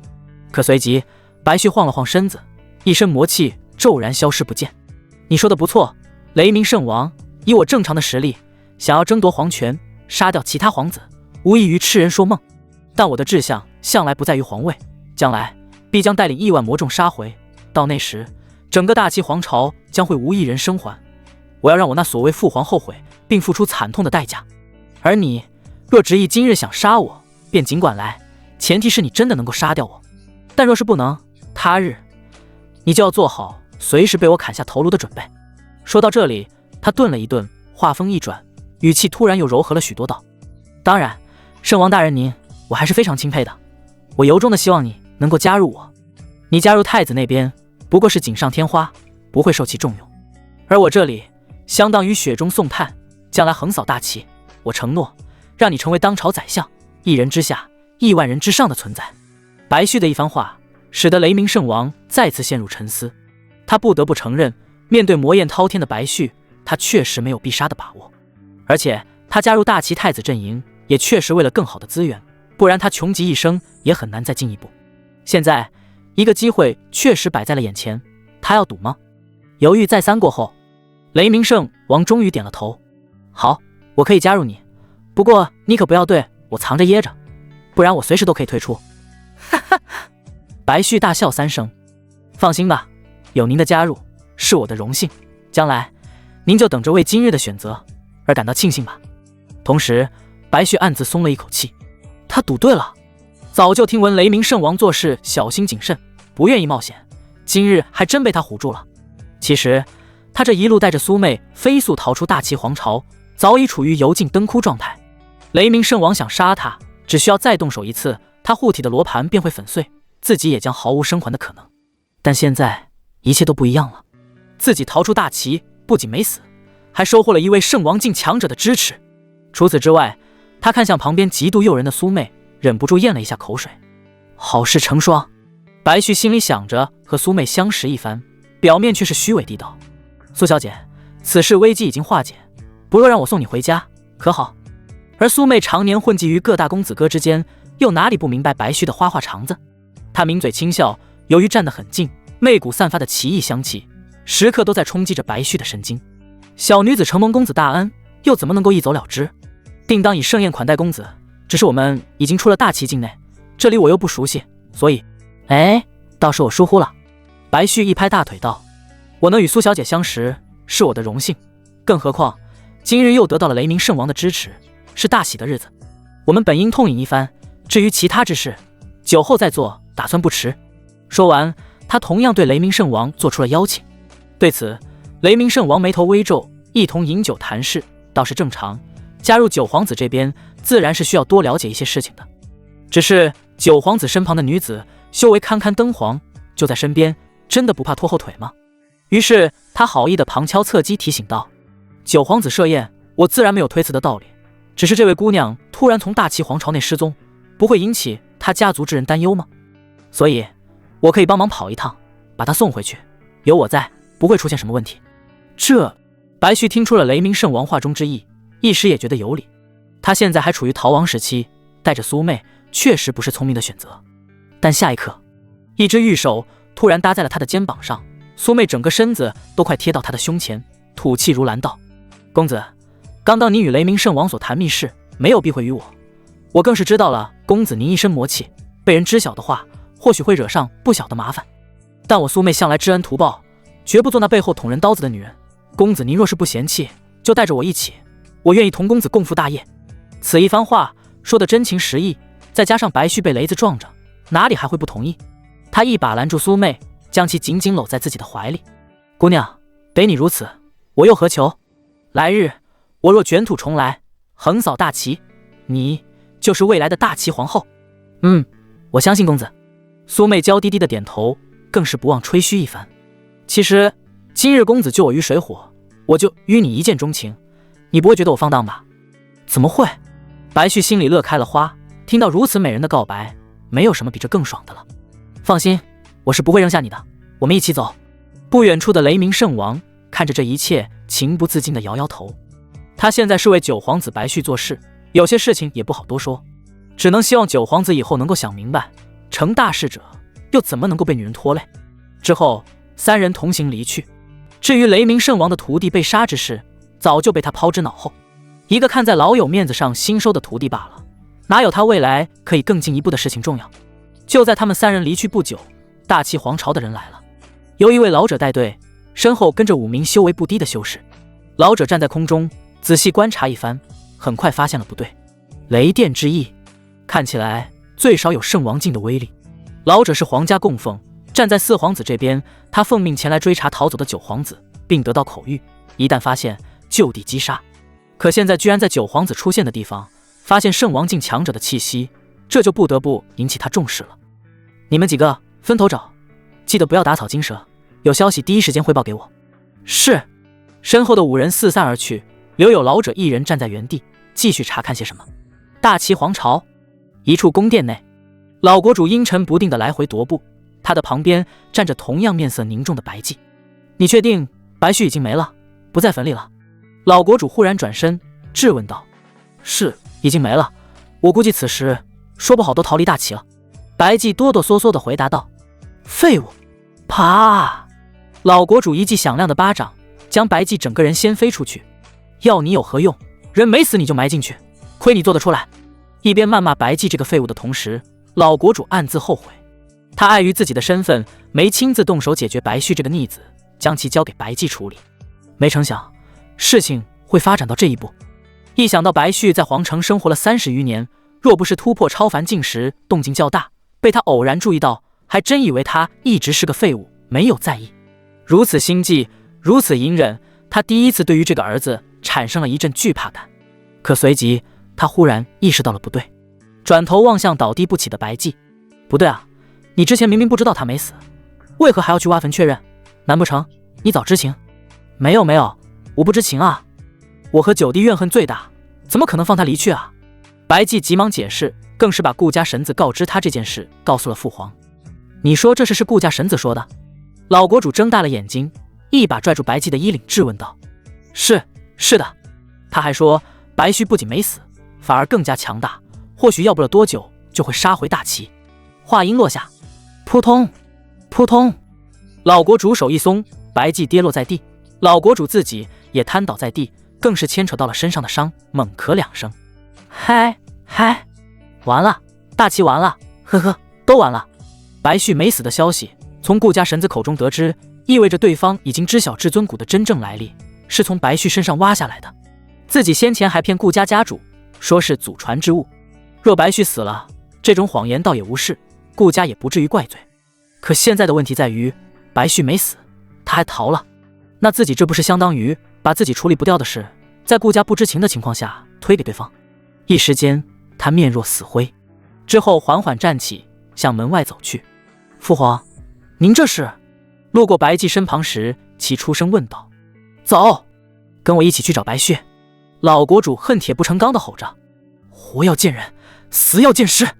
距大齐皇朝较远的一处城池，又被称为混乱之地，这里不受任何势力的约束管制，因此聚集了各种各样的人。白旭3人来到这里后，每人身披一个斗篷，这是混乱之地特有的产物制成，寻常人根本无法通过神识来得知对方的面容。殿下，此处凶险，我觉得我们还是少待在这里为妙。雷鸣圣王感受到这座城池内有数道不亚于自己，甚至远超于自己的气息，忍不住开口提醒道。无妨，所谓机遇与危机并存，越危险的地方，往往才会有更好的东西。白旭摇头，并没有把雷鸣圣王的话放在心里。他之所以会冒险来到这里，是因为当初在皇室埋骨之地救下自己的那个老人。那个老人自称天毒尊者，来自混乱之地。据他所说，他在巅峰时期甚至毒死过数名准帝，只是后来被仇人所害，才拖着重伤之躯，正巧来到了大齐皇室的埋骨之地养伤。除此之外，自己重伤之躯也是他帮忙修复的，其目的是能让自己来到混乱之地，帮他找一个人。而那老者怕自己不守信用，给自己体内下了一道奇毒，只有事情完成，再回去找他，他才会将毒解掉。走，我们来这边。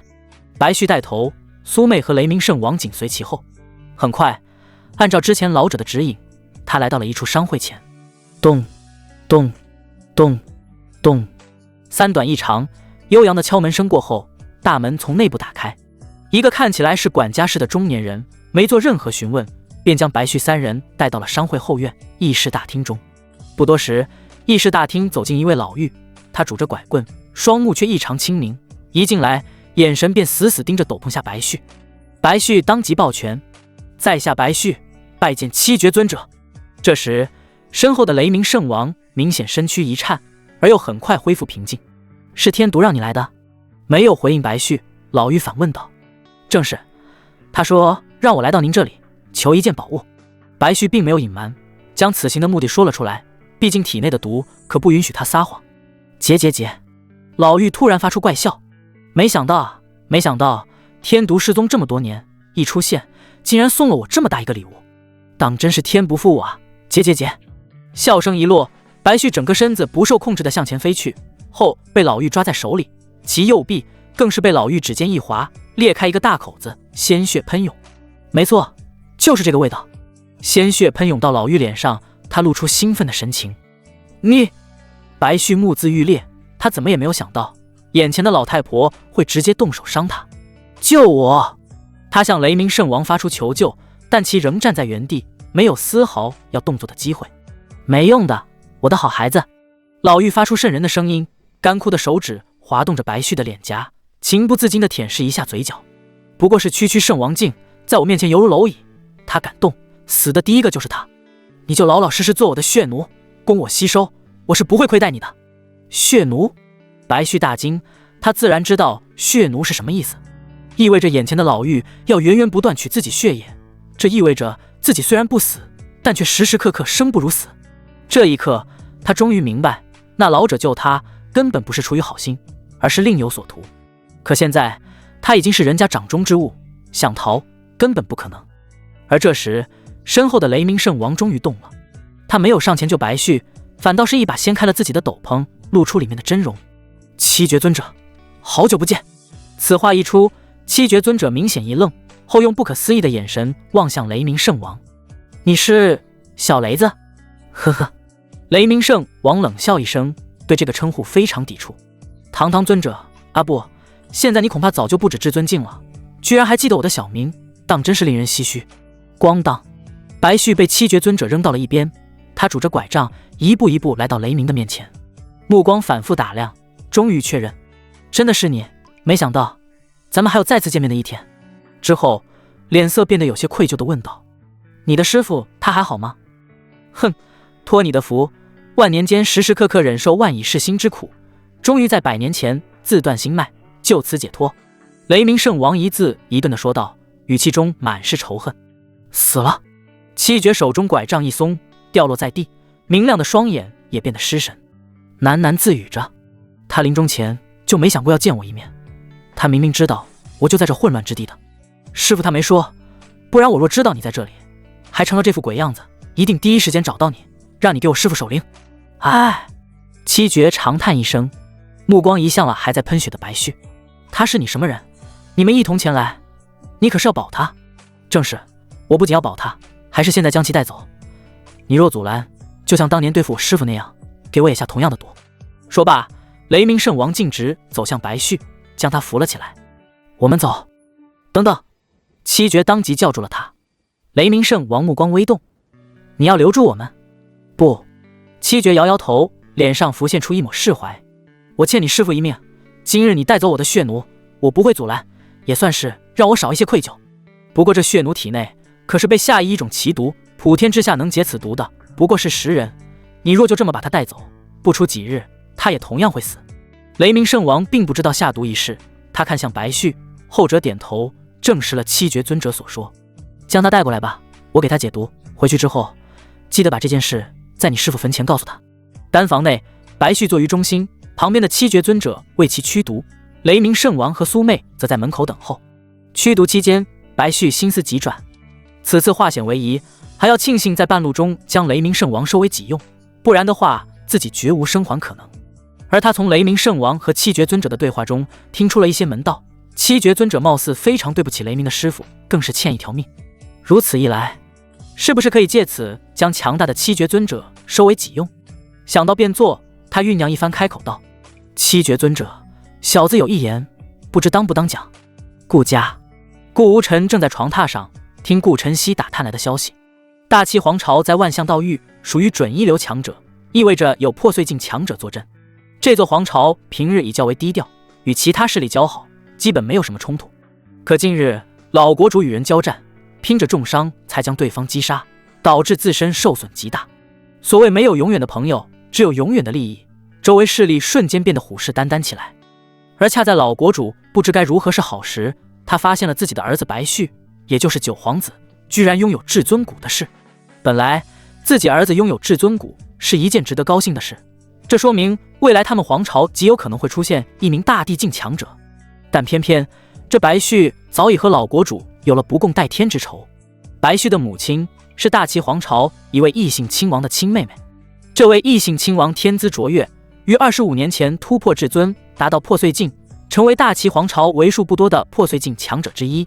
他修为达到破碎之后，一下子引起了老国主的猜疑，毕竟其修为至尊时，他就不放心这个亲王，这才娶他的妹妹以巩固关系。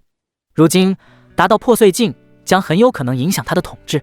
于是他一不做二不休，怂恿白旭的母亲，也就是亲王的妹妹，在不知情的情况下给其下毒。最后亲王出于对自己亲妹妹的信任，没有防备，自然而然地被下毒成功。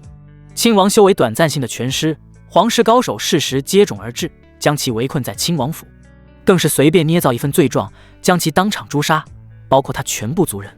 这件事情之后，白旭的母亲整日活在抑郁之中，是他害了自己的家人全部被杀。终有一日，自己也选择自杀，留下了年龄不足7岁的白旭。幼年的白旭自母亲死后，曾不止一次扬言，说要让他父皇以及当年围剿自己舅舅害自己母亲的人全部陪葬。可他毕竟是个小孩，没人在意，包括老国主在内。就这样被当成垃圾一样扔在了皇城内的一处茅草屋中，一扔就是25年之久。本来老国主都已经忘了白旭这个儿子的存在，可几天前皇城突然爆发出一股恢宏雄伟的气息，那气息玄妙，又夹杂着丝丝魔气，就好像有什么东西在苏醒一般。大齐境内没有什么能逃过老国主的眼睛，他顺着气息方向找到了正在突破灯皇迈入超凡境的白旭。这一发现可把他震惊的不轻。30岁放在修行之人里面跟孩童一样，属于非常年轻的范畴，可白旭居然要突破到超凡境了，这可比他其他儿子的资质不知道好了多少倍，可以说是一个天才一个蠢材了。老国主发现白旭突破时，由于隐藏在暗处，白旭并没有发现。正当他在思考如何对待这个天才儿子，是好生培养化解当年恩怨，还是将其扼杀在摇篮里时，白旭突破成功，迈入超凡。而他的第一句话便是要让他这个父皇为当年所做之事给他母亲陪葬。这句话彻底打消了老国主培养这个儿子的念头，他子嗣众多，自然不差一个，更不允许和自己不一条心的儿子存在于世。于是便有了挖骨扔于后山埋葬这一事情发生，更是借着至尊骨与顾家搭上关系，寻求庇护。听过后，顾无尘微微点头，白旭可以说是典型的天命之子模板了。按照事情走向，几年后身为天命之子的白旭应该会带着无数强者强势回归，血洗大齐，首任老国主，并从老国主的口中得知自己的至尊骨被顾家所得，再以大齐为根据地快速发育，一直隐忍到能抗衡他顾家的存在，才会找上自己，夺回属于他的至尊骨。只不过现在一切都被他提前知道了，这只老鼠注定要被他提前解决掉，顾晨曦说完后，跪坐在顾无尘身后，贴心地为其捏着肩膀。少爷，我们此次前往，去过埋藏白絮的地方查看过，他的坟已经被掀了，人也不见。我和顾宇前辈没有发现他的踪迹，不过却在埋骨之地发现了另外一个人。哦，还有意外收获？沉思中的顾无尘眉头一挑。来的路上，顾宇前辈对那人进行了搜魂，发现就是他把白絮救活的。他在万象道域还挺有名的。说到这，顾晨曦拍了拍手，一位气息萎靡的老者被押了进来。此时他浑身修为全部被禁锢，身上更有不少的伤，显然是被抓来后没轻遭罪。顾无尘则第一时间打开了他的面板，姓名毒酒，天毒尊者，性格狠辣、残忍、重情、境界破碎境9重，重伤、被封，体质无，命格天命辅佐之人，身份混乱之城独修，天命之子白须未来亦师亦友的存在，处境3700年前招惹万象道域李家，同时被李家2名准帝追杀，一路逃到大齐皇朝境内，依靠自身恐怖毒功，硬生生毒死其中一名较弱的准帝，最终拖着重伤之躯隐藏在了大齐皇室埋骨之地。近日动向，隐藏在埋骨之地时，发现四皇子白济要杀死白旭，于是为其设计成假死，躲过一劫。在他苏醒后，为其恢复伤势，为的是将带有魔血、体内仍残余至尊骨气息的白旭交给混乱之地老友，当作血奴。有点意思，系统概括的非常全面，不需要再从毒酒口中问什么，顾无尘已经知道了他的全部。故事的发展仍旧很经典，毒酒开始想要利用天命之子白旭成为血奴，但后来被其王霸之气折服，选择臣服。要知道，一个至尊境9重的毒修，从某种程度上来说是要比一名准帝强者还要好用的存在，白旭得此属于如虎添翼。此时毒酒被押进来的人按倒在地，大气都不敢喘一下。自从被抓进顾家，他脑子都处于宕机状态，他已经数不清有多少破碎境、准帝境的气息从他身上扫过，更是有几十道比准帝境强者还要强的气息将他浑身上下仔仔细细检查了一遍。他并不知道这是顾家，只觉得自己是不是犯了天条，捅了大地老窝，往日里难得一见的强者，怎么在这里会出现这么多？毒酒。顾无尘瞥了一眼状态萎靡的老者，缓缓道：你很不错，连被挖骨濒死的白旭都能救回来，光凭这一点，你的医术亦或是炼丹术，放在我们顾家也算是一个人才。闻言，本就状态不好的毒酒精神猛然一振。顾家，哪怕他身在万象道域，对于顾家的名号也是如雷贯耳。拥有准帝强者的李家，他敢招惹，哪怕是仅有一名大帝的势力，他也敢挑衅1、2。可顾家再借他10个脑袋，他也不敢有任何造次。本尊不，在下不敢。毒酒本就跪在地上，此时更是将脑袋紧紧贴在地面上。他已经彻底放弃了逃走的希望，现他唯一能活下去的可能，只有眼前明显是顾家核心人物的开口了。不要说敢不敢的，今天既然把你抓过来，自然是因为你做了胆大包天的事儿。接下来我问你答，可听明白？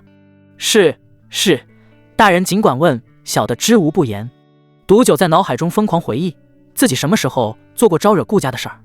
可无论他怎么想，都想不通，自己明明隐居在大齐几千年，除了毒死李家的准帝，上一次惹到别人都要追溯到1万多年前了。只听顾无尘接着问道：白旭，你为何要救他？白旭？毒酒瞳孔一缩，目光有些躲闪。就在他思索该如何回答时，一道压力突然笼罩他的全身，瞬间他一口鲜血喷出，气息再次弱上几分，耳边更是传来将他抓来那名女准帝的声音：少爷问话，回答间隔不得超过1息，倘若耍小心思，后果自负。听到他的话，毒酒脑子都差点炸开。把他抓来的这名女准帝强者，跟当年追杀他的那2名李家准帝根本就不是一个水准。在这位女准帝面前，他甚至连开口的机会都没有，就被抓住，更不要说逃跑了。大人，我说，再不敢有隐瞒。毒酒把救活白旭的前因后果说了出来。原本他只是在大齐皇室埋骨之地闭关养伤，可机缘巧合之下，正巧看见白旭要被杀害，而白旭体内尚存一丝至尊骨的气息，加上他拥有魔道强者十分垂涎的恶难魔体，瞬间引起了毒酒强烈的兴趣。至尊骨和恶难魔体一正一邪出现在同一个人的身上，意味着此人将来成就必将不低。虽然至尊骨已经被挖，但仅靠恶难魔体依旧可以让白旭走到很高的高度，所以他选择救助白旭，算是提前投资一名未来的强者。说完，他抬起头看向面无表情、看不出喜怒的顾无尘，紧张地道：“大人，我说的句句属实，那白旭我并不相识，还望明察。他现在又怎么不会明白，他被抓到这里，其根本原因正是因为那白旭。”呵，顾无尘摇头冷笑，对于眼下毒酒的演技，他感到非常可笑。倒是没看出来，你一把年纪，居然还是个情种。如今还需要我提醒你，你把白旭送到了七绝那里，希望他得到恶难魔体，摆脱修炼魔功的副作用。七绝二字一出，毒酒往后一倒，无力地跌倒在地，陷入了深深的恐慌中。他的实力距离准帝还有一定距离，当时顾于准帝搜魂的时候，他只觉得脑子一晕，并不知道已经被搜魂。现在被人揭了老底，更是把七绝说了出来，他彻底要疯掉了。大人，求求你，此事不关七绝的事，是我擅自主张把白旭骗过去的，求求你不要抓他，他真的不知情啊！已是破碎境后期的他，此刻如孩童一般，一把鼻涕一把泪，只求顾无尘能够放过他的老情人七绝。大人，您说什么我都愿意做，真的不关他的事。好一个情种！顾无尘邪魅一笑，如此，那我给你一个将功补过的机会，你现在立刻回到大齐埋骨之地，等白旭回来招揽你。与此同时，自白旭逃走后，整个大齐都乱了。大齐皇朝3位势力最强的皇子，分别是太子、4皇子和8皇子。而就在不久前，太子和8皇子在家中突然离奇死亡，没有任何被杀的线索。老国主更是白发人送黑发人，亲自为2个儿子送行，发誓要手刃凶手。当然，国不可无太子，他当即把4皇子白姬立为太子，同他一同出席2个儿子的葬礼。跪倒在葬礼会场上，白姬浑身上下手脚冰凉，没人比他更知道大哥和8阿弟怎么死的，是他的父皇老国主亲手所为。其原因是得知自己得到了顾家神子的支持，为了保全大局，果断选择壮士断腕，将自己送上太子之位，以求大齐皇朝还能够存在。原本白姬对于父皇世子挖骨白旭并没有感到什么，毕竟2者仇怨已深，杀掉是最好的结果。可没想到，平日里非常喜爱太子和8皇子的父皇，杀掉2个儿子，居然连眼睛都没有眨一下。而另一边，大齐皇朝宰相云家更是被全部押送到刑场，被老国主以叛国罪处以3日之后50问斩。宰相云家会被如此对待，是因为老国主查出白旭逃出埋骨之地，有宰相之女云童的身影在。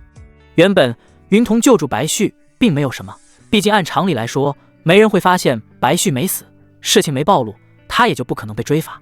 可现在有顾无尘的出现，提前点明了白旭没死，事情的发展一切都转变了。老国主知晓白旭没死后，疯狂调查与之有关的所有人，一下子就查到了云童的身上。所以他既为了泄愤，也为了尝试引出白旭的出现，直接抄了宰相的家，将其整个家族全部押送到刑场，只等时间一到，全部问斩。陛下，老臣冤枉，老臣忠心耿耿于大齐，还望明鉴啊！刑场上，披头散发的宰相不断喊冤，可根本没人理会他，只是有越来越多的昔日同僚过来看他的笑话。而他的身旁，云童脸色苍白，不断自言自语着：“白旭哥哥，你会救云童，救我们家的，对吗？”大齐皇朝宰相云家即将被满门抄斩的消息不胫而走，很快就传到了白旭的耳中。他原本还在沾沾自喜，依靠自己3寸不烂之舌以及雷鸣圣王和七绝尊者的特殊关系，成功把七绝尊者拉拢到了自己的这边。可现在听到自己青梅竹马的云童要被武后问斩，整个人都不好了。不用想，他也知道此事定然是他拖累了云家。云家宰相对老国主忠心耿耿，是不可能做背叛之事的。只是现在依靠他现在这些人手，想要杀回大齐皇朝，救回云童，无异于痴心妄想。所以他一直在想着计策。这时候，一道娇吟传入白旭的耳中：“哥哥，不要去管那云童好吗？人家不想让哥哥出事。”苏妹站在一旁，软糯糯的发嗲道：“这一声哥哥，可谓是把白旭的骨头都叫酥了。妹儿，你不要吃醋，我想救他，只不过是因为他当时确实帮助过我，只是为了报恩而已，绝没有别的心思。”此时的白旭早已忘记了当初对云童许下的诺言，将来回大齐皇朝娶她这件事。人家明白。苏妹裸露的大腿若隐若现，眉目含情地道：“我知道哥哥重情重义，是真正的英雄，可大齐皇朝现在动乱，哥哥回去，如同送死，人家不要你去吗？一顿撒娇，白旭直呼吃不消，看着眼前春光泄露越来越多的美人，哪还能思考其他？你这妖精，好，我不去管那什么云家，不过今日你要好好陪我。那是自然呢，哥哥。几息过后，白旭神清气爽地走出房门。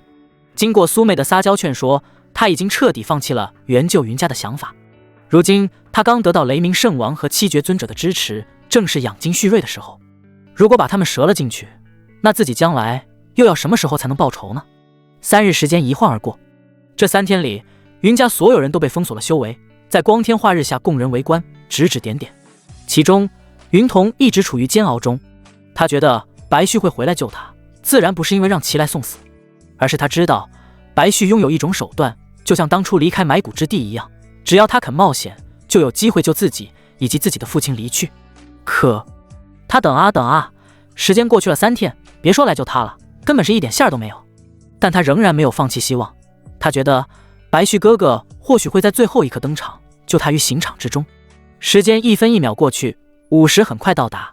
处于刑场的高台，所坐着的并不是大齐皇朝的国主，反而是一位身着白袍的公子。而老国主像一个下人一般对其点头哈腰，脸上满是尊敬。这年轻公子正是来等着看好戏，顺便收割天命之子的顾无尘。而他的目光则始终放在云童的身上。有趣，有趣，能跟天命之子成为青梅竹马的，果然没有一个简单货色。思绪间，刑场上的刀斧手全部准备就绪，只等国主下令，便会满门抄斩云家。午时一到，立刻施行。随着一名刑场官员的高呼，刀斧手手上的长刀被灌注满了灵力。他们的刀与常人不同，斩下去后不仅会切断头颅，还会摧毁其神魂，可以说绝无生还的可能。白旭哥哥，你在哪里？快来救我和爹爹啊！云童脸上早已梨花带雨，嘴唇不停地打颤。按照顺序，他爹是第一个被砍头，再过几息，他就要失去疼爱他的爹爹了。求求你了，快来！在云童的呼唤中，刀斧手露出一抹残忍的笑容。能杀一名当朝宰相，是他的荣幸。手起，刀落，咔嚓，咕噜噜，一颗人头被砍了下来，滚落一旁。没有任何的阻碍，大齐皇朝当朝宰相云童的父亲被砍下脑袋。不！云童发出歇斯底里的呐喊，整个人的气息瞬间变得非常不稳定。他亲眼看见最疼爱他的人身死，还是自己所拖累，没有什么比这还要痛苦的事情。啊！你们还我爹爹！你们都要死！他气息突然暴涨，一头长发无风自动，面目狰狞，体内的禁制更是被轻而易举地冲开。一时间，刑场上的刀斧手全部瞪大了眼睛，如同被什么恐怖存在扼住了咽喉。不过片刻，便全部倒下，七窍流血。如此变故，可把老国主以及在场的围观群众看得一惊。入魔了！一个修为平平无奇的云家丫头，在看到自己父亲被斩后，直接入魔了。天空中更是聚集无数的魔气，灌注到云童的全身，使其修为如火箭般蹭蹭上涨。衣服更是一点点消散，裸露出来的并不是肌肤，而是森然白骨。来了吗？此时场中唯有一人，似乎早有预料地看着这一切。顾无尘再次打开了云童的面板，姓名云童，年龄27，境界灯黄境超凡境提升中，体质大涅槃魔体重损，命格天命女主，天命之子白旭青梅竹马，身份大齐皇朝宰相之女，白骨妖帝转世身，前世白骨妖帝3000魔域地境强者，一次意外与身为人族的白旭前世身相遇，就此相爱。后因纷争，白旭前世重伤濒死，伤及本源无法修复，白骨妖帝选择冰解，将自己大涅槃魔体一分为2，用在白旭身上，计划转世成人，彻底摆脱自己的白骨之身，与白旭再续前缘。刑场之上，云童所化的白骨独自屹立在场中央，无数皇家供奉将其围在中央。起初他们还一脸轻松，哪怕云童入魔，其修为低下，也不会对他们造成什么麻烦。可随着天空中的魔气越来越多，云童的气息发生了翻天覆地的变化。灯黄境超凡境，这仅仅是开始，很快他的气息超过了大齐皇朝在场的每一个人。这怎么可能呢？这完全超出了他们的认知。入魔现象虽是罕见，但大多数人倒也是听说过。往往堕入魔道之后，自身境界会有一定的提升，但不会提升太多，不然的话，没有一个人入魔，上界便多出一个恐怖魔头，还不乱套了？可现在，身为圣王、至尊境强者的皇家供奉们，在云童入魔成白骨妖后，自身在其面前变得异常渺小。高台之上，顾无尘身旁隐隐浮现出一道身影。少主，此人不仅有魔气，妖气更是暗藏其中。现在他的境界大约在准地境3重，不过他这样明显在透支生命，或许此次入魔过后，也是他生死道消之时。说话之人是陪同顾无尘一同前来的大地强者，执法堂堂主顾墨。原本即便是顾无尘身为顾家神子出行，也不至于让执法堂堂主陪同，毕竟他本身还有许多事情要做，护道的事情在顾家随便拎出一个大地就行。可顾九商对他有大恩，当他得知顾无尘要前往万象道域时，更是直接主动请缨，担任护道人这个角色。况且顾无尘又掌握比他还要完整的禁之大道，他早就想找个机会向顾无尘请教一番这禁之大道的玄妙。无妨，你在一旁看着就好，这蛊妖的目标可不是我。顾无尘丝毫不慌，静静看着这一切，同时感应自己下在苏妹身上蛊虫的变化，露出一抹意味深长的笑容。云童的修为定格在了准地境3重，准地强者是大齐皇朝需要完全仰望的存在。老国主面露惊骇，当他从顾无尘口中得知对方是准地境后，更是惊讶的合不拢嘴。一个小小的宰相之女，居然隐藏这么大的能量。很快，云童拖着巨大的白骨身躯冲天起，无视那些蝼蚁供奉，直接来到老国主与顾无尘的面前。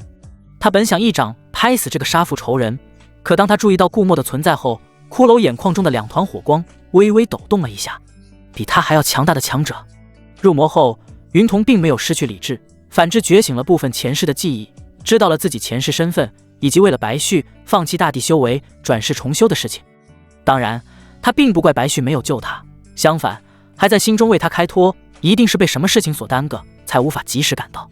现在，他要靠着自己还能撑一炷香准地修为的时间，来帮白旭扫清障碍。只是顾墨的出现，显然打断了他计划。他目光不定地站在空中，一时间似乎进退两难。而这时，顾无尘开口了：“云童，白旭的青梅竹马。”得知白旭在后山埋骨之地没有死时，冒着风险将他接了出来，没成想祸及家人，导致宰相，也就是你的父亲殒命于此。你住嘴！我的事用不着你管。白骨口中传来森然的声音。他此时融合了前世与现世的记忆，当然知道事情的原委，只不过他并不后悔。即便知道了后果可能会害死父亲，他还是要去救白旭。云童沉思片刻，试着说道：“阁下看来并不是大齐皇朝的人，大齐皇朝也不可能拥有你旁边这么强大的强者。能否看在魔主的面子上，今日就此离去，改日我定厚礼相谢。”魔主，他的话并没有避讳任何人，在场的众人听个真切。魔主，3000魔域绝对的霸主，修为通天，手底下更是不知有多少魔道强者，即便是大势力的人也根本不敢招惹他们。坏了，此女竟是魔主的人，看来今日之事要闹得非常大了。我们快撤了吧。撤？你撤一个我看看。咦，我怎么动不了？体内灵力沟通不上，这是怎么回事？围观的人们逐渐由看热闹的心态转变成恐慌，因为他们这才发现自己居然动不了了。原来早在云童化身白骨之时，就利用魔气将所有人定格在了原地。他今日本是打算让所有人给他父亲陪葬的。哼，魔主。顾无尘身旁的顾墨好似听到了什么笑话一般，摇头一笑。看来你果然属于3000魔域的人，不如你把你们魔主叫过来，看看他敢不敢在顾家的面前放肆。你们是顾家人？这一次轮到云童震惊了，他又怎么可能没听说过顾家？在他前世冰解之前，就曾知晓上一任魔主狂妄自大，仗着魔道造诣高深，目中无人，直接昭告天下，要让顾家这个第一大家族归降。可就在他昭告的第2天，魔主的头颅就被高高挂在了顾家树立起的旗杆之上。顾家人还说欢迎任何人招降他们顾家，只不过要提前准备好自己的脑袋。自那以后，3000魔域的魔修很少走出魔域，魔道猖獗时期就此在顾家不经意的操作之下落幕。云童有点懵了，他不知道该如何是好了。打也打不过，威胁更是反被威胁了一波。那他燃烧本源，强行觉醒前世部分修为，为的是什么？正当他怀疑人生的时候，顾无尘缓缓说道：“说来，我倒还真的欣赏你们这种重情之人，为了心爱之人能够重生，不惜冰解自己，放弃一身修为，跟着秦郎投胎重修。你怎么知道？云童大惊，这个是他最大的秘密，就连他自己也是刚刚苏醒前世记忆才得知的。眼前的顾家人怎么会知道？难道顾家已经强到了上界万千道域，但凡有人转世重修，都会全知道？没有理会云童的疑问，顾无尘接着道：看在你情深意重的份上，我倒是可以帮你看看，你的那小情郎最近在忙些什么。说罢，一幅清晰的画面浮现在天空之中，使得在场每个人都可以看清。来了，是净之大道。顾墨暗叹，呼吸变得急促，他现在恨不得立刻拜顾无尘为师，希望他能指点自己一二。画面中，一位面色红润的年轻人坐在房中，他的怀中依偎着一名衣衫不整的女子。不可能！云童看到画面后失声尖叫，这不可能是白旭哥哥，你骗人，他不可能有别的女人。云童说完，似乎怕别人不相信，继而声调抬高了几分道：就算白旭哥哥没有来救我，他也不可能安心搂着别的女人。你这画面分明就是作假。嘴上这么说，但他内心却是陷入了挣扎之中。很明显，眼前的顾家公子连护道人都是大地强者，是没有什么理由骗自己的。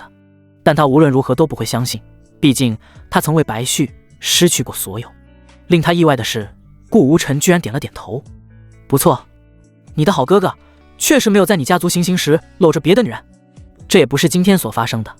闻言，云童稍微松了一口气，他根本不能接受背叛，尤其不能接受白旭的背叛。可紧接着，只听顾无尘接着说道：但是你们云家满门抄斩，正是大齐皇朝以及周遭势力被聚集在一起的时候，这么千载难逢的机会，你觉得白旭会错过吗？你什么意思啊？云童巨大的骷髅神体轻轻颤抖了起来，听对方说的一番话，心里隐隐有些不安。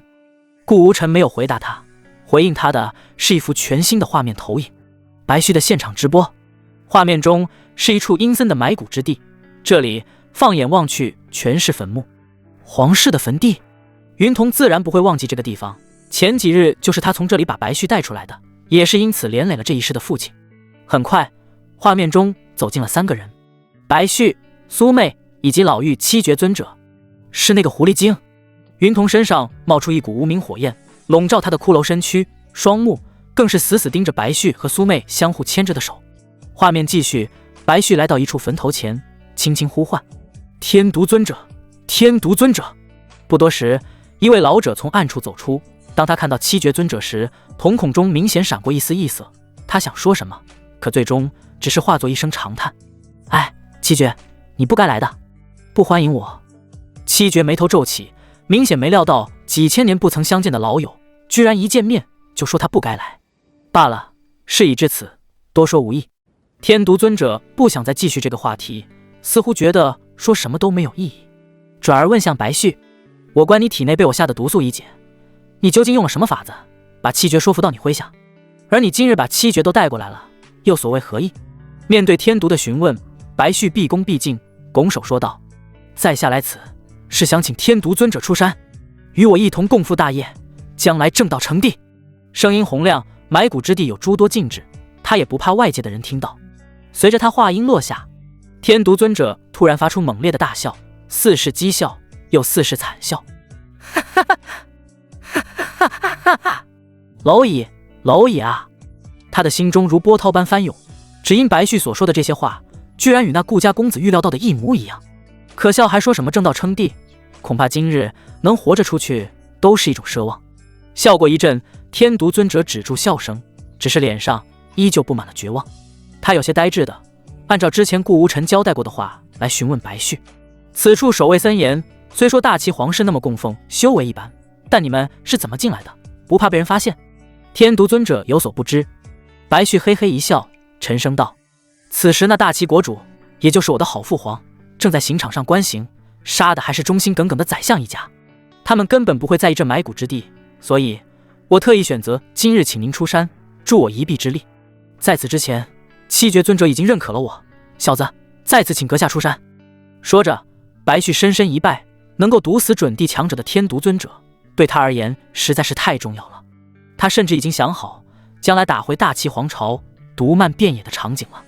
与此同时，刑场之上，云童只觉得轰的一声，大脑快要炸开。所谓耳听为虚，眼见为实，他亲眼亲耳听到看到白旭所说所做的一切，他不仅没有打算来救自己，反倒是趁着他云家满门抄斩之时，自己偷偷溜进埋骨之地，去请高人出山，完完全全把自己当成了用完就可以扔的垃圾一般。如此，云童的骷髅双目上缓缓流下2道血泪，生命也因一直维持在准地境界而加快消散。另一边，是啊，天毒七绝尊者拄着拐杖上前一步劝说道：“这白旭隐藏着东西多着呢，我觉得他有帝王之相，未来的成就或许不亚于当年人皇。我们2个的毒道其实已经走到了死胡同，如果不得到什么机缘改变，很难再进一步。而白旭，我认为是不错的选择。”面对如此苦口婆心的劝说，天毒尊者始终不为所动。有没有帝王之相已经不重要了，能不能领悟毒之大道更不重要。他现在只想按照顾家公子的要求，把话都给问了，希望能以此保全他和七绝一条命。满门抄斩嘛，我虽一直待在这埋骨之地，但外界之事我还是能得知一二。那抄斩的宰相一家里面可是有当日冒险进埋骨之地带你出去的小丫头。此话一出，白旭一愣，目光微动，画面外的云童更是屏住了呼吸。这个问题太关键了，他内心还是希望白旭能说不知道，对于他要被杀一事完全不知情，尽管这有些自欺欺人。画面中，白旭内心挣扎了起来。原本他已经将青梅竹马云童要被砍头的事抛之脑后，选择性的遗忘，可现在被提起，难免良心有些过不去，甚至心脏隐隐有些疼痛，好像有什么极为重要的人要失去了一般。在他极度纠结之时，身旁的苏妹动了，他将脑袋轻轻靠在白旭的肩膀，2只手更是紧紧抓着他的胳膊，将自己整个人贴了上去。哥哥，不要管那个什么云童了好不好？你说过将来只爱我一个人，只对我一个人好的。媚骨的威力不容小觑，白旭瞬间失去了思考，连心脏的疼痛都顾不上，连连点头。妹儿，你说的对，云童在我心里远不及你之万一，我不会冒险去管他的。此话一出，远在刑场上的云童彻底压制不住心中的悲愤与怒火。他为了白旭不惜冰解，失去大地修为，可换来的却是什么？白旭，你该死！啊！他一身森然白骨，骨缝之间溢出黑色的血液，浑身气势猛然一掌，冲天而起。少主，这……顾墨问向顾无尘，询问是否需要自己出手将此人就地拿下。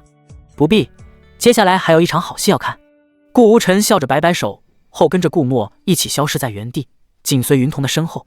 埋骨之地，心中有了计较的白旭再次拱手道：“不错，此次刑场被杀的人里面，确实有当初帮我离开埋骨之地的小姑娘。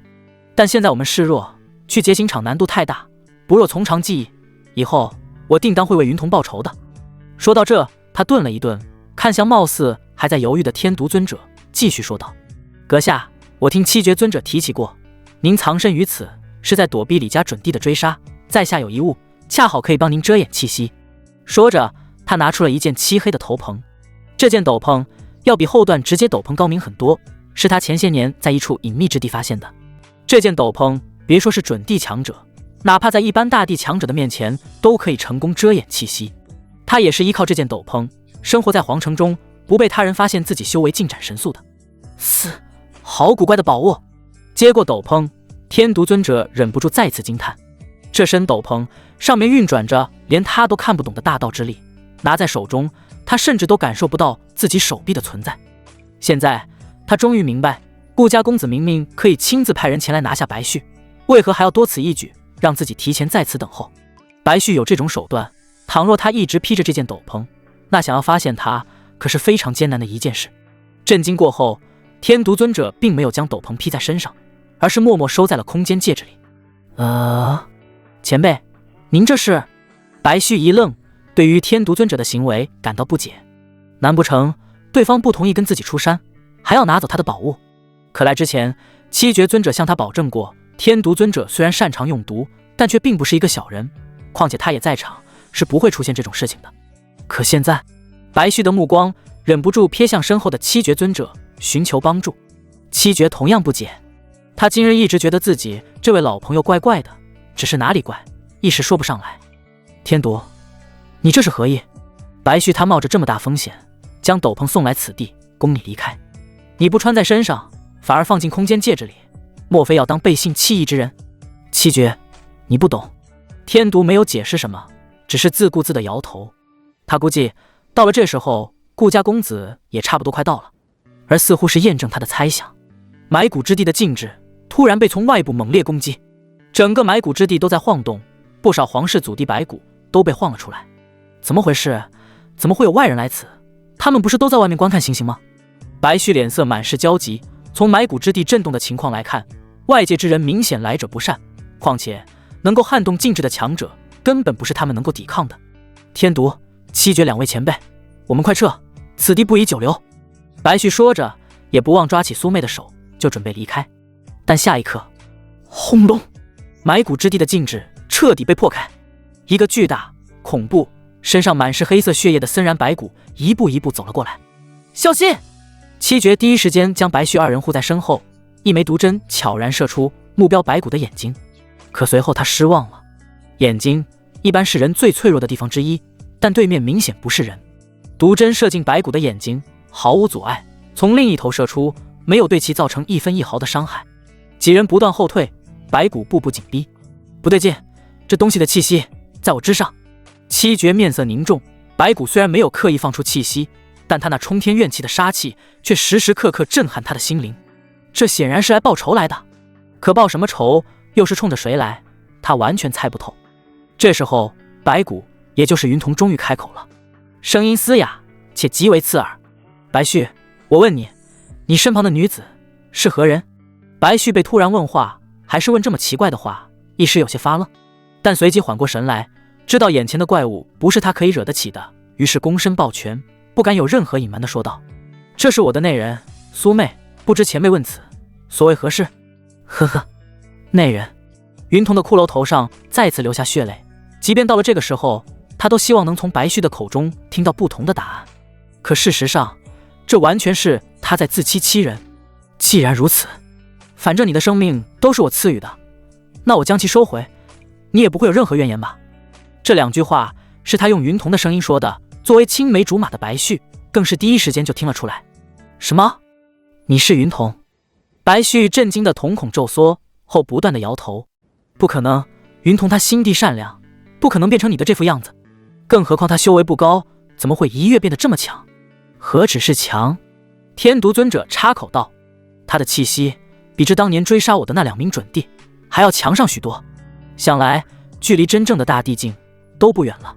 准帝，白旭脑海里满是这与他非常遥远的2个字。要知道，整个大齐皇朝都不曾有1名准帝强者，云童他又怎么可能是准帝？这一下，他更是确认眼前的人不是云童，只是不知对方为何要假扮云童来骗他。云童此时离他们几人越来越近，2道流光猛地射出，分别击打在天毒尊者和七绝尊者身上。噗噗，2人同时吐出一口鲜血，胸口被贯穿一个大洞。巅峰准帝强者之威，哪里是他们可以抵抗的？这还没完，云童更是伸出双手，一手一个抓住2人的脑袋，自身爆发出一股恐怖的吸力。2位尊者想要挣扎，2脚在空中乱蹬，但一切都无济于事。他们的身躯急速干瘪，不过几息被吸成人干，化为尘埃，消散于这埋骨之地中。千绝尊者、天毒尊者，白旭目眦欲裂，这2位可是他将来打回大齐皇朝的关键，如今被眼前白骨怪物吸成人干，湮灭于世，心中满是心疼。至于自身的处境，他倒不是很担心，因为他有很大的把握逃出这里，即便对方是准帝境强者。云童吸收了2位尊者的一身修为后，气息明显稳定了许多。他一双冒着火光的眼珠死死盯着仍紧握苏妹手的白旭。你可还记得当年你母亲身死后，是谁从家里偷取丹药供你修炼？又是谁在其他皇子暗中打压你时，请求父亲在朝堂上觐见，希望你父皇能够约束一下其他的皇子？这些难道你都忘吗？啊！闻言，白旭精神一振，这些事情都是云童所为，更是他和云童之间的秘密。眼前的怪物又怎么会得知？忽然他意识到，云童该不会真的就是这白骨怪物吧？恰在此时，云童手指一点，一缕流光没入白旭的脑海，瞬间涌入大片记忆与片段，一段关于人类和白骨妖帝的恋情，其中的男女主角正是他和云童。你我，白旭手足无措，被激活了前世记忆，他瞬间明白了一切。眼前的古妖不是云童还能有谁？他是自己前世最爱之人，更是最爱自己之人，可现在自己居然在转世之后勾搭上了别的女人，难怪会令云童如此暴走。同时他心中暗自后悔，今日他就不该来这埋骨之地，而是去劫持刑场。云童妖帝转世，以他之能根本不会身死，反之如若自己去救他，还会令他感动。云童，事情不是你想的这样，你要听我解释，我也是迫不得已啊。他试图解释，只要能够让云童回心转意，那2位尊者的死不足为虑，有前世妖帝强者在身边，他将来的道路将一马平川。你不要说了。云童抬头望天，似乎在回忆前世与白旭的种种。你前世就是这样，靠着一口巧舌将我迷得分不清东西，更是不惜放弃一身大地修为来助你转世。现在看来，我当初还真的幼稚呢。不，你不是幼稚，你那是爱我的表现。白旭见云童的语气愈发凄凉，赶忙大声说道：你是爱我的啊，云童，同样的，我也爱你。正是因为咱们互相相爱，才会在这一世如此成为青梅竹马。我们2个缘分未了啊，只要我们2个携手，将来一定是世间最强的大地强者。他说着说着，甚至流下了眼泪。眼泪一出，使得处于绝望边缘的云童心中一颤。与此同时，上空，顾无尘和顾墨2人看着这一切。顾墨忍不住开口道：此子就是少主所说那至尊谷的主人吧？现在看来确实非同小可，仅靠一张嘴便能收服尊者，更是即将让这白骨妖回心转意。依我看，该叫他嘴强大帝更为合适。哈哈，你说的不错。顾无尘轻轻一笑，心中暗道，这便是天命之子的机操，他们往往能把必死的危机化解成自己的机缘，比如雷鸣圣王、七绝尊者等等。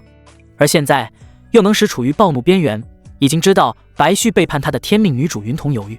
可以说，但凡跟白旭接触的强者，智商都被强行拉下了好几个档次。不过现在有他这个大反派在场，他可不允许天命女主降智。一声话语从他口中传出来，传入到下面埋骨之地的3个人耳中。啧，情深意重，某人佩服。不过你既然说你是爱云童的，为何还要护着身后女子？要我说，你当立刻杀掉身后女子，为自己开脱，这样说不好他真的能原谅你呢。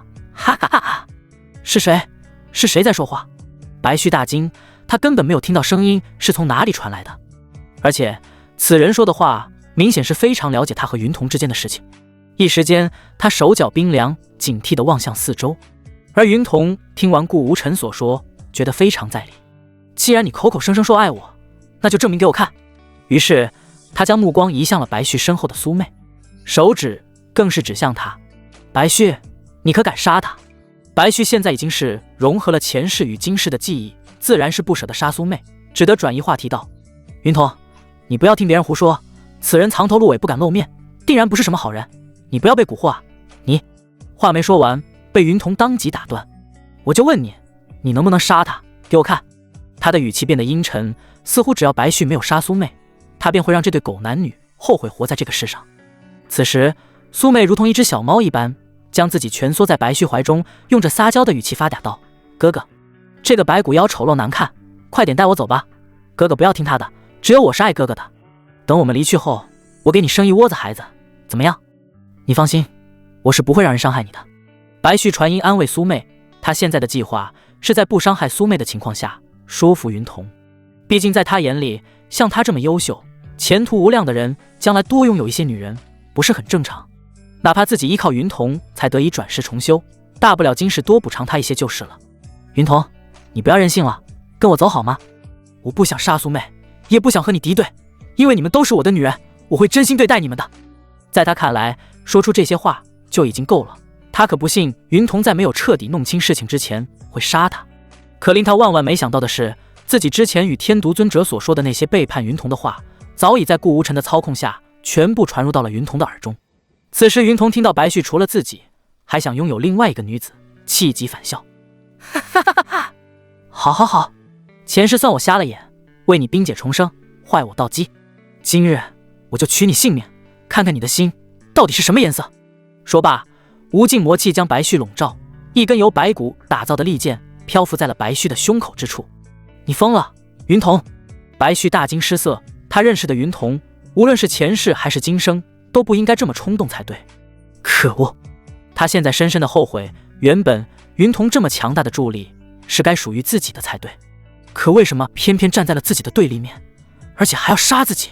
他总觉得有一只无形的大手笼罩着自己，他看不见也摸不透，总之一切都令他感到非常诡异。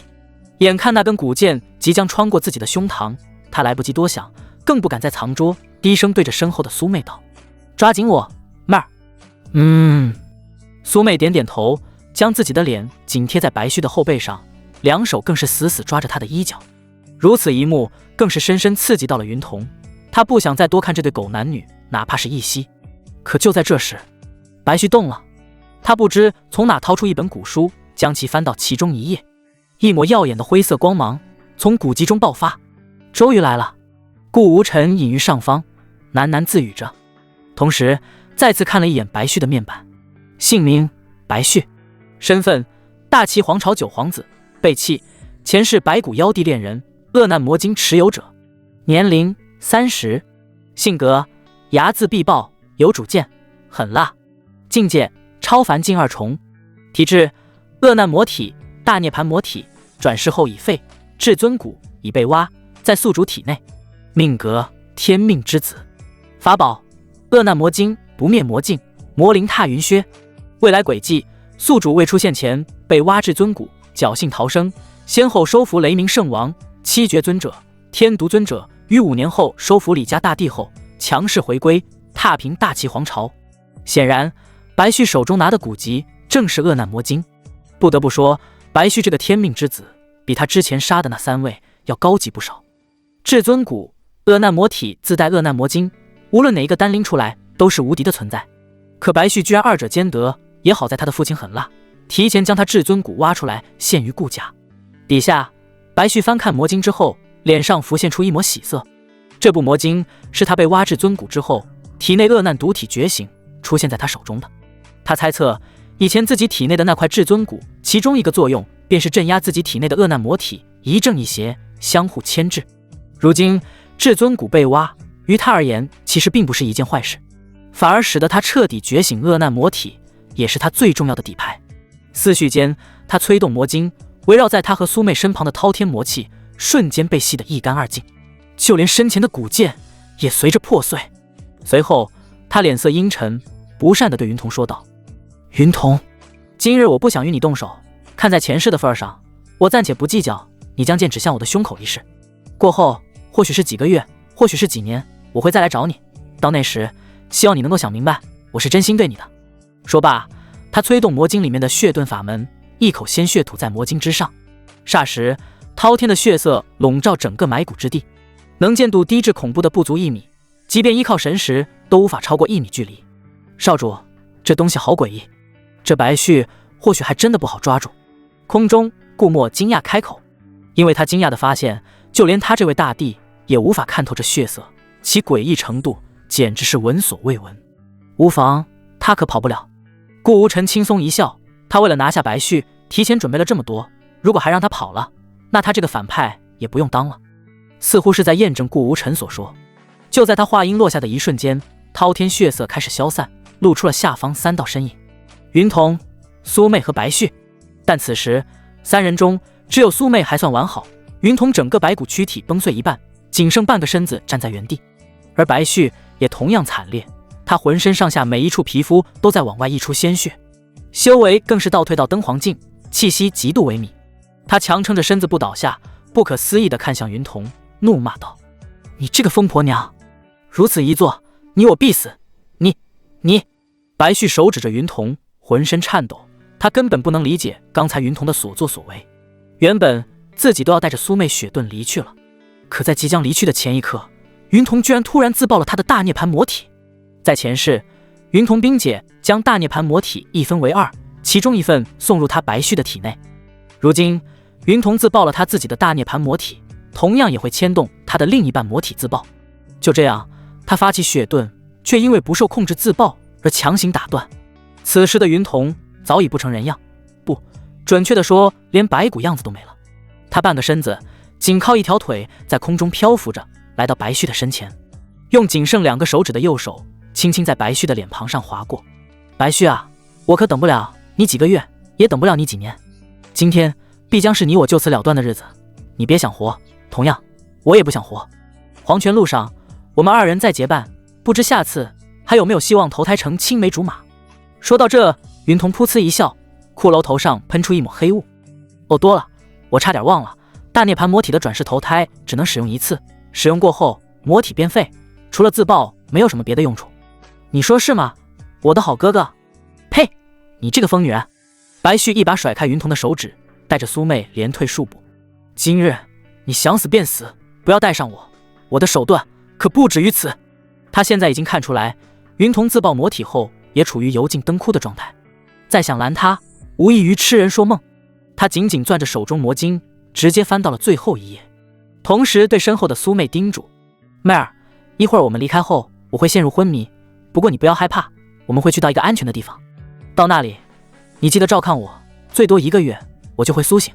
说罢便准备再次催动魔经，只是忽然他觉得后背一痛，钻心般的疼痛感袭来，使得他僵硬在原地一动不动。他低下头，发现一柄匕首的尖端从自己胸口露出，这根本不是钻心般的疼痛，而是心脏真的被钻了。你妹儿，你！白旭满脸的不可置信，苏妹早已被他视为挚爱的女子，居然在如此关键的时刻在背后捅了自己一刀。他不明白苏妹为什么要这么做，这根本没有动机啊。为了苏妹，他可是在无意间放弃了云童，因为大地转世强者的存在。匕首穿过心脏，匕首上更是散发着奇异的铭文，通过他的心脏将整个身子牢牢锁定住。无数尖针穿过他的四肢百骸，封锁他的所有灵力与魔气，就连恶难魔体也根本无法催动一丝一毫，只要他稍微乱动，便要承受万针穿心之痛。白旭啊白旭，这就是你心爱的女人吗？见此一幕，云童发出癫狂的笑声。现在没有谁比他更开心了，背叛自己的人就在眼前，又被他人背叛，可谓是天道好轮回。而苏妹在被刺了白旭之后，似乎觉得还不够，又取出一枚匕首，便要往白旭的丹田扎去。够了！云童一声冷喝，尽管他此时状态很差，但面对没有白旭庇佑的苏妹，仅一声便可将其生生震死。苏妹倒下了。面对准地强者，他毫无任何还手之力，不过他已经完成了主人交代的任务。意识到苏妹已经身死，白旭脸上重新浮现出希望之色。他张了张嘴，想要向云童求助，以为云童杀苏妹是在帮他。可紧接着，云童缓步来到他的身边，声音嘶哑地说道：他还不配杀你，你的这条命是我赐予你的，自然需要我亲自来收回。不过在此之前，我需要确认一下，你的心脏到底是什么颜色的？噗嗤，白骨所化的手掌直接伸进了白旭的胸膛，从中掏出了一颗仍在跳动，中间有一处洞的心脏。没想到居然是红色的，为什么不是黑色的呢？云童歪着脑袋，满是不解。至于白旭失去了自己的心脏，虽没有立刻死去，但意识也变得愈发模糊。云，他靠着仅存的意识勉强说出一个云字，可后面的童却怎么也说不出，因为此刻云童已经抱住了他。他身上密密麻麻的尖针由于云童的怀抱再次深入几分，剧烈疼痛感冲击他的神经，几乎处于崩溃的边缘。弥留之际，他隐隐看到高空中有2道身影降落，一位是身着白袍的公子，另一位则是明显护道者身份的中年人。他不认识眼前这俩人，但却从白袍的公子身上感到了一股非常熟悉的气息。是什么呢？好像是自己的至尊骨。轰隆，一道恐怖的爆炸席卷整个埋骨之地。云童抱着白旭，将自己剩余的魔力全部引爆。白旭在死前的一刻才知道，原来真的有一只大手始终笼罩着他，而那人正是夺自己至尊骨的人。但知道的已经太晚了。叮！恭喜宿主成功击杀天命之子白旭，奖励系统商城200连抽。恭喜宿主触发隐藏奖励，天命之子与官配天命之女反目成仇。云童击杀白旭的2位重要人物七绝尊者和天毒尊者，最后与白旭同归于尽。奖励称号3秒真男人，冷却时间3天。获得天命之子白旭所有物品：恶难魔经、不灭之镜、魔灵踏云靴，可在商城进行回收，换取商城金币。叮！天命之子白旭剩余机缘5，觉醒前世记忆，与天命之女云童相认，已毁。3000魔域，恶难魔体传承。天眼棋局，天眼棋盘。听到系统的提示音，顾无尘还没来得及高兴，就发现了不对劲的地方。哎，系统你等一下，这奖励可不能乱给。3秒真男人还没有与我绑定吧？当然还没有，没有宿主的认可，任何称号能力都不可以随意进行绑定。那好，你先给我说说这个3秒真男人称号是什么意思？目前他已经拥有了一个天命大反派的称号，这个称号并没有什么实质性的加成，只是在晋升时会给一些宝物之类的东西。而现在又多了一个3秒真男人的称号，后面还标注3天冷却一次，那岂不是说他每3天都会变成3秒一次？这肯定是不行的。叮，宿主别慌，本系统是不会有负面奖励的。称号3秒真男人，介绍宿主可在任意时刻触发，每3天一次，触发时自身境界达到本界巅峰，持续时间3秒。例，宿主现在触发，立刻拥有大地境巅峰，修为3秒。顾无尘，系统请立刻帮我绑定这个称号。恭喜宿主绑定成功，宿主一念之间即可触发。系统的提示音过后，顾无尘心中大定，大地巅峰修为哪怕只有3秒，那也是极其恐怖的。到了大地境后，每一重之间都是天壤之别，这一点从他父亲顾九商随手镇压同为大地境界的4长老就可以看出。而大地巅峰境界3秒钟可以做的事情太多太多了，比如随手掀翻一个地级势力，亦或者撕裂虚空，将要杀之人拽过来捏死。除此之外，还可以帮助人皇藩内晋王叶玲珑找一具大地境7重以上的女性强者尸体等等。少主，少主！一旁的顾墨看着自家少主站在原地自顾自地笑着，有些摸不到头脑。此件事了，我们是不是该回去了？顾无尘回过神来，点了点头。差不多了。只是话音刚落，苍穹骤然撕裂，一道横贯百里的血色裂缝在云间狰狞绽开，浓郁的魔气四散而出，比之先前白絮和云瞳的魔气要强上不知多少倍。裂缝深处传来一片鬼哭哀悼之声，一颗猩红眼珠缓缓在苍穹裂缝中浮现。他目光直视爆炸后的埋骨之地，更是第一时间锁定了顾无尘2人。此时大半个万象道域都能够看到这只猩红眼珠，无数人陷入恐慌之中。这是什么？好强大的魔气！难道是3000魔域打来了？不好，快屏息凝神，千万不要被这魔气所影响。更是有数位强者破关而出，冲天起，面色凝重地望向苍穹之上，不敢有丝毫动作。这时候，魔气笼罩的血色眼珠上传来令人不寒而栗的声音：“白骨妖帝的气息，是你们杀的他！”无数强者听到这番话语，无一不面露惊骇。他们虽然不认识白骨妖帝，但妖帝一名便意味着乃是地境强者。是谁这么勇猛，能够斩杀3000魔域的妖帝？而此时，血红眼珠死死盯着埋骨之地上方的顾无尘2人，仿佛只等对方认罪，便会降下神罚，将其毁灭。少主，此人应该是3000魔域的一位魔将，修为虽然比不上魔主，但也不容小觑。我去会会他。说罢，顾墨冲天起，静之大道流转于全身，来到距离血色眼珠不足几丈之处。他淡漠地扫了一眼血色眼珠，不屑一笑：“哼，装神弄鬼，3000魔域还像往常那样喜欢整出这副架势，实际不过是花拳绣腿罢了。至于你所说的什么白骨妖帝，刚刚恰好有一白骨妖自爆，此时或许还有点渣渣，你不赶紧去收拾，跑来质问我顾家。”他的声音同样宏大，哪怕是距离较远的强者们都可以听得一清二楚。顾家，咱们万象道域有顾家这一地级家族。嘘，慎言。另一人急忙打断道：“你不认识顾家，可不要乱说，别把我等也连累。顾家在万千道域中只有一家，那就是永恒道域的长生顾家。”此话一出，众人倒吸一口冷气。长生顾家和3000魔域对上了，他们早就听闻上任魔主就是被顾家所杀，如今两家再次相遇，不知会擦出怎样的火花。另一边，血色眼珠刚准备发怒教训这个不知天高地厚的人，可当他听闻对方是顾家后，明显眼珠中多了一些其他的色彩，目光不由得看向下方顾无尘所在。即便是顾家能够让你这等地境强者护道，也不是一般身份的人。下面不会是你们顾家大人物的公子吧？他阴森地笑着，仿佛在思索一些什么。哼，我看你是找死。顾墨见自己说出顾家，居然没有吓退对方，也懒得再与其废话，径之大道流转，转眼数十个顾墨浮现在天空之上。这正是镜之大道的恐怖之处，可以暂时的复制多个自己，且每一个镜像都拥有本体一样的实力。其中2位顾墨退到顾无尘的身边守护绳子，其余几十个顾墨同时对血色眼珠发起攻击。进斩！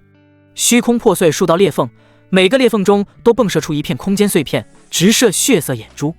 雕虫小技！血色眼珠怒喝一声，从眼珠中猛地射出一道血红流光，阻挡顾墨的攻击。轰隆！一时间地动山摇，空间震荡，半个大齐皇朝几乎在一瞬间被夷为平地。这就是大地之威，哪怕是小小的余波也可以震死无数人。两者的攻击碰撞之后，不分伯仲，谁也没讨到好处，继续在高空中纠缠了起来。只不过他们的速度过于快，没人能看清发生了什么，只觉得余波越来越大，正在往整个大齐皇朝所蔓延。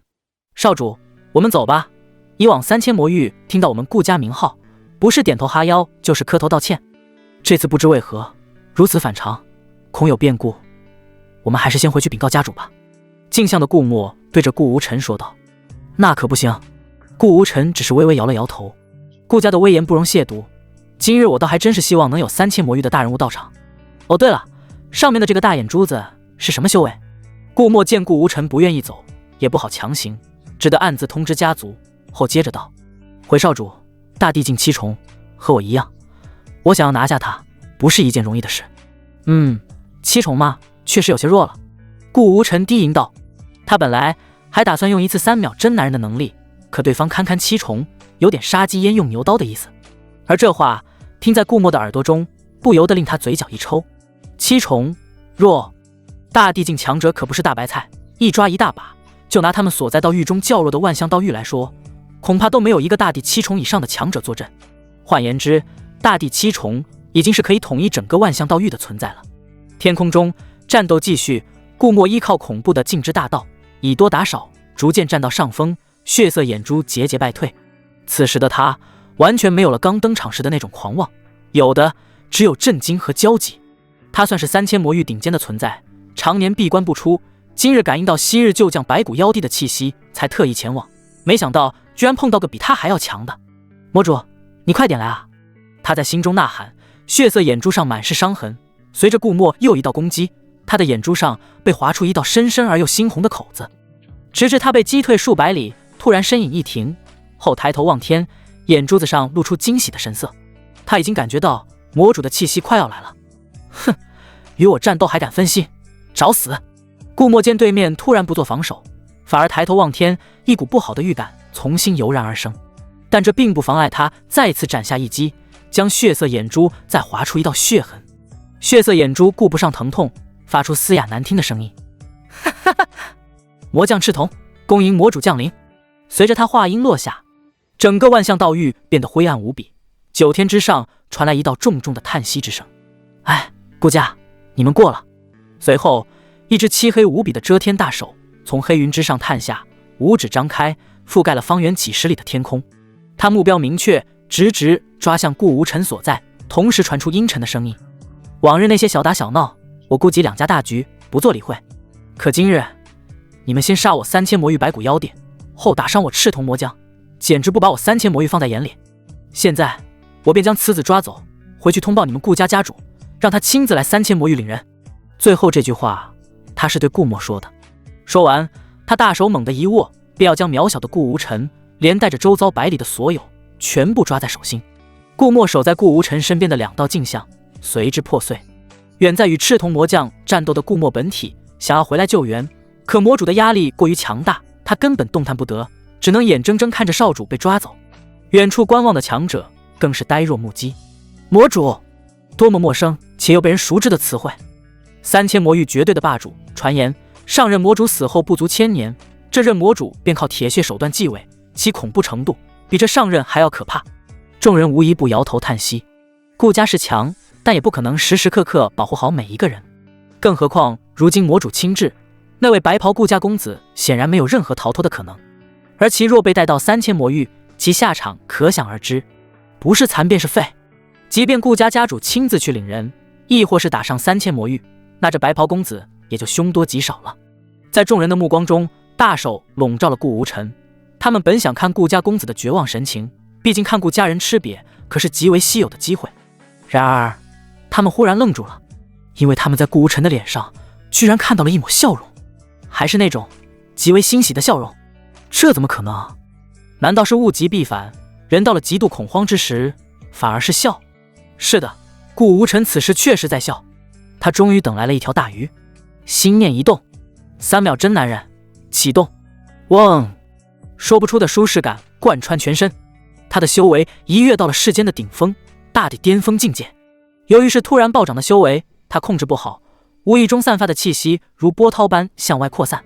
噗噗噗！围观的强者们修为稍低的当场陨落，即便是准地强者都直接重伤垂死。哪怕是个别隐于暗处的地境强者，无一不一口鲜血喷出，脸上全是惊骇。大地境后期强者，不，难道是巅峰大地10重？他们彻底震惊了。他们本身身为地境，不是没见过地境后期强者，可跟眼前的年轻人相比，如同浮游大树，根本无法比较。顾无尘感受着体内澎湃的力量，缓缓睁开双眼，力之大道、杀戮大道以及掌握最低的时间大道，全都以一种恐怖的程度围绕全身。显然，3秒真男人的称号启动，不仅仅是提升修为那么简单，就连他对道的掌握都达到了一种可怕的程度。他的身边飞出一道虚影，靖王夜玲珑。他早在魔主降临时就从沉睡中苏醒，原本他还想着依靠他的静之大道制造一个假身，帮顾无尘逃脱，可没曾想，一转眼怎么就变得这么强了？这比起自己当年全盛时期都要只强不弱了，好吧？要数最为震惊的还是魔主本人，他站于9天之上，以他的实力和身份，根本不屑于露出真容，只是降下一只大手将其抓走。不曾想短短一息时间，被他视为蝼蚁的人居然散发着令他都有惊恐的气息，而且他觉得自己已经被一双眼睛牢牢锁定。循着方向看去，正好看到了下面顾无尘抬头看天，轻蔑地望向自己。这怎么可能？他的隐秘之术是要比他的修为还要恐怖的，只要他想躲，哪怕比他强的人也休想发现他。可现在他为什么觉得自己逃不走了？下方的顾无尘终于动了，他双指并拢，化指为剑，随意一甩，一道恐怖的剑芒直射笼罩他的大手，如同刀子切豆腐，原本还震人心魂的大手被从掌心之处一切为2，手掌过后是手臂，被整齐地切成2半。然而这还没完，他突然伸出手抓向大手手臂，猛地往下一拉。隐藏于9天之上的魔主只觉得一股无法撼动的巨力将自己从天空中拉了下来，速度之快，强如他都无法反应过来。扑通，他的整个身躯被砸入顾无尘面前的小山中，小山瞬间被夷为平地，取而代之的是深深的凹陷。顾无尘没有任何废话，因为他知道自己只有3秒，于是他将力之大道灌注到指尖，大荒求天指。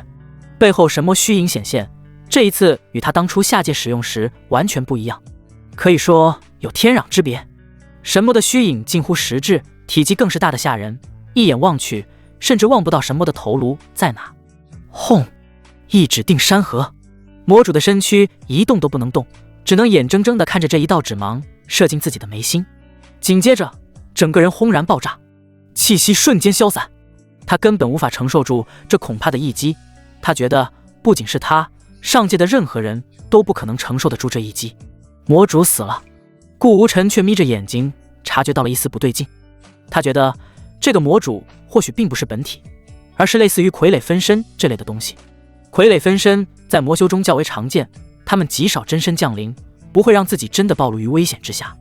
既然如此，顾无尘冷笑一声，他知道傀儡分身的死对于本体的创伤极大，他现在所剩的时间不到2秒，去3000魔域找到魔主真身并杀他本体或许来不及，但却可以多多折磨这具傀儡分身。时间倒回，时间大道如同锁链，将周遭刚刚魔主分身出现过的地方牢牢锁住。时间回到了他还没死，正被顾无尘拽下来砸进小山的那一刻。扑通，魔主分身砸在山中，和上次一样，砸出深深的凹陷。大荒求天指，分身再次湮灭，渣都不剩。时间倒回，扑通，周围尚还清醒的强者已经完全懵掉了。由于顾无尘仅倒回魔主分身所在位置的时间并没有带上他们，所以他们全部都看到了终身难忘的一幕。恐怖如斯的魔域魔主一次一次的被杀死，又一次一次的不断复活，场面无比残忍。与此同时，3000魔域，魔主坐在幽暗的大殿内，他的旁边跪着2位魔将。突然，魔主猛地吐出一口鲜血，眼睛瞪得老大，满是不可置信。怎么会？可还没等他说下一句话，又是一口鲜血喷出。之后又是一口，如此往复，短短3秒钟时间，魔主吐血101次，期间神情由震惊到惊愕、恐惧，最后变成麻木。他不明白，为什么自己仅有一个分身在外，会反噬自己100多次？难不成自己的分身被杀了100次？可这不可能啊！自己明明记得只被杀了1次。他现在思索的已经不是一个顾家小辈为什么会有这么强的实力，而是自己究竟为什么会出现这种情况。而一旁的2名魔将早就惊呆了，他们愣愣地看着魔主不断吐血，还以为是修炼的什么功法走火入魔，也不敢擅自插手，毕竟魔主喜怒无常，一个弄不好再把他们搭进去。良久，魔主才从地上爬起来，气息极其不稳，甚至有隐隐修为倒退的迹象。他瞥了身旁的魔将一眼，吾要闭关一阵，切莫打扰。如果有人打上来了，也不要来找吾。说罢，身影消失在大殿之内，留有2位不知所以的魔将。另一边，顾无尘3秒真男人时间终于过去，魔主傀儡分身被他杀了100次。开始他还不断使用大荒求天指，后来嫌麻烦，直接一记大逼斗杀死1次。就这样，他争分夺秒，时间紧任务重，不到3秒钟时间杀魔主分身这么多次。呼，长舒一口气。顾无尘此时神清气爽，3秒真男人给他带来的好处远不止于此。那3秒钟，他对大道的领悟再次增加，尤其是时间大道有了不小的突破。如果说之前他只能定格一小片区域的时间，那么现在这片区域要翻了几倍，且流速控制的能够更大。这时候，顾墨呆愣地飞了过来。少主，您刚刚……要说在场的一众人里面，唯有顾墨和那位赤瞳魔将最能知道发生了什么事。魔主降临，想要抓走顾无尘，却被反手杀掉，还像屠猪宰狗一般轻松。且那时，顾墨清晰感受到了顾无尘散发气息的恐怖，这种气息他只在一个人身上领会过，那便是顾家家主顾九商。可顾九商都修炼多久了？别看是一副中年模样，其实早就几千岁了。而顾无尘才多大？19，还是20？20岁的巅峰地境强者，从娘胎里开始修炼，也不可能这么快吧？他忽然觉得自己给顾无尘护道有些多此一举，反过来还差不多。对于顾墨的表情，顾无尘表示理解，但他只是微微笑了笑，随意地说道：“一些小把戏而已，不足挂齿。”小把戏？顾墨嘴角不禁抽了抽。这要是小把戏的话，那天地之间就没有什么大把戏了。但既然顾无尘不愿意多说，他也不好多问。自家神子强大起来，于他而言有利无弊。此刻，远处天边，一只猩红血眼正在以缓慢的速度移动着。赤瞳魔将只想赶紧逃离这里，逃出这个恐怖公子的面前。饶他是魔修，都没有见过这么残忍的。杀掉魔主分身也就算了，居然依靠时间大道将其不断复活，反复折磨。世间最强大的大道之一，时间大道是这么用的吗？你想去哪儿？顾无尘的目光移向正在逃走的赤瞳魔将身上。来都来了，不与我一起回顾家坐坐。他的话语听在赤瞳魔将耳中，如同炼狱。赤瞳魔将想逃，可却不敢。强大如魔主都被杀了100多次，他一个小小的魔将能逃吗？瞬间，他所在的血色云层刮起一阵狂风。不多时，一位体型近乎于人，不过没有五官，仅有一只血色眼睛长在脸上的人跪倒在顾无尘面前。小子知错，小的知错，还望您大恩大德，不要在意我，把我放了吧。如今他已经没有了任何地境强者的尊严，跪在修为仅超凡境的顾无尘面前，不断磕头认错。就在顾无尘正准备说些什么的时候，旁边的空间突然被撕开一道裂缝，一位留有花白胡子的老者从中踏了出来。他一出场便不怒自威，冷哼道：“小小魔域也敢犯我顾家，看来你们这任魔主也该换换人了。”声音洪亮浩大，若他的这句话放在顾无尘大展身手之前，倒还富有气魄。可现在回应他的唯有一旁的顾墨大长老。魔主并没有亲自前来，而他的傀儡分身已被击杀，现在没事了。哦，顾家大长老眉头一挑，他还奇怪为什么场中只有一个不断磕头的魔修，魔主哪去了？原来是被击退了。可随即他反应过来，面露古怪，上下仔细打量了顾墨一眼。可以啊，没看出来，你的掌劲居然这么大，连魔主的分身都可以击杀，当真是英雄出少年啊！说着，大长老还重重拍了拍顾墨的肩膀，同时不忘跟顾无尘点头问好。大长老的辈分极大，比顾墨大了不知道多少倍，顾墨的年龄放在其面前，说是少年倒也不为过。而顾墨面对大长老的称赞，只是无奈地摇了摇头。这可不是我干的，我没有那么强的实力，这一切都是少主干的，是他亲手杀掉的魔主分身。什么？大长老一惊，此事你莫要开玩笑。我知道顾神子天资卓越，比起当年的家主都不遑多让，但毕竟修行不够20载，怎么可能杀得了大地巅峰强者？说到这儿，他顿了一顿，接着道：好了，既然无事，那我便先回去了。此次魔域的人敢对我们顾家的神子动手，下次就敢骑在家主的脖子上。我要回去召集各大长老商议一番，觉得是时候该去一趟魔域了。说完，他再三确认顾无尘没有受伤后，便准备离去，只是却被顾无尘忽然叫住：大长老，您等一下，回去的话把他带上，一个魔浆或许对你们以后去魔域有不小的帮助。哦，也好。大长老早就注意到了这位魔修，从其修为上看就觉得不是一般人物，没想到竟然是魔浆。于是他单手像拎小鸡仔一般提起了赤铜魔浆，正好有些事我需要审问他，如此我先告辞了。目送大长老离去，顾墨百感交集。赤铜魔浆被带走，所说的审问自然不会是你问我答那种小孩子玩的东西，而是简单粗暴的搜魂。搜魂后，一众长老便会知晓今日的事，也就知道魔主分身并不是自己所杀，而是被顾无尘震杀百次。摇了摇头，他其实有些好奇那些老怪物震惊的样子。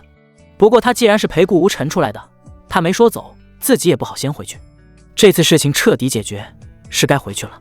顾无尘开口道，他现在新斩杀了一名天命之子，哦不，准确的说是借天命之女的手斩杀的天命之子。系统所赋予的奖励抽奖还没有抽，他现在迫不及待回去找一处安静的地方领奖励。少主，跟我来。有顾墨在场，顾无尘自然不需要自己赶路，顾墨的修为足以撕裂空间，直接回到顾家，就像刚刚大长老来的那样。可这时顾无尘突然想到了一件事，连忙叫住了顾墨。我父亲曾允诺大齐皇朝保他们万年不灭，这个承诺倒是不好违背啊。顾墨动作一停，他倒是也听说过此事，只是现在由于魔域的人降临，整个大齐皇朝几乎被夷为平地。大齐皇朝老国主皇家供奉早被地境强者之间战斗时所产生的余波所灭，至于那些皇子更是被灭得一干二净，如此怕是有些难办啊。顾墨感到有些头疼。扶持一个势力，还是大齐皇朝这种在顾家面前不值一提的势力，自然很简单。可关键在于人家都死光了，去扶持谁啊？总不能新建一个大齐皇朝再随便找一些人进去，那还是必有万年不灭吗？将来还有谁敢像老国主那般主动给顾家贡献宝物，寻求庇护？顾墨堂主，你再仔细寻找一番，看看还有没有活口。顾无尘沉思片刻，吩咐道：也好。顾墨应了下来，放开神识，笼罩整个大齐皇朝。地境强者的神识是恐怖的，即便大齐皇朝的面积不小，可对于他来说，哪怕是一只蚂蚁的踪迹，他也能够轻易发现。良久，他失望地摇了摇头。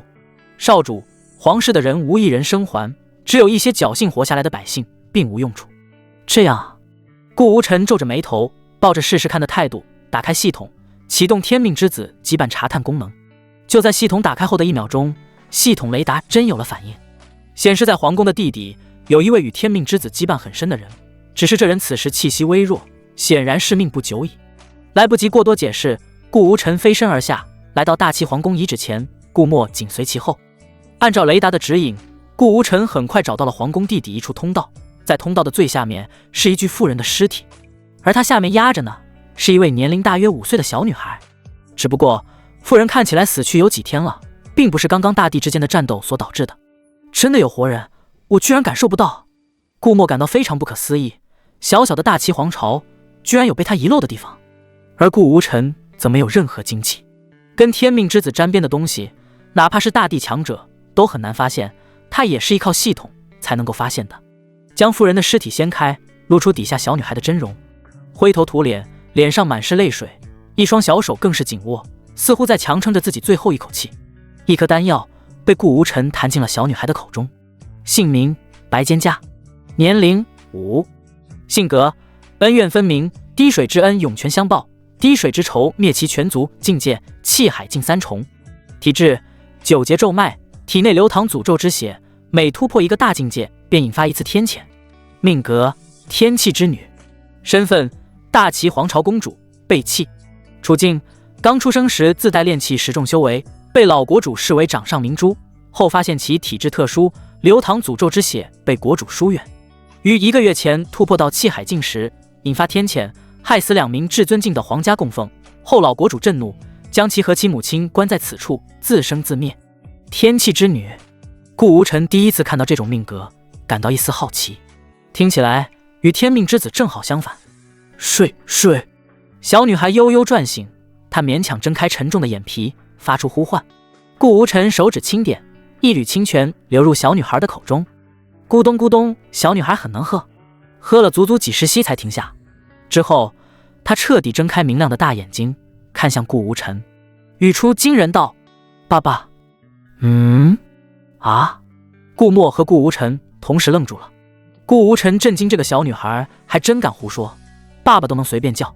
而顾墨第一时间则是在思考，少爷居然有这么大的闺女流落在外，看起来不过56岁，换算过来，自家少爷13岁左右在外面流的种。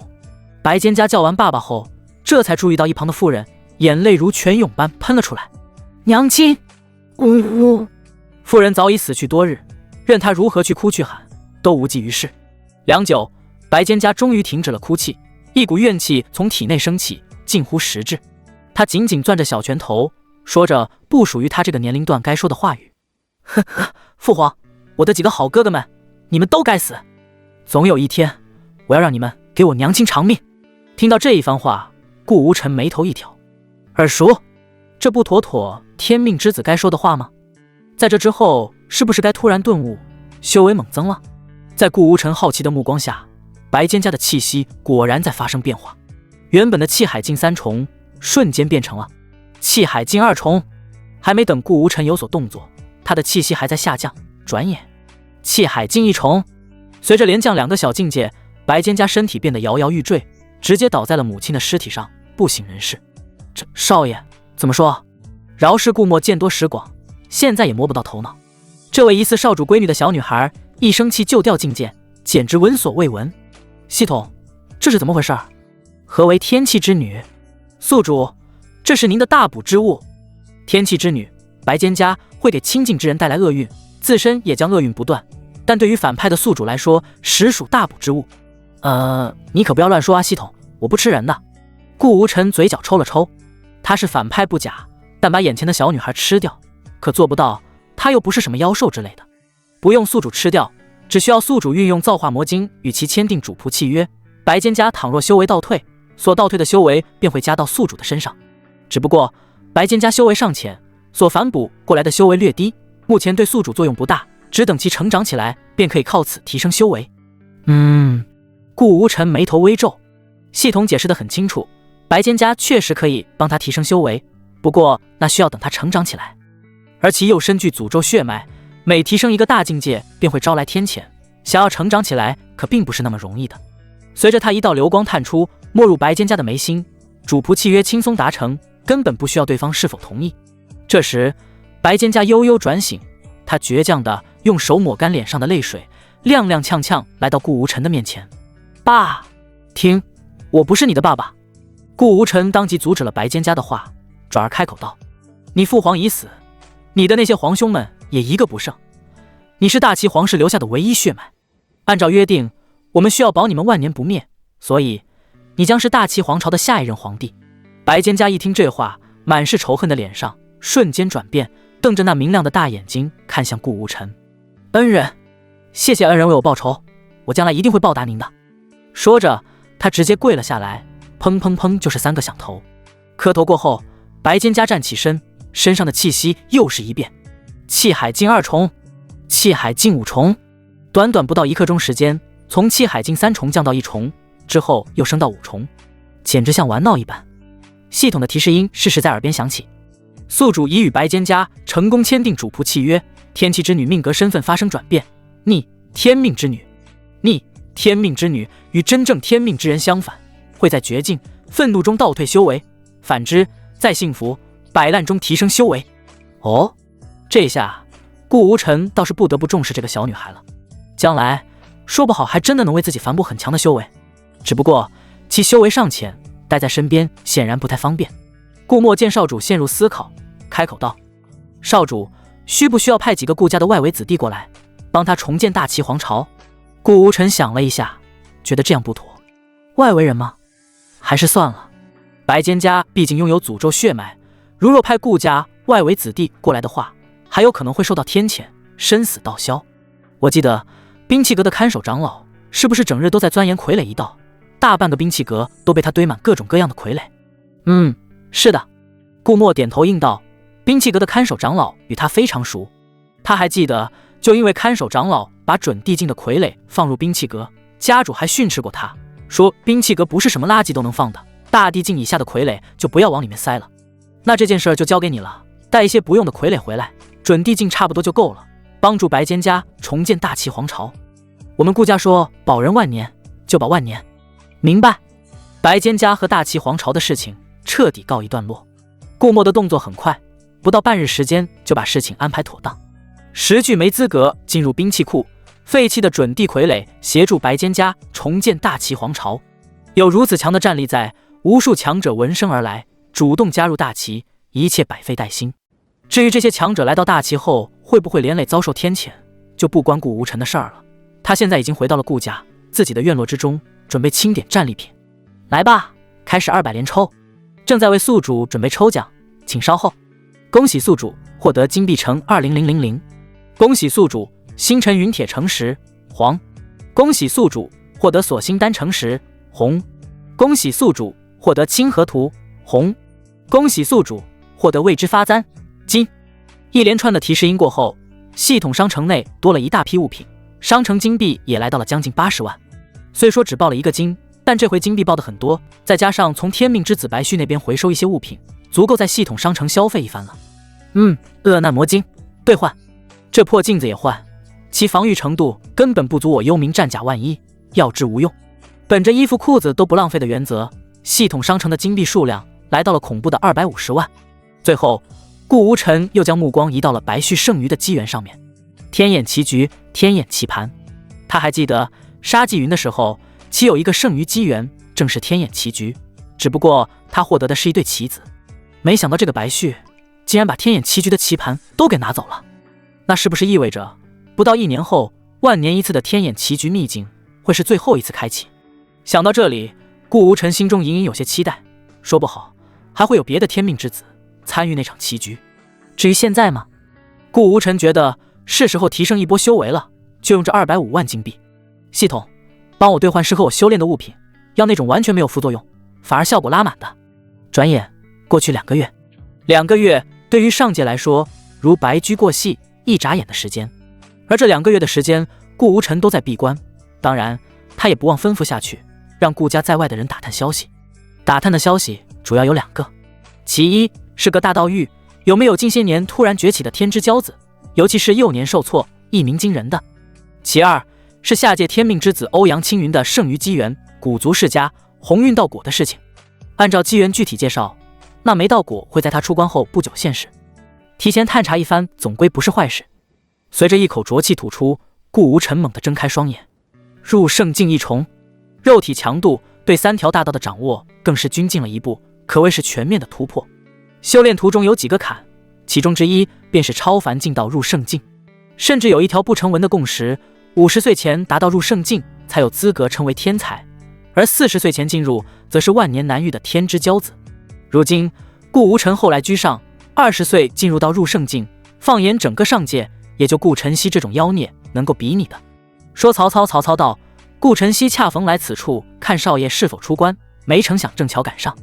尤其是意识到少爷居然2个月时间就突破到了圣境，娇躯更是没来由一颤，声音都变得软绵绵的。少爷，您出关了？没有意识到顾晨曦的异常，顾无尘问道。让你们打听的事情怎么样了？2个月时间，顾无尘相信以顾家的实力会有不少的收获，尤其是关于天命之子方面的。回少爷，消息非常多，但比较杂乱，各大道域涌现的天才不少，但具体有谁符合标准，还需要少爷亲自来甄别。也好，把资料拿过来吧，我看一看。顾无尘吩咐完，发现顾晨曦并没有动作，反而一副欲言又止的样子，感到一丝疑惑。怎么了？可是还有事情？那个，顾晨曦俏脸一红，有些扭捏。少爷，您突破到圣境了，恭喜您了。只是不知要不要我留下来，帮少爷巩固一下修为。顾无尘微微一愣，随即回过神来，眉头一挑。按照老妈的说法，自己突破圣境之后，是该让顾晨曦协助自己修行了。顾晨曦是老妈从小收养的，将其视为自己的亲传弟子，更是无数资源砸他的身上。究其原因，还是为了自己。家人主动相邀，他哪有拒绝的道理？以往怕老妈责备，他和顾晨曦始终不敢走最后一步。现在时机已到，哈哈哈，走，随我入房。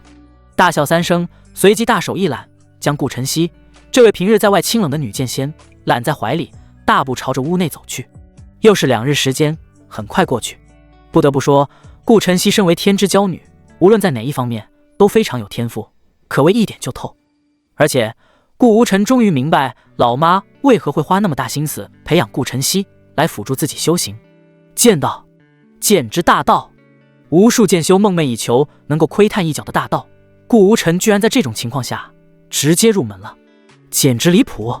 但现实就是这样，纪律、杀戮、时间，第4条大道被他领略。虽说有贪多嚼不烂的说法，但顾无尘丝毫不在意。他的系统商城内有辅助领略大道的宝物，只要领略新的大道大成，那便是板上钉钉的事儿。少爷抬胳膊。顾晨曦面带桃花，为顾无尘宽衣。继2日疯狂过后，他发现自己对于剑道的领悟也加深了，以后定然要多多陪在少爷身边。他心中这样想着。少爷，这次我过来其实还有一件事，师母让我问您，3日后刀地皇甫刃的寿宴，您要不要去？皇甫刃？顾无尘眉头一挑，这个所谓的刀地他还真的有印象，可以说是上界最为张扬霸道的大地强者之一，更有人将其和他的外公剑神相提并论，一刀一剑颇有卧龙凤雏之意。但实际上顾无尘却知道两者根本就无法比较。刀地在他外公剑神面前如同孩童，平日里刀地求剑都会被他外公拒之门外，说其心智不够坚定，不配与他见面。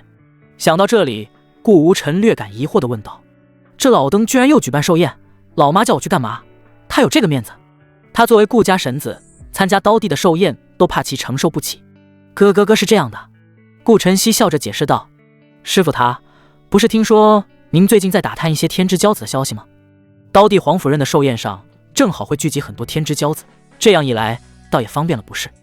哦，说的也是，还是老妈想的周到。顾无尘点了点头，那我们就去一趟他的寿宴，看看有没有我想要找的人。刀地所在的烈天道域距离我们甚远，我们乘神舟去，顺便欣赏一番沿途的风景。此次神子出行，自然不会只有顾晨曦一人陪同，随行一起的还有一位老妪，守护顾无尘的安全。只不过他性格孤僻，没有坐在神舟上，而是隐于暗处。舟上只有顾无尘抱着顾晨曦，在听他叙说这2个月所发生的一些琐事。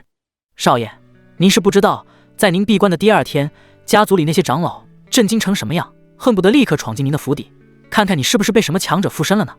顾晨曦蜷缩在顾无尘怀里，一边喂着灵果，一边说道。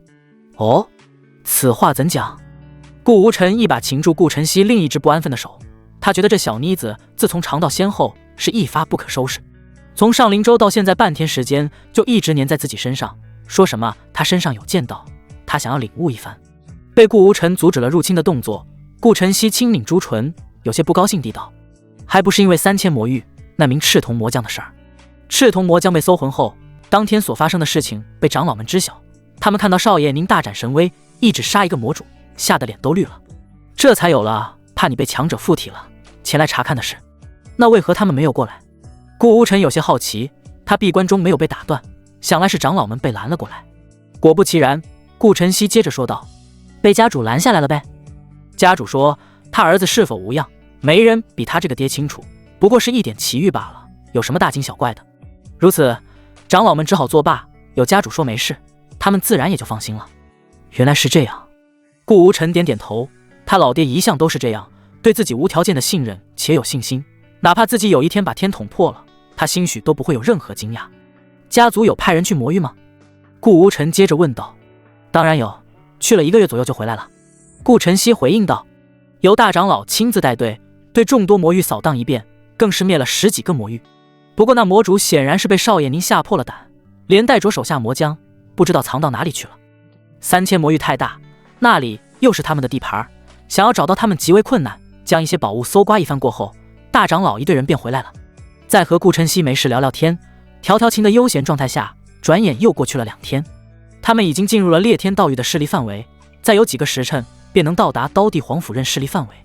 随着又和顾晨曦探讨了一番剑道，顾无尘独自一人来到甲板，随意翻开了这2个月家族调查的关于天之骄子的信息。李文，年龄49，入圣境1重，曾越级斩杀入圣境3重，为李家当代神子。赵晴，年龄82，43岁达到入圣境，现在入圣境7重，大地强者玄孙。王啸，年龄32，超凡境1重，王家家主独子。都一般啊。顾无尘微微皱起了眉头。从数据上来看，这些天之骄子有一定天赋，但远不到天命之子的程度。就比如这个赵晴，43岁进入圣境，还算尚可。不过如今年龄82，也才入圣境7重，确实有些慢了。虽说到达入圣境之后，每一层的修为突破都要比之前几境要难得多，往往一层的小境界都会困住天之骄子10几年，甚至几10年。但倘若是天命之子的话，82岁或许都大地境界了。关于天之骄子的材料众多，顾无尘翻找了一阵，还真有一个人引起了他的注意。莫天机，天机阁阁主20年前在外与墨家之女诞生的私生子，20岁，超凡境7重。后面还有着关于莫天机的简短介绍。幼年时在墨家非常不受待见，原因是其母并没有告知墨家关于莫天机父亲的身份，导致墨家一度认为这是野种。后莫天机展现出惊人的修炼天赋，以及常人很难比拟的头脑，一次又一次为墨家排忧解难，才被重视。母子2人由此在墨家生活的尚可，只是最近天机阁阁主原配夫人听闻关于莫天机这个私生子的事，恐要对母子2人不利。看到这里，顾无尘有5成把握，莫天机也是一名天命之子，就这一个私生子的身份，就基本坐实了一半。而关于天机阁这处势力，他有过一些了解。天机阁上届一个实力不算顶尖，却基本无人敢去招惹的势力，因为每一届的天机阁主都可以推演天机，逢凶化吉，往往哪处势力想要招惹他们，都会被其提前得知，进而应对。除此之外，这届的天机阁阁主与以往不一样，是个倒插门。当代天机阁阁主其实是上代老阁主的一名徒弟，后来与老阁主唯一的女儿相爱，结为道侣。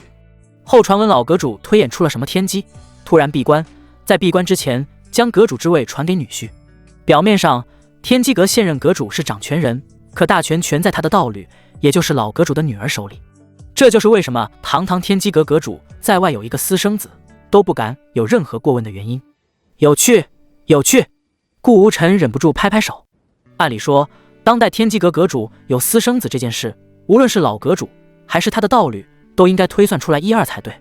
可居然任由他成长到20岁，不去干涉，着实有趣。莫天机一名被顾无尘记了下来，准备刀地寿宴一行之后，便亲自前往一趟墨家。烈天道域，一艘遮天蔽日的神舟突然进入，没有丝毫减速，疾驰而过。不少人纷纷驻足，窃窃私语：这是谁啊？如此不懂规矩，不知道刀地寿宴这几日不准飞过1000丈，这都有3万丈了吧？啧，我看啊，是某些纨绔子弟想要以此来引刀地瞩目，可他不知刀地大人最烦这样。上回有一位公子哥就是这样，结果最后更是把自己家族给连累了。死！慎言，不要在背后说刀地大人。公子有些奇怪啊。神舟上，顾晨曦忽然开口道：如今已经进入烈天道域，怎么一座神舟也没有看到？按理说刀地放在咱们顾家或许不起眼，但在外界好歹也是个大帝，前来参加寿宴的人不知几何，莫非他们都没有乘坐工具？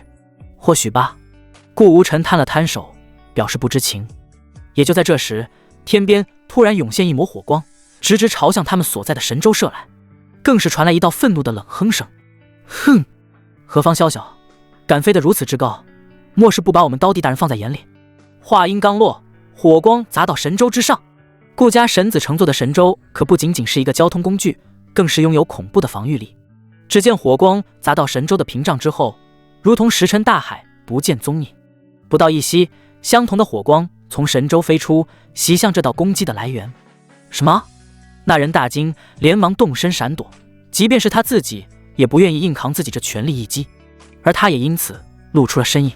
一身金黄的铠甲，身长2米有余，手持大刀，脸上凶神恶煞，恶狠狠盯着顾无尘所在的神舟。少爷，交给你了，不要耽误时间。得到少爷的应允，顾晨曦脸色一冷，只身走出神舟。就在刚刚，他躺在自家少爷怀里舒舒服服的，居然有人敢打扰他，怕是嫌自己活长了。随着顾晨曦的一步踏出，清冷女剑仙的形象暴露在众人的面前。几乎是同时，拦路的壮汉以及看热闹不嫌事大的群众呼吸同时一致，壮汉更是第一时间收回长刀，脸色通红。太美了！受刀帝的影响，无数刀修都会选择来烈天道域修行，希望有朝一日能够受到刀帝本人的点拨。这也就导致了烈天道域刀修无数，而他们这种刀修，每一位又都希望能和一名女剑修结为道侣，一粗一细，一刀一剑形成互补。如今顾晨曦白袍长剑加上完美无瑕的容颜，使得他们根本忘记了思考。姑娘！身穿黄金铠甲的大汉收起长刀后拱手抱拳。他原本和别人以为的一样，以为是不知天高地厚的纨绔子弟飞得这么高，吸引刀帝大人的注意。可当他看见是顾晨曦如此美的女剑仙，哪里还会像刚刚那样愤怒？刚刚多有得罪，还望见谅。不过刀帝大人的寿宴期间，不允许有任何人飞过千丈。姑娘此次前来，想必也是参加刀帝大人的寿宴，不若由在下为姑娘带路，也好在大人寿宴之前提前瞻仰一番刀种。哦，对了，忘记自我介绍，吾乃刀帝座下淬刀弟子霸坤，负责的是坤刀。此话一出，众多刀修无一不露出羡慕之色，更是在片刻之后摇头叹气。眼前的壮汉是他们遥不可及的存在，而既然他发出邀请，那这位清冷的女剑仙也不是他们可以争取的了。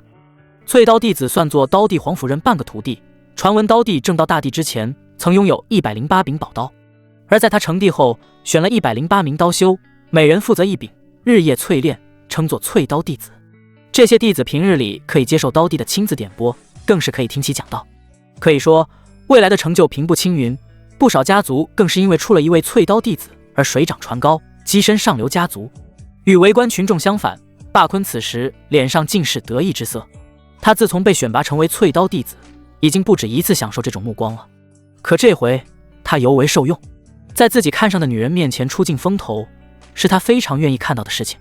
之后他双手往下虚按了按，肃静，肃静。随后他望向顾晨曦，眼眸中满是狂热。这位美丽的姑娘，我们现在便走如何？放心，有我在，刀帝大人是不会迁怒于你今日飞上3万丈高空，无视寿宴规矩这一事的。他的这一番话可谓是软硬皆施，无视刀帝这一规矩可轻可重，轻最多是说教一番，重那可是生死道消。他看不出来顾晨曦是什么境界，以为对方是用了什么宝物进行遮掩。不过有一点他可以确定，对方一定是见到的天之骄子，相信他但凡会权衡利弊，都不会拒绝自己好意的邀请。只是他的话音刚落，耳边就传来顾晨曦的冷笑声。他摇摇头，只觉得自己已经好久没有遇到这么纯种的蠢货了。原本我是不打算与你多说，可没想到一个破负责给刀帝磨刀的小童也敢在此威胁我，找死！枪！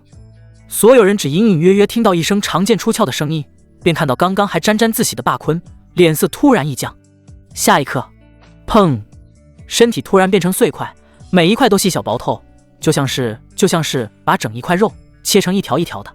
随着肉块鲜血的掉落，场面一片寂静，死一般的寂静。好强！而且敢在刀帝大人的地盘上杀了他的淬刀弟子，还在杀之前说什么破负责给刀帝磨刀的小童，这对吗？这不对吧？不仅在骂霸坤，更是在骂刀帝本人。找死也没有这么找的吧？众人缓慢地挪动脚步，只想快一点离开这里，生怕晚了到时刀帝的人来了，迁怒于他们这些无辜的人。但显然他们多虑了。只见清冷女剑先杀完人后，默默地回到神舟之上，仿佛一切都没有发生。他要跑吗？是的，他一定要跑，这可是刀帝大人的地盘，不跑只有死路一条。可神州之后的动向再一次出乎了他们的预料，他不仅没跑，反倒依旧飞于3万丈之上，朝着裂天道域深处刀帝大人所在的方向驶去。顾晨曦一回来就扑到了顾无尘的怀里，如今二人突破了最后一层，他早就放下了所有的矜持。少爷事情处理完了，是一个找死的家伙，我觉得这些练刀的家伙或许脑子都不太好，怪不得师祖曾不止一次将那刀帝拒之门外。哈哈，刚刚他说的话我都听到了，听得我鸡皮疙瘩都起来了，也不知道刀帝本人是不是也是这般货色。说着，顾无尘忍不住刮了一下怀中可人的琼鼻，入手一阵丝滑。说不好呢，等见到就知道了。顾晨曦眼睛轻轻眯起，小手变得不安分起来。眼下距离到达寿宴所在的明刀山脉还远，不若我们。死！大胆！顾无尘一个机灵，身为侍女，居然敢主动调戏主子。顾晨曦不管不顾，银牙轻咬自己的指尖，美目含情。师父他老人家培养我，不就是让我干这个的吗？少爷您别动，我来。砰！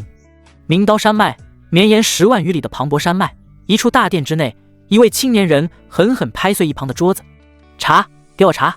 师父他老人家这么重要的日子里，居然有人公然挑衅，杀淬刀弟子，我不管他是谁，定要让他生不如死。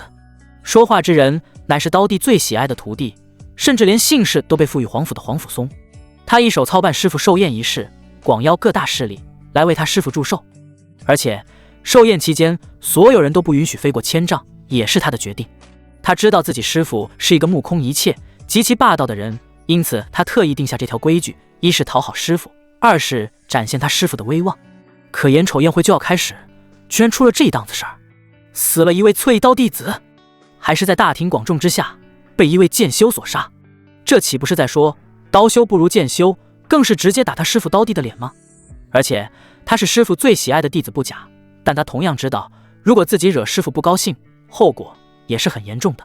想到这里，他再也坐不住，猛地站起身来。不行，我要亲自去找。来人，把另外107位淬刀弟子都叫上，我们势必要在师父寿宴之前擒拿此贼。与此同时，明刀山脉刀冢深处，一位身体消瘦、气息却恐怖的老者缓缓从闭关中苏醒。他一睁眼，整座明刀山脉都发出一阵刀鸣声，仿佛在庆祝老者对刀道的领悟更进一步。刀帝，黄甫刃。奇怪，他脸上不见任何喜色，反倒是眉头紧皱，眼神飘忽。为何我今日一直心神不宁？莫非有什么坏事将要发生？这一感觉，他不会无视。到了他这种境界，往往并不会子虚乌有，或许会真的有什么不好的事情发生。而后，他的面前漂浮3枚玉简，这是在他闭关时，如果外界有大事发生，会有专人传讯给他。他打开第1枚玉简，看到上面的消息后，暗自点了点头。不错，老夫的寿宴会有这么多人来参加，黄甫嵩做得不错。而后，他又打开第2枚，脸色瞬间一变。淬刀弟子霸坤已死，徒儿正在稽查凶手，保证在师父寿宴前将凶手逮捕。这2枚玉简都是他徒弟黄甫嵩传送进来的，显然是他怕师父怪罪他，特意先说了个好消息，先稳住师父。实际上也确实起作用。黄甫刃本要发怒，可转念一想，徒弟近日毕竟在忙于寿宴之事，裂天道域来的人多了，难免会出现意外。更何况杀他淬刀弟子，想必也是一些宵小之辈，哪里轮得到他刀弟亲自去找凶手？这事儿还是留给他的徒弟来做就好。将玉简捏碎，他又看向最后1枚玉简，刚准备打开时，忍不住一声轻疑。咦，这枚玉简为何与平日的传讯玉简有些异处？疑惑归疑惑，但他并没有想太多，毕竟这里是他的地盘，他可不相信除了自己的人外，有人能够以这种方式向他传递玉简。心神一动，将其打开，随后他瞳孔骤缩，仿佛看到了某种大恐怖一般。玉简内容简单明了，顾家神子会来参加他的寿宴，且玉简内容的下方印有一个金黄的顾字。刀帝气息都变得不稳了起来，整座山脉再次发出刀鸣。这枚玉简确实不是自己人送来的，而是顾家送来的，在自己完全不知情、闭关的情况下送到自己的面前。那是不是说，如果把玉简换作刀刃，顾家甚至可以在悄无声息间将刀刃插在自己的眉心？死！他忍不住倒吸一口凉气。他不是不知道顾家，相反，他深知顾家的恐怖，绝对不敢去招惹。可自己的裂天道域与顾家的永恒道域相距甚远，顾家又对刀道不感冒，两者之前几乎是零交集。今日算是他第一次见识到顾家的手段，除了震惊就是恐惧，深深的恐惧。他噌的一下站起身往外走去。他不知道顾家为什么派人来，但他知道自己现在该干什么。顾家神子，顾家非常重要的人物之一，来参加他的寿宴，他需要亲自去迎接，生怕怠慢片刻会给他带来万劫不复。师父，师父！闭关场所之外，两名背负长刀的年轻人对黄甫任躬身行礼。你们两个近日可有什么大人物来到裂天道域？这两名弟子相视一眼，有些疑惑，但还是毕恭毕敬地回答道：回师父，近日前来给师父祝寿的人非常多，我们不知道大人物所说的是罢了。你们一直守在这里也不能知情，回去告诉你们大师兄，让他最近安分一点，这次寿宴会有为师都惹不起的人来，让他不要搞那些无用之事。说罢，黄甫任便准备离去迎接顾家的来人。可他忽然发现，说完这一番话后，两名弟子的脸色明显变了一下。他心中咯噔一下，一股不好的预感油然而生。他面露不善地看向两名弟子，严肃地问道：你们那大师兄又整出什么事来了？回师父，大师兄在广邀众多势力时提到过咱们裂天道域不准飞高过1000丈，不然的话就是对您老的大不敬，不知道这算不算无用之事？什么？黄甫任差点一口老血吐出。他这大弟子又在擅作主张。往日里没有超级势力参加他的寿宴也就罢了，如今顾家有人来，他还敢让顾家献高，那是说自己这个刀弟瞧不起他们顾家。你们两个现在就吩咐下去，废掉这一条规矩，所有来客都是我们的朋友，献高算是怎么回事？哼！说罢，他拂袖离去，留有两名弟子在风中凌乱。他们可是还记得这一条规矩最开始还是师父他老人家亲自定下来的。不过他们也不敢怠慢，立刻冲天起，按照师父的吩咐去办。顾无尘这边为了不再被打扰好事，索性开启了神州的隐藏功能，将气息全部屏蔽。如此一来，非大地强者亲临不可被发现，而这也就导致了杀翠刀弟子罢坤的凶手始终无法抓到。黄甫松如同热锅上的蚂蚁，不断召集人手查找凶手的下落，可那凶手以及神州就好像凭空消失了一般，任他如何去找都无法发现。他更是知道了师父出关宣布废除限高一事，但他已经懒得去了解什么原因，他现在只想抓到凶手。裂天道域，尤其是明刀山脉附近的区域，一时间变得人心惶惶，即便是前来祝寿的大势力人，只有快到刀地寿宴的时辰才敢出门向明刀山脉出发。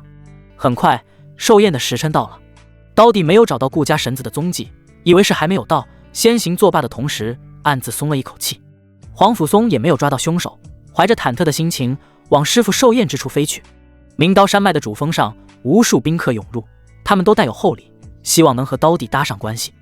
紫极道域、千华宗前来给刀地大人祝寿；霄云道域、玉雷谷、遮天道域、天机阁，义父们给个好评吧，把评分往上冲一冲，作者太想进步了。而作为主人的黄甫任则位于峰顶，坐在蒲团之上，笑看着这一切。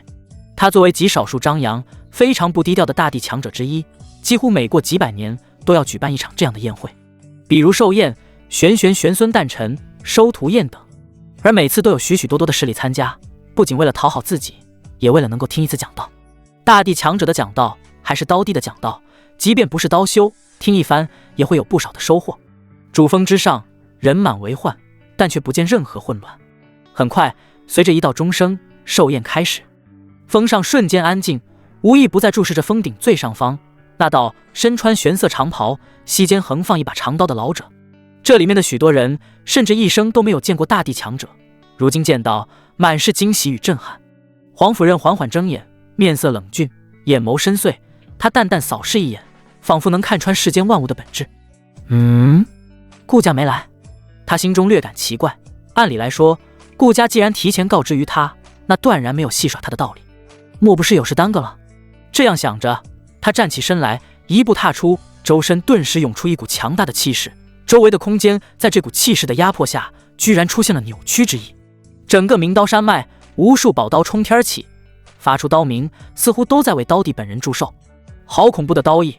这缕刀意若是直对于敌，恐怕一瞬间敌人就会魂飞魄散。那是刀帝大人，可是大地境后期的强者对敌时根本不需要拔刀便会丧敌胆魄。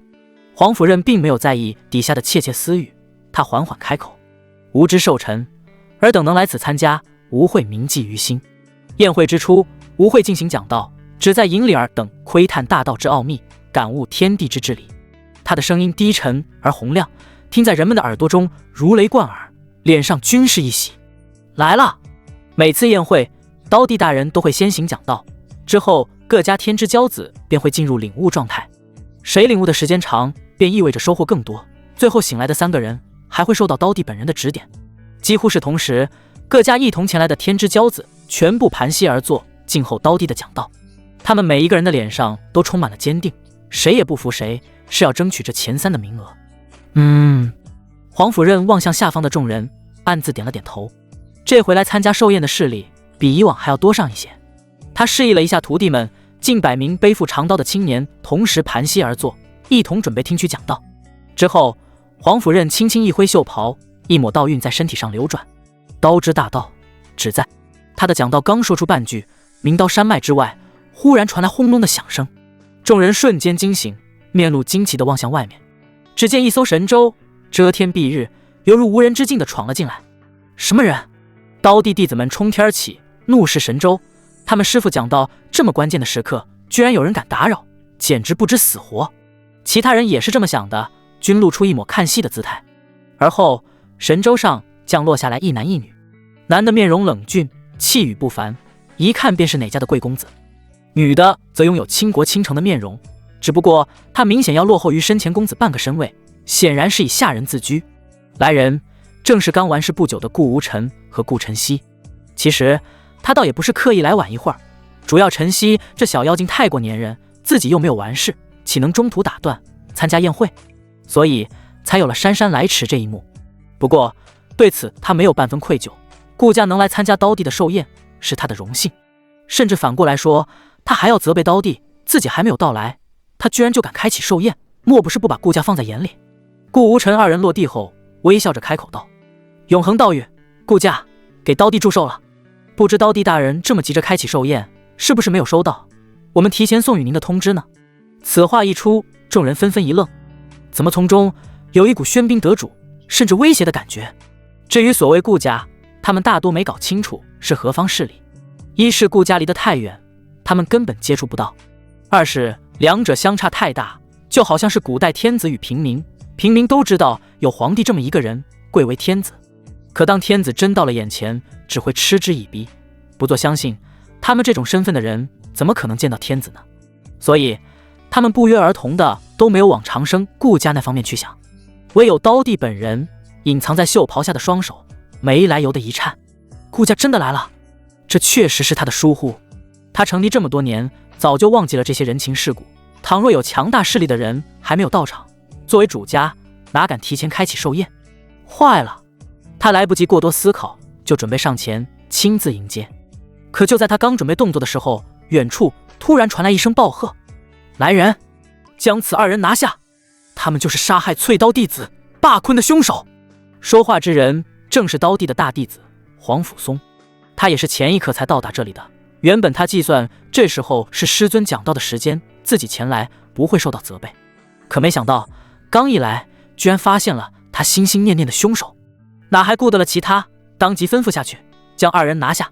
众弟子们听到大师兄吩咐，全部抽出长刀，将顾无尘2人团团包围。平日里师父没有发话的情况下，这位大师兄有着绝对的话语权，他们早已习惯听令于大师兄。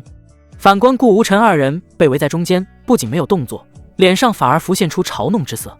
他直视刀帝的眼睛，一字一顿轻蔑地笑道：黄甫任的待客之道，本公子今日算是领教到了，不知眼下是不是打算将我乱刀砍死在这里？闻言，刀帝本人气血上涌，恨不得一巴掌抽死黄甫松这个孽徒，自己都不敢惹的人，他要给拿下。一群孽畜，都给我住手！刀帝怒了。不过这些总归是他的弟子，没有去下太重的手，但也纷纷如遭重创，口吐鲜血。这在场的众人看麻了，刀帝大人这是演的哪出戏？刚刚他的大弟子黄甫松已经说得很清楚，这2位不速之客正是近日他追查的凶手，更是不把刀帝大人放在眼里的2个人。可现在不仅不将其拿下以正典刑，反而对自己人进行训斥，莫非他老糊涂了不成？尤其是黄甫任本人更是目瞪口呆。他不傻，师尊的反应，他第一时间便想到眼前的二人是否是什么大人物。可也就是一刹那，这个想法就被他抛之脑后。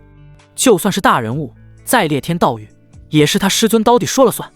他经常跟在师尊旁边，不止一次地见识过地级的恐怖势力对师尊俯首称臣，眼前的一男一女又能算得了什么呢？于是他再次抱拳道：师尊，此人胆敢直呼您的大名，实为大不敬，且罪孽深重，弟子觉得……噗！话未说完，便被一股无形的力量轰飞出去，直直砸在明刀山脉的一处侧峰之上。死！众人均是倒吸一口凉气，因为他们都看到了，出手的不是别人，正是刀帝本人。之后，只见刀帝一甩袖袍，三步并两步，急匆匆走到顾无尘的面前，在众目睽睽之下，深深拜了下去。老夫黄甫任拜见顾家神子。顾无尘抬了抬眼皮，看向识时务的黄甫松，忽然一笑：本公子可不敢受你这一拜，毕竟我可听说近日你们都在追查我，还要将我头颅挂在刀冢之上，以示您老的威严。如今我来了，怎么又这一副模样？神子大人，这是误会啊！黄甫松心神一颤，急忙解释道：老夫近几日对刀道有所参悟，一直都在闭关修行，并不知晓外界之事。那些事情都是我那逆徒擅自做主，非我本意啊！他此刻已经将头颅低到了最低，原本在众人眼里遥不可及的刀帝大人，此时居然在一个年轻公子面前如此低三下四。他们甚至都怀疑此处是不是被下了什么幻境迷阵，看到了不真实的东西，是吗？顾无尘不为所动，他虽然一直和顾晨曦在神州之上做着好事，但外界的动向他还是有所了解的。就比如黄甫松大肆宣扬要取他人头这件事，我看你们所谓的刀种，貌似很喜欢挂上别人的头颅。这……黄甫任一时语塞。刀冢是他建成的一处淬刀之地，其中血煞之气遍布整个刀冢，其原因便是里面死去过无数强者，而那些强者又基本都是他曾经的仇人，或是对他不敬之人。可他哪敢挂上顾家神子的头颅？就在他不知该如何作答的时候，顾无尘再次开口了：既然如此，那本公子今日必须要看到你那刀冢挂上头颅，你觉得该挂谁的头颅好呢？说着，顾无尘的目光瞥向远处山峰，被深深镶嵌在里面的黄甫松。黄甫任眉头一颤，哪里还不明白顾家神子的意思？是让他亲手杀掉自己的大弟子，再将其头颅挂在刀冢之上。他能这么做吗？显然不能。自己堂堂大帝强者，万千道域修士仰望的存在，原本以为自己豁出脸面进行谢罪，已经是给足了顾家的面子，可没想到顾家的神子居然如此咄咄逼人。他可以杀黄甫松，但绝对不是在大庭广众之下。如若今日真的服软，那以后谁还会瞧得起他？或许会沦为上界的笑柄。于是黄甫任用低沉的语气试图做最后的尝试：神子大人，老夫确实管教无方，致使黄甫松犯下蠢事，但将其处死未免有些过重。不若将其封锁修为，关在思过崖100年，不得踏出一步如何？在他看来，这已经是极重的刑罚了。思过崖几乎每一处大势力都会有一座专门来处罚犯错事的弟子，关押100年便意味着其100年修为不能前进一步，还是时时刻刻忍受被封锁修为后阴风刺骨的痛苦。这对任何一名修士来说都是极为重的刑罚。只是还没等顾无尘说什么，黄甫任一众弟子们纷纷跪倒在地，为大师兄求情：师父，大师兄他无错啊，还望师父收回成命。思过崖不该是大师兄去的地方。住嘴！黄甫任双眉竖起，显得极为不悦，更是双手隔空虚按，所有弟子如同被施了定身咒一般，不能动作，更不能开口说话。我意已决，黄甫松罪孽深重，冒犯顾家神子，今日就由我这个师父亲自将他送入到思过崖。说罢，他抬手一吸，便将远在侧峰的黄甫松吸入手心，之后两指轻轻一点，将其修为全部封锁掉。神子大人，老夫去就回，定然要让这孽徒深深悔过一番。说罢，他便准备动身离开，将其送到思过崖处。可这时顾无尘陡然开口拦住了他：慢！他双手背后踱步来到黄甫任的面前：你未免有些太不把我说的话放在眼里了。黄甫任，我说的是让他的脑袋挂在刀冢，可不是什么所谓的思过崖。不过若你真想保他，那也可以，就由你的脑袋代替他的脑袋，被悬挂于刀冢之上，如何？在场的所有人全部惊得站起身来，对顾无尘怒目而视。大帝不可辱！如果先前或许是什么误会，亦或是有什么特殊的缘故，导致刀帝大人不得不低头认错，可现在侮辱大帝，那简直是死路一条。更有不少青年才俊往前上了几步，当众对顾无尘进行指责。这是一个讨好刀帝的机会，他们不想错过。无知小儿，胆敢侮辱刀帝大人，你的死期就在今日！现在给刀帝大人磕头认错，或许还能留你个全尸，不然不仅是你，包括你背后的势力都会被屠戮殆尽。有了开头之人，便会有第二个、第三个。不过片刻，足足有近20家势力的青年才俊出头指责顾无尘，但是更多的还是选择观望。反观顾无尘，对于这些人的指责恍若未闻。生气？那是不存在的。生气是建立在双方平等的位置上，眼下一群死人而已，他又怎么会跟死人怄气？只见他缓缓转过头来，直直看向了第一个出头骂得最凶的年轻人，笑着问道：口才不错，你叫什么名字？出自哪里？那人没想到顾无尘会问他的来历，先是一愣，后转而不屑。他丝毫不虚对方，毕竟有刀帝大人在场，他相信事后刀帝会保他的。行不改名，坐不改姓，吾乃烈天道玉，零陵城李家当代家主的儿子李傕。如今我告诉你我的来历又如何？你敢再次放肆？好，烈天道玉，李家。顾无尘点点头，只是小声重复了一遍，便继而看向李傕身后的一名年轻人。那你又是哪股大势力的公子？我。那人看到顾无尘轻松的笑容，心底油然而生一股不好的预感，可箭在弦上，不得不发。他作为第二个开口的人，又被这么多人看着，哪里能够退缩？烈天道玉，藏刀阁首席弟子王冕，我劝你一句，在刀帝大人的面前不要耍那么多花样，那都是无用的。好，我记得了。那你和你还有你又都是何方神圣呢？顾无尘如同点兵一般，将所有出言不逊的人依次点了一个遍，而那些青年才俊无一例外全部自报了家门，没有任何退缩。其原因有2个，其一，大家都是年轻人，难免会血气方刚，他们每一个人背后的势力也不小，根本不怕对方会怎么样。其二，也是最重要的一点，这其实是说给刀帝大人听的。帝境强者听过后自然是不会忘记，他们本来还想着如何让刀帝记住自己的名字以及自己身后的势力，这下好了，托顾无尘的福，正好可以将这些名正言顺地说出来。听完他们所说，顾无尘再次点点头，说实话，这些人的勇敢有点出乎他的意料，没想到问一个招一个，这是把自己背后的家族或是势力灭得不够快吗？晨曦，这些都记着了吗？都记着了，公子，而且信息已经传递出去了。顾晨曦站在顾无尘的身后，默默将刚刚那些人所说的所有势力全部通过传讯预检发送了出去，想来要不了多久就会有消息传来。最后顾无尘才再次看向刀帝，这位处于爆发边缘的帝境后期强者，尽管他脾气暴躁，但他一直在忍耐，理智告诉他，得罪顾家并不是聪明的选择。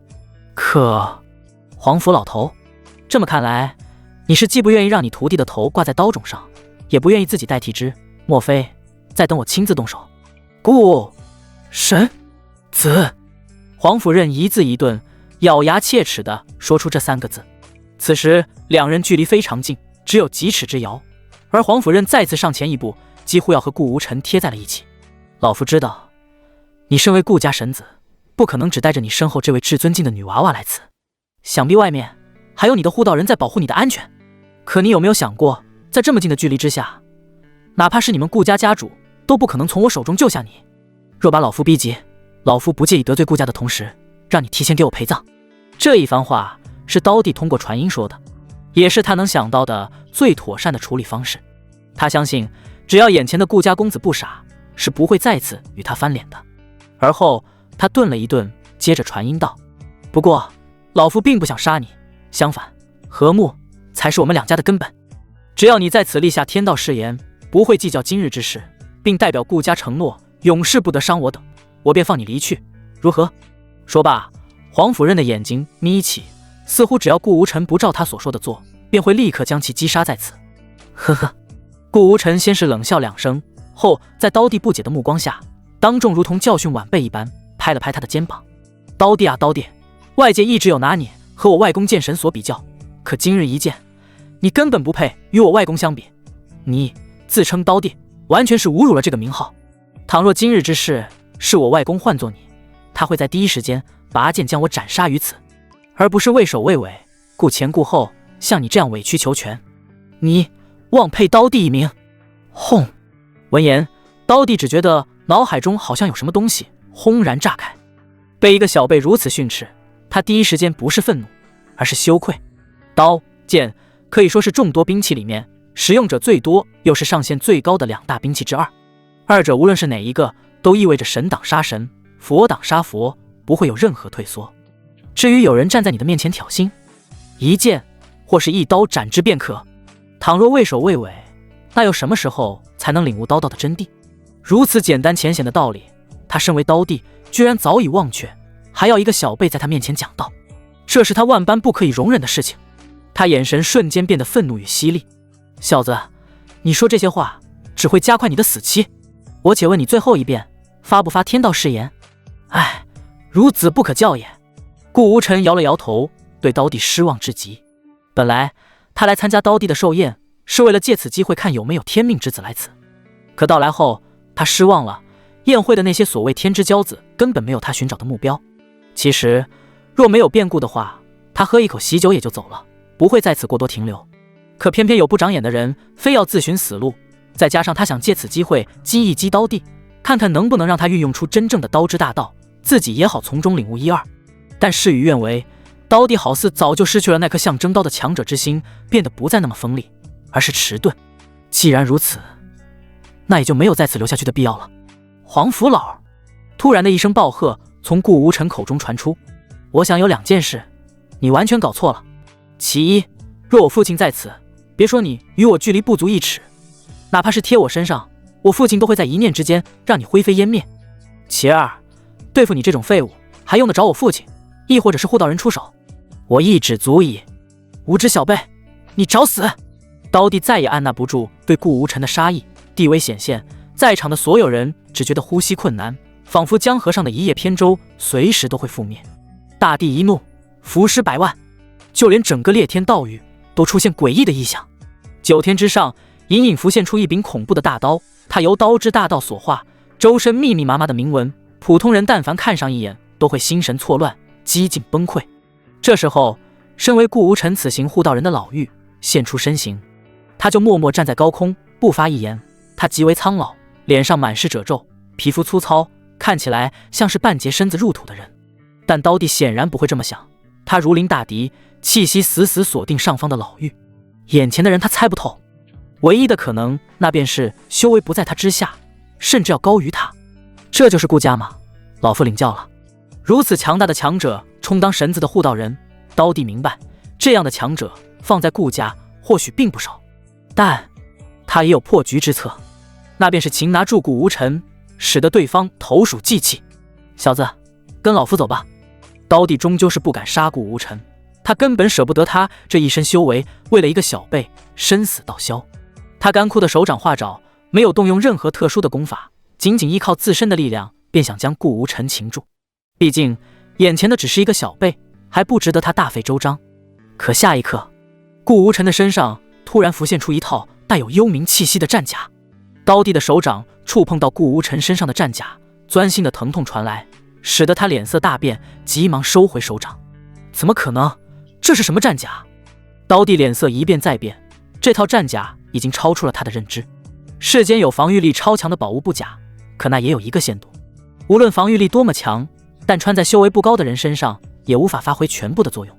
换言之，在他这种大地强者面前，弱小之人无论用什么手段都不可能扛得住他的攻击。但眼下顾无尘做到了。可这还没完，顾无尘身上的幽冥战甲一闪而过，这是幽冥战甲的特性，受到攻击时会自动出现，没有危险后又会自动消失。他如同看死人一样望向刀弟，淡淡吐出了几个字：你太弱了，连我的防御都破不了。而后3秒真男人启动，嗡，天地间再次变色。而这次的异象要远远超过刀弟发怒所产生的异象。悬挂在9天之上的大刀虚影仅仅支撑了片刻，便被顾无尘的气势所震碎，取而代之是无尽杀戮之意。这一次，顾无尘使用的是杀戮大刀，刀本身便具有一定性的杀戮在其中，可碍于刀地道行不够，在真正杀戮之刀面前完全不够看。刀地僵硬在原地，距离顾无尘不到几尺距离，一动不动。不是他不想动，而是不敢。上一刻他的面前站着的还是可以被他随意揉捏的蝼蚁，下一刻居然变成了令他仰望的存在。他在心中疯狂发出疑问：这是什么境界？大地境巅峰？不可能，整个上界才有几个可以迈出那一步的。无尽的杀戮之意笼罩刀地的全身，他的手放在随身携带的刀鞘上，却始终不敢去拔刀。他怕了，这种感觉自从他证到成帝之后，第一次出现在他的心中。他看向顾无尘，从其眼中看到的只有轻蔑和蔑视。恍惚之间，他只觉得有一根手指点在自己的眉心之处，这是一种怎样的感觉？他形容不出，只觉得眉心处传来撕裂的感觉，脑海中浮现出走马灯的画面。自己自幼走出家族，拜入习道的宗门，从外门弟子到内门弟子，再到核心弟子，一步一步历经万载，终于证道称帝，成为天下之强者之一。可时至今日，他才忽然意识到自己错的有多么离谱。没有成帝之前，他观世间强者如井中观天上月，而如今自己成帝多年，却在顾家神子顾无尘面前如浮游见苍天，显得更加渺小。意识开始溃散，明刀山脉无数宝刀发出悲鸣声，似乎在与这位刀帝进行送别。扑通，刀帝直直地倒下了，两眼睁得老大。在死亡的前一刻，他都没有勇气反抗，更不敢抽出自己的刀进行抗衡。静，死一般的寂静。无数天之骄子以及同行各大势力宗主、长老等均忘却了思考，愣愣地盯着刀帝的身体。不远处，顾家老妪干枯的脸上更是浮现出浓浓的震惊。没人比他更清楚发生了什么。刀帝不强吗？不，恰恰相反，刀帝非常强。在刀之大道的造诣上，或许也只有包括他们顾家5大上古家族的隐世老怪才能够所比拟。放在外界，那是可以一统道域，站在巅峰的存在。可今日居然就这么死了。他默默摇头，身影缓缓消失。这里已经不需要他了。早就听闻自家神子有一击秒魔主的实力，今日一见，算是让他这位隐世在祖地许久未曾出世的老祖开了眼了。刀帝死后，明刀山脉持续进行悲鸣，他的一众弟子更是全部跪倒在地，掩面而泣。黄甫松也早在刀帝死前的上一刻醒来，他亲眼见到自己师父身死，还是被自己所害，当即冲昏了头脑，举起长刀便朝顾无尘劈来。唰，一道剑芒闪过，黄甫松身首异处。如此弱者根本不需要顾无尘出手，他身后的顾晨曦一击便可将其轻松秒杀。与此同时，所有刀帝的弟子，包括淬刀弟子在内，所有人的意识在一瞬间被杀戮的力量所摧毁，一个接着一个倒下。不过几息之间，整个明刀山脉与刀帝有关的人全部死得不能再死。峰顶之上，原本等待刀帝讲到的那些天之骄子，全部石化在原地，不能动作。如此寂静之下，不知是谁手中玉简响了一下，显得格外刺耳。那位青年下意识地打开传讯玉简，里面传来惊恐的喊声：少爷，快逃，逃得远远的，丹塔、剑阁哪里都行，总之千万不要回家啊！随着一道惨叫声，玉简彻底没了声音。在这之后，又是一人的传讯玉简响起，与上一人差不多，里面传来的满是厮杀声和叫喊声乱作一团。父亲，母亲。那人突然瞪大了眼睛，因为他已经听出里面在叫喊声有他的父母，并隐隐听到他的母亲说：快逃，我的孩儿。如此一幕在多数人的面前上演，他们面露惊骇，显然自己背后的家族或是势力均遭受到了屠杀。又很巧的是，他们无一例外全部都是在不久之前指责顾无尘为刀帝说话的那些人。这显然不是巧合，但同样的，他们根本不敢相信这是事实。20多处势力几乎遍布了10几座不同的道域，他们此次前来参加刀帝寿宴，甚至需要数月的路程才能够到达。相隔如此遥远的距离，怎么会有势力能够在短短一刻钟时间同时对他们出手？下一刻，他们不约而同的全部望向顾无尘，这个轻轻一指秒杀刀帝的家伙。死！难道说？恐惧迅速弥漫整个身体，他们后悔自己的一时冲动，葬送了自己整个家族，更是害了父母亲人，全部殒命。可一切都都太晚了。世间没有后悔药可以吃，他们来的时候还每个人身背不俗势力，放在哪里都不是一般人可以招惹的人物。可现在全部都变成了孤家寡人，再没有任何可以翻盘的希望。噗！忽然，先前骂得最凶的那位年轻人只觉得腹部一痛，身后突然捅进了一把长刀，将其横腰刺穿。你！他不可置信地回头，发现出手之人是同行来参加寿宴的其他势力的天之骄子。最关键的是，这人他并不熟悉。为何？口中不断冒着鲜血，勉强问向这两个字。而那人面色冷峻，猛地一下将刀抽出，使得其再次喷出一口鲜血。你背后的势力都灭了，你还活着做什么？敢对那位公子出言不逊，死是你最大的解脱。扑通，明刀山脉的主峰上再次多了一具尸体。而这一幕恰好提醒了众人，尤其是那些之前选择观望的人。显然这时候他们不能什么都不做。虽说他们并没有惹到顾无尘，更没有出言不逊，但现在如果不做出点实际行动让其高兴，他们极有可能很难活着走出这里。于是他们纷纷出手，将出言训斥过顾无尘的人团团围住，各种招式频出，没过多久便将其全部斩杀殆尽。至此，此行惹到顾无尘的所有人以及背后势力无一例外全部湮灭。阁下，贼人已伏诛，我等先行离去，准备杀到他们所在的势力，进行斩草除根。剩余的人纷纷对着顾无尘拱手抱拳。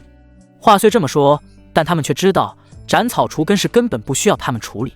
先前玉简已经说明了一切，他们这么说不过是找一个离去的理由罢了。而顾无尘则是淡淡看了他们一眼，任由其离去。随着一个又一个人的离开，刀地寿宴变成丧宴仪式，在各大道域之间不胫而走。起初事情传的还颇为靠谱，与实际发生的一样。可随着时间的推移，又没有当时的刘隐士传出，消息的传播是越来越邪乎，越来越恐怖。比如顾家神子顾无尘突然闯入刀地寿宴，发现刀地最新纳的小妾极美，便想收入囊中，由此引发刀地不满，两者大战，最终的结果便是刀地被顾无尘一击秒杀等等。总之，外界已经传出花来，顾无尘一名更是被传入无数人的耳朵中，成为一代传奇。当然，这些都是后话。此时的明刀山脉主峰上，人们相继离去，唯有一位白胡子老者不曾动作，反而眯着眼睛，一边捋着他那花白的胡须，一边看着顾无尘。顾无尘也随之看向他。天机阁的人。这位老者身穿天机阁的道袍，所以顾无尘轻易便认了出来。不错，老夫天机阁执事长老周仪，见过顾家少主。那老者也笑呵呵的抱拳，以示尊敬。你不走，莫非是有话对我说？此时顾无尘查看了一下眼前老者的面板，发现其虽说是天机阁的人，但与他的下一个目标莫天机并没有交集，想来是莫天机身为阁主私生子，并没有见过天机阁的其他人。正是。周仪点头，上前几步，见此地除了他们没有其他人在场后，才缓缓开口。老夫来此本来是想和刀地大人，不对，是想和皇府小商讨一些事宜合作，没成想出了这么一档子事。他死有余辜，倒是不足为奇，只是有一件事，老夫想要告知您，也算是卖你们顾家一个人情。哦，卖我顾家的人情？顾无尘眉头一挑，什么事情还能重要到这种程度？那你说说看，是什么事儿？我再考虑要不要卖你这个人情。随后只见周仪神秘一笑，刻意压低声音说道，这皇甫任原本并不姓皇甫，是离开家族之后才改姓皇甫的。他原本姓氏乃是黄姓。顾无尘目光微动，上界5大远古世家，顾家为首，其余4家不分伯仲，分别为姬家、黄家、唐家和司马家。你是说皇甫任原本是5大远古世家之一的黄家之人？千真万确。周仪严肃地点了点头。老夫知晓你们顾家不会在意黄家，不过黄家终究不是一股小势力，若是在背后捅刀子，难免会出一些麻烦。老夫将这消息说出，也是想让你们稍加防范一番，莫因沟里翻了船。如此说来，那这条消息还真得值得卖你个人情。顾无尘沉思片刻，接着道，说说吧，有什么事情求助于我顾家，让你们天机阁不惜得罪皇家？不要遮遮掩掩，不然的话，这个人情我可单方面得作废了。哈哈，果然什么都瞒不住顾家少主。周仪大笑2声，伸出一只手，做出请的手势。此处不是谈话之地，不若我们一步详谈。可以。明刀山脉，刀地皇甫任的府邸。顾无尘和周仪坐于桌前，顾晨曦则站在一侧。此时这座府邸已成为无主之物，他们自然很轻松的就进来了。刚一坐定，周仪便率先开口说道：“实不相瞒，我们天机阁恐有大事要发生啊！这次我来到此地，也是因为黄甫任曾欠我们天机阁一个人情，希望他来帮我们度过此次危机。”脸上满是忧愁不定。哦，大事发生？顾无尘看着周仪的样子不像作假，再联想到他的下一个目标莫天机，随即问道：“你这所谓的大事儿，该不会是灭顶之灾吧？”周仪一愣，连忙站起身来：“顾少主，你也对此事有所耳闻？”而顾无尘却是在默默喝着茶水，不做言语。见状，周仪只好接着说道：“其实，正如您所说，天机阁或许真的要灭亡了。这件事儿对于我们天机阁高层来说，并不是什么秘密。我们老阁主于20年前突然闭关，是因为他突然窥探到了一丝天机。天机显示，于东南方向有一颗冉冉升起的孤星，其具有血煞之气，而这血煞所指引的方向，正是我们天机阁所在。为此，老阁主闭关20年，一直试图在寻找那孤星所在何处，希望提前扼杀。可……说到这，周仪自嘲地笑了笑。可那孤星周围覆盖着浓浓迷雾，如同天道在帮其遮掩。我们天机阁老阁主和我等12长老一同自损千年寿命，也仅仅能窥探其一角。窥探到什么了？顾无尘眉头一挑，出声问道。周仪没有立刻回答，反而是内心陷入了纠结。窥探一角的内容，在天机阁也只有老阁主和包括他在内的12位长老知晓，就连老阁主的亲闺女以及女婿，也就是现任阁主都不知道，属于天机阁绝对的机密。可是到如今，他们天机阁早已别无他法，必须寻求外力的帮助。顾家势力庞大，想来也不会，更不屑从中倒戈。于是他深吸一口气，一字一顿地说道：“窥探到那颗孤星居然出自于天机阁内部，而且那颗孤星在毁灭天机阁之后，甚至有更大的煞气趋势，指向东方，但具体是什么，就不是我们能够推测到的了。”说罢，他重新坐定，望向顾无尘，静静等待对方的回答。他之所以加上最后一句话，也是怕顾家少主怕其中因果太大，不想沾染。众所周知，顾家所在的永恒道域正是煞气指向的东方，他相信顾家少主不会听不出其中的意思，更何况他也并没有说谎，一切都是窥探天机得来的结论。而顾无尘此刻平静的面容下却是狂喜。对，太对了，冉冉升起的星星沾满血煞之气，孤星来自于天机阁内部，说的不就是当代阁主在外的私生子吗？少阁主虽流落在外，但不也是天机阁内部的人？还有煞气指向东方，他顾家作为大反派家族，哪怕什么都不做，也必将招惹到天命之子。种种迹象表明，莫天机必然是新的天命之子。好！顾无尘突然叫了一声好字，给静静等待答复的周仪吓了一跳。只听顾无尘接着说道：“此事我们顾家管了。遮天道域，莫家。10年前，莫家一直是一家不起眼的小家族，族人不过几百，且并没有什么天资卓越的族人拜入大门派。但如今，莫家已然跻身成为2流势力。往日里那些瞧不起莫家的势力，如今想要登门拜访，都需要排队，且还不是一定能拜访成功。其中原因，正是莫家出了一位天才少年莫天机。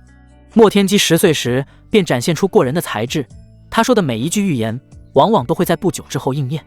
也是借此，莫家水涨船高，招揽来了不少修为高深的散修，坐镇莫家，才使得其短短10年时间进行飞速的发展。此时，一袭白袍，眉目清秀，手持羽扇的莫天机满脸笑容地来到一处庭院之前，轻轻叩响庭院的大门。咚咚，小子莫天机，有事前来禀告前辈。进。庭院内部传出一道动听的女声。莫天机推门而入，庭院之景令他微微失神。古色古香的院落之中，一位倾国倾城女子坐于庭院中央，她身着炼丹师的道袍，正在专心炼制眼前的丹药。随着她指尖每一次动作，丹炉内的火焰都会有不同种变化。短短几息时间，丹炉恢复了平静。丹城，浓郁的丹香飘散而来。莫天机嗅了一下，当即拍了个马屁：“前辈随手炼制的丹药都是上上之圣，我莫家能请到您来此，是我莫家莫大的荣幸，不必多说。”女子微微摇头，似乎对于莫天机的马屁并不感冒。随着她挥了挥手，一炉子的极品丹药飞入到一旁的玉瓶之中，后落到了莫天机的手中。按照约定，我在你莫家最多再待半年，届时恩怨两清。前辈说的是，可无论如何，我莫家都会记着您的恩情。莫天机再次抱拳道，只是听到对方快要离去，内心并不平静。眼前的女子乃是丹盟盟主药王谷太上长老苏衍的亲孙女苏慕瑶，背景大得吓人，自身更是具备超强的炼丹之术。除此之外，她更是上界万千道域无数男修想要追求的女神。试想一下，若得到她的青睐，那可不仅仅是抱得美人归，过上神仙日子，更是得到了整个丹盟和药王谷的支持。在各大道域之中，除了某些上古家族，要说最不能惹的势力之一，那便是丹盟。丹盟内部炼丹师无数，关系错综复杂，牵一发而动其身。谁也不知道一位普普通通的炼丹师，后面会不会有超级势力曾被其受贿过。莫天机深知这些，所以他要靠其在莫家最后的不到半年内俘获其芳心。至于如何把这位美貌与背景集于一身的美人请到莫家坐镇3年，还要从3年前说起。那时他偶然在一处秘境获得了一部上古丹方。炼丹师对什么最感兴趣？那必然是丹方，尤其是失传已久的丹方，对炼丹师的诱惑简直不能更大。而莫天机深知怀璧其罪的道理，于是他通过种种渠道联系到苏慕瑶，将丹方献于他。这样一来，苏慕瑶为了感谢他，便当场承诺约定，会在莫家坐镇3年，期间闲暇时间可以给予莫家一些丹药帮助。如今时间恰好过去2年半，还剩下半年，距离苏慕瑶离去的日子越来越近，莫天机也变得愈发焦急。如若这半年拿不下苏慕瑶，那他的宏图伟业可就要全部泡汤了。你怎么还不走？此时苏慕瑶见莫天机始终不曾离开，眉头微皱，有些不悦。若不是看在那丹方极其珍贵，又恰好是他所需的份上，他是不会大老远来到莫家给他们炼丹的。想到丹方是他所需，他绝美的脸上不禁浮现出一抹异色，甚至暗暗啐了一口。前辈，在下前来是想告知前辈，龙纹国有下落了。莫天机说道。哦？苏慕瑶的美眸上明显浮现出惊喜之色。在哪？天机阁，阁主夫人，沈蝶之手。不多时，莫天机退出了庭院，摇着他那羽扇，一副胸有成竹的样子。他通过密道来到家族以外，换了一身便装，飞向附近最大的交易场所珍宝阁。只是他并没有进去，而是走在珍宝阁外围，随便寻了一处地方开始摆摊。在珍宝阁外围摆摊的人有很多，大多都是一些散修在这里售卖意外得来的宝物，而这里也受到珍宝阁的保护，不会发生抢夺事件。前提是若珍宝阁想收你的宝物，你不能拒绝。而后莫天机不忘拿出一个遮掩气息的面具戴在脸上，瞧一瞧，看一看了。上好的五行灵木、玄陨重石、未知灵果，买不了吃亏，买不了上当。来这里抱着捡漏心态的人很多，很快莫天机的摊位上就聚集了一些人，这其中不乏个别眼光独到、认识真货的人。当他看到所谓的未知灵果时，眼睛都瞪大了。龙纹果，先天至宝之一，珍惜程度极高，每一颗的现世都会引发一阵血雨腥风。如果能够得到，那他前途将一片光明。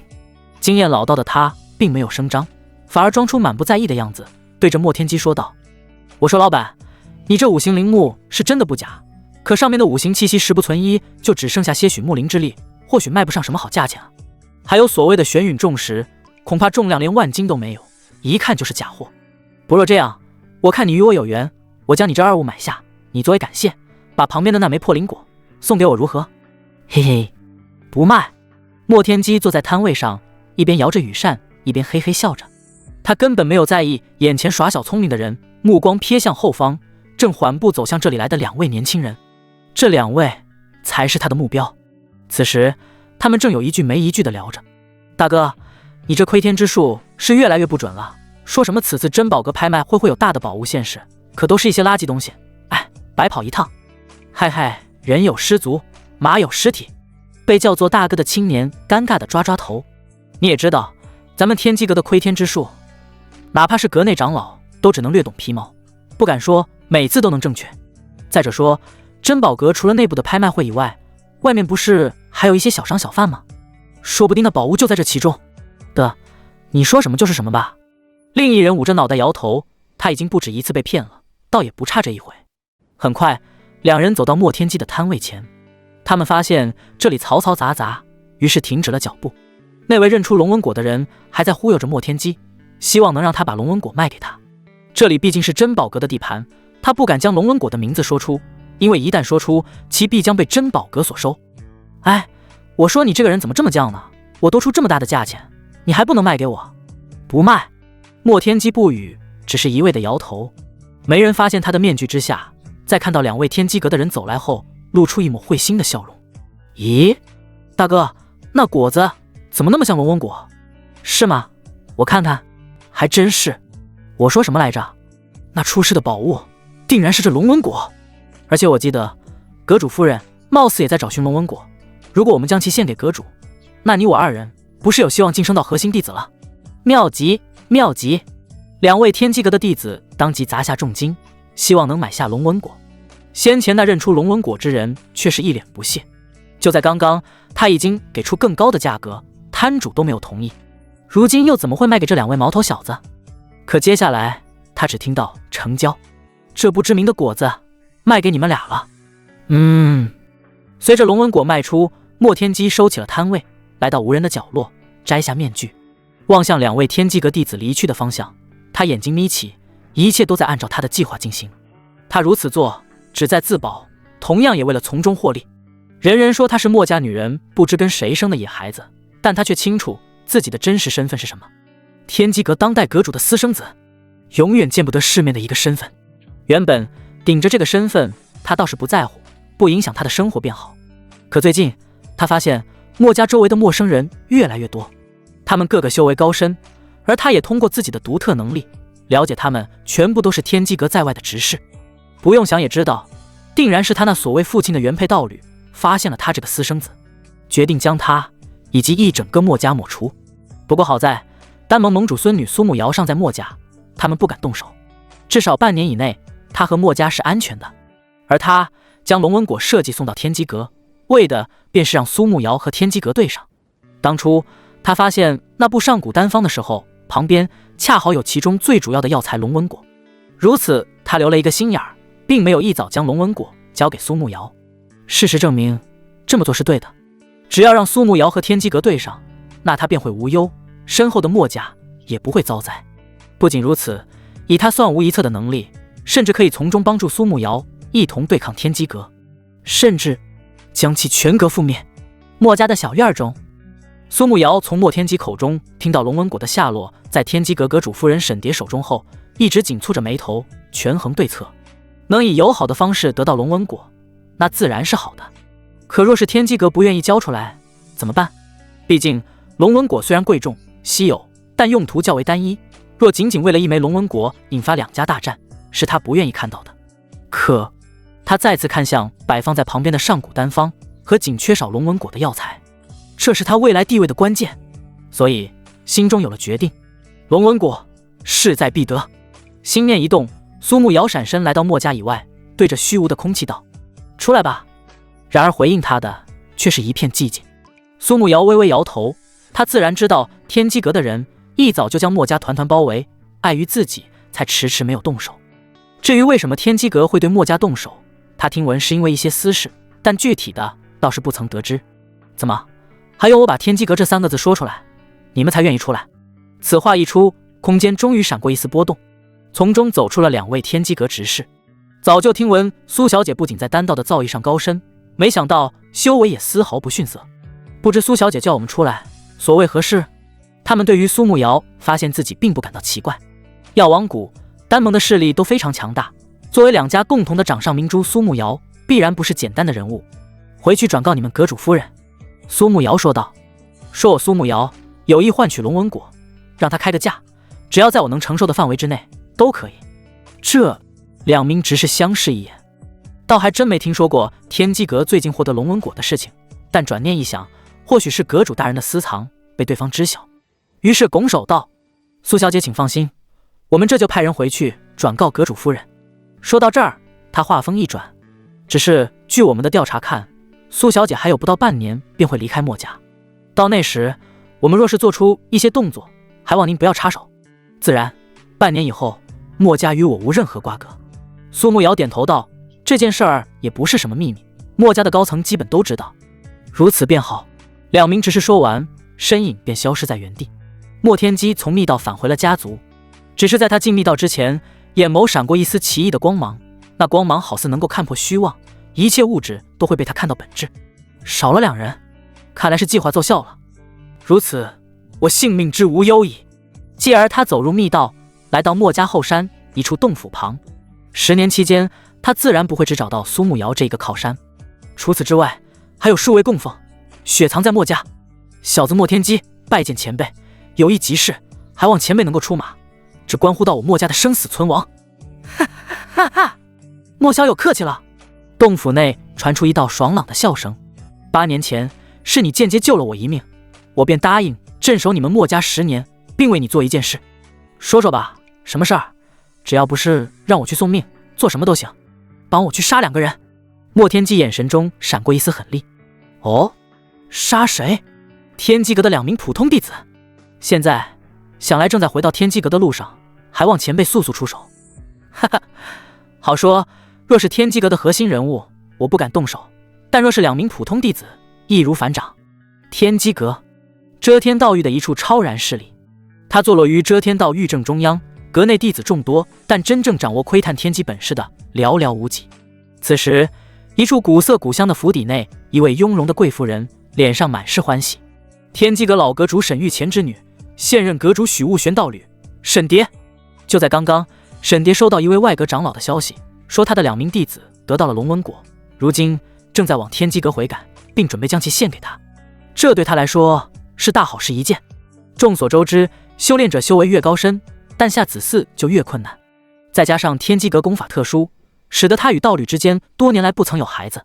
而这龙纹果将其入药炼丹，会在1年之内提高30%左右的怀孕机会。真是天助我也！沈蝶心中忍不住大喜。原本他还有一些顾虑，如果将墨家以及那个杂种私自铲除，会不会引发道侣许雾玄的不满，造成不可挽回的后果？可现在他不需要顾虑了。届时半年之后，他必然已经怀孕，挺着大肚子，他可不相信许雾玄会怪罪于他。想到这里，他觉得应该早做准备，去联系丹盟的顶级炼丹师，为他炼制此丹。可他刚迈出府邸一步，2位执事正好并肩而来。你们2个不去看中墨家，别让他们跑了，回来做甚？沈蝶言语里是满是不悦。如今龙纹果已得，墨家更是非除不可，不能有任何的意外。大小姐，2位执事拱手抱拳，将苏慕瑶先前与他们所说的话一五一十地转达出来。什么？他怎么会知道龙纹果的事？沈蝶大惊，这龙纹果还没到他手里呢，怎么就传到别人耳朵中了？只是还没等他往下思考下去，传讯玉简内再次传来那位外阁长老的消息。阁主夫人，不好了，我那2名携带龙纹果的弟子魂牌破裂，龙纹果也不知下落。沈蝶瞬间怒火中烧，身上的气势陡然一涨。身为老阁主唯一女儿的她，修为自然不低。你们快去查，是谁敢对我们天机阁的弟子动手？必要时请出内阁长老推演天机，看能否查出一二。是。2位执事躬身告退，留有沈蝶一人站在府邸的门口，脸色阴沉不定。他们虽为天机阁，拥有可以窥探天机的功法，但却不是什么时候都可以使用的。倘若对2名天机阁弟子动手的人仅与2名弟子本人有恩怨，那因果便是很小，很容易推演而出。而若其目标是龙纹果，那就完全不一样了。龙纹果牵扯众多，他和他的道侣子嗣问题与整个天机阁息息相关，现在又多出了一个苏慕瑶想要得到，因果已经大得离谱了。如若强行推演，那极有可能遭到天道反噬，瞬间落个生死道消的下场。想到这里，他忽然察觉到了不对劲。就如他刚才所想，苏慕瑶远在墨家，药王谷更不是遮天道域的势力，不应该消息如此灵通才是。这比他们天机阁的推演之术还要离谱了。莫非杀害2名弟子，夺走龙纹果的人正是苏慕瑶？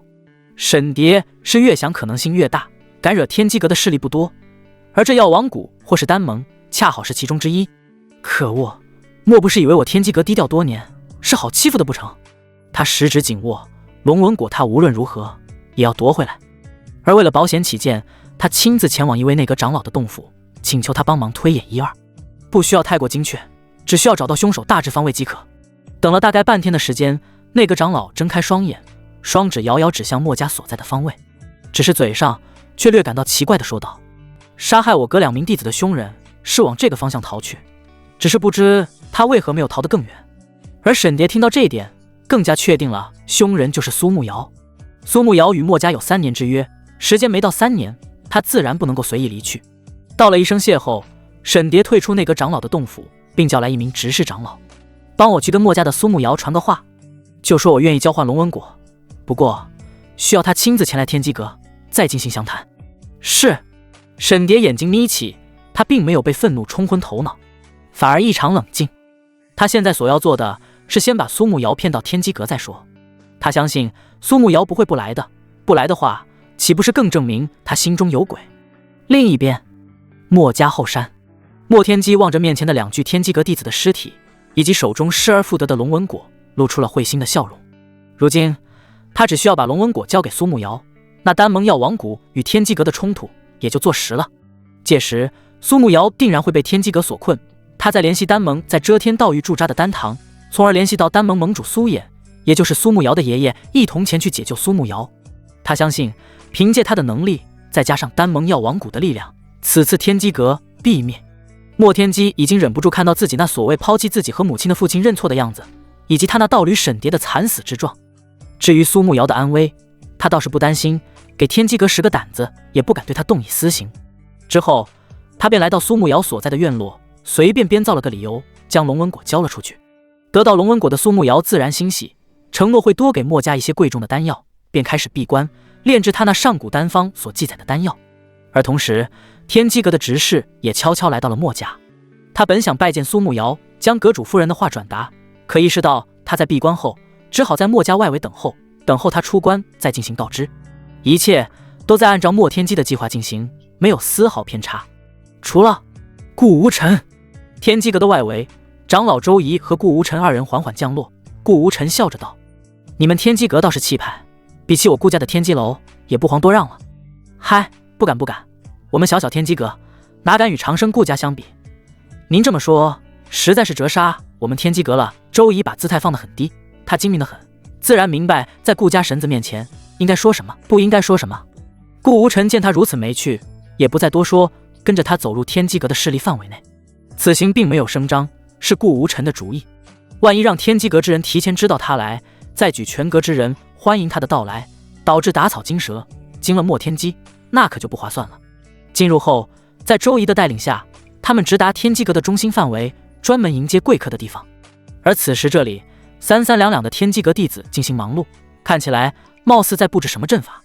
少爷，身后的顾晨曦脸色微变，也没有避讳周仪，直接开口提醒道：“他们正在布置的应该是某种囚阵。”闻言，顾无尘眉头一挑，囚阵意味着会将阵中之人囚禁其中，但却不具备任何杀伤之力。一般来说，此阵的用途多用在小势力囚困大人物的情景下，因为他们不敢伤害大势力的人，只有先将其困起来，再另做打算。顾无尘诧异地望向一边脸色也在不断变化的周仪长老，蓦地开口问道：“莫非周长老邀请我前来，是想把我困在其中？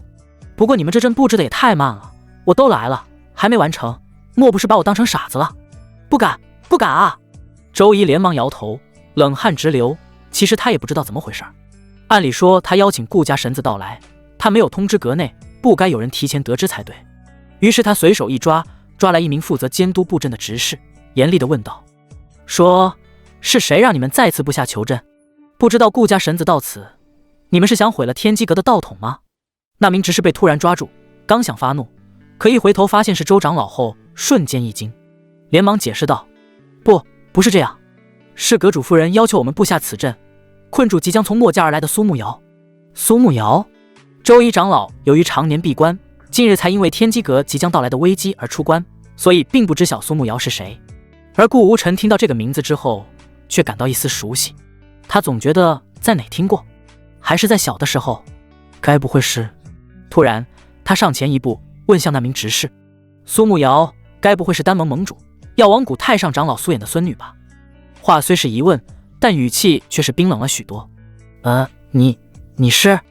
执事没有立刻回答，眼前的公子他并不认识，不敢将如此机密随意说出。废什么话？顾公子问你事情，赶紧说。周仪一怒，将执事扔到地上，愤怒地训斥道：“这都到什么时候了，还如此犹犹豫豫？如果真的把顾无尘得罪了，那天机阁才是真的没救了。是他，只是不敢再隐瞒，便将他所知的全盘托出。他作为阁主夫人的心腹之一，自然是对其的计划有所了解，包括将苏沐瑶从墨家诱骗到天机阁，强行逼他交出龙纹果这件事。周仪听完，脸色一变再变，吹胡子瞪眼的连踹直视数脚。本来天机阁就即将迎来巨大的危机，现在又去招惹丹盟、药王谷这种强大的势力，沈蝶他是怕天机阁被灭得不够干净吗？而顾无尘则摇头一笑，天机阁、墨家、苏沐瑶这三者牵扯到一起，恐怕其中有天命之子墨天机的影子在内。少爷，那苏沐瑶可是您的？不必多说。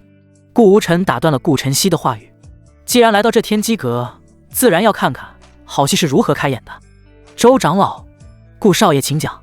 周仪连忙面向顾无尘，此刻的他更加不敢怠慢。我想你们天机阁的危机就始于这场对苏沐瑶的鸿门宴上。顾无尘淡淡的说道。什么？周仪大惊，他很想问顾无尘是怎么知道的，毕竟从推演上的结果来看，天机阁的灭亡始于那颗孤星，孤星意味着背后没有强大的背景，为势单力薄的一人。可苏沐瑶身后背景强大，是天之娇女，怎么看也和孤星沾不上边。但他见顾无尘没有往下说的意思，便没有多问其中缘由，转而询问道：那顾少爷，此局该如何破之？他现在关心的只有如何能保下天机阁。等，没错，不必声张，我们静观其变便可，一切照沈蝶的安排，摆下鸿门宴，我们暂且当一名看客。周仪有些犹豫，倘若危机真来自于苏沐瑶，那不立刻取消鸿门宴，不是还会让天机阁陷入危机？但顾无尘的语气不容置疑，他也只好点头应下。好吧，一切听从您的指示。墨家。数个时辰过去，墨家的小院中忽然散发出浓郁无比的药香，且此次药香比起以往有非常大的差异。平日里苏沐瑶炼制丹药后，药香飘至墨家的各个角落，修为尚浅的墨家族人闻几口，甚至会因此上升一个小境界。而这次他们闻过之后，一下子变得面红耳赤起来，就感觉腹部有一团无名之火在熊熊燃烧。这炼制的是什么丹药？该不会是道侣之间增加感情的那种春丹吧？想到这里，墨家子弟纷纷摇头，将这个想法直接否定。苏沐瑶可是名震无数道域的仙子，从未听说她和任何男修有过接触，又怎么会炼制这种丹药？一定是他们搞错了，一定是。其中要说最为震惊的，还是即将出发去丹盟的墨天机。他双眼射出可以看破虚妄的光芒，将空气中弥漫的丹香聚集起来，一下子就明白了其成分。这是春丹无疑，还是那种极其恐怖的春丹，无论男女吃下此丹，恐怕没有个10天半个月，根本无法从欲望中脱离。换言之，需要和他人持续双修半月时间，才可能将药效耗尽。苏前辈，他炼制这种丹药做什么？墨天机不解，他完全想不通，但他也同样不相信苏沐瑶会把此丹用在他自己身上。想必是炼丹师，各种丹药都要去尝试，只是今日凑巧炼制此丹罢了。他不知道的是，此刻的苏沐瑶俏脸微红，目光都有些迷离地看向丹炉静静躺着的粉红色丹药。成功了！墨天机所找到的药材需要龙纹果的上古丹方，正是这枚丹药。其品阶虽高，但在他能炼制的范围之内，只是龙纹果这药材较为稀有。将其小心翼翼地放进玉瓶之中，苏沐瑶心中大定，有了它，自己也有了和那死对头争抢的资本了。调整好自己的气息，苏沐瑶走出闭关之处，望向远方。天机阁的人还不现身。他虽一直都在专心炼丹，但墨家周围的一举一动都在他的掌握内，自然知道天机阁在他闭关不久后来了一个人要找他。很快天机阁只是飞了过来。苏小姐，我们阁主夫人说了，她愿意和您交换龙纹果，不过需要您亲自去一趟天机阁进行详谈。哦，要我亲自去？对此苏沐瑶感到一丝奇怪，但也没有过于多想，毕竟天机阁对他不利，在他看来没有任何的理由，也没有任何的好处。于是沉思片刻后便应了下来。他虽已成功炼制成丹药，但一颗龙纹果只够炼制1枚，如今又有龙纹果送上门，他自然不会有拒绝的道理。也好，那我们现在就去，你带路吧。话落，两人便一同离开了墨家，往天机阁的方向赶去。继二人走后，莫天机也从熟悉的密道离开墨家，直奔丹盟设立在遮天道域的丹堂。墨家与丹堂的路程遥远，他不惜花费重金乘坐传送法阵，只求能够快点到达丹堂所在。每快一分，他计划成功的可能性也就大一分。又是几个时辰过去，苏慕瑶在执事的带领下来到了天机阁所在，莫天机也在同一时间踏入了丹堂之内。莫天机依旧是身着白袍，拿着羽扇，一副运筹帷幄的样子。进门后，便有负责的人上前招呼他：“公子，您是直接购买丹药，还是请炼丹师炼丹？如果是请炼丹师炼丹的话，那正好，今日有华长老坐镇，无论是什么丹药，包给您炼制成极品。”华长老吗？那就请他来炼丹，不知我是否可以面见一下他？莫天机虽然不认识什么华长老，但为了能够接触到丹盟盟主苏衍，他需要先见到丹盟的高层。这个华长老显然是不错的选择，自然可以。负责的人爽快答应，甚至都没有要求验明莫天机是否真的有经济能力，请洞华长老炼丹，因为还没有人敢在丹堂闹事。不多时，莫天机跟其走入丹堂的顶楼，里面一位身着炼丹师道袍的老者盘膝打坐，道袍上印有4枚丹药的图案，意味着是4品炼丹师。炼丹师在上界分为1至7品，对应的是炼制超凡境至大地境级别的丹药，至于超凡境以下级别的炼丹师都不算入流。眼前的华长老4品炼丹师，意味着可以炼制至尊境级别的丹药，其自身价值是要比一般的破碎境强者还要大的。负责的人引路过后，便悄悄退下。华长老睁开双眼，扫视了一下莫天机，淡淡问道：“所炼何丹？在下此次前来，不是炼丹。”“不炼丹？”华长老脸色怪异，多长时间了，都没有人敢在丹盟的丹堂撒野，最起码自从他加入丹盟以来，都没有出现过这种事。只是还没等他将莫天机拿下，只听其语出惊人地道：“在下前来是为丹盟盟主苏衍前辈报信的，其孙女苏慕瑶此刻正被围困天机阁，以防不测，请您速速通知他老人家。”“什么？”华长老上一刻还一副处事不惊的样子，下一刻吓得直接原地跳了起来。别看他身为丹盟在外驻扎的长老，身份高贵，可在丹盟盟主面前屁都不算一个。要知道，苏衍可是7品炼丹师，而其孙女苏慕瑶更是年纪轻轻达到5品炼丹师的高度，可以说是炼丹界数万年不见的炼丹奇才。现在眼前的人突然告诉他苏慕瑶被困了，还可能面临危险。小子，此事你确定？华长老一步来到莫天机的身前，两手抓着他的肩膀，神情紧张，一下巴的胡子无风自动。千真万确，我可以拿生命进行担保。莫天机神情也变得严肃起来，他知道苏慕瑶被困不可能受到伤害，但他需要让丹盟意识到问题的严重性，才能让他的计划继续进行。你等着！华长老不敢怠慢，这种事宁可信其有，不可信其无，真要出了事儿，他可担待不起。只见他从戒指中掏出一枚玉简，将苏慕瑶被困可能受到伤害的消息刻印其中，后一把捏碎。这是丹盟传送消息的一个紧急手段，只会用在极其危急时刻才会被使用。一经使用，消息便会传遍整个丹盟高层，所有不在闭关的丹盟成员，只要能赶来，要求必须立刻动身前往，哪怕是正在炼丹，也会中途放弃赶至现场。而这也是丹盟能够经久不衰，屹立在上界无数年的原因之一。同一时刻，消息传递出去之后，整个丹盟瞬间炸了锅。丹盟盟主的孙女被困了，还可能有性命之危。嗖嗖嗖，无数道破空声从各方各地传出，哪怕是距离遮天道域甚远的炼丹师们都急忙赶至传送阵，往天机阁赶去，生怕晚上一点苏慕瑶会遭遇不测。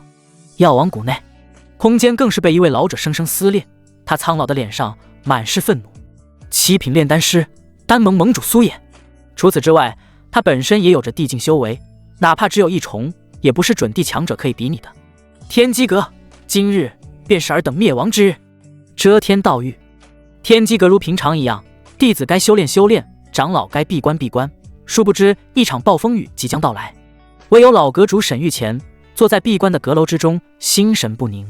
最近几日，他无数次尝试天机阁的危机从何而来，可越是查探，其中迷雾越大，他甚至因此受到了不少的反噬。咚咚，进！师父，您找我。门外走进一位中年人，他温文尔雅，气质不凡，若仔细观察，会发现他与莫天机有几分相似。天机阁现任阁主许悟玄。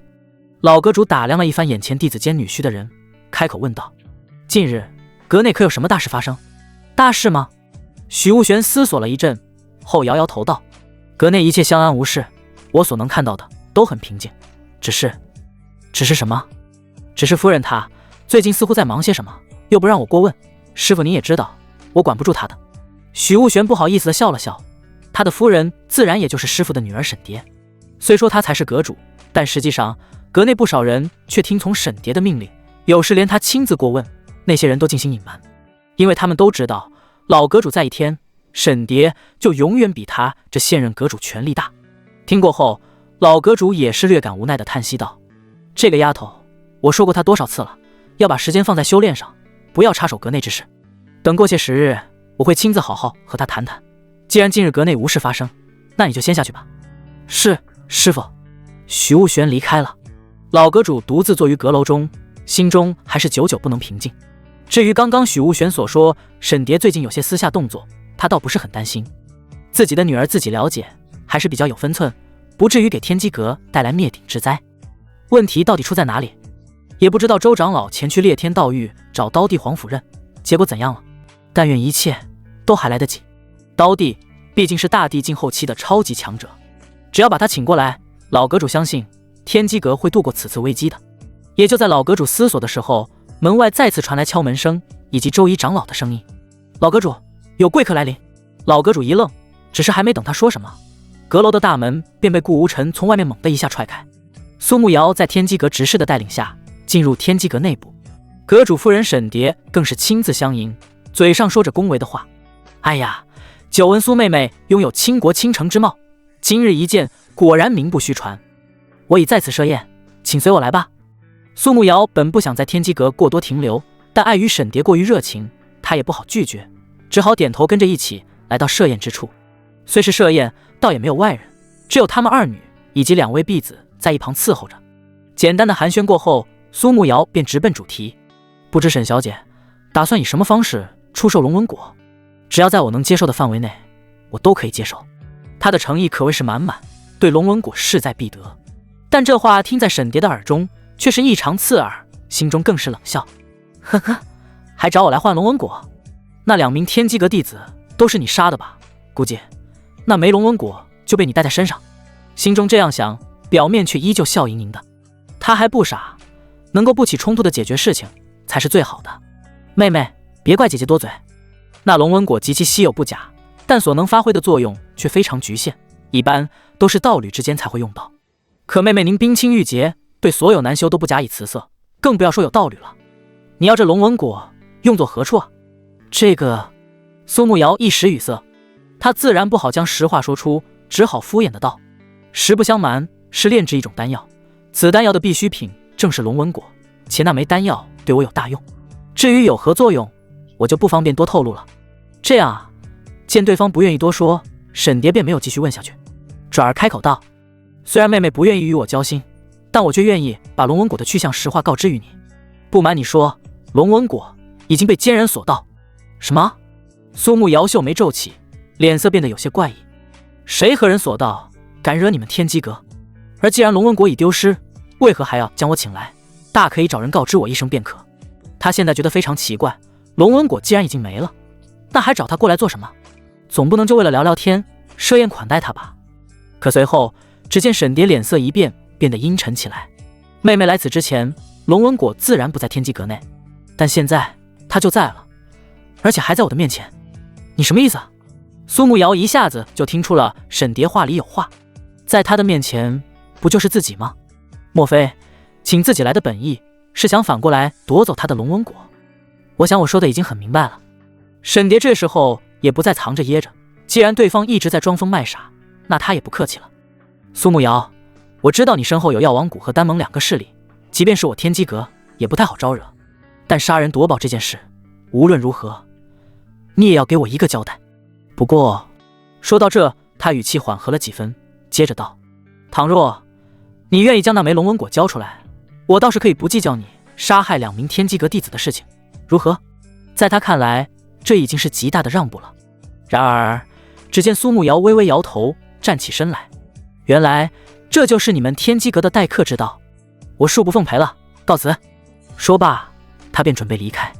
那枚龙纹果是莫天机交给他的，与天机阁有什么关系？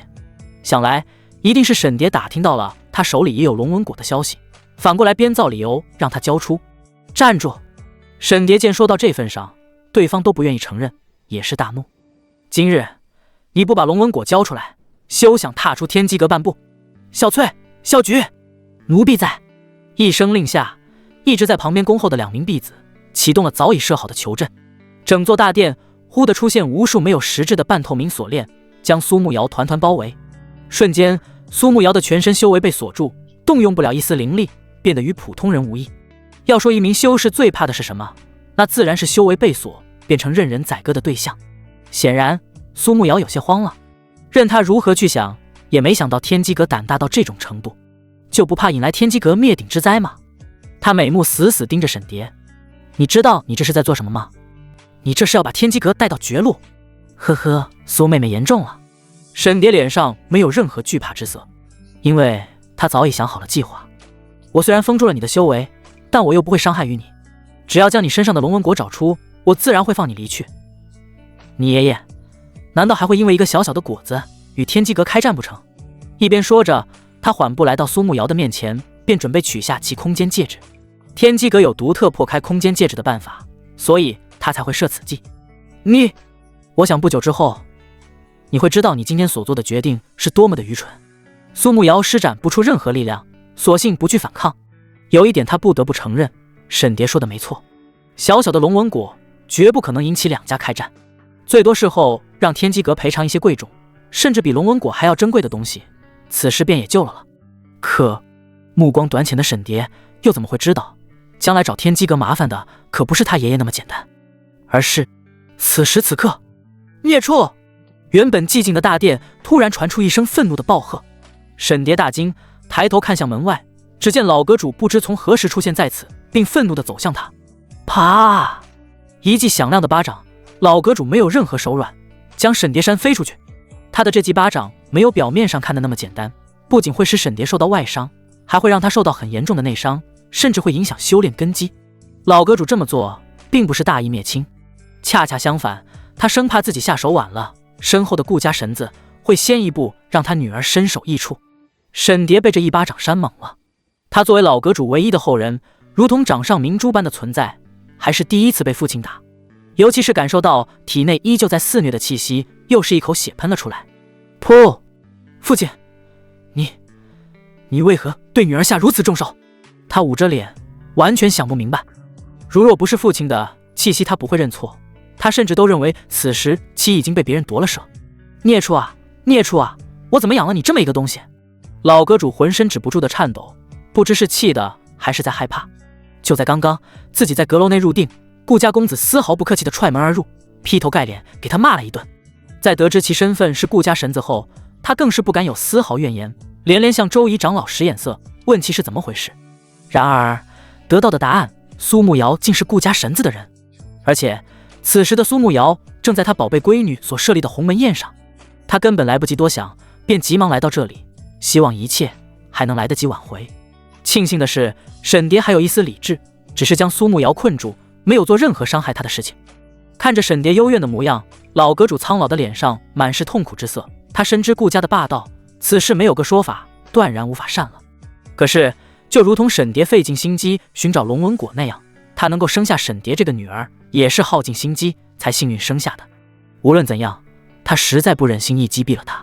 老阁主长长叹息了一声，唉，继而望向顾无尘，扑通一声跪了下来。父亲，你干什么？沈蝶见此一幕，脸上的惊慌之色比起先前父亲扇他巴掌显得还要震惊。他深知父亲的骄傲，怎么会对一位年轻公子下跪？除此之外，周仪长老也痛苦地紧闭双眼，不忍看这一幕。天机阁的老阁主修为准地境巅峰，是上界屈指可数，以准地境修为斩杀过大地境强者的人。除此之外，老阁主一手窥天之术，更是让他结交无数强者，就比如刀帝。倘若天机阁需要，这些强者是很愿意前来帮忙的。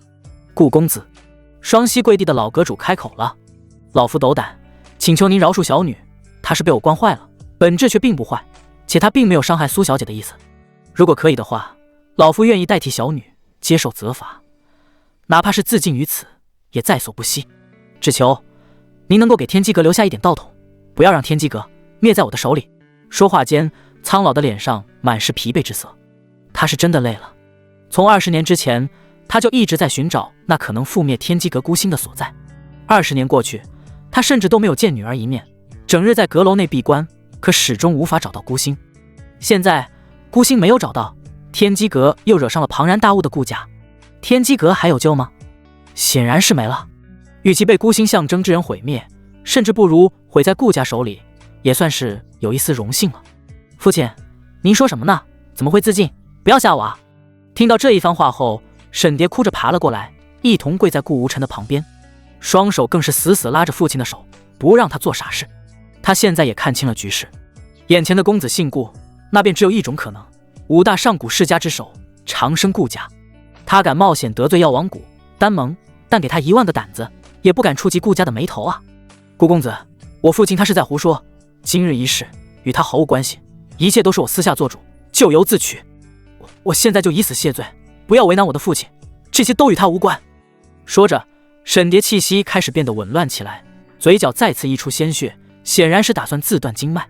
不要做傻事，蝶儿！老阁主大惊，手指轻点，止住了沈蝶的动作，没让她自杀成功。但沈蝶还是因此伤势加重，晕倒在了老阁主的怀里。反观顾无尘，目光却并没有放在这对父女的身上，而是看向苏慕瑶。这是他第一次见苏慕瑶，但心中却有一种非常熟悉的感觉，这感觉与当初下界花莲的感觉一模一样。所以苏慕瑶和花莲一样，正是当年父母为了改善她的体质，特意挑选的9大炉鼎之一。慕瑶拜见顾公子。苏慕瑶也没想到自己会在这种情况下与未来的主人相见，连忙盈盈拜下，脸上带有些许惊慌之色。识海中那10几年前种下的烙印微微发烫，使得他在顾无尘面前如同毫无遮掩，赤身裸体一般。事实上也的确如此，顾无尘仅一眼便将苏慕瑶的全部看了个透彻，也或许是其常年炼丹的缘故，身上更是隐隐散发着药香。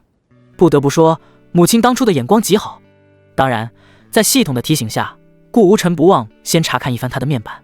姓名苏慕瑶，境界破碎境异虫，5品炼丹师，体质先天药灵体，命格天命女主，身份药王谷丹盟盟主苏衍孙女，大反派顾无尘炉鼎，天命之子莫天机仰慕之人。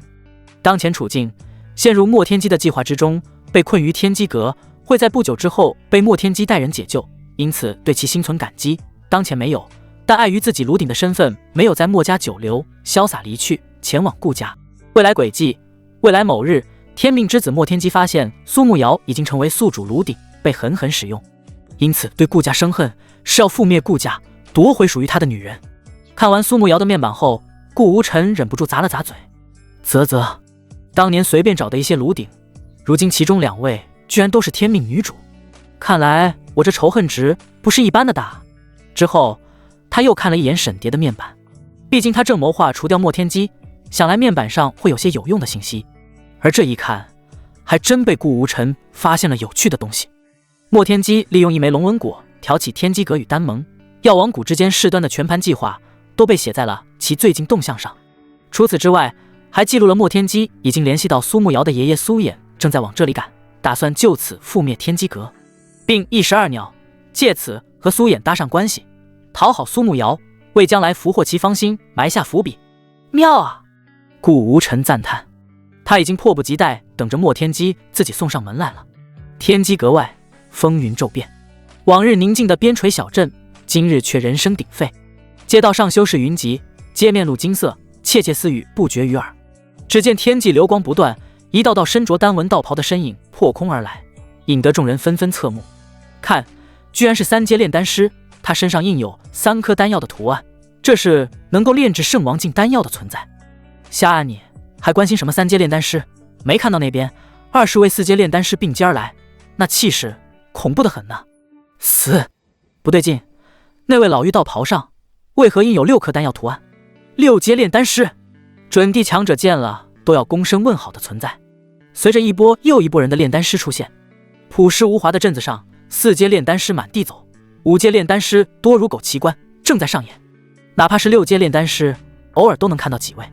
不多时，镇子上方陡然撕开了一道裂缝，古朴威严的气息四散开来，无数人抬头看天，面露震惊。天地变色，灵气随之剧烈波动，这是地境强者发怒的迹象。在众人的目光之下，一老一少2道身影从裂缝中踏了出来。丹盟盟主苏衍以及手持羽扇，即便站在地境强者身边，都丝毫不见胆怯的莫天机。苏衍一身道袍，身上闪耀着7颗光芒，7品炼丹师。他面容苍老，但眼神凌厉，即便没有刻意散发气息，都使得无数人呼吸一滞。小子，我孙女真的被困在天机阁？苏衍目光直视不远处天机阁的势力范围，对着莫天机问道。毕竟从始至终都是莫天机一面之词，而且他并没有得到孙女的救助信号，这点令他很奇怪。按理来说，即便苏慕瑶被困，他手中有自己的求救玉简，一念便可捏碎，便能让他感应得到。莫天机显然也意识到了这一点，这与他的计划有些出入，但他还是硬着头皮回答道：千真万确，还望苏老快解救慕瑶前辈，迟则生变。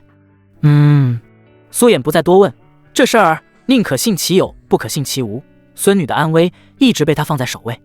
很快，乌乌泱泱的丹道大军全部来到高空中苏衍的面前，他们之中甚至还有不少人是第一次见过这位传奇炼丹师。感谢诸位前来相助。苏衍对着他们点了点头。丹盟不是一个固定的势力，而是由无数势力的炼丹师组建而成。换句话说，眼前这些人代表着可不是个人，而是成千上万个势力。天机阁若敢动我孙女，老者的声音不大，却让方圆千里都为之震颤，今日便叫他们灰飞烟灭。无数炼丹师齐聚天机外围，整齐的炼丹师道袍令人望而生叹。苏衍更是站在天机阁地级护阁大阵前，发出一道带有地威的冷哼：沈玉乾，给老夫我滚出来！然而回应他的却是一片寂静，整个天机阁好像没人了一般，根本没人出来查看，更不要说做出迎敌的架势。此时莫天机眼中金光一闪，上前一步，摇着羽扇对苏衍开口说道：苏老，小子有一言，不知当不当讲？说。苏衍淡淡回应：关于莫天机这个人，因为孙女需要镇守莫家3年，他曾了解过一二，自身天赋极高，有运筹帷幄之能，小小的莫家便在他的手里以短短10年时间发生巨大的蜕变。想来此刻说话也是给他一些建议。果不其然，只听莫天机接着道：今日天机阁困住苏慕瑶前辈，相当于和您老和丹盟药王谷撕破了脸皮，眼下更是不把您放在眼里，甚至都无人理会您的到来。所以在下觉得，无论天机阁有没有伤苏慕瑶前辈，您都必须以绝后患，将天机阁彻底铲除，以防日后的报复。莫天机说这些，其实也怕苏老发现天机阁并没有伤害苏慕瑶的意思，便大事化小，只要一些赔偿了事。他要将这个可能性降到最低。哦，听到这话，苏衍不禁多看了莫天机一眼。此子比起他想象的还要狠辣得多，斩草除根的道理，老夫自然明白。不过灭除天机阁可不用老夫动手，等慕瑶被困于天机阁的事情做实了，就算让天机阁再强大100倍，也必将在一夜之间灰飞烟灭。闻言，莫天机一愣，他没有听懂，莫非苏衍的背后还有强大的势力不成？可他为什么没有听说过？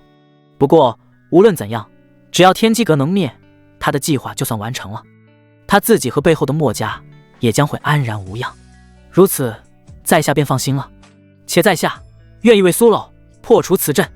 话音落下，莫天机神情一凛，从他的双眸中射出金黄色光芒，照射在天机阁的护阁大阵上。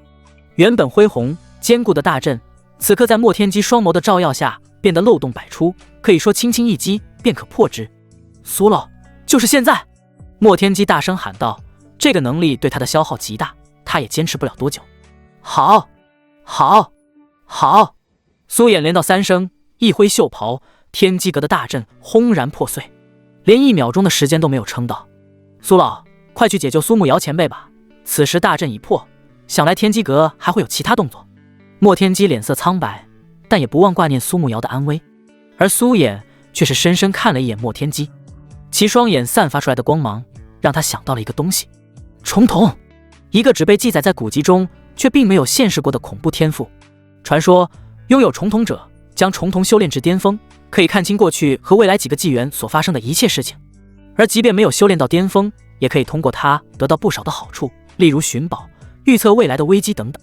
好小子，此件事了，我想我可以与你好好谈谈。这一刻，苏衍终于升起了爱才之心，甚至说出了有意收其为徒的暗示话语。在下荣幸之至。莫天机大喜，连忙拱手道：有了苏衍的庇护，那他不仅拥有了强大的后台，更是有机会接近苏沐瑶，抱得美人归。完美。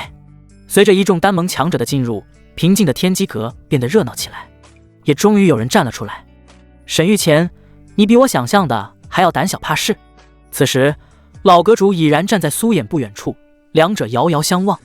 然而老阁主的目光只在苏衍的身上停留片刻，便移到了其旁边莫天机的身上，心中暗道，原来这就是那个孤星。他此时终于知道了天象中覆灭天机阁孤星所指，墨家莫天机，他闺女沈蝶道侣许悟玄和墨家之女诞生的私生子。当然这一切并不是他推演出来，而是顾家神子顾无尘随口告诉他的。诸位，我知你们前来是为何事。老阁主缓缓开口，语气非常平静。苏沐瑶此时非常安全，正在我们天机阁做客，还望苏道友莫要受了小人蛊惑。此话一出，莫天机只觉得心底一寒，小人指的不就是他？于是急忙向苏衍道：苏老，果然如同我先前预料的一样，天机阁看我们来得如此之快，他们还没来得及动手，于是便决定大事化小，将此事敷衍过去。您可千万不要掉以轻心。放心，此事我自有计较。苏衍已经将莫天机视为自己的半个弟子，所以对他说的话还是比较相信的。而他身后的一众丹盟强者已经四散开来，将老阁主团团围住。他们拦不住我的，这里毕竟是我的地盘。老阁主苍老的脸上闪过一丝笑意，身影瞬间脱离包围，来到不远处，之后侧过身来，做出请的手势。苏道友的孙女不仅没有在我天机阁受到伤害，反之还获得了巨大的机缘，不若道友与我一同前往，如何？小心有诈。莫天机再次插嘴道，他深知对方说的越多就对他越不利。小子建议直接动手铲除天机阁。莫急。然而这回对于莫天机的建议，苏衍并没有采纳。他自从进入天机阁内部，便感受到了孙女苏沐瑶的气息，且她的气息较为平稳，看起来确实不像是受到什么伤害。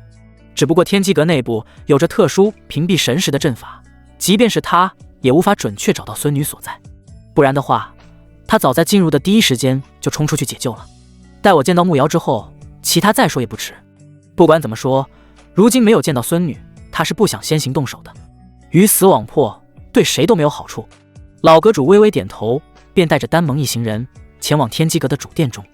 大殿的门是开着的，不用进去便能看到里面的景象。而为首的苏衍和莫天机看过后，脸色均是大变。大殿中心的桌子上摆满了灵果仙药，显然是准备设宴款待谁。但这不是重点，重点是大殿的主位上坐着一位年轻的公子，倚着靠背闭目养神，而他的身边苏沐瑶正双膝跪地，非常认真地为其捏着大腿。蹭！莫天机的火气一下子就上来了。苏沐瑶何许人也？丹盟盟主，药王谷太上长老苏衍的孙女，本身更是五品炼丹师，无论放在哪一个大势力里都是超然，只可远观不可亵渎的存在。如此被万千天之骄子仰慕的女神，她怎么能如此卑微，跪在一个男人旁边为其捏着大腿？此时的苏沐瑶非常认真，她食指翻飞，青葱玉指如同跳动的蝴蝶，为身前的公子缓解疲劳。莫天机越看越是怒火攻心，这可是他计划中必收的女人，他怎么可以？他的那双玉手是用来炼丹的，而不是服侍男人的。情急之下，更是口不择言地喊出：孽畜，你放开我的沐瑶！然而那名陌生公子没有动作，反而是苏沐瑶突然望向莫天机，美眸闪过寒芒。下一刻，啪！非常清脆的巴掌声响彻整个天机阁。以他破碎境的修为，隔空扇莫天机一巴掌，如同喝水一样简单。莫天机懵了，就是这朴实无华的一巴掌，将他的护体宝镜打碎了。这意味着他若没有护体宝镜，苏沐瑶仅凭这一巴掌便会把他扇死。而这居然只是因为他骂那陌生公子一句话，他不能够理解。忽然感觉这个世界给他开了一个玩笑。明明来之前苏慕瑶还好好的。除此之外，他身后的一众丹盟强者也猛了。他们身为炼丹师，也算是见多识广。可今日的场景实属令他们摸不着头脑。到底谁是跟苏小姐一伙的？谁才是恶人？他们不约而同地将目光移向为首的盟主苏衍。盟主大人，此事……只见苏衍突然抬起了一只手，打断了那人的问话，而本人更是直接飞向那陌生公子所在。太好了，苏老终于要出手了！莫天机喜形于色，他不知那人给苏慕摇下了什么魔咒，但他始终相信这并不是他所愿，一定是被奸人所控。现在苏老出手，一切都不是问题。大地之威，岂是凡人可比？蹭蹭，苏衍落在大殿之内，一步一步走向主座的公子，杀了他！胆敢控制我的木瑶行，如此卑劣之事，苏老，你一定让他求生不得，求死不能啊！莫天机在心中狂吼，他已经迫不及待看着胆敢亵渎他心中女神的公子难看的死状。很快，苏老走到距离陌生公子不到几丈处，在莫天机期待的目光之下，躬身拜下，丹盟苏衍，见过顾家神子。什么？莫天机狠厉的表情僵硬在脸上，很快转变成不可置信。苏老，你在干什么？这是控制你孙女的恶人啊！你怎么给他拜下了？还有，顾家神子又是什么鬼？身处遮天道域的他，虽然拥有运筹帷幄之能，但实力受限，并没有机会接触到长生顾家这个层次，因此对其并不了解。